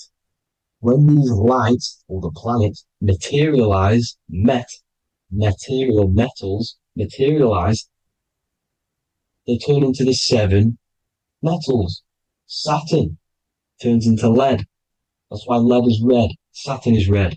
The sun turns into gold. That's why the gold is yellow and the sun is yellow. You see, Saturn is the time god. What happens in autumn? The leaves turn red and they die. This is why Saturn, Satan, time god, the reaper, everything is crystallized till it's death and then reborn again. You see, rust, when things rust, it turns to red because it's Saturn. Saturn crystallizes everything. He's the reaper who comes around in winter. You see, he's Satan. Jesus and Satan, the sun and Saturn. They say we live in a solar system. The solar system, I think I've already just broke this down. The 7 planets are the 7 chakras. Everyone already knows this. But I'm going through it anyway. But this is where we get the 7 planets from and the 7 metals. You see, all the ancients knew it was an enclosed electromagnetic system. It's not a spinning ball in the middle of space, people. They want you to believe this so you get stuck in this material world. Because if you believe everything's material, you can never affect this plane effectively. You can never create your life effectively. You don't understand the planes of existence. Because the mental plane is a higher plane. And it breaks down and it controls the planes below it. The mental plane, hold on, I've got it here for you. The mental, the astral, etheric, then physical. Etheric connects the physical to the astral, but the mental is what's above them all. You see? Now, it's important to understand this. It's important. However, the ancients always talked about the enclosed system. Only NASA, which is introduced around the Roman times, not NASA, but the globe Earth was introduced around the Roman times. Okay? By these Masons. These Masons introduced this because they wanted to take over the minds of the masses and control them. These people worship the physical realm. They know how it works. They know the ins and outs of it. They know how to do the magic. They know how to do it all. They understand it all. That's why Masonry have to take the oath. The oath of not speaking. You're not allowed to speak about anything you learn about in Masonry because they're discovering the truth about your mind and how it creates reality and stuff like that. So this is the Masonic cosmology, the 5-pointed star, the 5 elements, the checkerboard for duality, positive and negative, the 2 aspects of every substance. This is another ancient painting depicting the firmament, the stars inside the firmament, the sun. You see, the ancients worshipped the sun because it's so important for sustaining our life. It's the only reason we're alive is because of the sun. But then people think it gives you cancer today. They brainwash you to think the sun gives you cancer when it's the #1 source of all life. They want you to believe it's a big, spinning, dangerous ball in space. It's not. It's here to give us life. It's God's son. That's why Jesus is known as God's son. It is the Son of God. God created that to sustain us. You see? So it's important you understand the true cosmology of where you are. Because if you don't know where you are depleted of all of your morals. You're depleted. You're demoralized. You're lost. You don't know where you are. You don't know where you exist. Okay? Once you accept the globe model, the heliocentric model, you will subconsciously think that you come from nothing. This is why they implemented the evolution theory just after the globe model was introduced by Charles Darwin. Charles Darwin came in after the globe model. He's a Mason. He was another Freemason. and implemented evolution where we came from monkeys because they want you thinking less of yourself so they can manipulate your mind. You see? They want to manipulate your mind, and they have done since you got here. Since you came through that portal, you were manipulated from that day to believe this, believe that. The true cosmology, the truth will set you free. You will understand things better. You will feel better in yourself when you know the sun is here for you. You'll feel better in yourself that you know that you didn't come from a monkey. You were created as a human, a manifester, a creator.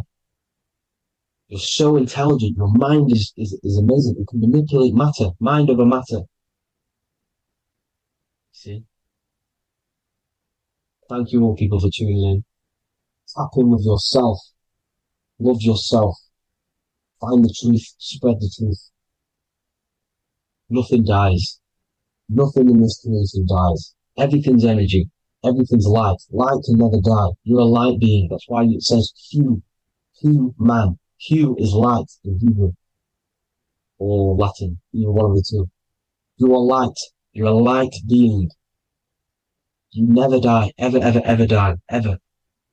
Stop thinking you're going to die. This body will die because it contains electricity. And electricity always goes back to a standstill point because of vibration. Electricity vibrates. You are pure light. You will never ever die. Thank you all people. God bless. Make sure to like, subscribe and share.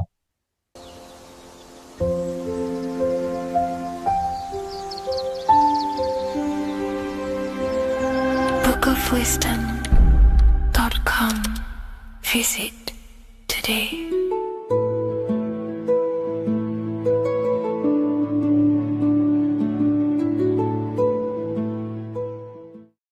Welcome to Revival of Wisdom.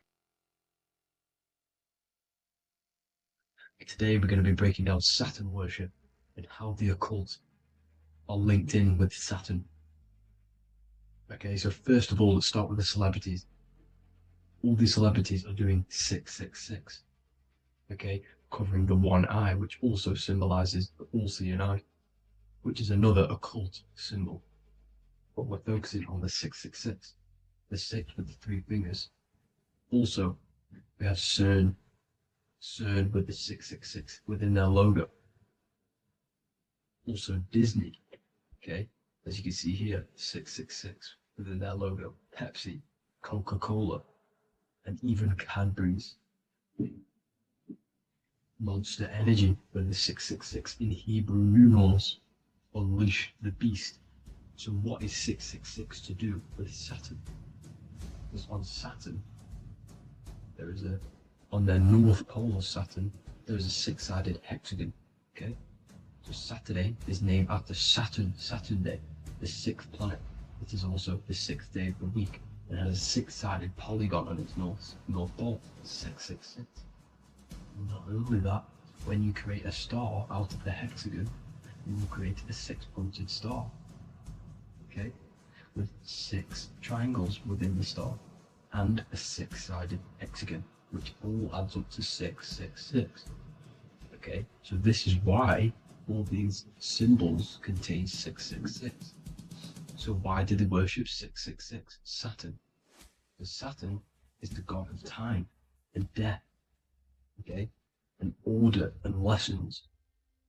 Okay, Saturn is a very cold and dry being. That is the 6th planet from the sun. Okay, Saturn represents the winter, which symbolizes death. Okay, because all nature dies within winter because the sun's not there. So it represents darkness and death. It rules the zodiac sign of Capricorn. Okay, so in the celestial cycle, Saturn is always opposite the sun. So it's the opposite of the sun. So they're worshipping this energy which is death-like. Okay, this god which is death and does not bring life. Okay, and also is the god of time. Okay, also in the Roman and in Greek it's called Chronos. Okay, which is just a translation for time. It's also known as the Father Time, aka the Grim Reaper. Okay, the Grim Reaper, keep that in mind, we'll come back to this. Here are some more logos for the Saturn. Okay, Nike, Internet, Wi-Fi. Okay, all these occult logos all worship Saturn. They are a satanic occult. They worship this death god, this evil god. Okay, this is where the cube now comes in. Okay, because what colour is associated with Saturn? Okay, black, because it's the absence of light, it's opposite the sun. So black is the colour associated with Saturn. Each planet has its own colour associated with it. Okay, so when you make the cube, okay, as you can see here, the cube out of the polygon, it creates what? A black cube. Okay, and the Kabbalah, okay, Kabbalah means cube, Allah means the god, the cube god. These religions are secretly worshipping this cube god, the god of death, Saturn, Satan. It's the same entity behind it all. Okay, so also we have these black cubes in Australia, Denmark, all around the world, these black cubes, because this occult is worldwide. Saturn, Satan taking over this realm. Okay, also with this black cube, they walk around it like the rings of Saturn. It's around the black cube of Saturn with the rings, they walk around in circles. What are circles? Cycles. What is a cycle? Time. The time god. This is why it has a ring around it, because it represents time, cycles. Okay, and this is another depiction of Saturn, always depicted with this Reaper staff. Okay, keep in mind this staff, just like we associated with aka the Grim Reaper. The Grim Reaper also wears a black robe, representing Saturn with the same staff. Can you see it? This is where it comes in. Okay, the same thing, look, the same staff with the black robe, black representing Saturn, the god of death. Okay, the Grim Reaper, Satan. Okay, also when you graduate from university, what do? You wear a cube on your head, a black cube with a black robe. This is Saturn worship. See, this is how Saturn, Satan, has tricked the world into worshipping him, not God, the sun, which represents God. So what is a corona? Because a corona is a crown, a circle, okay? A set of concentric circles of light seen around a luminous body. So Saturn, so this is why they used to worship Saturn by wearing crowns in ancient days, and we still do to this day. The king or queen has a crown, a corona. Also, corona, the drink. Corona adds up to 666, just like Saturn is 666. But like you see in the corona, you see the staff. You see this staff, just like the staff of Saturn, the Saturn god, like the Grim Reaper, with the black robe and the staff, just like the Saturn god. What is the Grim Reaper? It's a killer, it represents death, just like Saturn, the god of death and time. So all these occults and secret societies all worship the 666 god, which is Saturn, Satan. All of our energy is being put into Saturn. Okay, and Saturn, Satan, is harnessing all of this energy. So gradually, this is what the mark of the beast is. Like it says in the Bible, the mark of the beast, or the name of the beast. Here is wisdom, let it know that you have to understand and count the number of the beast, for it is 6. It is the number 6 of a man, and is 600, 3 score is 6, 666. So this is what the mark of the beast is. They are going to eventually put green chips, just like Neuralink, which is what Elon Musk is pushing. Okay, so this chip is the mark of the beast, and it's going to be implanted to our hands or brains. Okay, and they will manipulate our consciousness, and it will manipulate our DNA, and it will directly connect us to AI, and AI is linked in with Satan, as the demons and the people who rule this world are in love with AI. They want to connect humans to AI. And this will control our consciousness completely and give all of our energy back to Satan, this deity that they all worship. Just like when you get married, you wear a wedding ring, the rings of Saturn, over the finger, which represents the sun. So you're basically seeing Saturn over the sun. The sun is the son of God. It represents the sun, represents God. So you're putting Saturn over the sun. So thank you guys all for tuning in. I'm going to leave you guys here. Please leave a like, comment some topics that you want me to talk about. And please subscribe for more amazing content. God bless.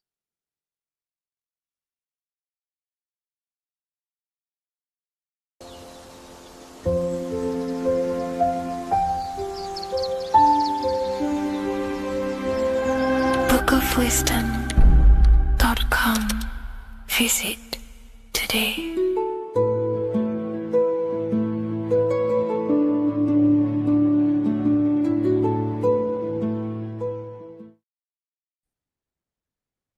Hello, Seeker. Welcome to Revival of Symbolism, a channel devoted to the language of esoteric symbolism, guiding you to discover yourself and expand your consciousness into deeper realms of thought. I'm Harry B. Joseph, also known as Revival of Wisdom, and today we're going to be discussing this particular piece of artwork of the eye and the checkerboard together, and the esoteric teachings behind the veils of these symbols. So the first thing we must look at is, of course, the eye. The eye being a symbol of consciousness. The eye is the inner witness inside of ourself. This eye is referring to the internal eye of perception inside of our mind. The mind that gives us the ability to perceive and to understand things internally. This is also the eye we use to vision things through our internal vision, what we like to call imagination. The screen in our mind that allows thoughts to be projected into a particular form. So this eye is talking about the internal eye of perception inside every single individual and form of life. Dogs, cats, squirrels, humans. Every single form of life has this internal dialogue, the inner being that no one else can listen to but themselves. This is a symbol of consciousness.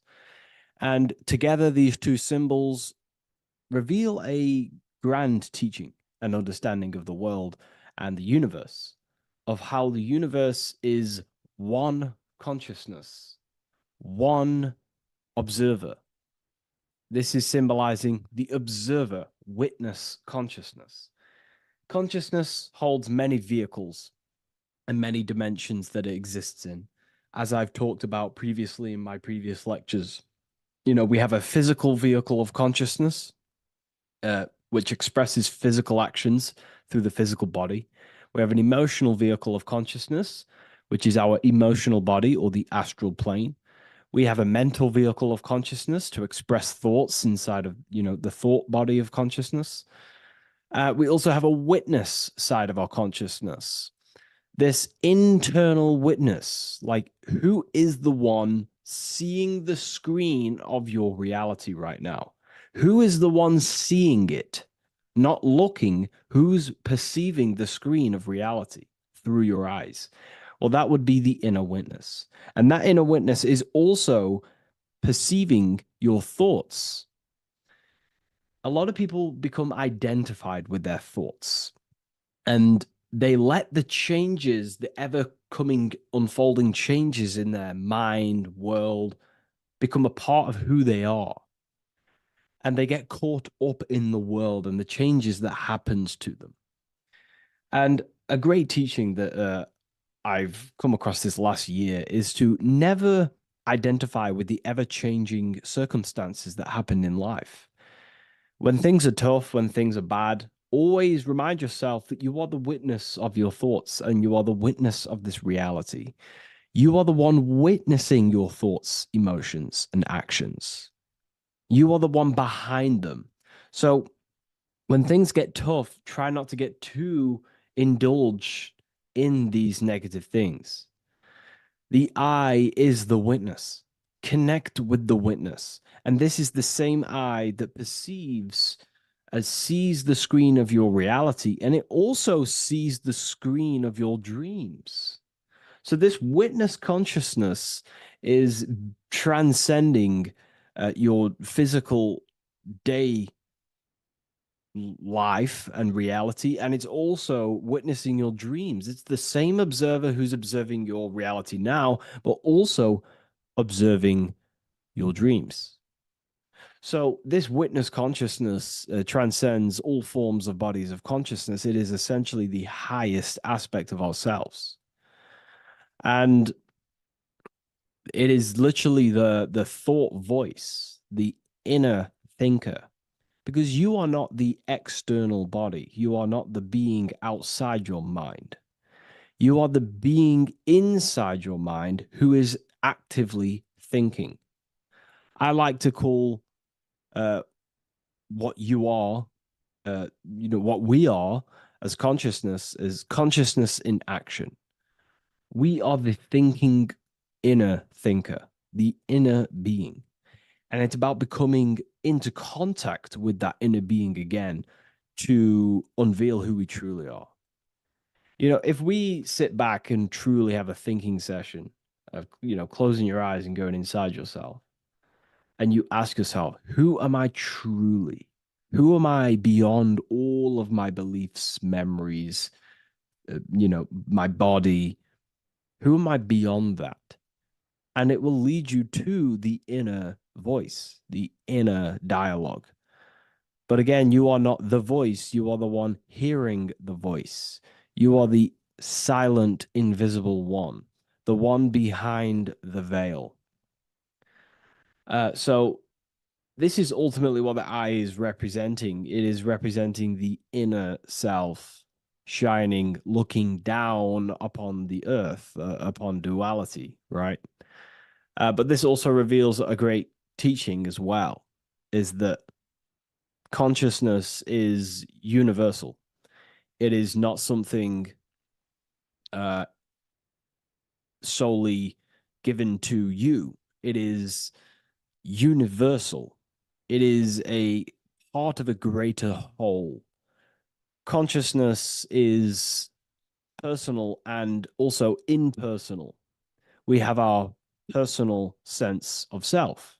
We have this inner voice. We have this sense of who we are in this world. And that is our personal sense of self. But you can also transcend the personal sense of self by turning off the mind and fading into the collective impersonal consciousness, which is ultimately what you call transcended states of consciousness, altered states of consciousness, or astral projection. When you astral project, you are simply accessing this impersonal aspect of consciousness. And this is ultimately what the symbol is representing with the checkered board floor, because the checkered board floor is duality, division. There is many, many different forms, but the I is singular. This is representing how the universe is one witness being, one consciousness expressing itself in infinite life forms and into division. But ultimately, division is an illusion. consciousness fades into an impersonal consciousness. So the checkerboard floor and the eye above symbolizes how consciousness fractals itself and crystallizes into many different forms of personalized consciousness. The self, the sense of self, right? And this is why we always say, I am. I.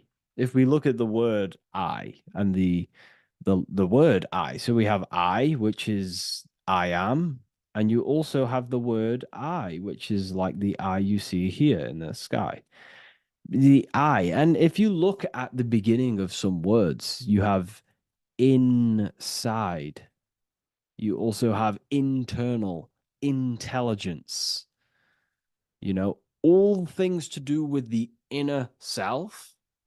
Most words begin with an I, which is, I find, is a great connection because it's referring to the inner intelligence, the inner being, the inner sense of self. So the universe is essentially one being expressed in many different forms. That's also found in the word universe, uni, coming from the root word unite, meaning oneness, unification, united, and verse being a verse of a song, because we're all playing the song of consciousness, which is an ever unfolding song, an unfolding vibration, an unfolding creation. So this is simply representing how consciousness fractals itself into many different forms. And when we identify with our self consciousness, our sense of self, we no longer realize that we're a part of a greater whole. We're part of a unified field of consciousness. And there is only actually one true being in the universe, and that is the inner witness. And that inner witness is inside of every living form. And in order to truly process that, it takes a lot. You know, you have to disintegrate who you truly think you were before you wake up to this universal truth. Before you understood this, you just think, I am me, you are you, and everyone is divided and everyone is their own being. When in fact, we're all not. We're all one consciousness expressing itself infinitely. And it's kind of like a social system. Consciousness is always interacting with itself. You know, when you interact with someone else, you're interacting with yourself. It's a very mind-boggling concept to truly understand. But again, in order to truly understand this, you have to let go of who you thought you were. And when you do no longer identify with your personal consciousness and you identify with the witness consciousness, you become unified with the whole, with the greater, with the collective consciousness. And this changes the way you think, you feel, and act, because you then realize that we're all playing a part of creation on this earth. You know, we're all contributing towards the building project of Earth. And your thoughts, emotions, and actions also hold a great impact on the building project, your contribution towards humanity and the collective. And you start to have empathy for other people and you start to care for other people naturally by understanding this concept. And it's a very important concept because if the whole world truly understood this, you know, we would live in a better reflection in the material world. The world would be reflecting a better place because the world is simply just a reflection of consciousness. And the world today is so bad because people's thoughts and consciousness is not in the greatest state of mastery, of self-realization, and people don't understand who they truly are. And a religion plays a massive part in this. Our whole lives, we're stuffed with someone's going to come and save us. Jesus will return and save the whole world. It's, to me, to be honest, it's complete utter nonsense. We have free will. We are the ones holding our we hold responsibility for the creation that unfolds on the earth. Us as a collective consciousness are God manifesting, unfolding this creation and steering it in the present moment. And that's another thing. Reality was never created thousands of years ago. God is creating the world right now through the present moment, and it's unfolding. It's in a continuous state of becoming, just like you are in a continuous state of becoming. Time is evolving. Time evolves our minds. It evolves our sense of self. And we evolve over time as an individual and as a collective consciousness. And so does the earth go through this change as we change. So it's important that we are becoming more self-aware in the world so we can actually start to reflect a better world. But the checkered board floor, again, is just reminding us of the duality and the illusion, because it looks like an illusion, a checkered board floor.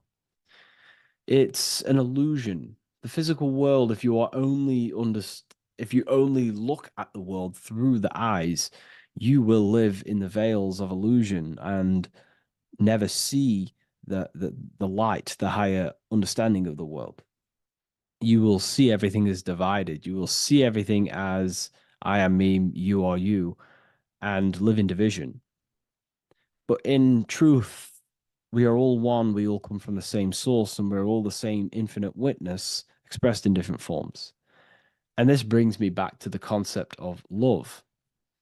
Love is the force that unifies consciousness. It unifies yourself. It unifies your relationships with people. If you love your partner, you love your brother, your sister, whoever it is in your life, it unifies. If you have a care for someone, it brings you together, and you grow the relationship by expressing care into the other person, and it grows. So love is a very expanding, it allows things to grow, and it unifies things. And when you start to love yourself, you start to unify with yourself. And when you start to love nature, you start to unify with nature. So if we understood this, the world would be a better place. And love is the force that unifies the collective consciousness. If we truly hold love for ourselves, for others, other individuals, nature, then the world will become more unified. It unifies consciousness. This is the force of love. It's a very, very powerful, powerful force. And I do truly believe and come to understand now that love is the reason of all creation, which is the generative principle. All action is coming from a place of love or care. We only take action on what we care about. So even the sun is a symbol of love. It just expresses life, gives away all of its light, life, and energy to the earth and asks for nothing back. It is love. It is the expression of care. And that is what unifies consciousness. So again, this is just talking about the inner witness and how consciousness expresses itself in many forms. And the checkered board floor also transcends that idea that I've just described of how it's consciousness divided in many forms. It also represents a state of an individual's mind. The checkered board floor is symbolic of being divided, you versus me thinking, walking down the street and thinking everyone's a threat. It also represents their thoughts, emotions, and actions not being aligned, not being unified. Their thought, emotion, action are scattered, and they're not creating things consciously. It also represents many, many different personalities in our minds, the divided personas and personalities in our mind that we have. And the eye represents the unification of that. It's about unifying our mind pretty much to not have all of these different characters and sides to ourselves, and actually being a whole mind, becoming conscious of the unconscious aspects of ourselves and transmuting them. And when we become conscious of something, we then hold the power to change it. If we have an unconscious part of ourselves, we never truly realize it, we don't change it, and that unconscious thing can actually seek to control our thoughts, emotions, and actions from that place of the unconscious mind. So ultimately, that's what darkness to light represents. Darkness symbolizing things we are unaware of, because when something is in dark, you cannot see it. Most people are in darkness of their imagination. They don't realize the power of their imagination. They're unconscious of it. They don't use it. And to become conscious of that is to put it into light. Shedding light on something reveals something. If I shine a torch on an object, it's going to reveal it. It's the truth. So it's about becoming conscious of the aspects of ourselves that we may be unconscious of, and actually using them and transforming them as tools.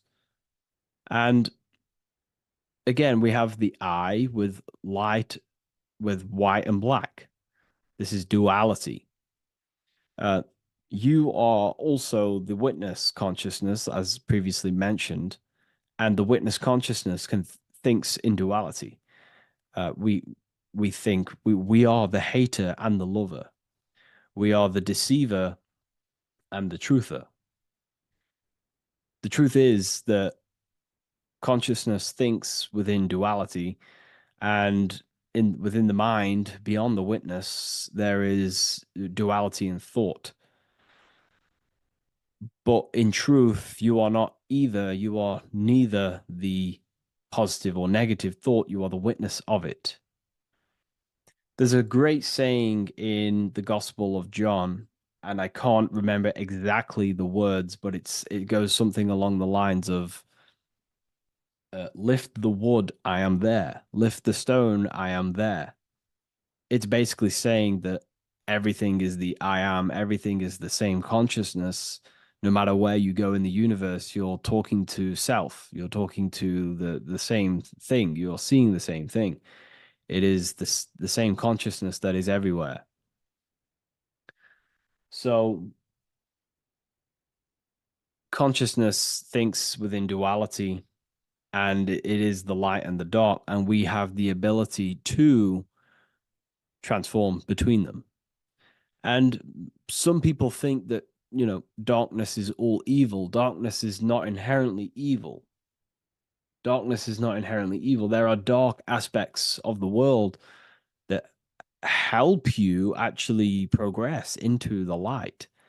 Without the darkness, consciousness can't move into the light, into knowingness.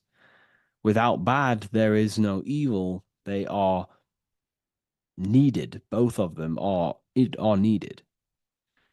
So in order to understand the light, you have to understand darkness. And there are some forces of some forces of darkness in the universe that are purposely there to cause certain things to then push you and activate the good or the light. Some Gnostic texts talk about how there are beings very powerful beings that purposely descend themselves into darkness on purpose to make things happen in certain people's lives, so it actually pushes them towards the light, towards the good. So, this is ultimately what the whole allegory of Satan is. Satan was created by God, and Satan is necessary, which is symbolic of darkness. It's symbolic of evil, the evil forces of the universe, because the universe is simply just one force of consciousness, and that one force can express itself in good and evil. The power of the mind can be used to kill, or the power of the mind can be used to create amazing things. So there is only one force in the universe, symbolized by the one eye, the one force of consciousness, and that one force can be used for light and dark, which is the checkered board. It's also symbolic of the checkerboard being on the ground, symbolizing the earth, which is base awareness, duality thinking, base consciousness, stuck in division consciousness. And the one eye symbolizes unification of the mind, a balanced mind, a balanced internal perception. We're rising from the ground to the sky, symbolizing from heavy to the light, from darkness to light. The eye is also symbolizing perception, what we perceive, and this is ultimately the end goal of all occult and esoteric research, is to gain more light, to gain a higher perception of the self, to gain a higher eye, a higher perception. That's why the eye is always raised above, symbolizing you're chasing the eye, you're chasing a higher perception of yourself and reality and the universe.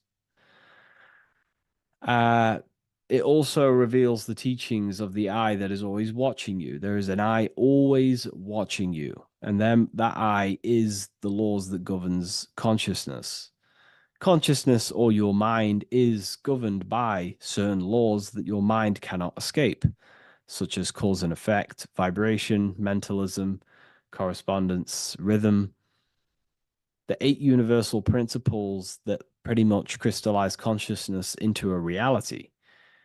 Your mind cannot escape the law of cause and effect. That force is too powerful to escape. Therefore, this is the eye watching you. This is the eye that has governance over you. It is the laws.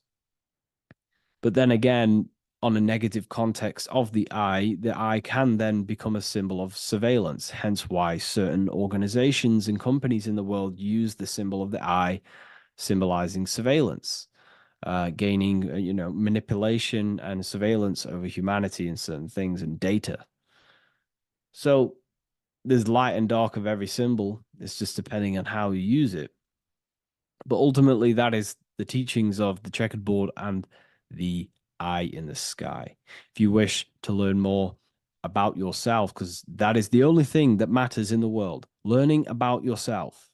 The only thing you take with you after death is the knowledge that you hold in your mind. You can't take your car, you can't take your possessions, you can't take your money. The only thing you take is your consciousness, your level of mastery, and the things you know. With that being said, I'll see you inside Ethereal University if you decide to join, and I'll see you in the next video.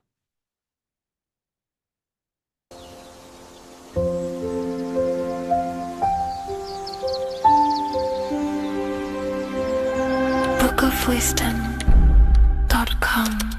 Visit today.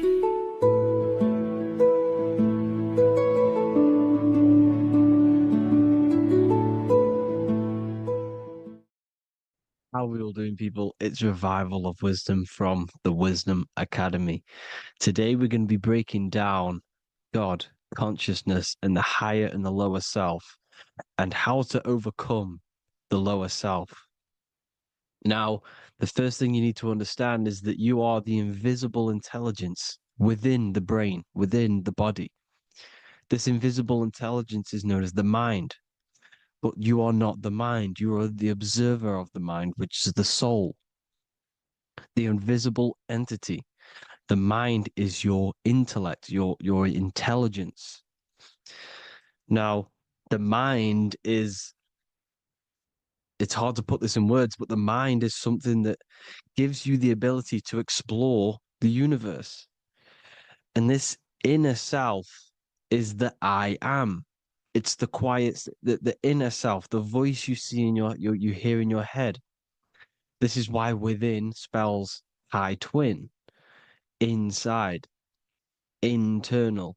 The I is also the number 1, which is one line. Because the one and only, is the inner self, which is the I am. This is why you say, my name is Harry. You are not Harry, you are the I, the inner self, the intelligence. Okay, this is why Jesus in French is I am. You look with the two eyes and you see with the inner eye, and eye, the same thing. Okay, because the eye inside is what gives you the perception of what you're looking at. So when someone's trying to explain something and then you catch on saying, I see now, it's because you're seeing with your inner eye, the one that gives you perception, gives you intelligence, gives you the the ability to understand things. This is the internal eye, the invisible self, which the physical body is nowhere near as complicated as this inner self. It's in infinite potential, infinite potential. God, God, generator, operator, destroyer, soul, mind, and body. Brahma, Vishnu, Shiva, the Father, the Holy Spirit, and the Son. They're all the reason why you see God is always a triad is because it represents yourself. Your invisible intelligence is God. Me and you are the same invisible intelligence. We are the invisible intelligence experiencing the program being run by the central nervous system and the brain. I always say this in my videos, but I have to, in order for you to understand the things that I'm going to say later on in the video, you need to understand this concept, is that you are the consciousness experiencing the nervous system, the tree of knowledge of good and evil, which is you here. You would be in this invisible intelligence right here in the center of the brain. Now, this is why the ancient Christians show God is in the brain. This is the brain stem. This is the brain. This is also the brain stem and the brain. The brain stem and the brain.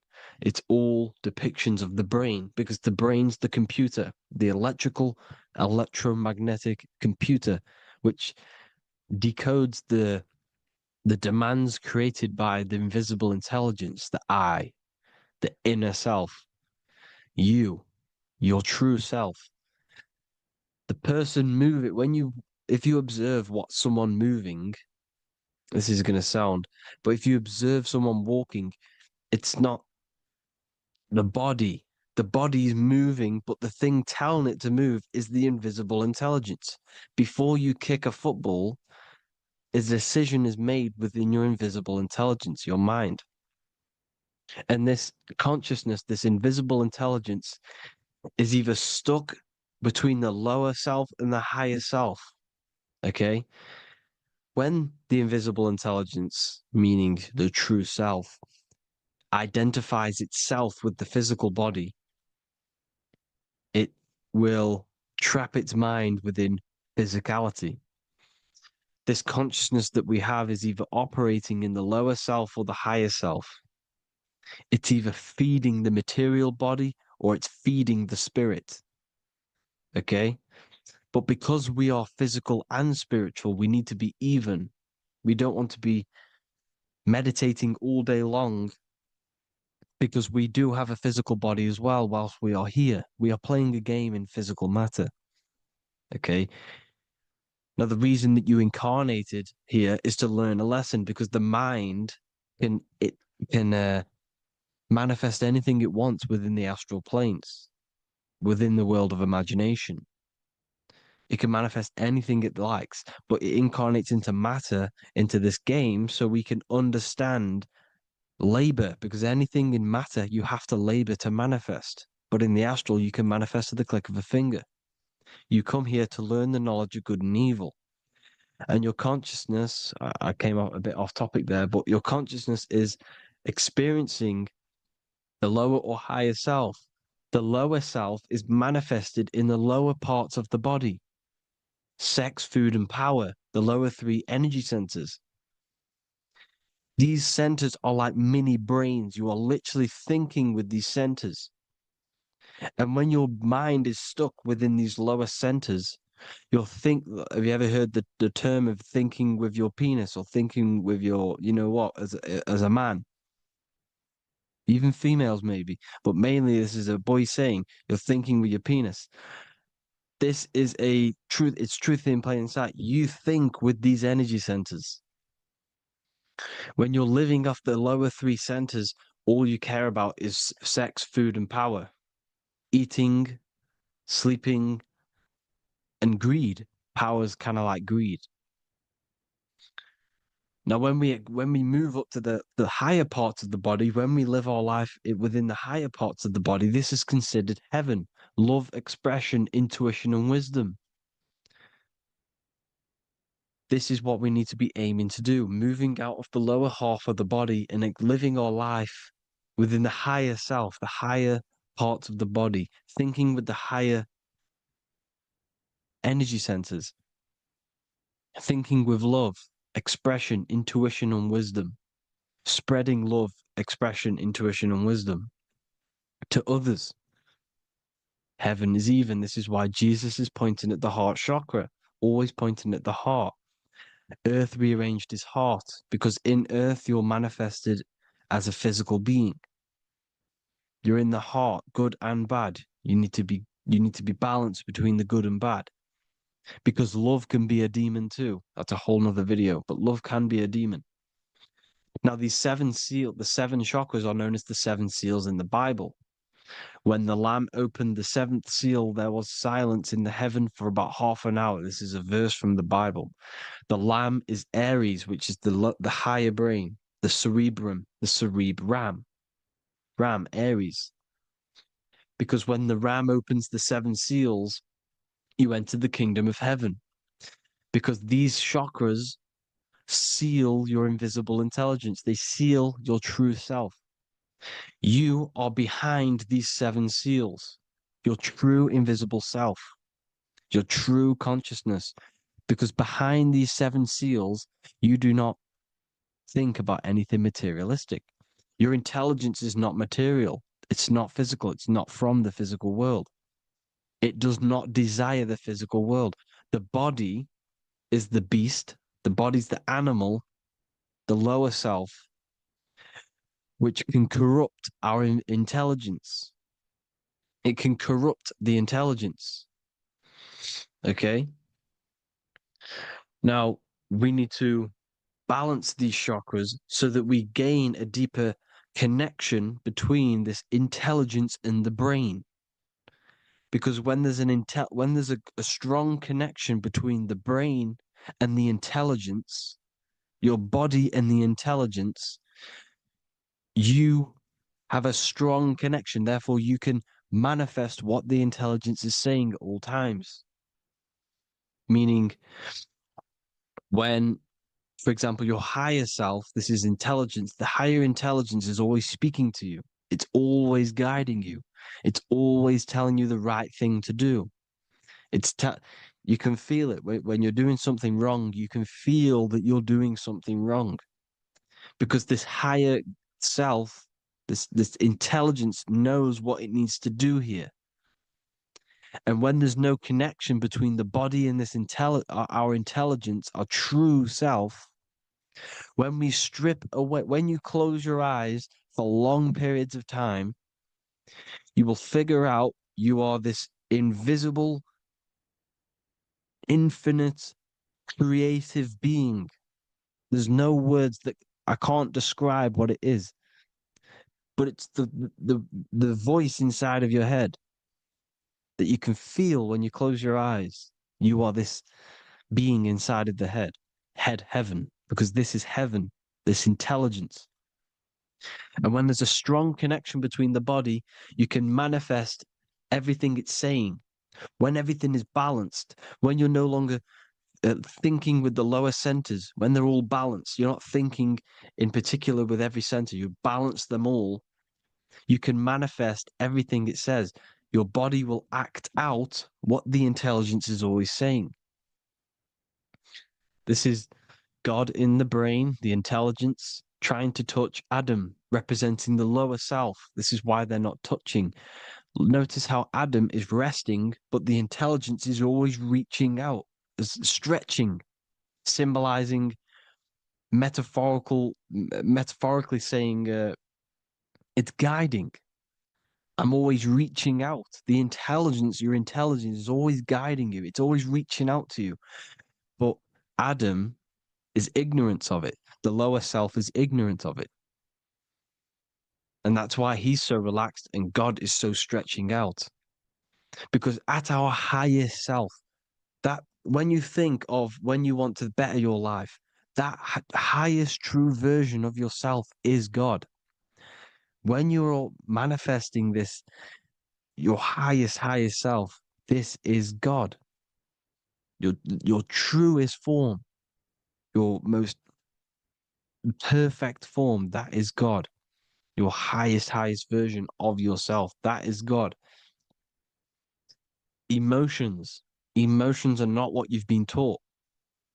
Emotions are not something that should be reactive, okay?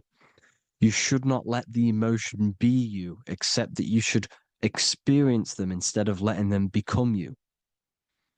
You need to understand there's a separation in our consciousness.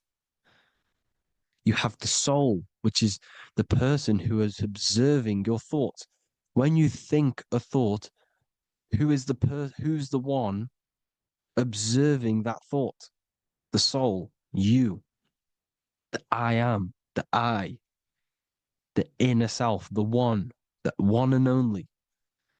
And inside of every single body, inside of me, inside of you watching this video, there is this same intelligence that is inside of me, inside of you. And it's the exact same intelligence, experiencing a different body. And this is what we mean by the universe is mental. We are all sharing the same ball of consciousness in a different body. The animals, the fish, the cells, all expressing this one consciousness.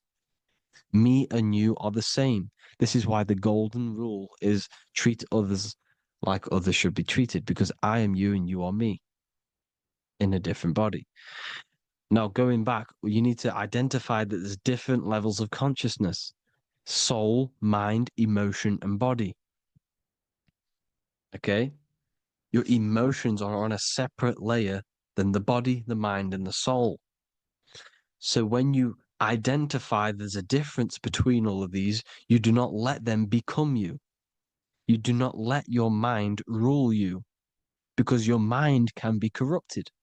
Your soul is the one that is pure good, pure love, but your mind can be corrupted. Okay? Your emotions can be corrupted. The body can be corrupted, but the soul can never be corrupted, only layered on top.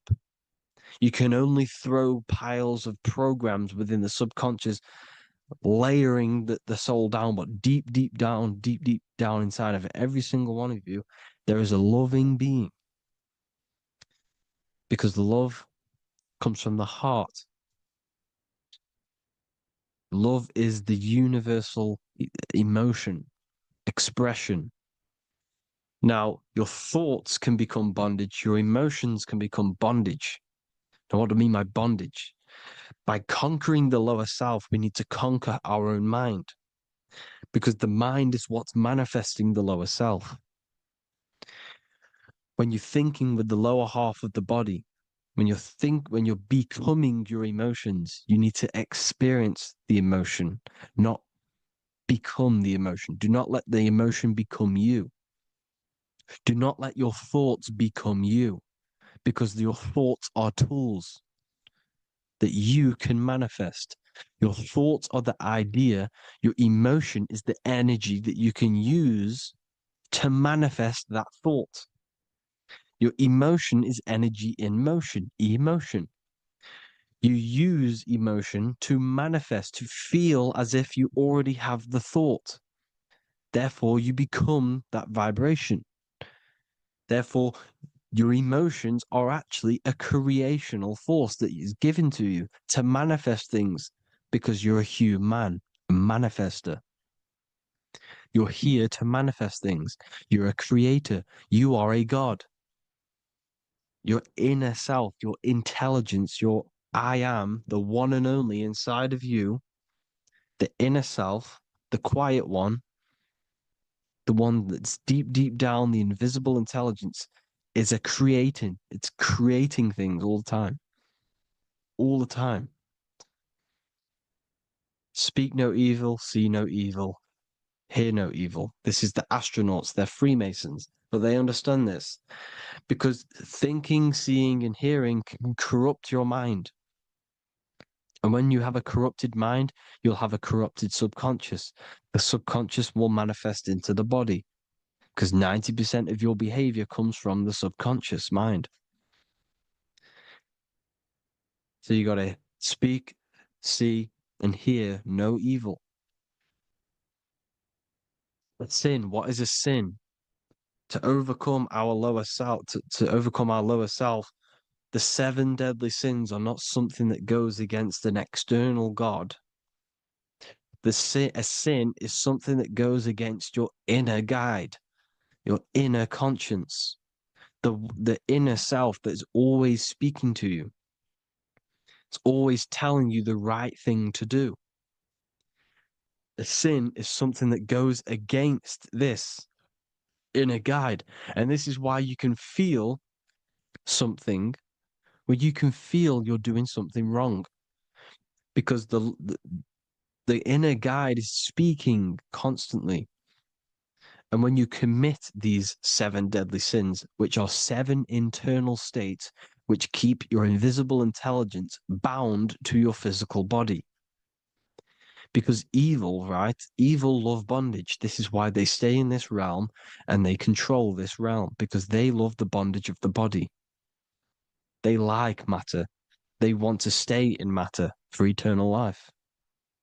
They don't want to ascend back into the heavenly realms where you do not have a physical body. You can explore the universe within the astral planes. They stay bounded to the body, bounded to the 3D construct of the physical world. They have greed, lust, envy, gluttony, wrath, sloth, pride. They want all of this. And if you want that, that's okay. But deep, deep down, you don't want that because your soul is always telling you the right thing to do. Your soul knows what to do to get out of here. It needs to detach from the external world. Detach from all of these 7 internal states which bound you to your lower self, your lower centers. That's what a sin is. You know, you have a left and right brain. The left brain is always analytic. The right brain is metaphorical. So the right brain is producing a holistic view of reality. Now, what do I mean? And not view, perception. When you see, because your eyes are parts of the brain, so when you look at something and you look, that image is produced in the back of the brain in the visual cortex. And then the right brain produces a perception, a holistic, it breaks down what you're seeing into a holistic image, a holistic perception. So, for example, if you're in a woods, the right brain sees the whole woods as one big woods. The left brain is breaking that perception down into individual trees, branches, and leaves. So the left brain's to do with duality. The right brain's to do with wholeness, unified. The left brain's dualistic, analytic. This is necessary so that we can pick things up and manipulate them and break things down. We need the left brain. We need the right brain. I'm not saying any of them's bad, but the left brain, sinister in Latin, means left. Because when you're left-brained, you see everything in dualistic. You see everything is dual, when everything's actually one. We need to be focusing and strengthening our right hemisphere. I'm not saying sit in the right hemisphere all the time, but we need to be strengthening our right hemisphere. And this is why left is sin and right is right. Because when you focus on the right hemisphere, you see the holistic perception of creation. The right hemisphere sees humanity as one unified consciousness. The left hemisphere sees everyone as individual persons and egos. Because the left hemisphere is dualistic. And this is why the Bible says, cast the net onto the right side of the ship and ye shall find. John 21:6. What does that mean? Cast your energy, cast your perception into the right hemisphere of the brain, and ye shall find unified consciousness. You shall find your higher self, the one and only. If then you have been raised with Christ, seek the things that are above, where Christ is seated at the right hand of God. Wow. Powerful. What does this mean? Seek the things that are above, where the Christ is seated at the right hand of God. God is your consciousness, your invisible intelligence between the two hemispheres. The right hand of God is the right hemisphere. Seek the things that are above the heart. Love, intuition, expression, and wisdom. Seek the things that are above the heart, the higher self, the higher part of the body. Because when you seek the things of love, expression, intuition, and wisdom, you create a strong aura. You attract the same frequency. And this frequency is heaven, God. This is the Sumerian artwork showing the lamb. This is a step symbolizing stepping upwards, raising up. He's stepping over the lamb up to the bird. His hand is going to the bird. The lamb symbolizes the lower self. Okay? The bird with the wings is in the sky. It represents the higher self. This is why angels always have wings, because it represents the higher self in the sky. The lamb is a ground animal, symbolizing the lower self. He's stepping over the lamb to the bird, his higher self, his invisible intelligence. Horus and Set, Jesus and Satan. Look, Horus has an evil brother, Set, just like Jesus and Satan. Horus is a bird, higher self. Set is a ground animal, lower self, which is the devil and the angel on your shoulder. You see? The right and the left hemisphere, the two wings. So the devil and angels always speaking to you. The higher and the lower self. It's the battle between the higher and the lower self, between the invisible intelligence and the physical body, because the body's the one that wants the sugar, it wants the pleasure, it wants the sex, it wants the porn, it wants all of the materialistic things, it wants the 7 deadly things. Okay, it wants this. There's a battle between the higher and the lower self, your intelligence and the body. This is why you need to become balanced, so that there's a deep connection between the body and the invisible intelligence, that I am. You need to master your mind with discipline, and you gain a connection between the brain, the body and the intelligence. Resurrection, transmuting sexual energy. Okay, this is important. Res is Resh, which is Hebrew. The early Hebrew Resh symbol is the head. This is the head. Resh, erection. Erection is a sexual stimulation. Resurrection is rise erection. You got to raise your sexual energy up the base from the spine to the head. This is the Christ, the Christos. There's a psychophysical psychophysical oil produced in the brain every month. Go and watch my other video on raising the chrism. Okay? And every month there's this fluid produced in the brain, which takes 2 trips, because one's produced by the pituitary, one's produced by the pineal, magnetic female, magnetic and electric charge. And it takes 2 trips down the spine to the solar plexus, the bread of life in the Bible, or Bethlehem in the Bible, because the River Jordan's your spine. Goes down to Bethlehem. It gets born in Bethlehem, just like Jesus.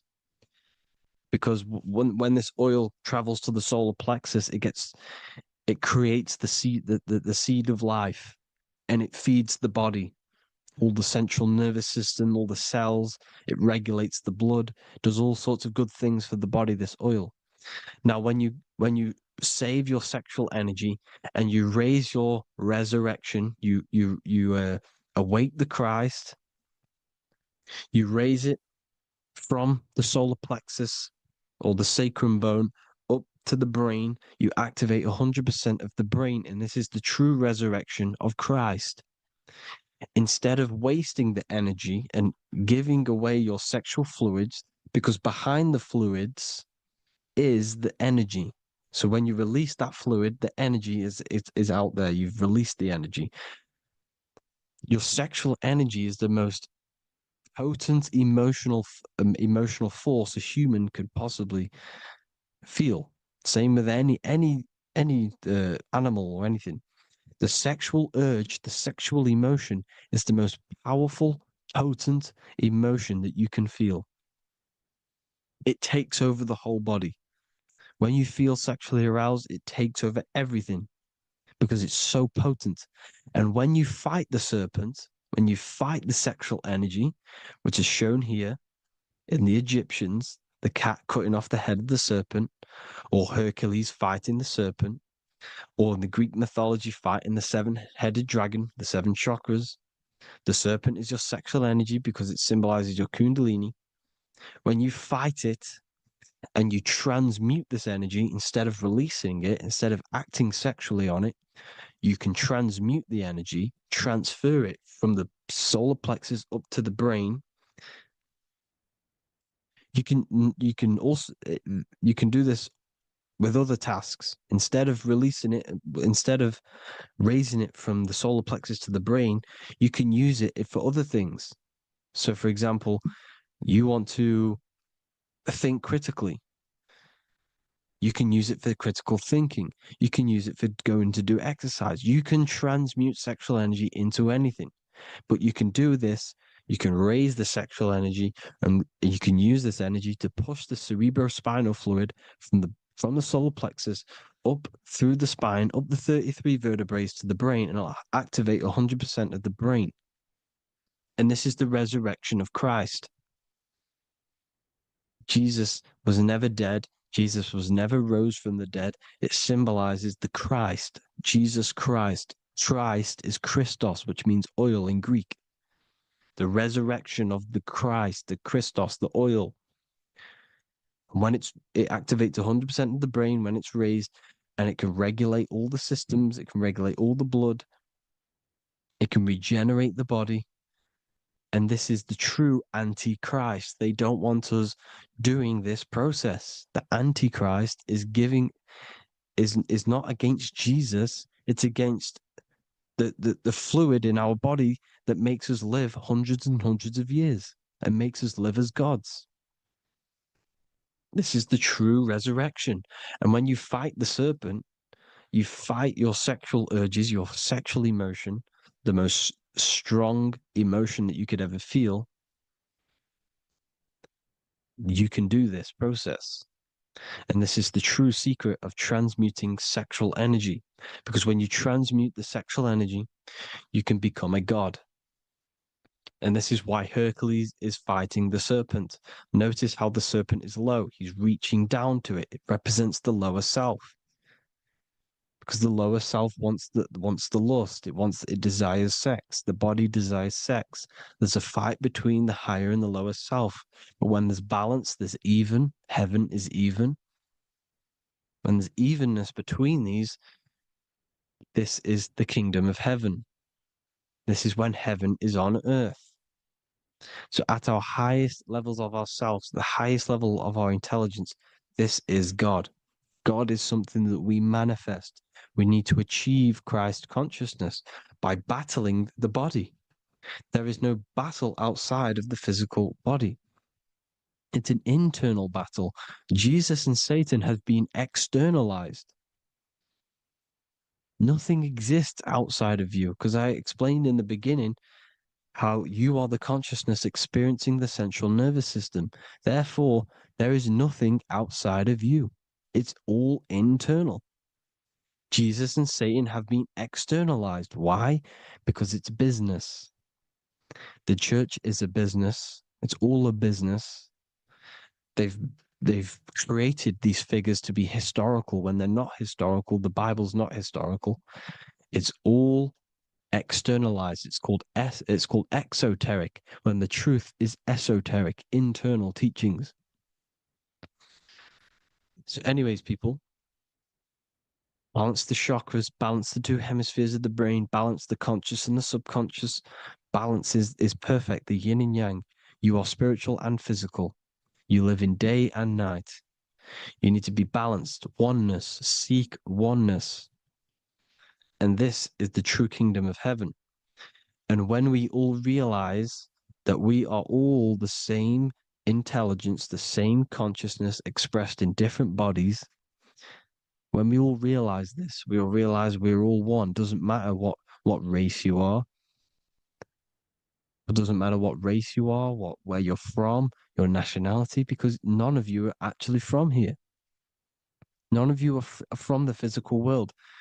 You're manipulating the physical world through the physical body. You are the I am. We all have a soul. Every single one of you has a soul. We all have souls. The reason why they say some people don't have souls is because they're trying to suppress your mind. They don't want you to know that you have a mind. That sounds crazy, I know. But a lot of people haven't realized that they have an infinite intelligence called a mind. And behind that mind, if you can observe your thoughts, the person who is observing the thoughts, you have a soul. Everyone has a soul. Don't listen to all these people saying some people don't have a soul, some people do. We all have a soul. Every single one of us. So anyway, you need to break the lower nature of yourself. At our highest levels, we are gods. Our intelligence, our universal intelligence, the I am, the intelligence that's inside of the brain, is God. Our minds are being corrupted within believing that you are the body. And the result of this is a society like today. Because everyone thinks they're the body. And everyone's living in the lower nature of self, where everyone only cares about themselves. But when we realize we're all one big consciousness ball, we're all the same consciousness expressed in different bodies, there will be peace. So thank you all, people. If you do want to learn more, if you do want to read my book, it's called The Book of Wisdom. I'll put it in the description. It's an amazing book, people. It's going to give you the best understanding possible about creation, yourself, and the world. It's amazing. The Bible, everything. I have just launched a new cymatic library. A friend of mine has just added this to the website. He creates beats and he creates the purest beats. So they are actually the frequency that it tells you. Most of the stuff on YouTube and Spotify and Apple Music it says it's a certain frequency, but we know these major platforms are all playing with the frequencies of the app. So if you want a real binaural beats, solfeggio scale frequencies to meditate on or listen to throughout the day, join the Occult Library. You can get a 2-day free trial. I'll put the link in the description. Thank you all, people. Hope you all enjoyed this video. God bless you all.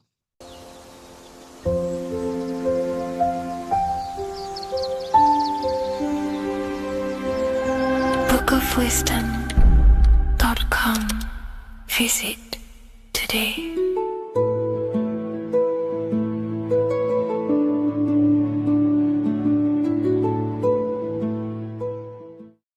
There is a massive mystery around the Freemasonic G, and in this video we're going to be discussing it. Some people call it geometry, God, gnosis, genesis, generation, but in fact it's all of these things, and all of these things relate back to one concept, that links them all. And in this video, you will be discovering this secret force, which pretty much creates everything in your reality and your life, and has done unconsciously, whether you are aware of it or not. The Freemasonic G is the 7th letter in the English alphabet. This is important because the number 7 has many mysteries inside the esoteric and occult traditions. Some people say the number 7 represents the 7 colors of light, the 7 major planets, or the 7 musical tones, 7 days of creation. The number 7 is a massive mystery. But what we have to understand is that in the context of Masonry, Freemasonry is all about building the self. Every day we wake up, we are either building our prison of our mind or freedom of our mind. Everything inside of esoteric Freemasonry is about building the self and reconstructing our consciousness, our inner dialogue, the inner voice. We're transforming the mind from low awareness to high awareness. This is why Freemasonry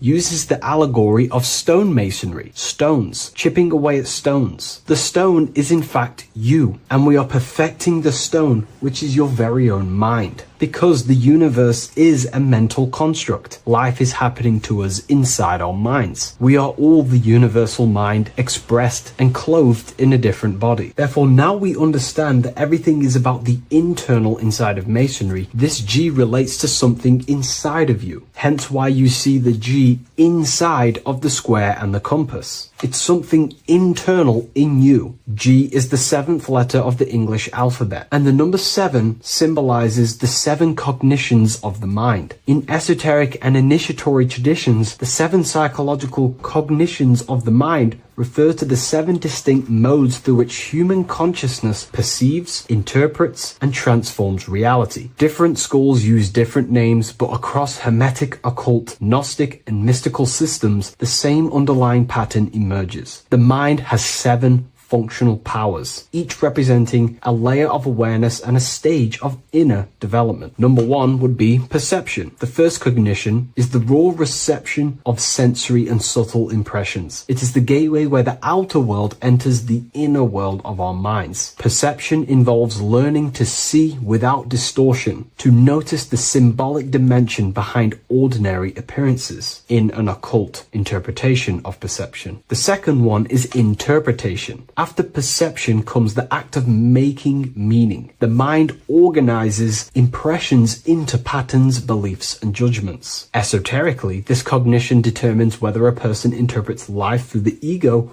or through the higher insight of their higher consciousness. The goal is to purify interpretations so that the intuition can speak through it, to clear our minds of the clutter, master it, and let our higher consciousness shine through it. Number 3 is the imagination. This is the creative faculty that produces images, symbols, and visions in the mind's eye. This is associated with the astral plane. We live in a mental universe of thought. Thought wraps itself inside of imagination. The thought alone has no true form, but then the thought wraps itself in a vehicle of consciousness, what we call imagination, and we give form to the thought. Imagination becomes active. Imagination becomes active imagination, the foundation for rituals, alchemy, meditation, and visionary insights inside of occult traditions. Working on your imagination is a key part on developing your consciousness, as it is literally the sight into the astral plane, your internal vision of the mind. The fourth cognition of the mind is emotion. Emotion is energetic response that gives intensity, direction, and magnetism to thoughts. Emotion fuels the magical will. Unrefined emotion binds us to lower impulses. Refined emotions become devotion, compassion, and the inner fire to transform thought into a tangible reality, to become a conscious creator. The fifth cognition is will, the faculty of intention, decision, and directed energy. Will is the power that aligns personality with the higher self. It is the driver of discipline, transformation, and the capacity to act consciously rather than react unconsciously. Most people walk through life as an unconscious zombie, living day to day, running off subconscious programmings, never actually using their conscious mind. We develop our will and try to align our will with the highest will possible so we can align our will with our higher mind. so the higher mind can manifest through us in the material plane. The sixth cognition of the mind is memory, the storehouse of experience, impressions, and archetypes. It shapes identity, determines how one repeats and transcends past patterns. Memory includes not only personal memory, but also a deep strata of the subconscious and the collective subconscious field, what we call the Akashic records. Memory is a massive quality that you must work on inside the Masonic system. You are required to remember certain rituals and certain things so that you can regurgitate them to pass on along the degrees. Based off my research, I myself personally am not a Mason. The seventh cognition of the mind is intuition, the highest cognition possible. It's direct knowing. It bypasses the linear reasoning and reveals truth as the inner illumination. Intuition is the voice of the soul. It is the guiding force, guiding our physical vehicle of consciousness through this physical experience, providing revelations, insights, and even sometimes gnosis and higher understandings. They are the seven principles and cognitions of the mind that we should work on. Sometimes they're symbolized as seven luminary planets, because lumen is light. The planets are light. Light is consciousness. Consciousness is light. Now moving on to the true understanding of the G, the higher understanding of the G, as I mentioned previously. This is what we call the generative principle, the care principle, the human heart principle, the female aspect of consciousness within yourself. All creation is built upon a care. All action is built upon a care. You only act on what you care about. You care about paying the bills and staying inside your house and looking after your family, for example. Therefore, you take the action to generate the reality and generate money to pay the bills. Them actions are driven by the force of care. If you care about a plant, you take the action to water the plant and it grows. If you care about your partner or relationship,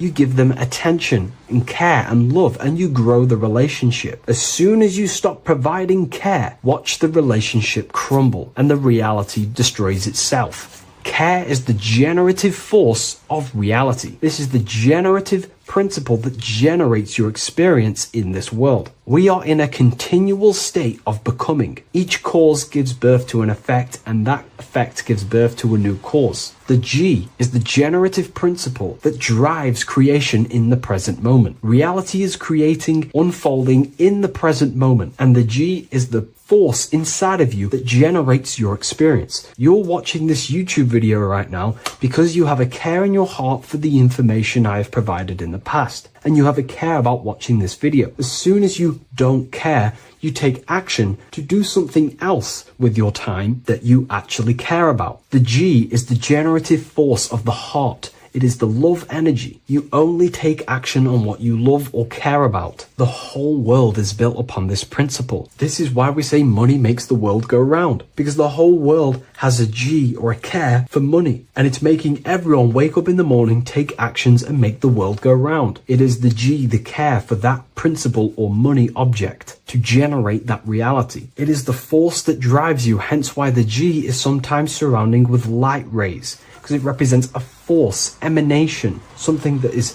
invisible but driving the physical body. The G is the internal force that focuses thought into an action. We can think many thoughts, but the thoughts you don't care about, you don't take action on. But the thought you care about, that you have a G for, intensifies that thought, focuses and directs it into an action to generate that experience and reality. The whole world is built upon this principle. The sun is a perfect example of the generative principle. The sun gives all of its life, light, never asking for anything back, making everything grow and generate on the earth. Everything in your life is built upon this principle, and gaining control over your care gives you control over your actions and your reality and what you generate. Once you see this, it is truly beautiful that the world is actually built upon love. This is why they say love is the force of God. It is. Truly. This is the reason why God begins with a G. It's about Genesis.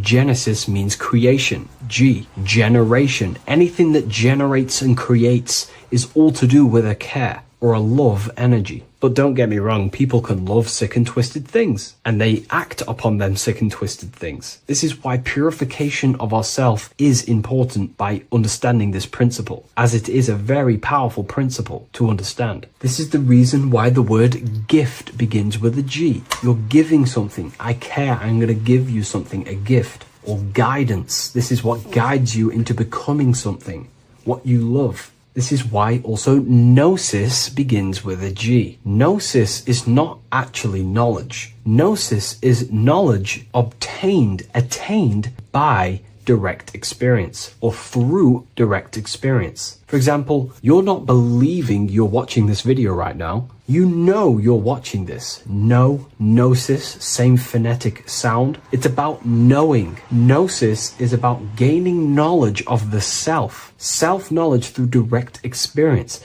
Instead of believing in God, I seek to know God through direct experience by altered states of consciousness, transcendent meditations, understanding human anatomy, understanding the laws that govern my mind, understanding creation. That is direct gnosis, knowing that God exists instead of believing he exists. By going within the self, questioning the self, and gaining a deeper relationship with the inner observer, you start to gain gnosis, self-knowledge through direct experience. And in order to gain gnosis, you have to care, because gnosis requires action. It requires you to meditate and go within yourself. It requires you to study yourself. It requires you to go within yourself. And in order to do that, you have to care. If you don't care about knowing yourself, you won't take the action to generate the gnosis. If we take a look at this piece of Freemasonic artwork, we can see a whole lot going on here. But if we focus down here with the temple with the letter G on, and when you walk through the temple, there is a pathway leading up a hill towards the light. The light reveals things. If something is in darkness, you can't see it, but the light reveals something. It's symbolizing truth, the light of gnosis, knowingness. And in order to walk this path, you have to go through the temple, which means entering in yourself. This is symbolic of the path. The Masonic path is about the self, reconstructing and learning about the self. In order to walk up that hill, it takes a lot of effort. It's not easy walking up a hill. You're going to be tired. It's not easy. It's horrible. Who likes walking up a hill? I know I don't, but people like hiking and stuff. I understand that, but it's symbolizing this is hard work working on yourself, because the labor of working on your mind is the hardest labor you will ever do. It's called the great work or the Masonic work. And in order to climb that mountain,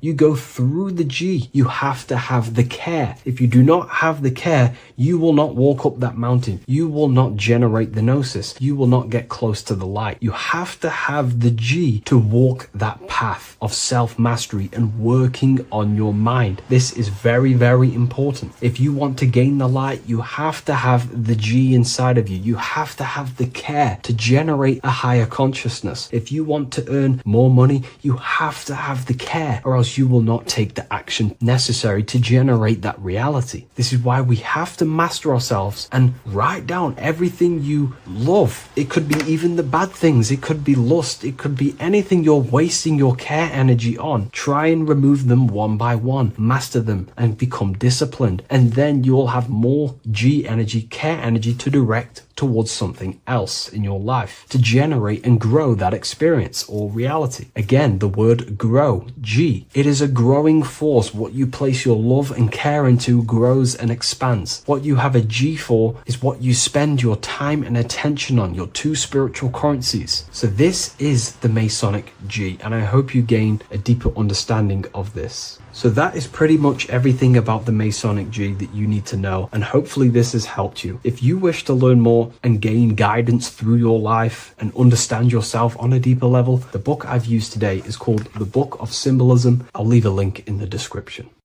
Geometry. This is the study of nature, of the codes, the mathematical codes behind physical reality. So today we're going to be going deep into geometry and the true esoteric internal geometry, the geometry that no one really talks about, and how geometry relates to human consciousness. So essentially, what we must understand when it comes to geometry, the basics of geometry is everything is vibration. And this vibration is vibrating on a certain frequency.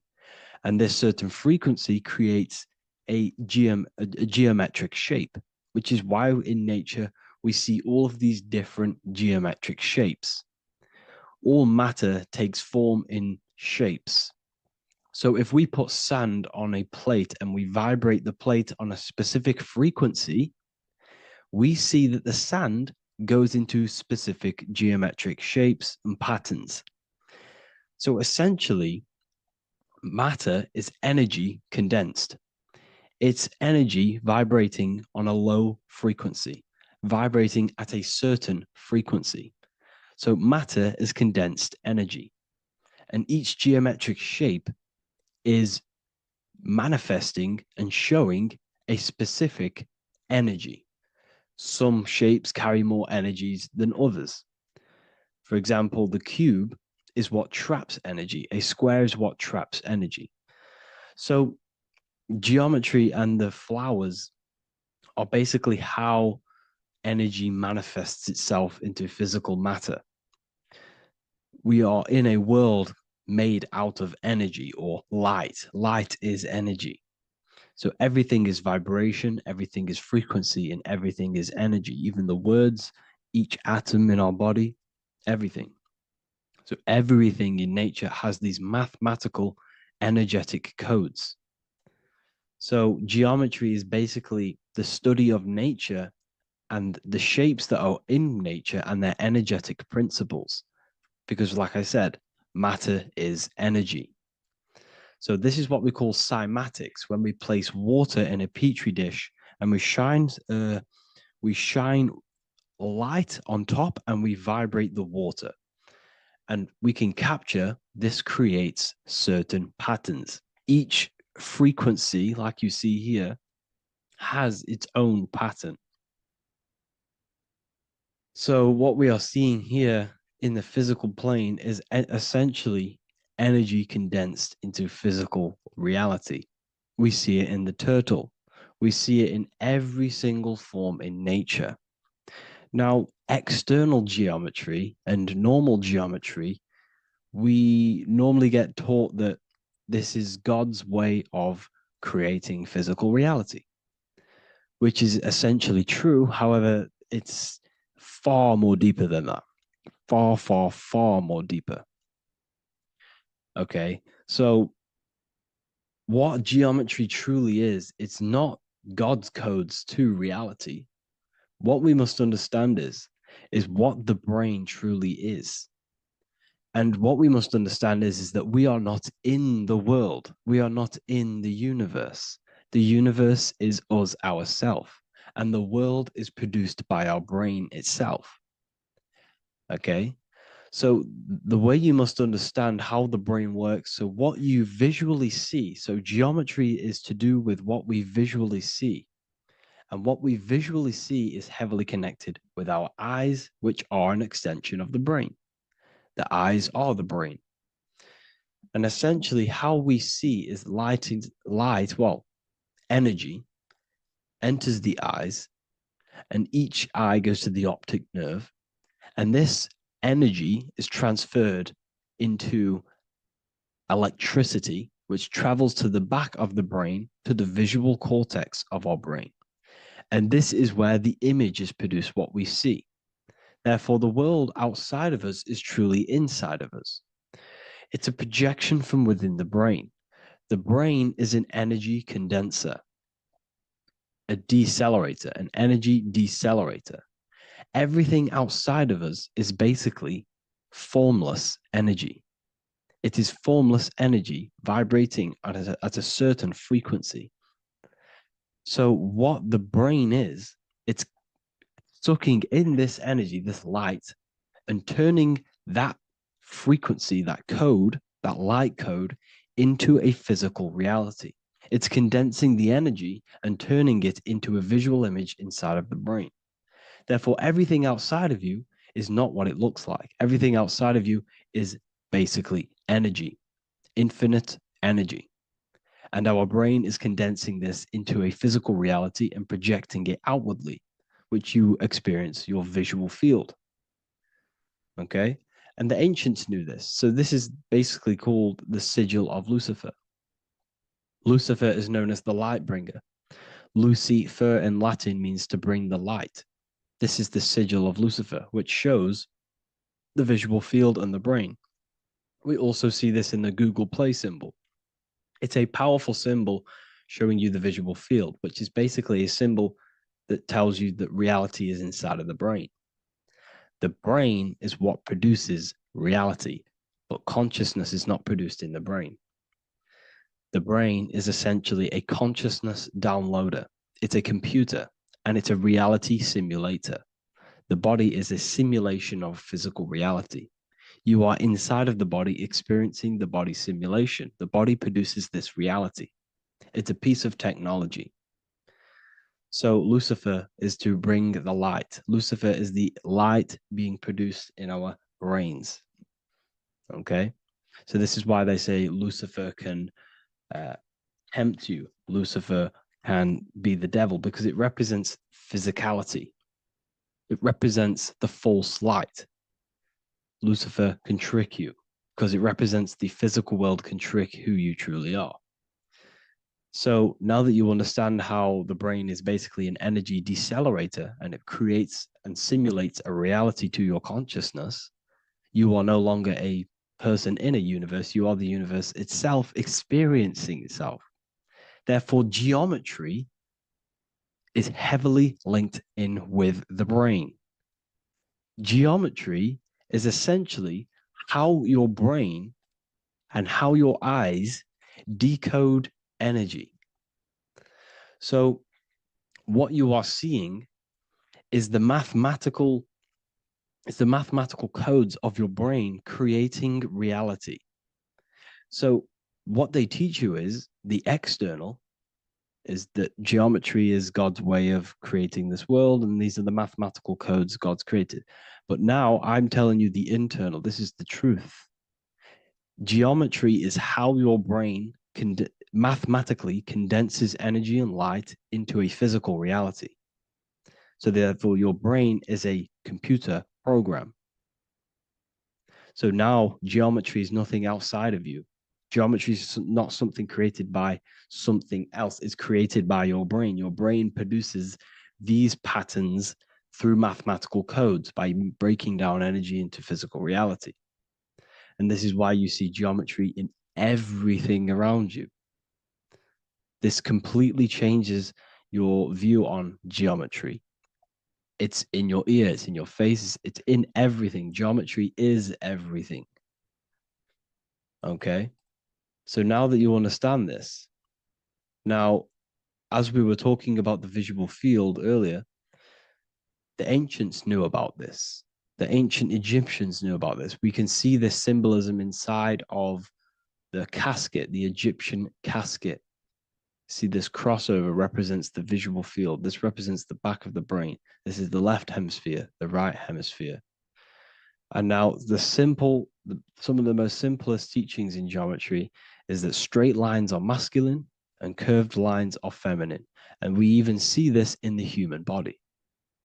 The feminine human body is curvy and the masculine human body is liney. And even with the genital reproductive area, we have a line and a curve, 0 and 1, the binary code of all creation, 0 and 1, because that's basically all that exists. Nothingness and one, nothingness and God, nothingness and consciousness. That's all that exists. Now that I've told you that, the basics of geometry and the line and the curve and the feminine and the masculine, what do we have here? You see this stick here?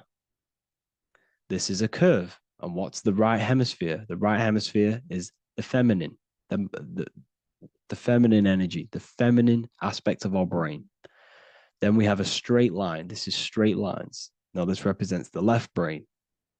So the Egyptians are showing you the left masculine brain and the right feminine brain because of the curve and the straight line. And this is the visual field, the crossover. So there's a crossover in the brain. The left eye is connected to the right brain. The right eye is connected to the left brain. Okay, so the left eye is connected to the right brain. The right eye is connected to the left brain. The solar and the lunar. So, like I said, everything outside of you is basically energy. Your body is basically a holographic avatar, condensed energy produced by your brain. There's nothing actually outside of you. Your five senses are electrical threads of light. And when you touch something, this is basically electrical signals in your nervous system, which are reporting back to the brain. Therefore, what you touch is actually, you're not touching. The feeling that you feel when you touch something is not the true feeling. That's your nervous system you're feeling. You're feeling your nervous system in the brain. It's electrical signals to your brain. So the five senses do not decode, well, what you're experiencing as the five senses is not outside of you. This is your brain interpreting electrical signals. You don't experience the world, you experience your nervous system and your brain. The nervous system is an extension of the brain. So this is the truth. This is not woo-woo spirituality. This is true consciousness science. But I'm teaching you here. Okay?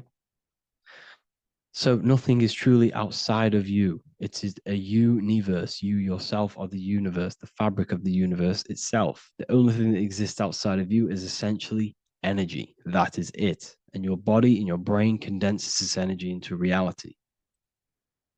So when we look into architecture, why is architecture, the ancient architecture, so important? Because what did I tell you at the beginning? Shapes and physical matter is condensed energy. Each shape holds specific energy. Some shapes hold more energy, emit more energy. Some shapes condense energy. Some shapes transfer energy. Each shape, each geometric shape has an energetic principle because matter is essentially energy.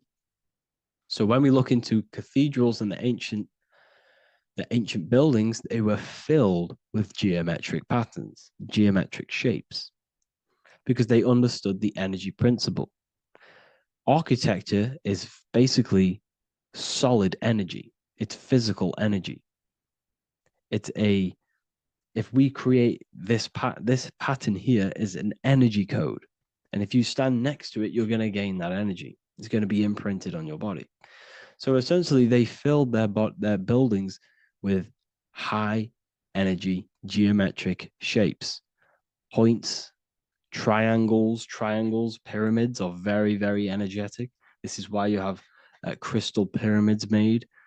Organite pyramids, they're always in pyramid shapes. That's why the Egyptians built in pyramids, because pyramids hold high energy, they emit high energy.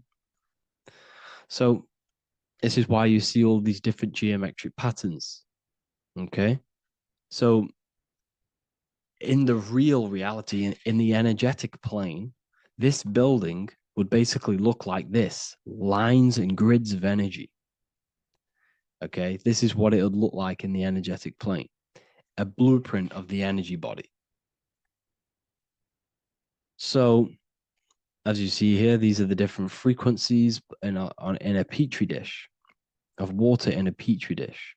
And you can see they are specifically aligned up with these specific patterns. You can see geometry even within geometry. It's fractal. So essentially, when you would stand inside of these buildings, they would imprint the energy of the building in your body, because your body is healed through energy. You have an electromagnetic field around your body. So by creating buildings with geometric patterns, we are essentially increasing the energy of the building, because the building itself is energy. Okay. So when we fill it with geometric patterns, we're increasing the energy. We're giving it a certain energetic imprint. So when you stand inside of that building, you're being imprinted with that energy. Okay. So especially with these windows, these stained glass windows. Well, why are they stained glass? Well, color is frequency. So when you have all of these different colors, and not only were they just painted, some of these colors are specific gemstones, crystals, natural stones, which all hold energetic principles.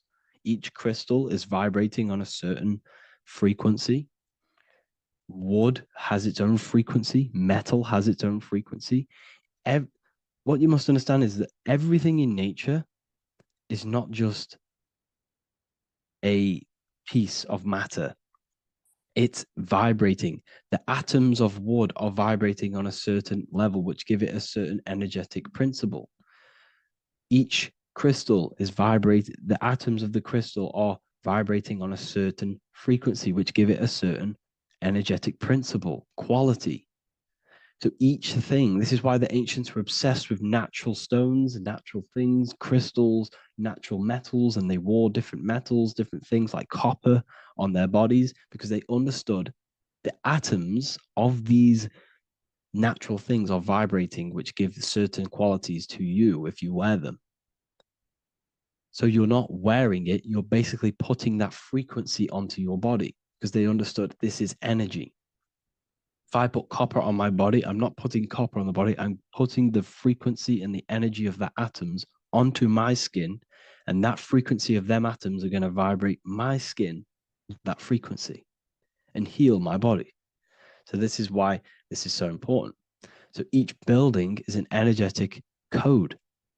Okay. So when you stand in these buildings, it can heal your body. This is why when people walk into these ancient churches, they feel like they've met God. They feel a certain way. They feel so amazing when they enter these churches. They feel holy, for example. It's not because God's there. It's not because these man in the sky dwells in these holy places. It's because the energy of these buildings affect our consciousness.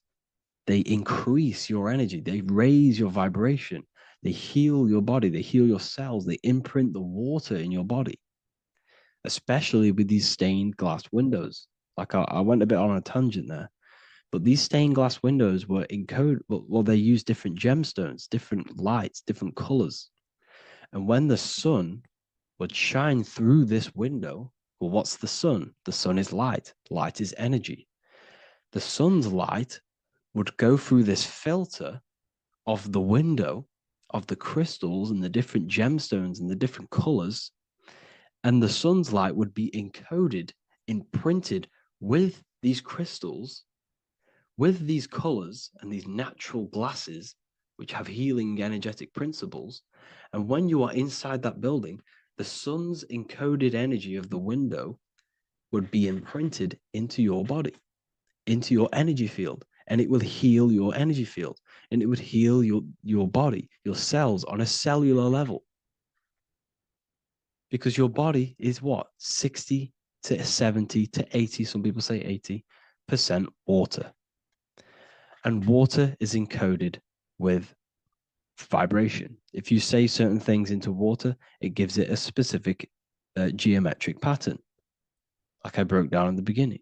If you say love to a water and then freeze it, it will go to this. If you say hate, it will go to a distorted pattern. So when you are in these buildings, you're being imprinted by the energetic codes of these buildings, the energetic principles of the windows, of the structure itself. The ancients never used to build in squares. Their buildings, their insides were never square rooms, because they understood squares trap energy. They always had pointed roofs so energy can escape. So there's many little things that we need to look into geometry.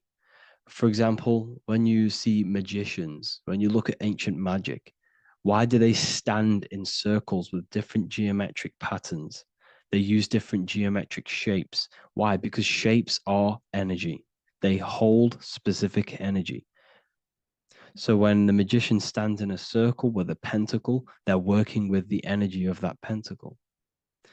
You can work with different energies based upon the different geometric shapes that you draw.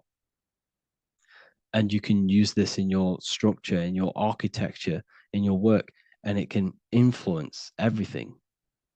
So this is the true geometry. I hope you gained a deeper understanding on geometry and how it relates with you and your consciousness. Like I said earlier, your brain produces geometry. It's basically how your brain decodes energy. It's not God, how God creates this reality. And no, you're in this reality. You are the reality itself. Your body produces the reality. Therefore, geometry is one with you. So therefore, if I play with the geometry of the buildings, for example, like the government have, everything's in squares. If you look outside, everything's a square, everything's a rectangle. You go to a city, every window is a rectangle, every building is a rectangle. You live in a box room, everything is boxed and squared off in this reality, in this modern society. Why? Because they're trapping energy. The cube is the most simple geometric shape, which basically condenses energy and it traps energy. And if you subconsciously see squares all the time, your phone's a square, your TV screen, everything's a square, your keyboard, your desk. Go and look at the ancients. They never used to build in squares and cubes. And if you go into nature, you'll never see squares and cubes. Nature doesn't create squares and cubes. Everything in the modern society is squares and cubes to simple your consciousness down, to dumb your brain down. So the ancients built very, very complex structures. Why? Because they understood what we see affects our brains, because our brains decodes reality and creates reality. If you see a sophisticated building, this is going to give you a sophisticated mind and raise your IQ levels over time, subconsciously. I'm not saying if you look at this building, you're going to become smart. I'm saying if every single building in your environment, ment is mind, mental, every single building in your environment was this complex and complicated, it would increase your IQ on a subconscious level. It'd make you more complex, make you more intelligent. So they've dumbed everything down. They've dulled everything down. Look at everything. Everything is being dulled down. So anyways, I hope you all gained a better understanding on this. If you want to gain more occult knowledge and esoteric knowledge, make sure to read the Book of Wisdom, Volume 2. If you're inside the university, you can get this book for free. Go to the general chat area and follow the instructions and you can order yours for free. Truly life-changing stuff, because the issue is with the world is that no one really understands who they are, what they are, and why we are here. That is the issue for people's depression, for people's wrongdoings. They don't understand who they are, what their emotions are, what their mind is, what their body is, what reality is. This book gives you that. This book gives you the sense of understanding, the sense of well-being that will give you a better life because you understand life and what life is. And if you truly want to take your studies to the next level, we have the Ethereal University. This is the place for truth seekers where you can connect with like-minded people so you don't have to feel insane, because not many people think this way. I've been there when you wake up and not many people around you are thinking the same way and you start to feel a bit insane and you can't really talk to people about these things. That's why I created this, so you can connect with people and learn at the same time and become the best version of yourself by understanding truth and knowledge. If you join, you'll gain access to free live calls every single week, every single Saturday morning. We do live calls. You can ask me questions and all sorts. So make sure to leave a like and a comment. And thank you all for tapping in.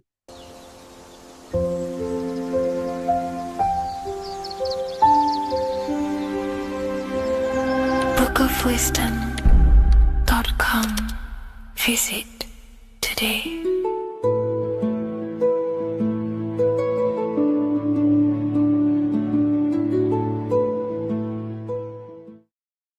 Greetings everyone, it's Revival of Wisdom. I facilitate human enlightenment through occult and esoteric teachings. I hope this video expands your mind into a new field of thought. In this video, we're going to be discovering the true esoteric meaning of the 7 planetary energies. So let's jump straight into this. In order to fully understand this, you must understand the esoteric teaching of as above, so below, and as within, so without. Our inner world is mirrored into our external material reality. We have a physical voice, which you are hearing right now, and I also have an inner voice, which no one else can hear.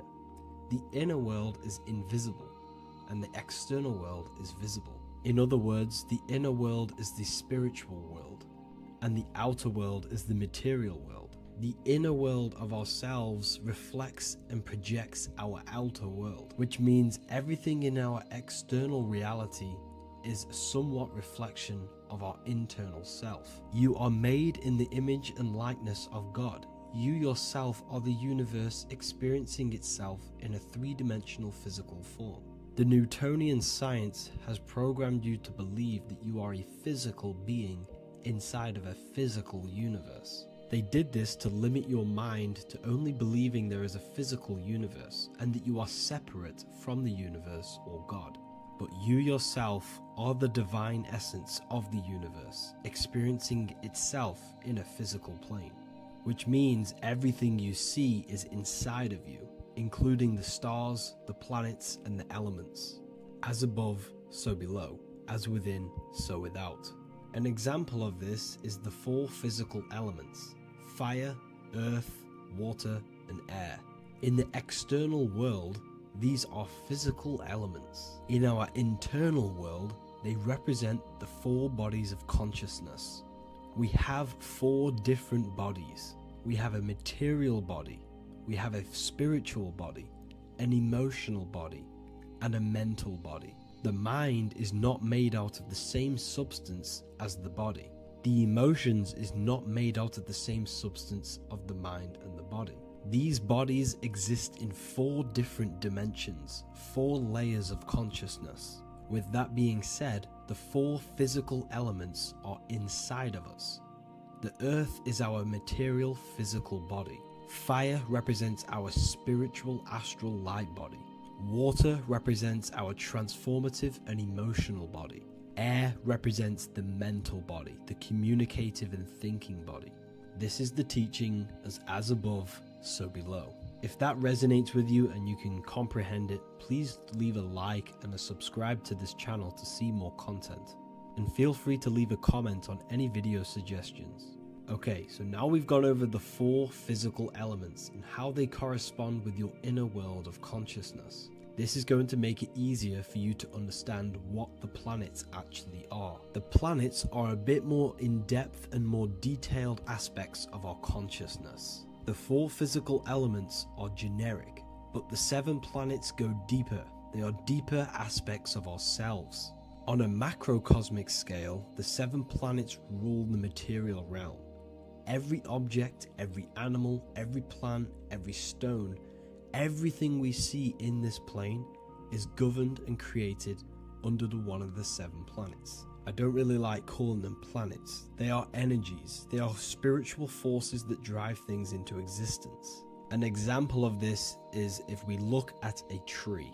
The roots of the tree are governed by Saturn. The stem of the tree is governed by the sun. The leaves of the tree are governed by the moon. Any offspring or fruit of the tree is governed by Jupiter. Any defense mechanisms of the tree is governed by Mars. The communication and networking of the tree is governed by Mercury. The smell and the look of the tree is governed by Venus. Everything we see in this material plane is governed by one of these specific energies. Everything material has a spiritual force that brings it into physical existence. This is the reason why we have 7 days of creation in the Bible. The 7 days of the week, all governed by the planetary energies. Monday is Moon Day for the moon. Mars governs Tuesday. Mercury is Wednesday. Jupiter is Thursday. Venus is Friday. Saturn is Saturn Day. And Sunday is for the sun. This is the reason why there are so many 7s in this physical plane. 7 days of the week, the 7 colors, the 7 chakras, the 7 diatonic musical notes, the 7 lamps on the Jewish candlestick,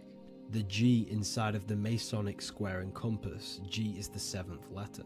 Now let's go a little bit deeper into every planetary energy. Saturn in the external material plane governs the foundational and enduring aspects of existence, such as roots of plants, the bones of our body, and even the insects that dwell beneath the ground. Saturn represents the dull, hard, and unyielding forces of life, symbolizing structure, limitation, and conditioning. Under Saturn's influence, things become rigid, bound by restrictions and boundaries. This is the reason why Saturn is known as Father Time, because Saturn rules anything that is a restriction and a limitation, which is time. The whole of this material plane is governed by time. You will be born and you will die. This explains why there is so much Saturn symbology in this material plane. Saturn is one of the most important planetary energies. You are a spiritual being in a physical body. Your light, your consciousness is bound to the physical body until you learn how to escape the physical body. The body is a limitation for our infinite minds and spiritual bodies. Our infinite mind is stuck in this material body, governed by Saturn's limitation of time, matter, and space. Now let's dive into what Saturn means to our consciousness within our internal world. We've gone over what Saturn means in the external world. What does it mean to our consciousness? Internally, Saturn embodies the conditioning within our consciousness. When the Saturnian aspect of our consciousness dominates, we become overly rigid, fixated, and restricted in our thinking and actions. For example, Saturn's influence is strongly felt in today's world, where many people's minds are confined to societal norms and conditioned responses. Saturn is the aspect of our consciousness, our minds, such as limiting belief systems and limiting thoughts and emotions. This is the negative thought that you can't get rid of, that's holding you back.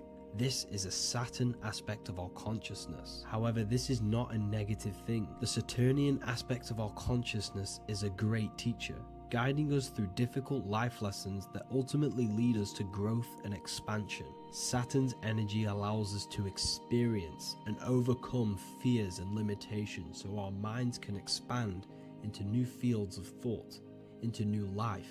Although Saturn's energy is harsh and often challenging, it helps us develop resilience, discipline, and wisdom. However, in the modern day, this Saturnian energy has overpowered the minds of the masses, fostering excessive rigidity and limitation. This is why we see so much Saturn symbolism. It's literally everywhere because our minds are being dominated by the Saturnian limiting aspect of our consciousness. Now, let's move on to the moon. The moon, or lunar energy in the external material macrocosm plane, governs the elements of water, influencing the natural cycles such as the ocean tides, which rise and fall in harmony with the moon's phases. Beyond water, the moon also guides instinctual behaviors such as animal migrations. Birds, insects, and other creatures rely on the moon's subtle energies to navigate their journeys. For example, dung beetles use polarization patterns in the moonlight to orient themselves and travel safely home. The moon creates the months. M-O-N is moon. There are 28-day cycles, and this 28-day cycle of the moon is reflected in the woman's body, known as the menstrual cycle. The moon is a feminine energy, governing the feminine elements such as water and the feminine cycles of the body. The moon is the womb. This is why eggs have the same color as the moon, because eggs are ruled by the moon's energy. Now that's the external world. The internal world, the moon symbolizes the emotion aspect of our consciousness. It represents the subconscious mind, the seat of intuition and psychic abilities. Just like in the external world, things are born out of the moon, such as eggs and the womb. The subconscious mind acts as a womb for our conscious mind. Our deep subconscious emotions and programs are born into light into the conscious mind and controls the conscious mind. The moon represents our hidden psyche, our shadow self. Now let's go on to the sun. The sun represents the life force. In the material external world, the sun is ruling over pretty much all life. The sun gives life to all things. Without the sun, animals could not exist, the human body could not work, and plants would not grow. The sun is the life force. It's the soul of the world. Now, in our internal world of consciousness, the sun represents our passion, our drive, our conscious mind. The aspect of our internal world that wants to drive things and give life to physical manifestation. Now we go on to Mars energy. Mars is well known for being the god of war. Mars energy manifests into the material plane through anything that seeks to protect or defend itself. For example, the holly tree. The holly tree leaves are very sharp and they defend itself. Anything that is protective in the material world has Mars energy and is governed by this specific aspect of consciousness. For example, any predators or animals such as hedgehogs with spines on their backs for protection. Mars represents all things that is driven by conflict, aggression, and defense. Now, internally, inside of our inner world, Mars symbolizes the aspect of our consciousness that is focused on self-preservation and protection. Mars governs our ego, the instinctual urges of anger or maintaining reputation. Mars is not evil. It's necessary. Sometimes it's necessary for us to protect ourselves. Mars is the aspect of our consciousness that is anger, rage, the desire to fight or conquer. When this energy is activated within our consciousness, we become defensive, assertive, and even combative, ready to dominate others and destroy obstacles in our way.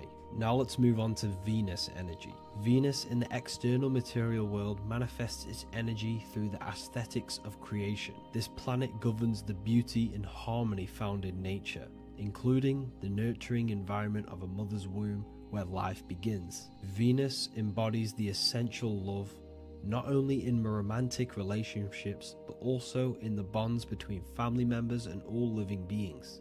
Venus represents relationships. We have relationships between plants, animals. They all depend on each other to give life.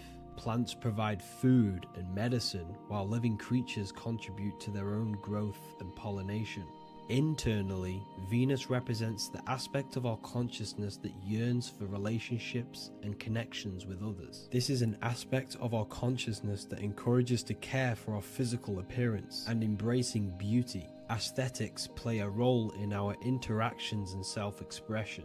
This is why there is a beauty brand called Venus. Now let's move to Jupiter energy. Jupiter in the material plane manifests its energy as forces of fortune, abundance, and wealth. This energy manifests itself as plants, as fruits that we can consume and eat in abundance. Anything that is nourishing and cultivated by the earth for humanity and animals. Jupiter embodies the giving energy that provides for and sustains life, fostering growth and ensuring that resources are available to all. Its influence is seen in the natural cycles of abundance, where fruits must grow and ripen before they are enjoyed, symbolizing the importance of effort and patience. Internally, in our spiritual world, Jupiter represents the aspect of our consciousness that yearns for abundance and seeks growth in various aspects of our lives, including wealth, knowledge, and personal development of the mind, spirit, and the soul. This is the aspect of our consciousness that wants to gain wealth, that wants to gain expansion and abundance in our lives. However, when Jupiter's energy dominates our consciousness excessively, it can lead to feelings of stinginess and greed. It represents material possession. The last planet is Mercury. Mercury in the external world governs the vital elements such as seeds, air, communication, education, and electricity.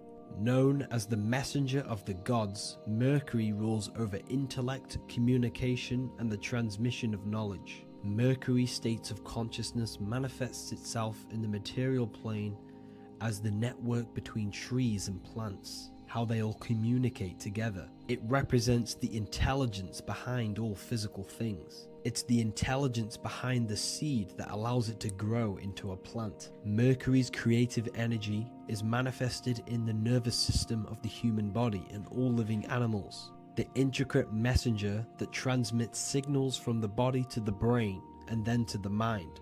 This intelligence within us allows us to facilitate thought and movement. Internally, in our spiritual aspects of consciousness, Mercury is the state of consciousness that seeks knowledge, understanding, and intellectual growth and expansion. This part of us is curious, eager to learn, and driven to communicate ideas and information. It represents our mental body. The Roman god Mercury is often depicting flying because this symbolizes the air. Air represents our mental body. When the Mercury aspect of our consciousness dominates, we become highly intellectual, constantly seeking information, analyzing situation, and communicating our ideas. While this can enhance our understanding and ability to interact with the world, an excess of Mercury's influence can lead to overthinking, excessive analysis, and focus on intellect over emotions or intuition. Okay, so they are the 7 planetary energies in the external world and your internal world of consciousness. These energies are manifested in the Roman mythology as human beings. They are depicted as human beings, but this is nothing but symbolism. These gods never existed physically. They represent aspects of our consciousness and spiritual forces that govern the material plane. Every material object, every intelligence, every piece of life in this universe is governed and brought into existence by one of these spiritual forces. Now, I hope this video has expanded your mind into a new realm of thought. Make sure to leave a like, a comment, and subscribe to the channel for more occult and esoteric information. You can read more about this topic and many more occult and esoteric teachings inside of my books, the Book of Wisdom Volume 1 and the Book of Wisdom Volume 2. I honestly advise that not everyone reads these books. These are books which will completely transform your view on reality. You will feel a lot better reading these books because you will find a connection with yourself and the universe. Understanding truth and knowing thyself gives you a sense of well-being. Like I said, this is not just a book. This is a beginning of your journey of expansion and growth. Reading them can be life-changing.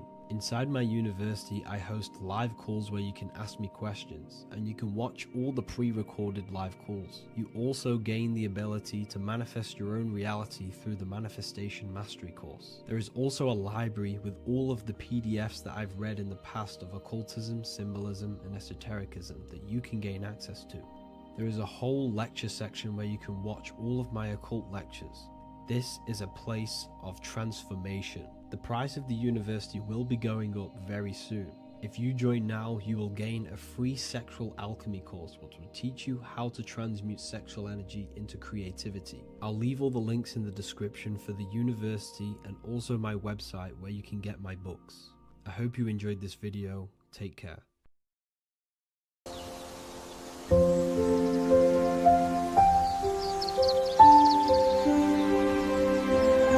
bookofwisdom.com. Visit today.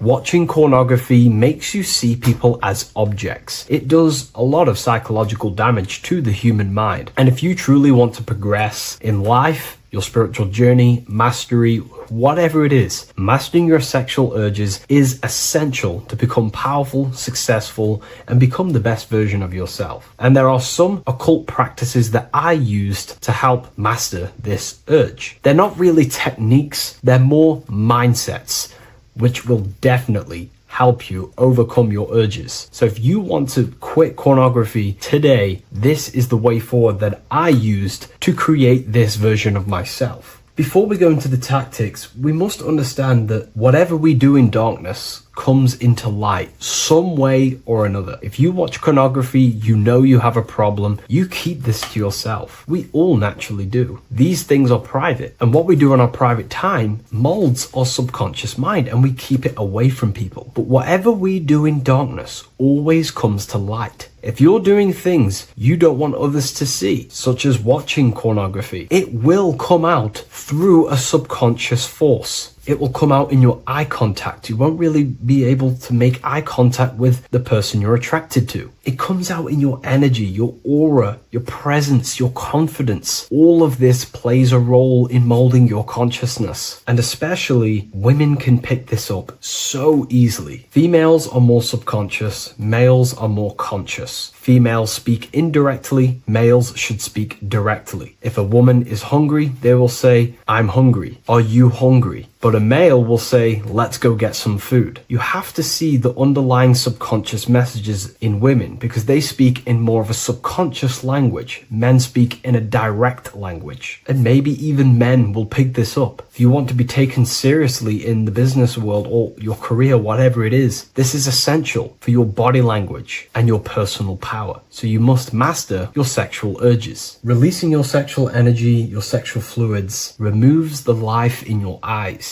A lot of people get dark bags underneath their eyes. I used to have them years and years ago. My eyes were always half shut. There was no life in my eyes. But as you purify yourself, the life and the energy comes back into your glaring eyes. The first tactic on mastering your sexual urges is understanding that thoughts produce emotions. Whatever we think about inside of our mental body directly corresponds to what we feel in our emotional body. What we see here is a piece of alchemical artwork showing you the light of the mind shining down into the heart. This represents the mental body with the clouds. This represents the human heart, the emotional body of consciousness. What we think about, if we think about sex, or if we watch things that are stimulating to us on Instagram, TikTok, that thought goes into the mind and the feeling gets then produced in the heart and the body becomes aroused. What we think inside of our brain becomes emotional energy in our heart. As above, so below. And what becomes in our heart is what we take action on. We take action on emotion. Human action, human behavior pretty much comes down to what we feel. We only act on what we care about or what we love. If you love that feeling of watching pornography, that is the reason why you're taking the action. So keeping this in mind at all times is very important in your journey of self-mastery. What you think is what you feel, and what you feel is what you act upon. Remove stimulations that can possibly produce that thought of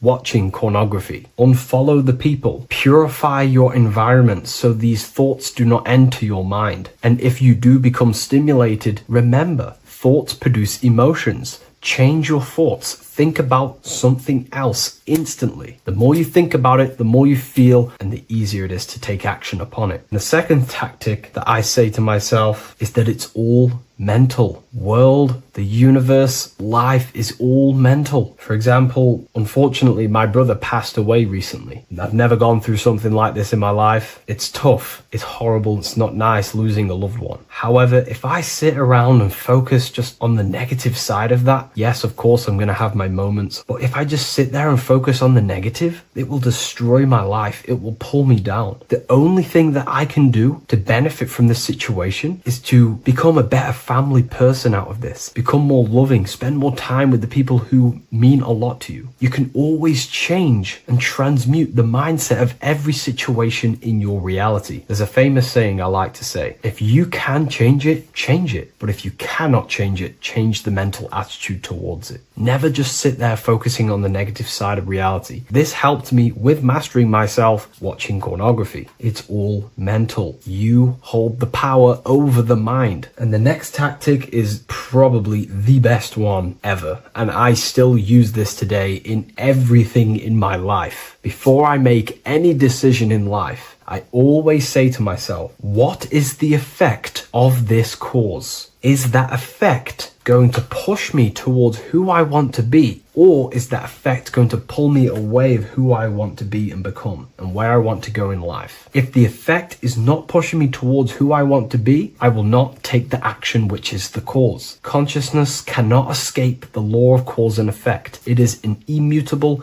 inchangeable law that is governing your consciousness and your mind. You have to keep this law in mind because it is the law that is creating and crystallizing your reality. Any decision you make, what is the effect of this cause? The law of cause and effect is a force that you cannot escape. So you have to work with this law and become conscious of the law. So before you do take the action, what is the effect? Is watching pornography going to push me towards who I want to be and where I want to go? If it's not, do not take the action. That's where willpower comes in. You can do little exercises for willpower, meditation for 30 minutes of not thinking. You can do rituals that strengthen the connection to your mind with your willpower. At the end of the day, the willpower is the most essential force in the consciousness. Another thing is remove any music that talks about it. Even the words will be producing thoughts in your mind. What you feed your consciousness is ultimately what you project back outwards. Don't listen to the rap music. Don't listen to any music that talks about it. Try and remove this from your environment. These tips that I've given you don't just work in quitting pornography. These work in every aspect of your life, and they will dramatically change your life if you become conscious of them and actively use use your mind. Don't fall under the spell of becoming unconscious. Never act unconsciously. Never think unconsciously. Never feel unconsciously. Stay on top of your mind. Be the observing eye in your mind. Never fall unconscious. Of course, we all need to sleep, but I mean in the waking times. And this is why learning about yourself or consciousness is essential for every aspect of life. Business, your career, money, whatever it is. Whatever you're doing in your life comes down to understanding human consciousness. And that's why I wrote these books, so you understand yourself, so you gain your understanding of the functions of your own mind, body, emotions, and how you are creating reality. That's why I wrote the book of symbolism, because symbols are not just symbols. These symbols represent forces and aspects of the human psyche themselves, and they are veils, they are keys that help you remember and become conscious of what has fallen unconscious in your mind. We're simply just becoming conscious of what we are unconscious of, and becoming conscious of them and using these powers. You want to take your life to the next level? Feel free to get the book of symbolism. I'll leave a link in the description. Take care, everyone.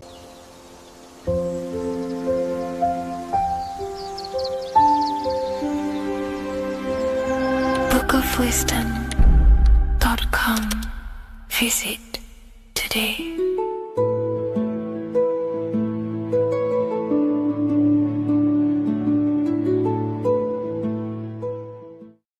What if I told you that the pentagram can unlock the secrets of creation and make you manifest any reality you want? Hence why the pentagram is used heavily in magic and witchcraft. We have to understand that the pentagram has been heavily demonized. Religions, churches claim that this symbol is associated with Satanism and witchcraft. I personally believe this was intentionally done so that people do not gain their personal power over reality and their life. The pentagram reveals so much about you, and it is one of the most important symbols to understand inside the occult studies. It is one of the most common symbols that you will see across all occult esoteric orders and different occult traditions, such as Freemasonry, Kabbalah, Rosicrucianism, alchemy. You will see this symbol everywhere. And in fact, you even see this symbol, the pentagram, on old church buildings, statues of Jesus next to church buildings.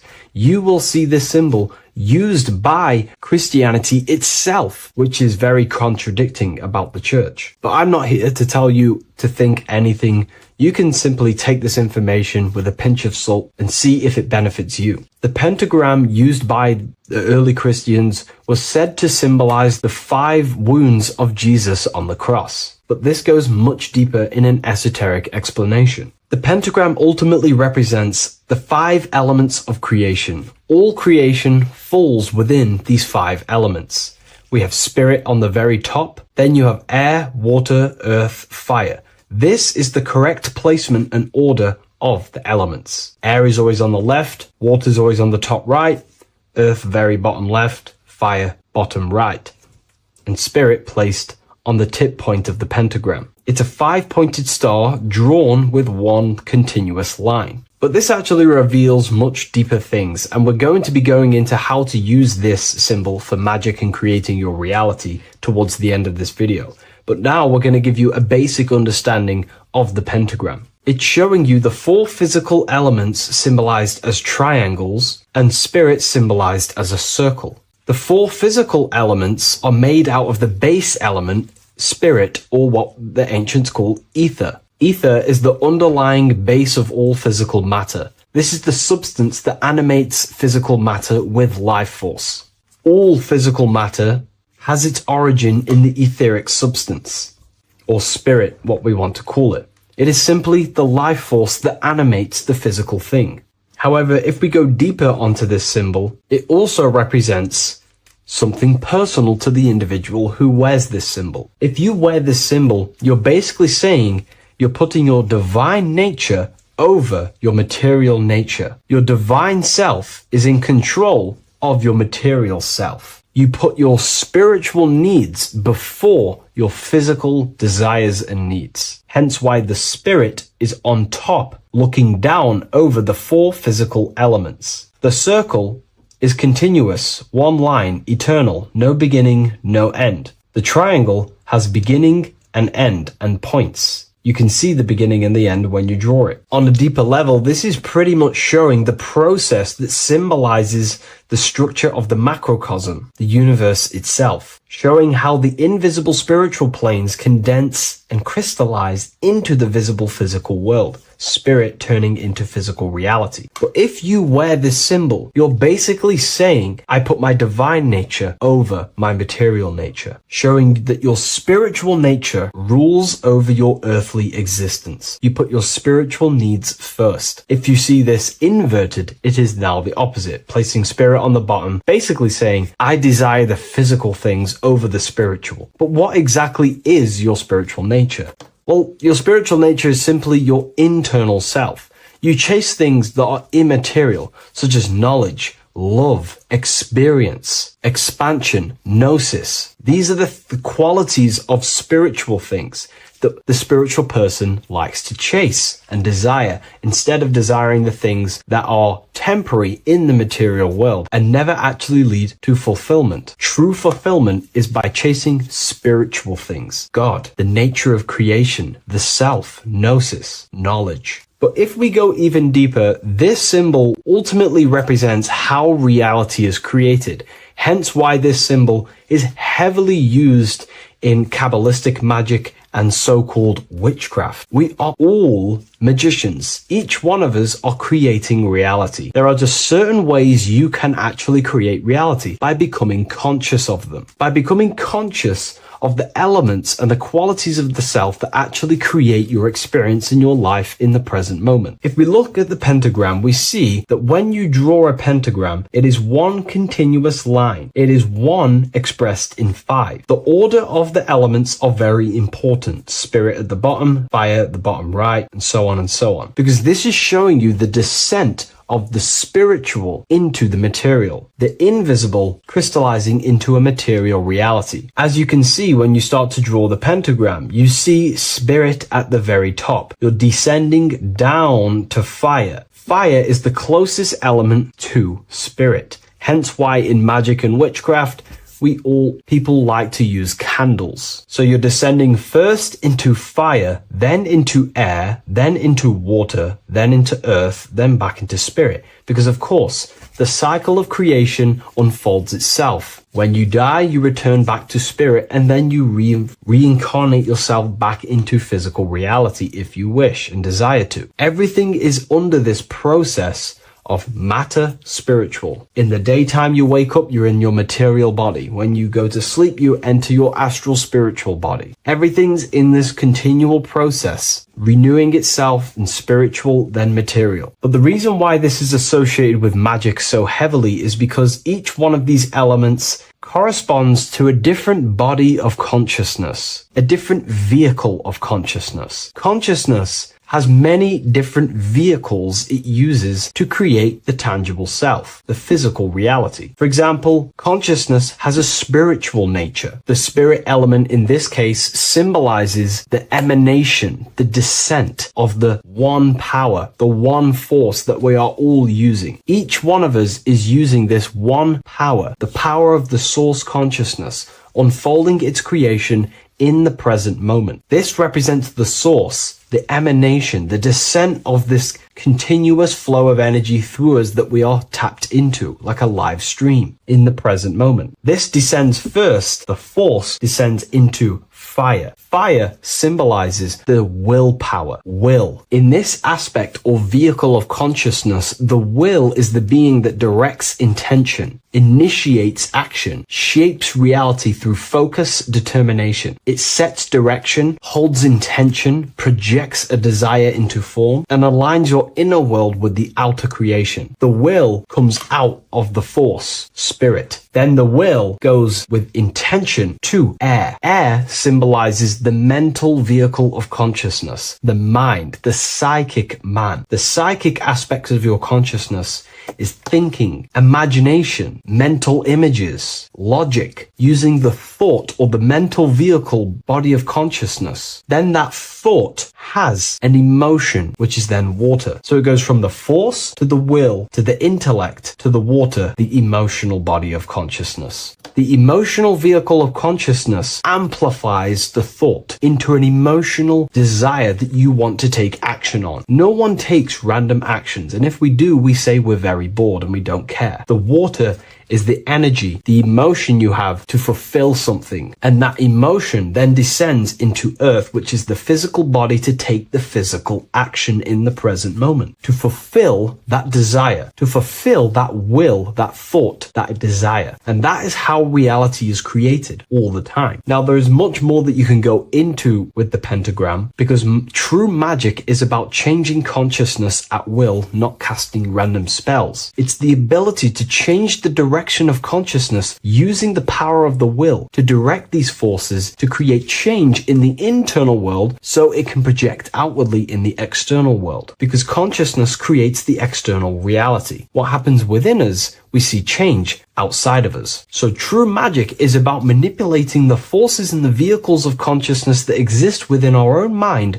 to produce a change in the material world. There are other ways you can use magic, by purifying each body of consciousness or banishing each body of consciousness. Other forms of magic, you can dissect each body of consciousness and work with that specific body. If you think you're using your mind too much, you can start using banishing rituals to banish the power of the mind, to stop overthinking, for example. Or if you have lack of emotional connection with your emotional vehicle of consciousness, we can dissect this body, tap into this body, and invoke this body and strengthen it. We're dissecting each body and vehicle of consciousness so we can work with it to create a specific change inside ourselves, then to be mirrored outside of us. So pretty much this pentagram represents the descent of the spiritual turning into a material reality. Hence why sometimes we see a human figure standing in the point of a pentagram, because it ultimately represents the microcosm. You are the microcosm. You represent the entire process of spirit into matter, the invisible into the visible, the formless into form. The pentagram, drawn in one unbroken motion, captures this divine act of creation, showing how consciousness flows downward through the elements or the vehicles of consciousness to bring forth the material reality. The Book of Symbolism will teach you all about this. It was released November 17th. A lot of people have taken advantage of this. You also gain a free ebook with this copy. Every order comes with a free ebook. And if you wish to get your copy of the brand new Book of Symbolism, you can find it in the description or revivalofwisdom.com. Thank you, everyone. I'll see you in the next video. The earth has become a realm in order to trap souls within so that they can harness our electricity, our energy. Even the Bible is talking about how this realm is controlled by the wicked one in John 5:19.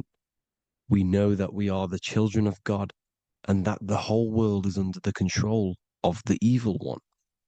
Ephesians 6:12, for our struggle is not against flesh and blood, but against the rulers, against the authorities, against the powers of this dark world, and against the spiritual forces of evil in the heavenly realms.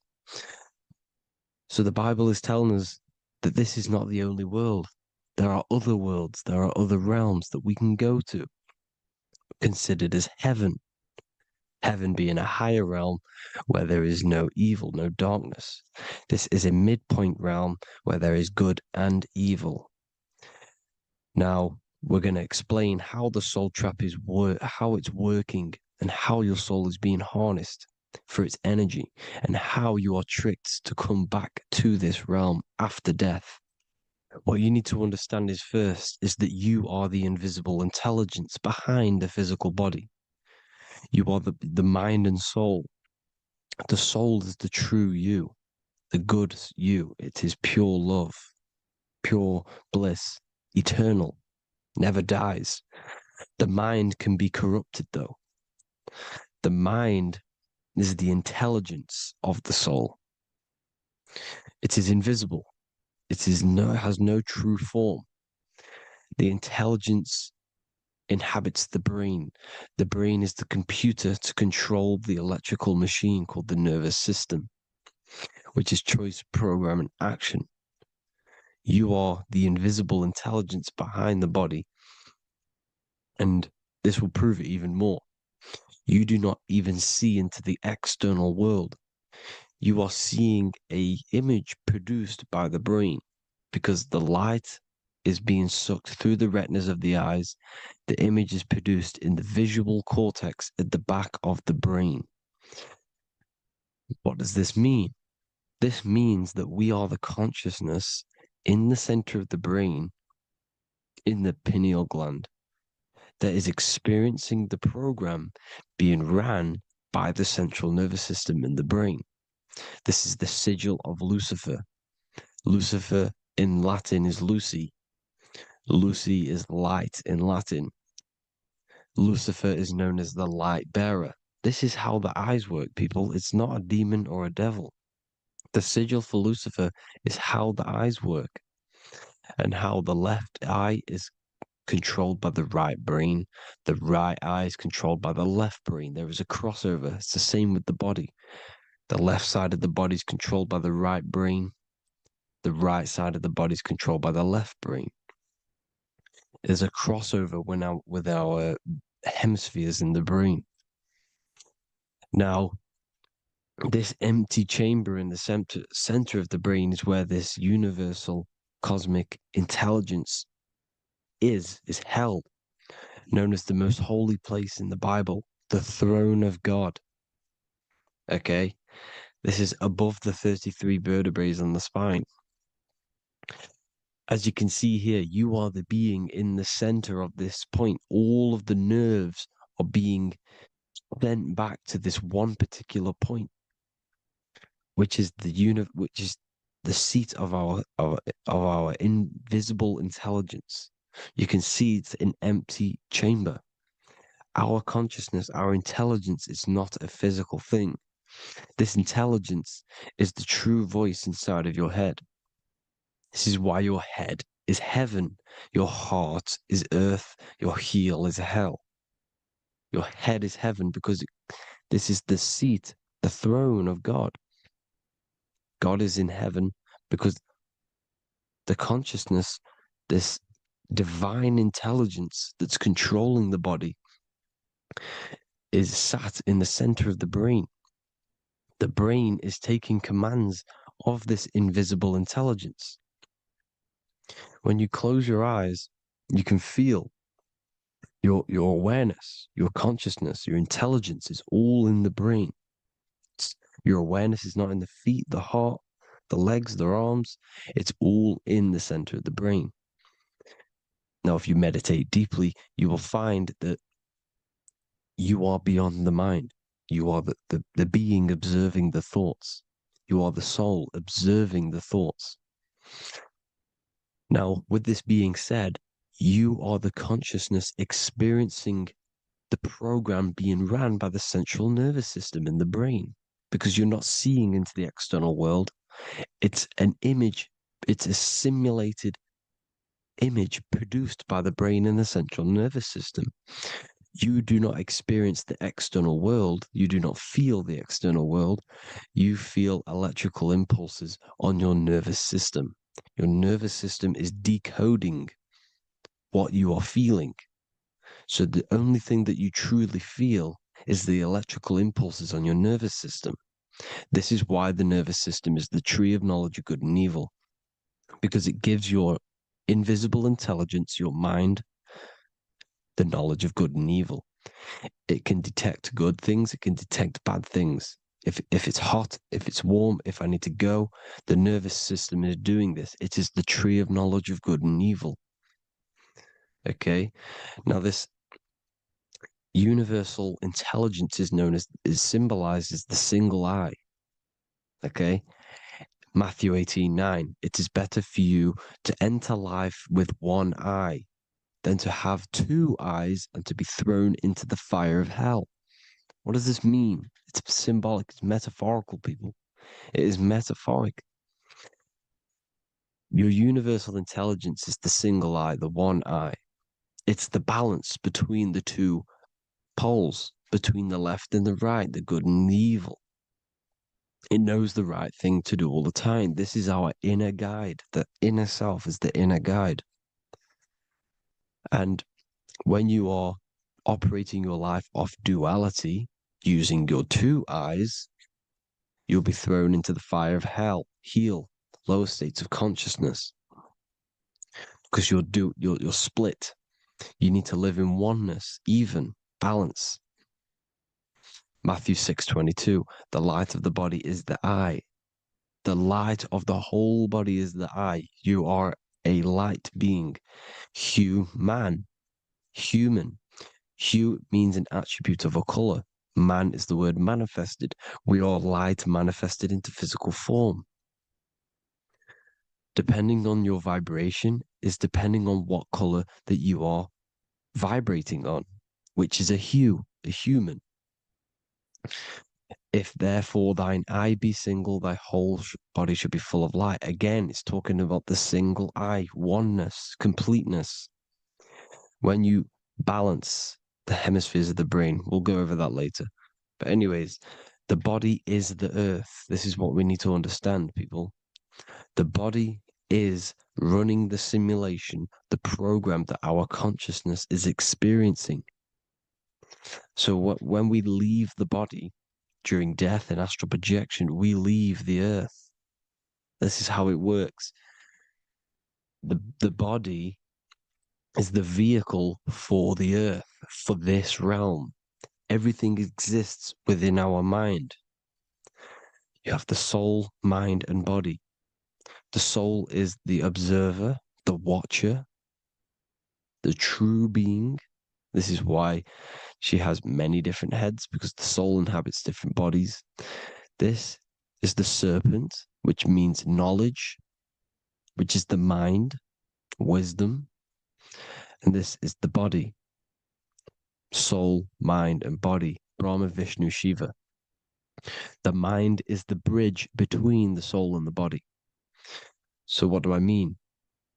When you astral project, you are using your mind to project your awareness, your observing consciousness outside of the physical body. The mind is the projector, projecting consciousness.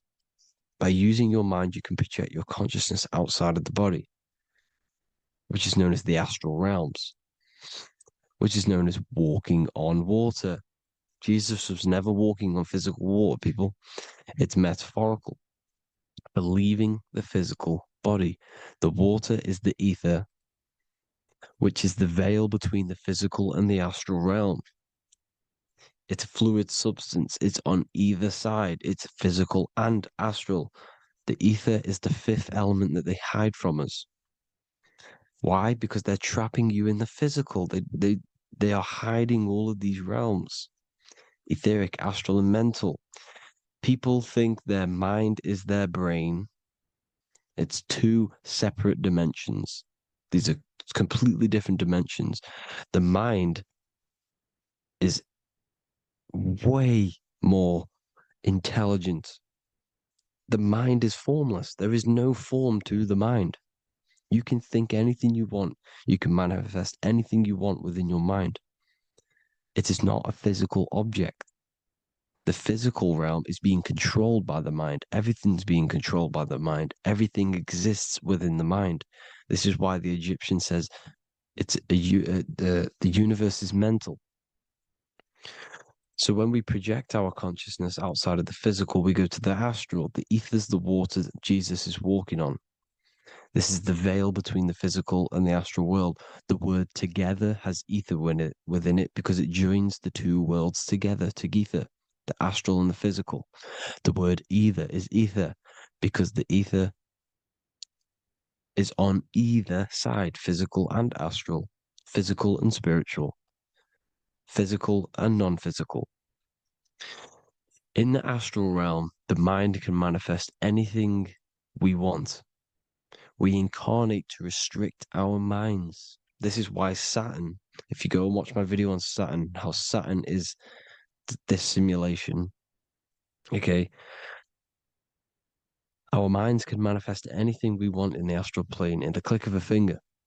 However, when we incarnate in matter, we now have to labor for our manifestations. This is why Saturn's known as the great teacher in astrology, because he teaches you a lesson. When your mind incarnates into matter, it's teaching your mind a lesson, the knowledge of good and evil. This is why the Bible says, you shall be gods and know the knowledge of good and evil. When you incarnate here, you have to know the knowledge, you need to know the knowledge of good and evil to become a god. Okay?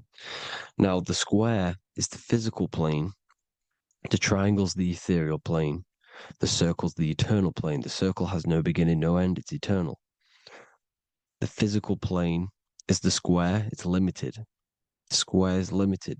The cube is the geometric shape which gives rise to matter. Now, the term think outside the box has truth in plain sight. You have to think outside the box to project your consciousness, use your mind to project your consciousness outside of the box, the physical plane, into the astrals.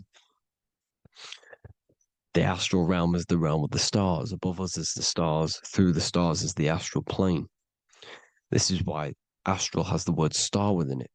The devil is the deveil. When you sell your soul to the devil, quote unquote, it's metaphorical. The devil exists in the physical plane. It's the lowest state of consciousness. The deveil, you deveil yourself into the physical when you are the devil. The deveil. The ethereal plane. Now, we all know what the famous symbol of the all-seeing eye, right? The all-seeing eye with the eye in the triangle. Look at the Masonic artwork showing you the triangle above in the sky. This is symbolizing the ethereal planes. The eye in the triangle symbolizes your invisible intelligence, your mind, which has the ability to see on either side. Because the triangle's the ethereal plane. The eye is your consciousness, your intelligence.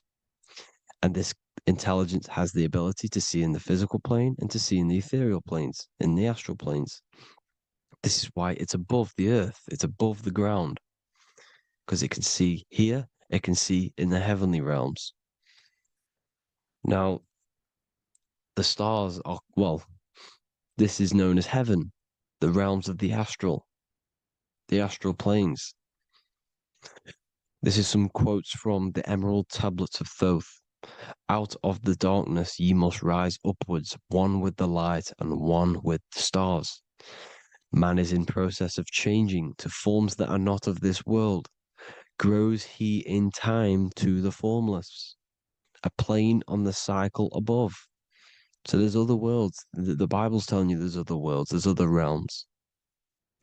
Know ye must become formless before ye are one with the light, the astral light above, which shining through the stars. Not of the earth are ye, earthy, but a child of the infinite cosmic light. You are the invisible intelligence controlling the physical body. The body's not you. It's the vehicle that your soul lands in when your mind projects your consciousness into that realm. Free from the body, I flashed through the night. Unlocked at last for me was the star space. Wow, that's powerful. The star space, the astral planes. This is what it's talking about. We are all a star. We descended from the astrals, which is the star. We are all a star. Look at the ancient paintings of Jesus' birth.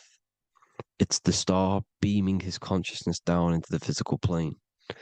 Here's another one. Here's some Freemasonic artwork showing you, again, the ether, that invisible intelligence, the eye, manifesting itself inside of here, in the physical realm, where the people are. You see? It's the same here. This is Jesus. Here's the bird symbolizes the Holy Spirit, your invisible intelligence, descending into the waters, the ether, the ethereal, everything. The ether's the base of all physical matter. Here's Truth in Plain Sight. Mr. Bean, the famous TV program in England, in the UK. He begins the program Like we'll begin the program for falling from the stars, he falls down with a beam of light. And this is truth in plain sight. This is false. The aliens don't exist. They're a lie, alien. But this symbolizes the star beaming our consciousness. And when we die, this star will suck us back up, just like this UFO is doing. It's truth in plain sight. So, this is some more Freemasonic artwork, going from duality to singularity. Sun, moon, masculine, feminine. Right hemisphere, feminine, left hemisphere, masculine. The consciousness in the center, the balance point. Here's another more Freemasonic artwork. The two pillars, left and right hemispheres, and the invisible intelligence between the left and right hemispheres, the light of the body. This is why light's coming off it. Because it's light, it's pure light. The blazing star. The stairs go from the checkered board, the duality, up to oneness, in between the sun and the moon, the masculine and the feminine. This is symbolizing going into oneness. What did the Emerald Tablet say? You've got to become one with the stars, one with the one with the self. Balancing the two hemispheres so that you can gain, because when the two hemispheres are balanced, you can gain a more deeper connection with your invisible intelligence. Same with the chakras. When the chakras, the 7 seals in the Bible, these are 7 seals because when you conquer the 7 chakras, when you balance the 7 chakras, you then gain a more deeper connection with your internal self, because your mind is not filled, it's not being ran, it's not being dominated by these 7 deadly sins, the 7 seals, the 7 chakras. These are 7 energy centers which are concealing our true form. Balance makes us have a stronger connection with our true cosmic intelligence. Heaven is even. This is why Jesus is pointing at the heart. The even point is the heart. You got to balance the chakras and live from the heart, because the heart is the earth. You're in good and evil. The body manifests the lower and the higher self. The higher self is in the higher parts of the body. Wisdom, intuition, expression. The lower self is in the lower parts of the body. Sex, food, and power. This is how they are trapping your soul, people. Like I said, the mind is the bridge between the soul and the body. So by tricking the mind, not giving it the right knowledge, and keeping the mind stuck in the lower 3 centers, thinking about power, food, and sex, this is low vibrating energy. It's going to keep your mind addicted to the physical realms.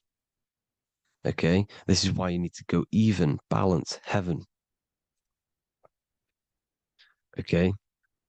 I will explain the soul trap in a second, how it fully works. But I'm telling you all the science behind it so you can understand. When you are doomed, you are domed. This is the dome, the firmament, the firmament, the mind. Ment is mind, firm is firm. A firmament is doomed under the firmament. You must have a loose mind, an open mind to expand your consciousness beyond the stars, beyond the ethereal barrier. You have to vibrate higher than this world. Your consciousness must be expanded more than the physical plane. You need to learn how to astral project.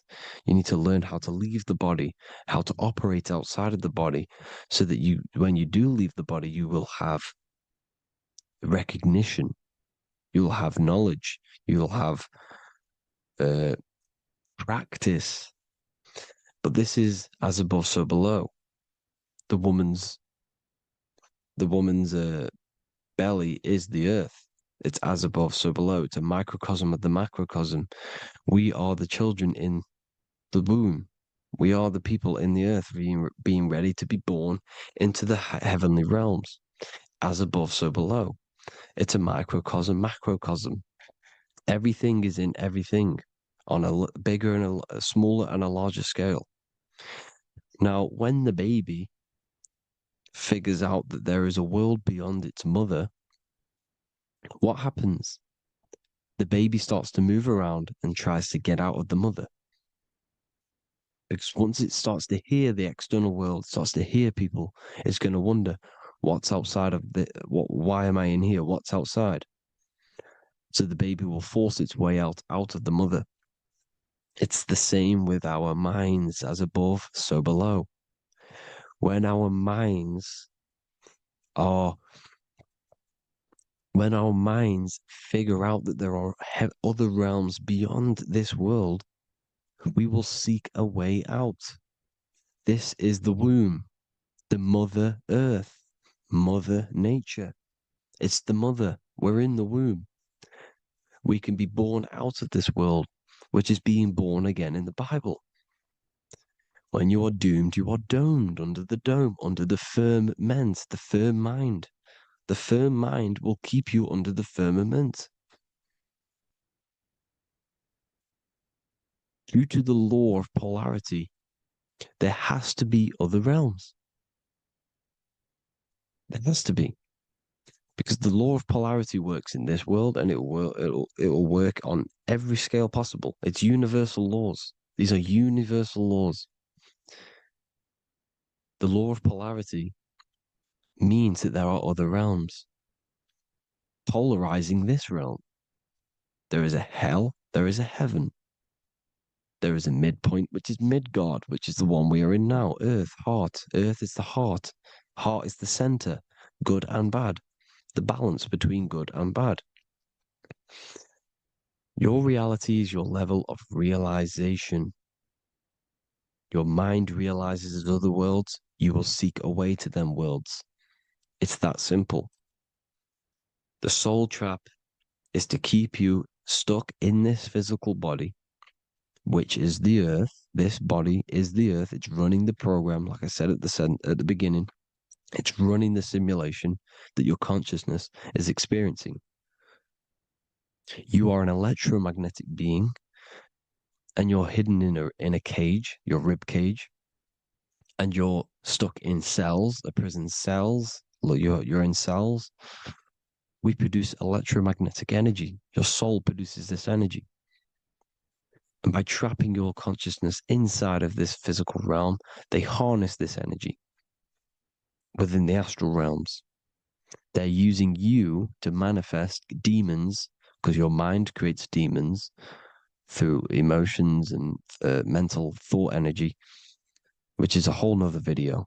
I can make a video on that. You're manifesting everything for them because they're trying to create a hive mind. This is why they want everyone to believe in one belief system, one government, one belief system, one religion, because they're creating a hive mind. This hive mind will manifest and be summoned within the astral planes, because the mind manifests the astral plane. The astral plane is the realm of imagination. The mental plane is the realm of just thought alone. The etheric plane is the energy. The physical plane is the matter. So all of our minds together are manifesting these demons within these subconscious realms, the astral. Now, how are they keeping you stuck to this realm? Well, when you die and you're stuck in your lower three chakras, okay, when your mind and soul detaches from the body, which is the earth, when you leave the earth, you're still going to have these mental addictions to the food, the sex, the materialism, the phone, the cigarettes, everything. This is why they get you addicted to everything possible. The TikTok, the YouTube, they get you addicted to as many things possible. Because when your mind is addicted to these things, and when this mind leaves the physical body, you're still going to have these addictions. Okay? You're still going to have these thoughts. And you will be manifested into the lower astral realms because you're thinking materialistic, you're thinking negative. because your level of realization was your reality. You were manifesting hell on the earth. When you leave the body, you're going to manifest hell in the astral planes, which means you'll be vibrating on the very low, which will put you in the lower astral realms. So guess what? You're going to come back. You're going to come back into materialism. You're going to reincarnate. Because you haven't prepared for life after death. You must detach from the external world. Okay? Moon is mind. The sun is the soul, the earth is the body, the moon is the mind. This is why we say lunatic. In your mind, you have a specific mood. Moon. Money, M-O-N, is the moon. Money exists in the mind. They get you addicted to the money. The Bible's telling you this. Do not conform to the pattern of this world, but be transformed by the renewing of your mind. It's telling you. Of this world, but be transformed by the renewing of your mind. Who knew that the Bible was this deep? Matthew 16:26, what good will it be for someone to gain the whole world yet forfeit their soul? James 4:4, don't you know that friendship with this world means enmity against God? Therefore, anyone who chooses to be a friend of this world, of the world, becomes an enemy of God. John 4:4, dear children are from God and have overcome them, because the one who is in you is greater than the one who is in the world. It's talking about the invisible intelligence. It's greater than the physical world. John 2:15, do not love this world, nor the things it offers you. Because this world will create you to, if your mind has attachments to what this world offers, sex, money, and power, pretty much, you will reincarnate here. You will come back here. Because when you leave the body, your mind will still have these addictions. Do not love the world, nor the things it has to offer you.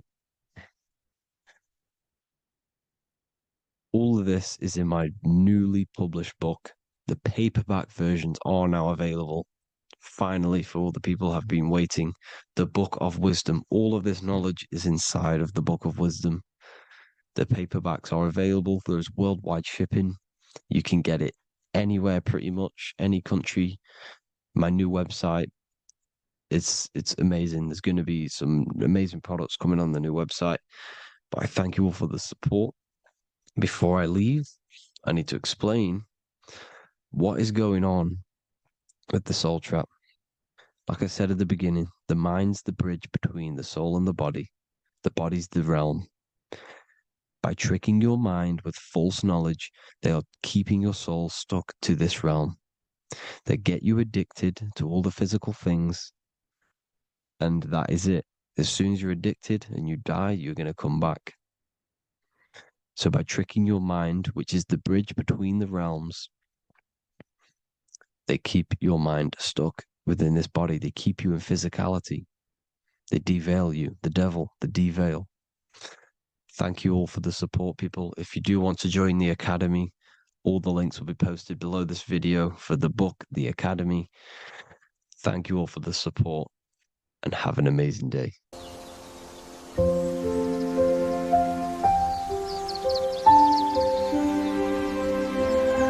bookofwisdom.com. Visit today.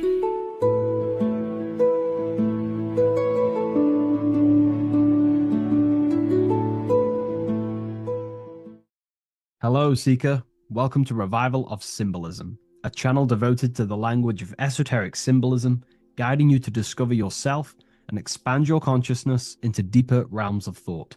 I'm Harry B. Joseph, also known as Revival of Wisdom, and today we're going to be discussing this particular piece of Freemasonic artwork, and in the context of force and form. This is a very important ideology to understand about life, your reality, and ultimately to gain your personal power. So if you want to gain your personal power, you have to understand force and form, which is one of the most basic understandings and teachings within the occult schools of thought. So if we look at this piece of artwork that we have here on this Freemasonic drawing or painting, whichever it is, we see in this context force and form. Now, there is a lot going on in this piece of symbolism. There's so much more than just force and form. However, in this video, we're just going to be breaking down the force and form aspects so you can gain an understanding. Here at the very top, we have light rays. This represents force. Here below, you have the physical manifested plane, form, force and form. All creation is force and form. It is the interplay of force and form. Force is the invisible energy that moves, and form is the pattern that contains and directs that movement. Force without form is chaos. Form without force is lifeless. So without any force, there would be no movement or manifestation. Without form, there would just be chaotic forces within the universe. So force and form are the opposites in duality, force and form, okay? So without any force, which is your spiritual life force, your consciousness, which is force, your body wouldn't even exist, because your body is the formation of the spiritual forces. Your life is a creation of your forces, such as thought, emotion, imagination, desire. We're going to be breaking that down in detail so you can use these forces in your life, okay? So we have light rays here. This is a force. This is light emanations coming down from above into the world of form. We have to understand, no physical action on the physical plane, there is no force. All force takes place within the astral and etheric realm. So that's what we must understand. Force takes place in a higher dimension. What you see in the material realm is the formation of that force. So every movement in the material is made manifest through the invisible forces. When you take an action, there is a reason why you are moving the body. And for me, for example, I've written the new book of symbolism, and it's out November 17th. The force that driven me to build that, to take the actions to build that, is a force, and that is an emotion or a desire. So that we all have a desire, which is the force that moves us. And that desire is not a chemical reaction within your nervous system. That desire is, in essence, a spiritual force that takes place within the astral plane. So we have the mental plane. Below you have the astral plane. Below that you have the etheric plane. And then below that you have the physical plane. All creation begins in the mental plane, what we think about. But then if we have a desire about a specific thought, we have a specific emotion towards a specific thought, such as, I don't know, making money. We all have a desire to make money, right? That desire then focuses down the mind, because you can think any thoughts you wish, but if you do not have a desire or an emotion towards it, the mind will not be narrowed down to one specific thought. So then that thought has an emotion or desire behind it, which then manifests itself. The thought descends into an astral form. The thought takes the body of an astral desire or imagination. That imagination and desire feeds the human heart. That human heart feeds the force through the physical brain, through the nervous system, and then allows the body to take physical actions. So each one of us has forces. So it's very, very important that these forces, such as desires, are not random and they are controlled. Because if you desire many different things, you are uncontrolled, you will have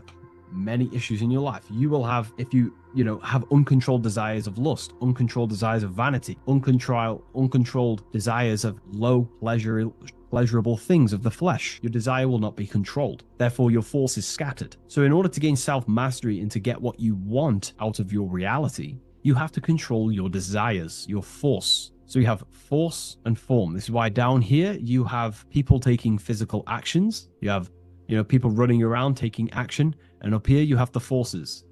So it is the astral forces that is in constant rotation and interplay with the physical material realm, force and form. Force originates in the higher planes of consciousness and descends through the mental and astral into the physical. Within the mental plane, force takes the shape of thought. Thought is the first outline of form, the archetype that gives structure to creative currents. When one conceives an idea, the pure spiritual energy flowing through the consciousness becomes clothed in mental matter. This mental form is the mold through which all subsequent energies must pass. It defines the direction of movement and determines the quality of the outcome. Within the astral plane, the same force becomes emotion, desire, and vitality. Here, the mental pattern receives life, the astral body being composed of the substance of feeling and magnetism, fills the thought form with motion and color. Force in the astral plane is dynamic, fluid, and responsive to rhythms of desire. If desire is pure and unified, it directs energy faithfully into the form conceived by the mind. If desire is scattered or conflicted, the astral force distorts the form, producing confused results in the physical world, confused actions, chaotic actions, if you do not have your desires and your heart under control and your emotions under control. Thus, the quality of one's emotional life determines how effectively forces passes through the pattern of thought. So the emotional quality of life, of your life, is determining your actions, because we all take action on what we care about, on the force that is driving us. So we must unify our heart with the higher mind, with higher thought, thoughts that are not selfish, thoughts that are not egotistical. In the mental plane, there are three subplanes. We have higher mental plane, lower, middle mental plane, and lower mental plane. Higher mental plane is higher thought. This is what people call the higher mind. A lot of people say the higher mind, but they don't know truly what it is. You know, a lot of spiritual people will just throw these words around. The higher mind is simply the mind that exists within the higher mental plane where higher thoughts take place. Thoughts that are guided with love, that are guided with selfishness, without being selfless, you know, thinking with, you know, without being egotistical. If you, for example, if you think, how can I make money? How can I gain? How can I do all this stuff? And you're thinking how to make money for yourself, for personal gain. That's a selfish thought, and that will manifest in the lower mental plane. If you want to become more of a powerful mind and gain your personal power, you want to think in a different way to penetrate the higher mental plane, because the lower mental plane, most minds in the collective consciousness operate in the lower mental plane, because that most people think unconsciously. Therefore, their minds are not trained to think in the higher mental plane. So most people dwell in the lower mental plane. This is where all the lower thoughts are. There's not very good ideas because the collective consciousness is there. Once you start to raise your mind, you then start to learn to think differently. Instead of thinking, how can I make money? How can I gain? How can I, get this? Think differently. Think on a collective scale to penetrate the higher mental plane. Think, how can I benefit the world? How can I do something that's going to benefit people? Because money will come as a side effect of that. That's just one example. So when you shift your mindset to use the higher mental plane and train your mind, you're gaining willpower. You're also penetrating the higher mental plane where better thoughts are. You receive better thoughts, better guidance through thought forms. That's a whole other lecture I can make. Thought forms, which are basically demons and spirit guides, what people call. They're just thought forms. So we truly do live in a mental world, and everything is force and form, symbolized by the light and the material reality. The individual who understands this relationship between force and form begins to work consciously with the descent of energy through the different planes of consciousness: mental, astral, etheric, physical. When you hold a clear mental image, you create the form. You fill that image with emotion and desire, you generate the force. When you act upon that energy, you complete the circuit of creation. The process is simple yet exact. Force always seeks form, and form always requires force to live. If the mind is undisciplined and the forms it creates are vague, force dissipates into confusion.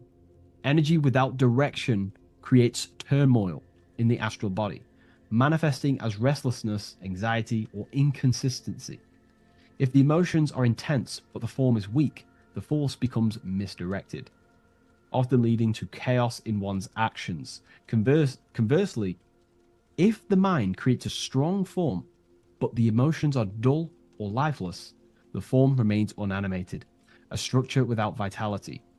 True creation requires the balance and union of a defined mental pattern and vibrant astral current. So it's about aligning your mental and emotional states, symbolized by these two pillars here. Well, they are the extremes. So the moon would be your emotional state, the sun would represent your intellectual, or the masculine and feminine. However, they are the extremes. So this middle pillar represents the balancing of those. So when we balance our mental and emotional state, we become conscious co-creators using force and form. It's a very important lecture, and I know this is a quite complex and advanced lecture, but this is what this channel is about, Revival of Symbolism. It's about more advanced teachings. But hopefully you can get your head around this. There's a few books out there you can definitely read. I can't think off the top of my mind, but you can read this stuff up. It's great information. It will definitely help you in your life. Force and form. And if you haven't already, Join the waiting list. I'll leave a link in the description for the Book of Symbolism, November 17th on revivalofwisdom.com. If you wish to be notified, I'll send you an email. I just want to say thank you for your support. Please like, comment, and subscribe, and share to a friend. I'll see you in the next one. Absolutely. Let's refine that into your signature deep and esoteric.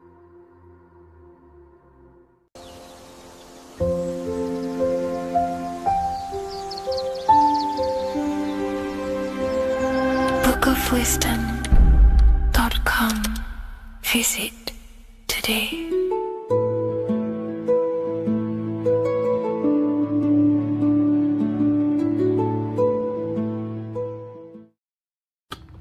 Okay. Is manifestation real? Of course it's real. You've just manifested that sentence. You turned a thought into an action and then generated a physical experience.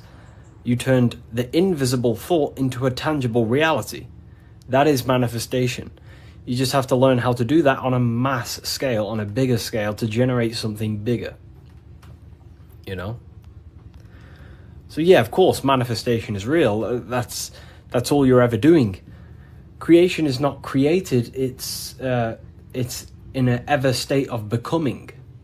You are in a continuous state of becoming something in the present moment. You know, so you're always molding creation through thought, emotion, and action.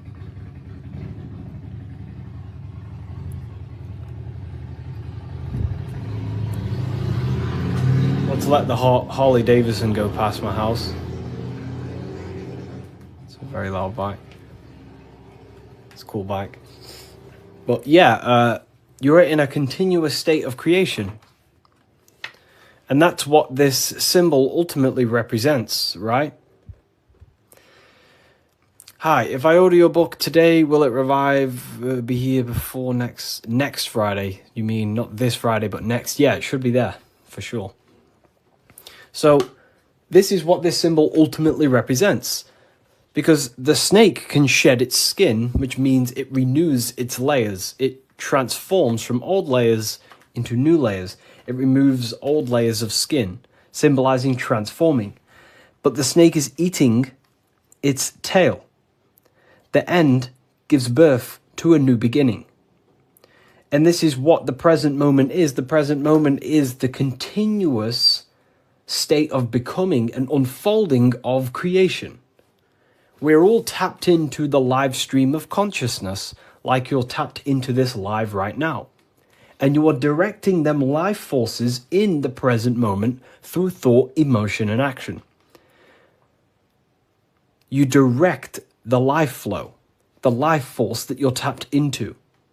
And wherever you direct it through thought, emotion, and action, and your time and attention, that is the reality you generate. And you create that reality. And that's what the symbols are here for, people. The symbols are here to awaken you to things that you just realize about yourself. I'm not teaching you anything new. This is just something you realize. This is solid truth that you can't, escape. You can't escape the law of cause and effect. The force is too powerful to escape the force and the law of cause and effect. The law of cause and effect is over you. It governs you. So you have to work with that law consciously. Most people are not conscious of the laws that govern their life. They're not conscious of the laws that's governing their mind. Your mind is governed by laws, not man-made laws, but universal laws you cannot escape. It is impossible to escape cause and effect. So you must work with the law. God law, basically. Yeah, they're called, occult societies, secret societies, they call the laws natural law. Then, of course, you have man-made laws.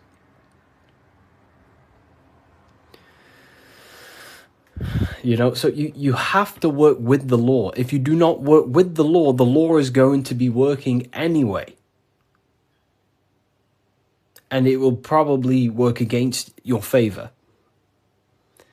But these laws that are in place are there to give you what you want, to create your will, to create your desire.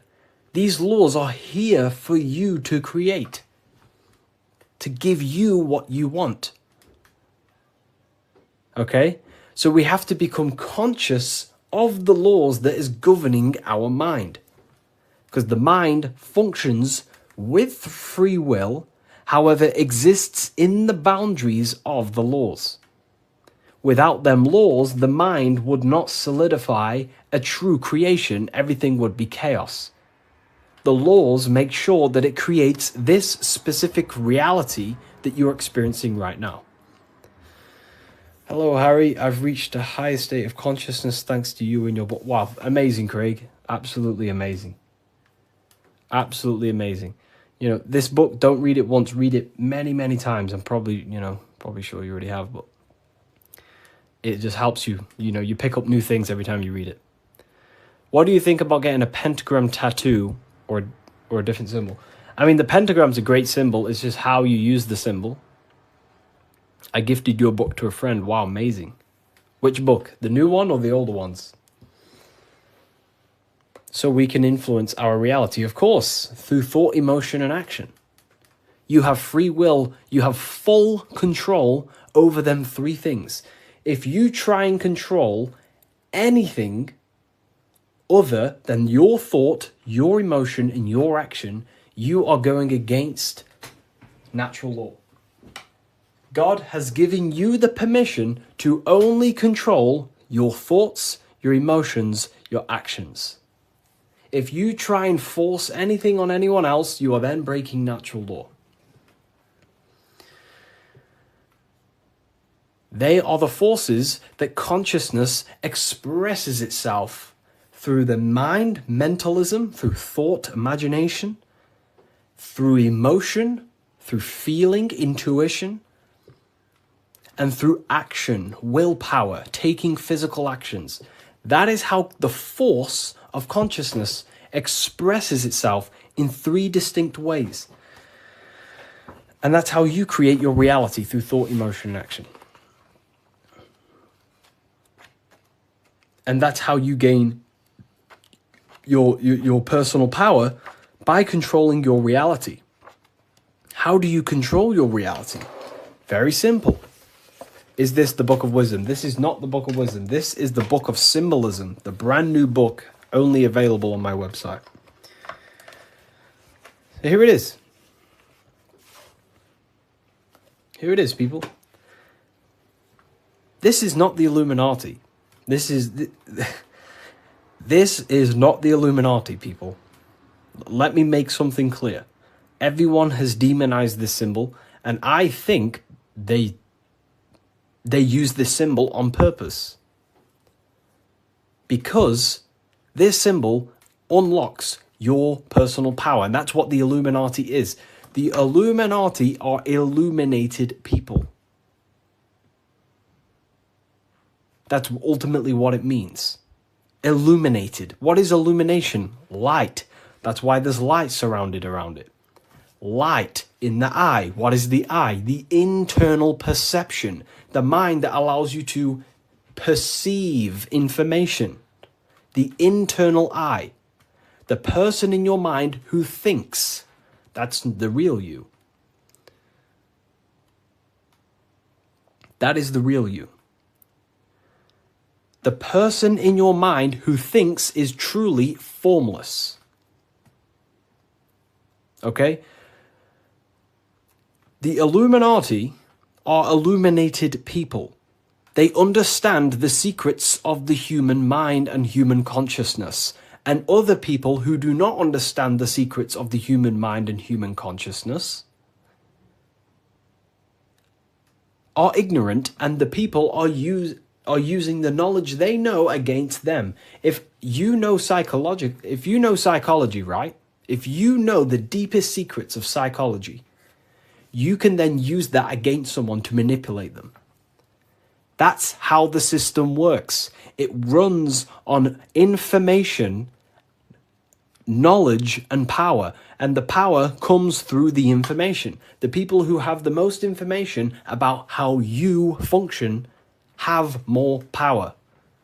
Why? Because they can use you, because they understand you more than you understand yourself.